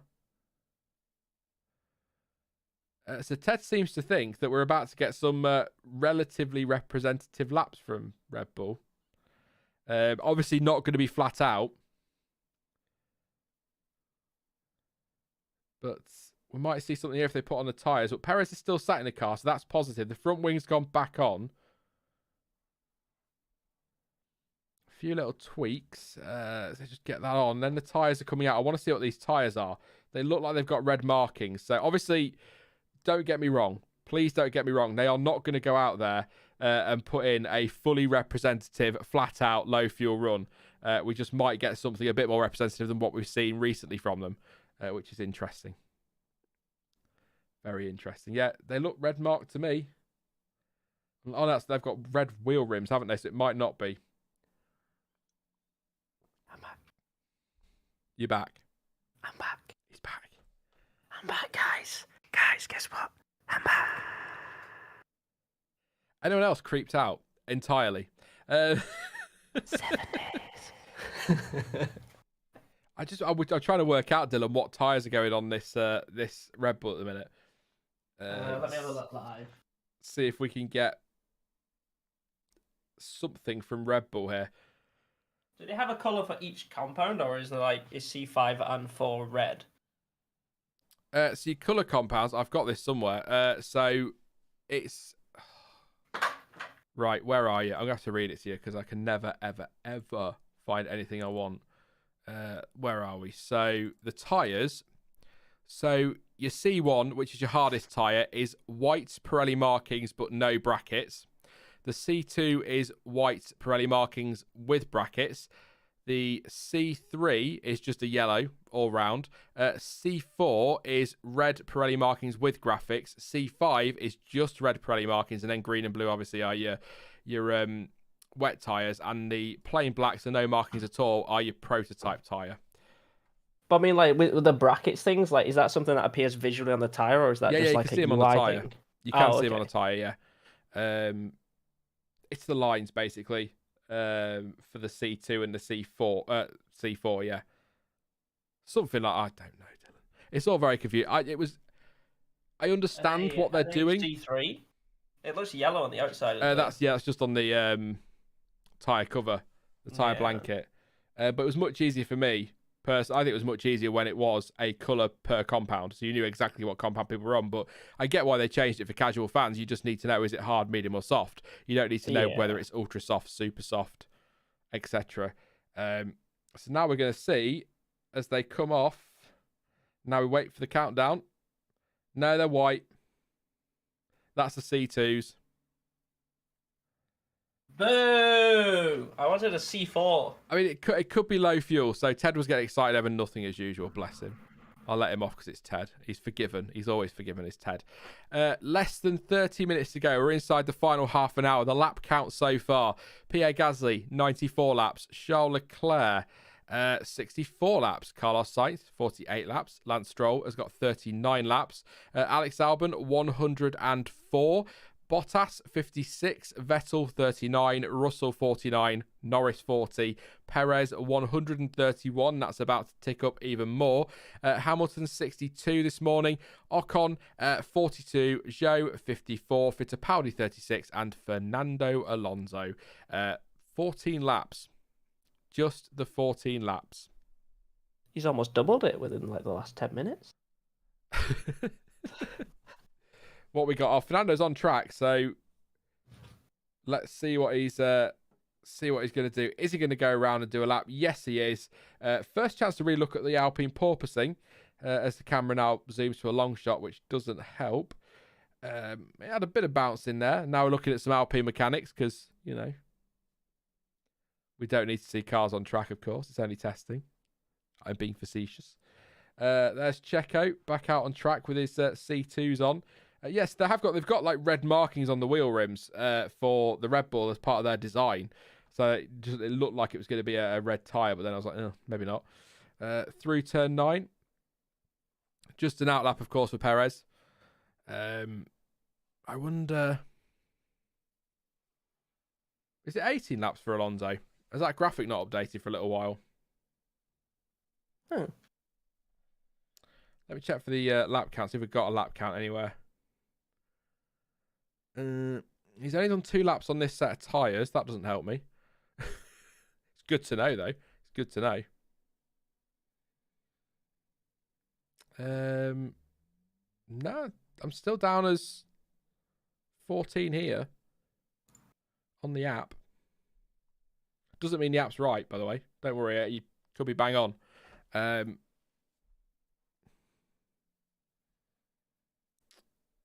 Yeah, I'm still down as 14 here.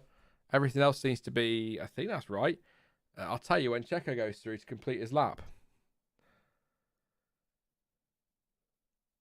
Maybe not. It could be more then. So that lap count might not be right, but bear with me on that one. I can't do much until it updates. So, yeah. But we are watching Checo at the moment on Televisione.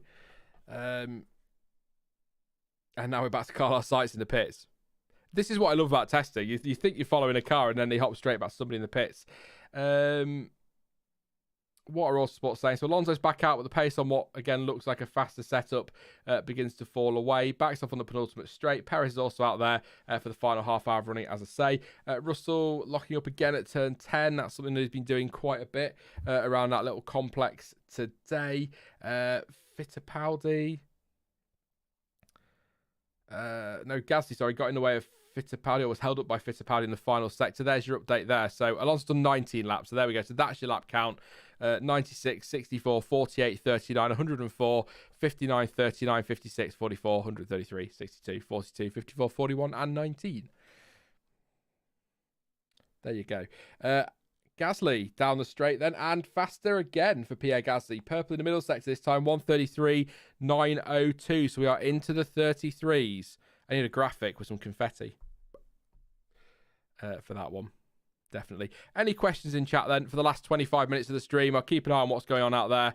We'll answer your questions and then we'll be wrapping up for today. I'll do a proper run through at the end as well. Did you have a chance to catch up on who the new race directors are? I think Eduardo Freitas. Is it Freitas or Freitas? Or neither. But Red Raven is a fan of his work from the WC. I haven't really, if I'm honest. It's on my list of things that I'm doing on Sunday. A little read up on stuff like that. I like to have got some overtaking. Alonso and Stroll side by side, or Stroll on the grass. Little, not massively, but a little clip on the grass there. Stroll's having a look up the inside of Alonso into turn 1. Alonso lets him go. But yeah, that got nice and scrappy down there. Interesting stuff. It is a proper, you'll see in a minute, Dylan, this is a proper little scrap as well. Alonso's coming back at him on the run to turn 4 on the inside. Stroll's having absolutely none of it. Surely Stroll's going to back out. He doesn't. Stroll clean around the outside of him.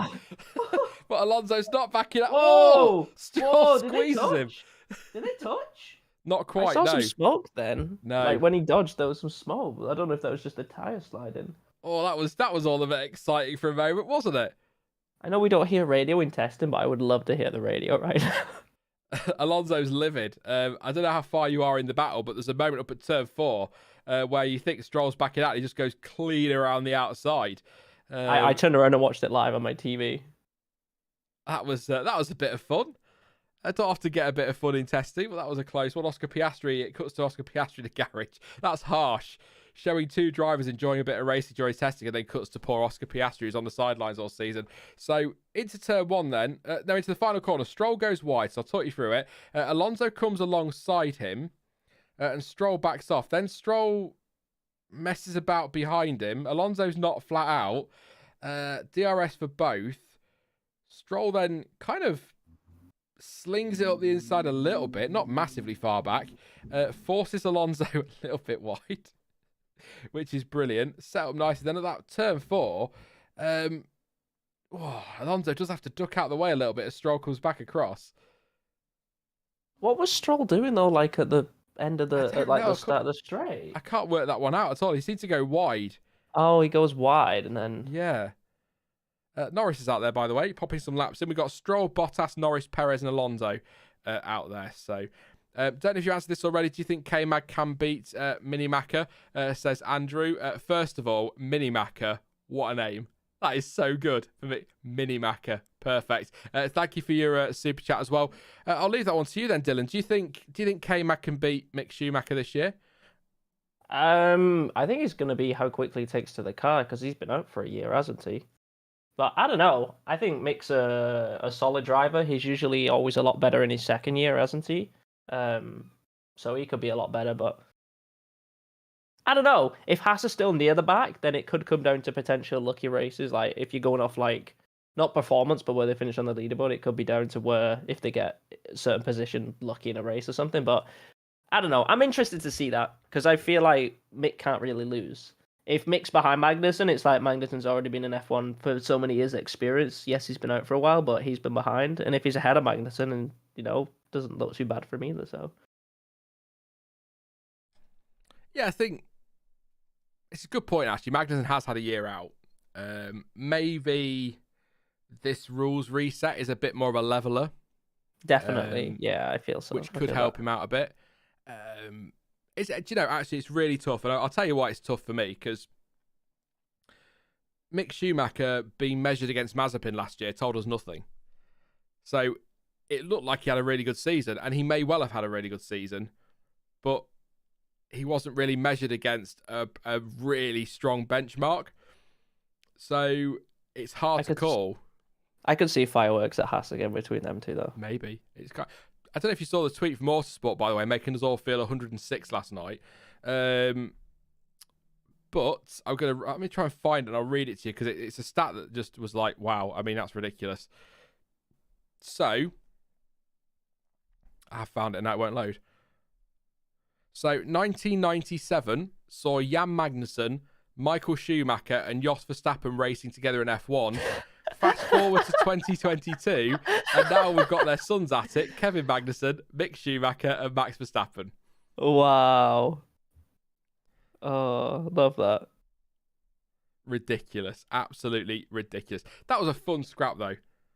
between Alonso and Stroll. I enjoyed that. Might have another one as Perez comes up behind Valtteri Bottas to turn 1. Bottas might hop out of the way. Track's starting to fill up a little bit. Gasly, Stroll, Norris, Bottas, Perez, Alonso. I think we've got one more out there, so we might get a little bit more.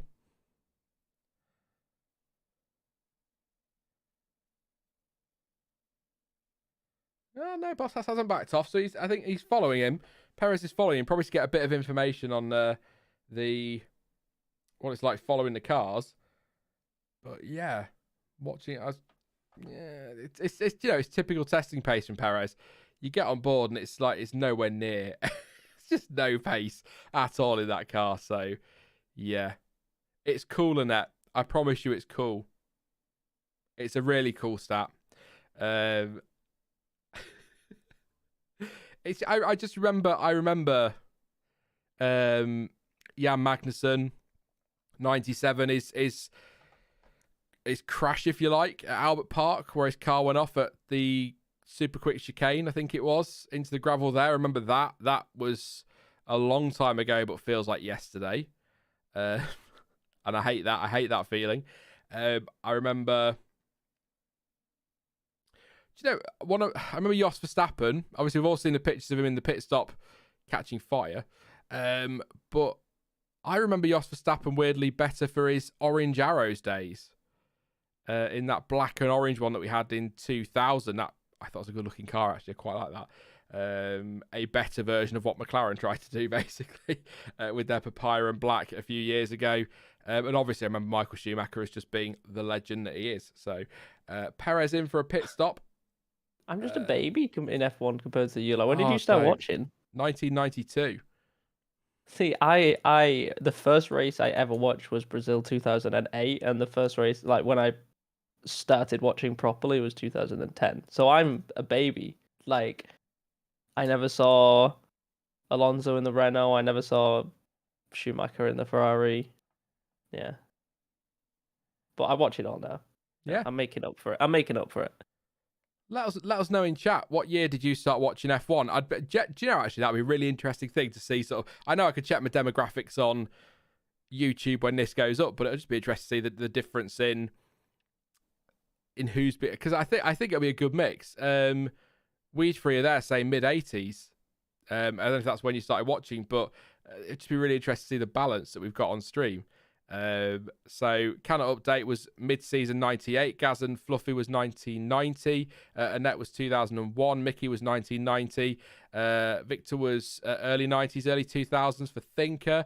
2013 for Liam, but properly in 2019. 1984 for Wing Racer. 1984's got it at the moment. Bizzle 2019. Elian 2016. Cal on Fire 2018. Kevin N 1979. Monza 2018. Payne as a Seb fan says, I can't speak. You know who I'm not. Pranav. I can't speak. My words aren't coming out. Williams 2018. Armand 2004. Nomad early 90s. DJ Naked. Tom. 1997 until mid 2000s, and then from 2017. Cass was 2014. Juan was 2015. AJ was 2011. Sighted Canvas was 1994. So was Mark. Oh, awful year to watch for a first season. Tim 2018. Mikey 2007. Otso 2018. Quentin 2017. Alejandro 2007 and 2008. 1999 2000 for Evan, who was 3. So you started earlier than me. I was 6-ish when I started watching. So yeah, a couple more. Let's do a couple more. I'm going to pick a couple out that are a bit more split. So Ivan 2014. Purple Zebra 1998. Dino Zero mid 80s, and Steve C 1976, and Lawn and Border 1976, 77, and Marin 2016. So yeah, I thought there'd be a good mix in there, to be fair. But yeah, 92 for me, and I think it was the first race of the season, South Africa. I think that was the first race of the season that year. So, yeah, I'm sure it was. I'm Googling it. I'm sure it was. 1992 F1 season. I'm sure it was South Africa that kicked off the season. So, first race, which is not bad at all, if that's the case. Let's have a look. Yeah, South African Grand Prix, Kyle Army. Mexico, Brazil, Spain, San Marino, Monaco, Canada, France, Britain, Germany, Hungary, Belgium, Italy, Portugal, Japan, Australia. Do you know, in terms of countries, it's not changed much, the calendar, has it? South Africa obviously isn't there, and neither's Germany. Portugal has been there recently. So, yeah, obviously tracks have changed, cars have changed, everything else, but we're still broadly doing the same thing in terms of country. So, yeah, inside the last 15 minutes as well, by the way. So, thank you for your company today. It's been good fun. Let's have a good waffle. Couple of questions then. Let's do some questions. I said that a minute ago, and then I went and threw a question at you because that's just what I do. Scroll up, so we've got anything from earlier when I first asked that one. We've done that super chat. Thank you very much once again. Samul says, why is Horner saying the Mercedes is illegal? Officially, he's not saying that. He spoke to, if you are just tuning in, he did speak to somebody, we believe, at Auto Motor and Sports, said, I think off the record is probably the best way to put it, that the car isn't in the spirit of the regulations and is illegal. He's now saying, or Red Bull have released a statement saying that is not, there is no official comment on it. That's not what was said. And of course, therefore, yeah. So he's not saying it's illegal, but he probably said something along those lines. But it'll be, I think it's all going to boil down to how successful it is. As I said earlier, if that car's dominant, they'll protest it. If it's not, then they probably won't. But we'll see. We will see. Mickey saying leaking fluid is never good. Is somebody having a leak out there? We got some issues. The Red Bull leaking fluid through the engine cover just then when it came into the pits. Thank you very much for that one. Keep an eye on that. Gasly is out there. So what we got? So Gasly, Sainz, Stroll, Bottas, Russell, and Fittipaldi. Gasly's gonna go over 100 laps, which he has done. So yeah, not as busy as I thought it would be. I thought it'd be a bit busier for this last few minutes. I mean, it's still 6 out of 10. So that are out there. So I suppose it is fairly busy. Fairly busy. But not what I was expecting. Obviously, practice starts will be done as well. So there you go. Apparently, there's a picture of the Red Bull leaking. I won't be able to put it in stream, though, unless it's a motorsport one. Or I have the permission to do it, obviously. Apparently, according to Tammy at Vettel Leclerc, who actually translates a lot of stuff from, I think it's Germany, really, really good Twitter account to follow, says that the three teams that voted against Haas having a half-day test on Sunday due to those freight delays were McLaren, Alpine, and Alfa Romeo. So take it with a pinch of salt. Nothing again official, but that's the rumour there. But apparently Haas will be allowed to stick it out for a little bit longer today and tomorrow and Saturday as well to make up for the fact that F1 screwed up the freight. Or but not again, it's not F1. They're letting them stay later on the track than other drivers. I think so. That could give them an advantage in the race, because right now is when the race is, isn't it? So they're kind of getting some data for the race because it's dark. That could help them. Yeah, maybe. I mean, like, if it's F1 that's messed it up as well, then yeah, they need to make up for it. It's not Haas's fault, you know. If F1 themselves have messed something up, then they need to reimburse them somehow. Yeah, because like you say, it's not Haas's fault, is it? And they've lost a whole half day of running because of that mistake. It's always Haas. It's always Haas. They're just always on the wrong end. They're not. They've got no luck out there at the minute. No. So it would be kind of. I'm sort of mini rooting for them this year. I kind of hope that they've had all this rubbish few weeks or this rubbish year, and then I'd really love it if they turn up to that first race and they're like solidly in that midfield. I'd really love that. I think that'd be a good little story. Horner will say that Mercedes removed the side pods and tossed them aside, so they are moving aerodynamic devices. I don't know if it was you that made that joke earlier, actually, Drew. But yeah, if it was, then I've read it twice. But yeah, I've read that one. I'm just making sure I've got everything done that I need to before we wrap up. I don't want to be missing super chats again. I mean, I've always got tomorrow to come back to them if I miss anything. I think we're all up to date. Yeah, so we're coming into the last 10 minutes now, which is interesting. I'm hoping we're going to get some action now. Still Sainz, Stroll, Russell, Alonso, and Fittipaldi out there. Fittipaldi has just run over a plastic bag, apparently. Big lock up again by George Russell into turn 10, and then completely misses a corner and goes off track. Sainz hops out his way. So that was another moment for George down there, really struggling. I mean, that's like you say, Dylan, that's a tricky corner anyway. So, yeah. You just don't know if they're trying to push the limits or they're literally struggling with the car. But this morning when I was watching, there was a lot more drivers kind of like the car was not smooth and under control this morning. A lot of them were kind of like having to fire the wheels a bit. Virtual safety car test again by the look of it. It's just come out. So usually a test in testing, because as I said this morning, if something stopped on track, it's generally an immediate red flag. So virtual safety car at the moment. So not much is going to happen. So I'll read some of your comments then. Oh, it's an onboard. I thought I saw smoke. It's not. It's an onboard. Never mind. What's the best looking car to you? That's from Mickey. For me, it's a Ferrari, hands down. I don't know if I've already asked you, Dylan, but best looking car? Probably Aston Martin. Was it your joke? 4 hours ago. Sorry. The only thing about the Aston Martin is it's very wide. It's a lot wider than the others in the middle, which I'm a little bit I don't know. Kind of worries me a bit. They're the only one that's done that. I kind of like how square it is, actually. Weirdly. Yeah, it's just different to the others, isn't it? I don't know. For me, it's either Aston Martin or Williams. Yeah. I mean, I think the AlphaTauri is a good-looking car as well, actually, as we look at it on screen. They're good at liveries, if nothing else, AlphaTauri. I mean, they're good at a lot of things, actually. Do a great job. We've got a spin. Oh, he's beached it. Checo spun and he's stuck. That is probably the end of testing day 1. If he doesn't get out of there, that is end of, I think. That's it, red flag. And I think I'm going to go as far as say that'll be game over, because 8 minutes. Or where is that? Is that turn 4? No. Where is that?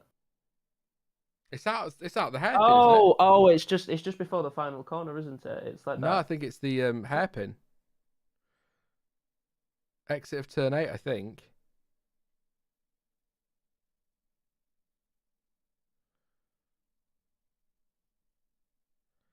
I'm waiting for. I was sat here. I forgot I was on the stream then. I'm sat here waiting for a replay. We'll talk about it in a minute. Thanks. Do you know that is one thing? Looking at him beached now in the gravel, the fact that he's only half in the gravel as well, because the floors are so low, that floor is literally going to be scraping along the floor, which is going to make it even harder for cars to get out of gravel, I feel. So he's coming to turn 8. He's really slow. So cold tyres for starters. Comes out of 8 and then that is so bizarre. Did you just give too much? And then he's let it roll backwards into the gravel. It wasn't even that dramatic a spin. He's just he's let the car roll back, and then of course it's dipped its wheel into the gravel and it's beached him. He's obviously wanted to get out of the way in case any cars were coming across, but gone too far. That was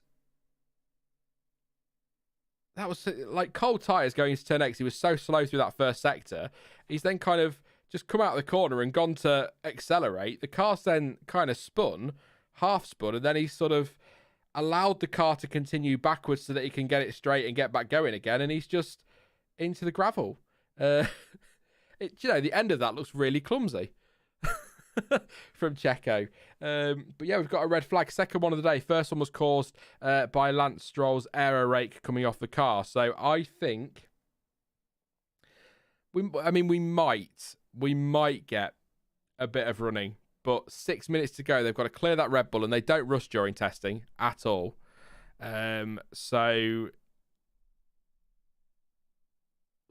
Maybe a couple of minutes towards the end. I mean, they might go out for some. They might be allowed to go out and do the practice starts, but I think in terms of the running, that's probably it. And that's the porpoising on Pierre Gasly. Good Lord. His head's just rattling all over the place. That is ridiculous. Lando will fit in, like that video of Lando bopping up and down in his cockpit before a race. I tell you what they look like. They look like those bobbleheads. Yeah, what you have on your dashboard on your car. That's what they look like when they're going. It looks like, what on earth is going on here? Very silly spin from Piers, says Pete. Oh my god, my words are not coming out. Thank you to Bizzle SS. Says obviously no reason to panic yet, but are we seeing any early signs of struggles for Alpine already? I want to talk. I don't know if you're gonna be with us tomorrow, Bizzle, but we'll talk properly about Alpine tomorrow. So I think we need a good chat about them, given how things have gone. But I think, again, because of the problems that Fernando Alonso said, the car wasn't great to drive in Barcelona. That's a concern. The lack of mileage is a concern. Suspected issues as well today. It's not been good. And I think, like you say, it's very early. And, of course, it's only testing. So, you know, they could come out tomorrow and do 150 laps and then do the same on Saturday. And it all looks rosy then. But at the moment, so coming into today, coming to this test, the team I was most concerned about, based on what we'd seen so far, was Alfa Romeo. Now, they could still be down there towards the back somewhere, but in terms of I've always said Alpine are my dark horses for this year. I'm not so confident now on that. It's probably how I'd answer your question there. It's, like I say, early days. Even if they struggle tomorrow and they struggle on Saturday to get the laps in, it's a long season, lots of time. Session will not be resumed. That is it. Testing is done. Session will not be resumed. So, yeah, I think to answer that, I'm not overly concerned, but I'm less confident about Alpine than I was a couple of weeks ago before the Barcelona test. So they've got a lot of reliability issues compared to the other teams, haven't they? But they're the only Renault engine as well. So if it's engine related, there's no other teams that are going to be testing their engines so they can figure out what it is. Yeah. Less data. So I'm going to let the clock tick down because I said I'd be live till 4, so I will stay live till 4. And then I'll run through the order for anyone that drops in at 4 o'clock to hear the final running. Just going to watch the onboard from Perez again. So he is going really slow through 6 and 7 and the corners that come before that as well. This really is slow. When the VSC was, isn't it? Yeah, it's under VSC as well. Good spot, Dylan, actually, yeah. Comes through turn 8. Yeah, just goes to accelerate. Nothing aggressive or anything. And then the car kind of half spins, and then he's just allowed that to continue. Let the momentum take him backwards so he can get the car turned around. And he's either forgotten there's gravel there or not got the car stopped quickly enough. Well, obviously didn't get the car stopped quickly enough, did he? He's obviously trying to get it moved out of the way, but he went too far, didn't he, and let it go into the gravel. Yeah, he's kind of let that momentum, hasn't he, take him backwards to just to get the car turned around without having to burn up tyres or anything, and it's just all gone a bit wrong. So that was a little bit silly. Cold tyres and all that, it's going to be something that happens, unfortunately, when you go into that situation. But yeah, that is, like I say, I'll read through the times at 4 in case anyone's dropping in specifically to hear that. But there won't be any more running today. So it's going to be Pierre Gasly that tops today. And the most laps at the moment, or as it will be, is Sergio Perez on 138. I don't know. Some of the drivers are staying in their cars, so I don't know if maybe they will still be allowed to go out and do practice starts. But there'll be no significant running, if that makes sense. So we've lost a couple of minutes, but nothing. Although Lance Stroll's out of his car, so he's not going to be doing any practice starts. As he walks down the pit lane, 134.736 his personal best today. C5 tyre for that one. So the graphic says C4. F1 says C5. Cannot update. It says, I think Ericsson hit him during the virtual safety car. Very good. I would imagine they're under instruction not to try too hard to carry on during testing. If it's not an easy drive back, don't bother, save the parts. Absolutely, John T.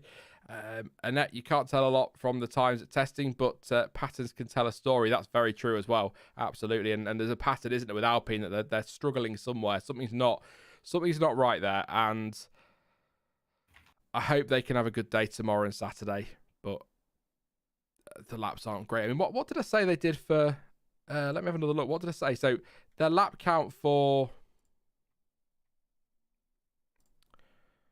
Barcelona as a whole was 264, which isn't horrifically less than Aston Martin and AlphaTauri, for example, but it's still the third worst in terms of running. So they've not got a lot of laps in this afternoon. Alonso only doing 24 and Ocon did 42 this morning. So, yeah. Identical. It's an issue. To swap the numbers around. Swap the numbers around, yeah. Albon's out of the car. 40 seconds on the clock, but the session is 35 on the stream because I'm going by my clock rather than the one on TV. So it was a tactical spin. Nobody can do restarts. There you go. It was tactical. That's It was tactical. I saw the smile on Perez's face. Anthony Bilb says, good day for Alfa Romeo compared to 2 weeks ago. Absolutely, lots of laps. Bottas 66 and Zhou did 54. So, I mean, not far off, actually, to be fair. The lap count for Barcelona. So, there you go. Much better for Alfa. I'm much more confident with them now than I was a while ago. That's game over. I'll put the checkered flag out. We'll get rid of that. We'll go with the checkered flag. So your final... Actually, I'll tell you what, before I do this, I'm going to take a sip of water. Because I usually get halfway down and my voice goes, no. Right then. Pierre Gasly ends the first day of the first official test, top of the timesheets with a 133.902, which he did on the C4 tyres. 103 laps in total for Pierre today. Carlos Sainz, second, 1 minute 34.359. That was on the C3 tyre. 52 laps in total. Charles Leclerc just pipping his teammate there, actually. Carlos Sainz. Leclerc in third, 134.531. That was on the C3 tyre, 64 laps. Again, apparently Sky are saying C5 for Gasly, so take that with a pinch of salt. Stroll in fourth place, 134.7 C4 tyre, 50 laps. Alex Albon, 135.0 C4 tyre, 104 laps. Lando Norris still 50 laps today in total. That's a full day. Varying issues for Norris today, possibly brake related. 135.356 is his fastest time C2 tyre. Valtteri Bottas 135.495. That was set on the C3, 66 laps. Sebastian Vettel 135.7 C3 tyre, 39 laps. George Russell did 60 laps. His fastest time came on the C3 tyre. That was a 35.941.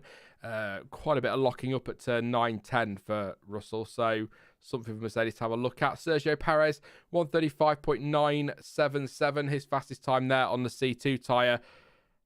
138 laps, so a lot of running from Sergio Perez, but he ended the session early as he had a little spin sort of thing at turn 8 and beached it in the gravel. That put out the red flag and they didn't restart the session. But still, 138 laps on the board. I don't think he's going to complain too much. Lewis Hamilton this morning did 62 laps. His fastest time was a 136.365. That was on the C3 tyre. Fernando Alonso did a 136.745. That was on the C3 tyre.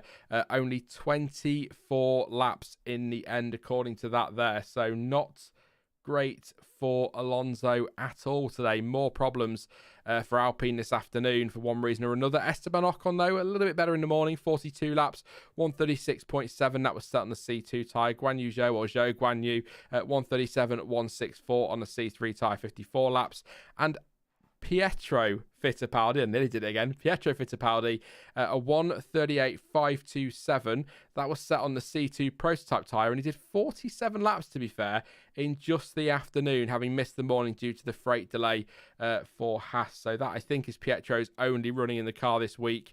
So I'm hopefully see him again, maybe in an FP1 session at some point this year. But Kevin Magnussen and Mick Schumacher will be in the car for the rest of this week. So that's your order. Fastest time of the day, 133.902 from Gasly, and most laps goes to Sergio Perez on 138 for Checo. So good stuff from him.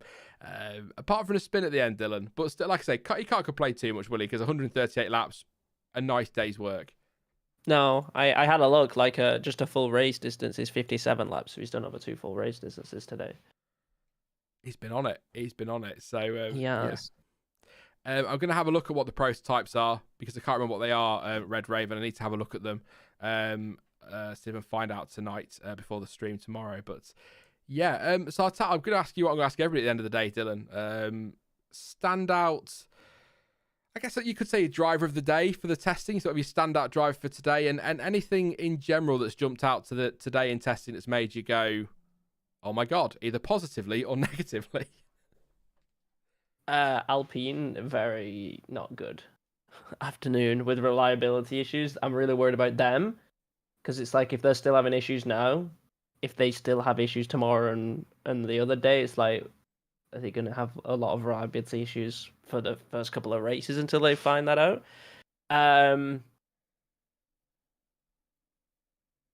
It's been Mercedes seems to be a bit of a handful to drive as well, from what I've seen. They seem to be having to work the steering quite a bit. I've noticed as well. It seems anyway. A lot of and then Alex Albon has, even though obviously they've been pushing the limits, I've probably seen Albon and Norris probably go off the most, I reckon.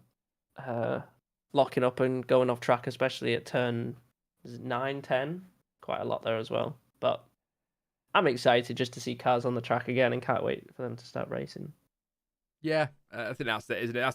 I think that's as F1 fans, people sort of go, why do you sit and watch testing? But it's just a chance to see these cars out on track, and these streams, just a chance to sit and talk to fellow F1 fans and like-minded people about the sport we love for some reason. Lets us down sometimes, but yeah, the sport we love. So I'll never understand why people get mad at others for enjoying in testing. I always enjoy testing. I think I just like talking to people. I can talk. Did you know that? It's because it's the calm before the storm, isn't Yeah. it? Like, testing is just when you kind of like, you're building up and you're like, it's like a routine. Every year you get your livery reveals, then you get your testing, and it's just a routine where the excitement's just building and building, and then boom, first race. Yeah, pre-season's definitely in the fan base anyway, and I think the teams do make more of a fuss of it now, in terms of teasing things. But I think pre-season's kind of become a thing. I know that we've always had testing and launches and things like that, but it's become more of a thing, particularly over on social media, that people get really excited about. And I think F1 have embraced that a little bit by having this official test and televising it and doing all the stuff around it, which is kind of nice because you kind of get your off-season, then you get your pre-season where you get excited. I like what you said, the calm before the storm is kind of perfect. And then into the season, non-stop, 23 races, boom, it's Christmas. Yeah, people just look into the times too much in testing, and they're like, "Oh wait, Mercedes are only 6. That's not good." And it's like, "Oh, wherever they are, it's like we don't know where they are yet." Yeah, and I don't think we have to remember as well. We're not anyone that gets excited by the times in terms of genuine pace. We might see some quick laps towards the end of the third day when maybe we start looking at qualifying simulations, that kind of thing, low fuel running. But realistically, we're not going to have a proper idea of the pecking order until qualifying in Bahrain next Saturday, which is not far away. And I'd probably even go as far as to say that it'll be a few races before we know for sure what the pecking order is. And then everyone will bring updates and confuse us again. So it's going to be a great season. Cannot wait. Your lap count for today in total then before we go. Red Bull, 138 laps. Mercedes, 122. Alfa Romeo, 120. Ferrari, 116. Williams, 104. Alpha Tauri, 103. Aston Martin, 89. Alpine, 66. McLaren, 50. And Haas, 47. So for all our not a good day for Alpine. All right, the afternoon sucked, but 66 laps, they did 16 more than McLaren and 19 more than Haas. I know Haas only had half a day, but still. Yeah, McLaren did not do a lot, did they? No, not at all today. So there you go. We shall see. We shall see tomorrow. But thank you very much, Dylan, mate. It's been absolutely lovely to talk to you again. Thank you for having me. It quite so long next time. No. Same time again next year.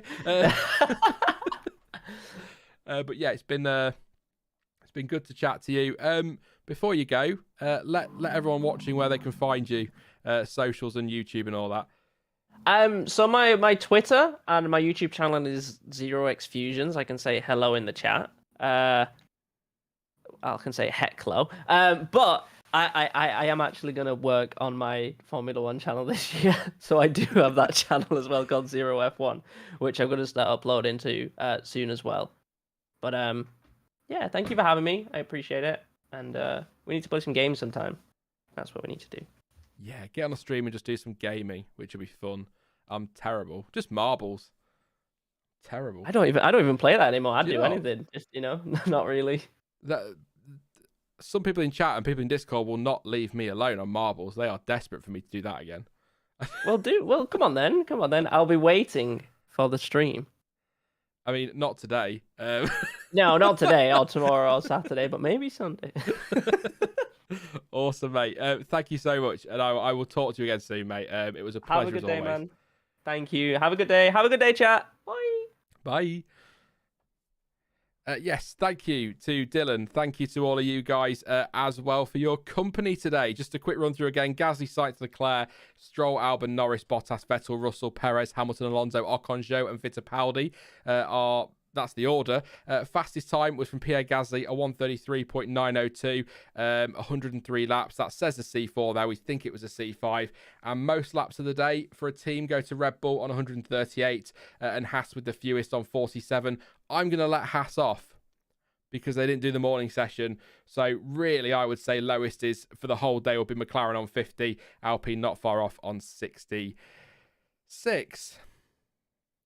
I'm going to go and just drink some hot water and honey and just not speak now for 12 hours. I will be back tomorrow morning, 8 a.m. GMT, with Stuart for the second day of the first proper official test in Bahrain.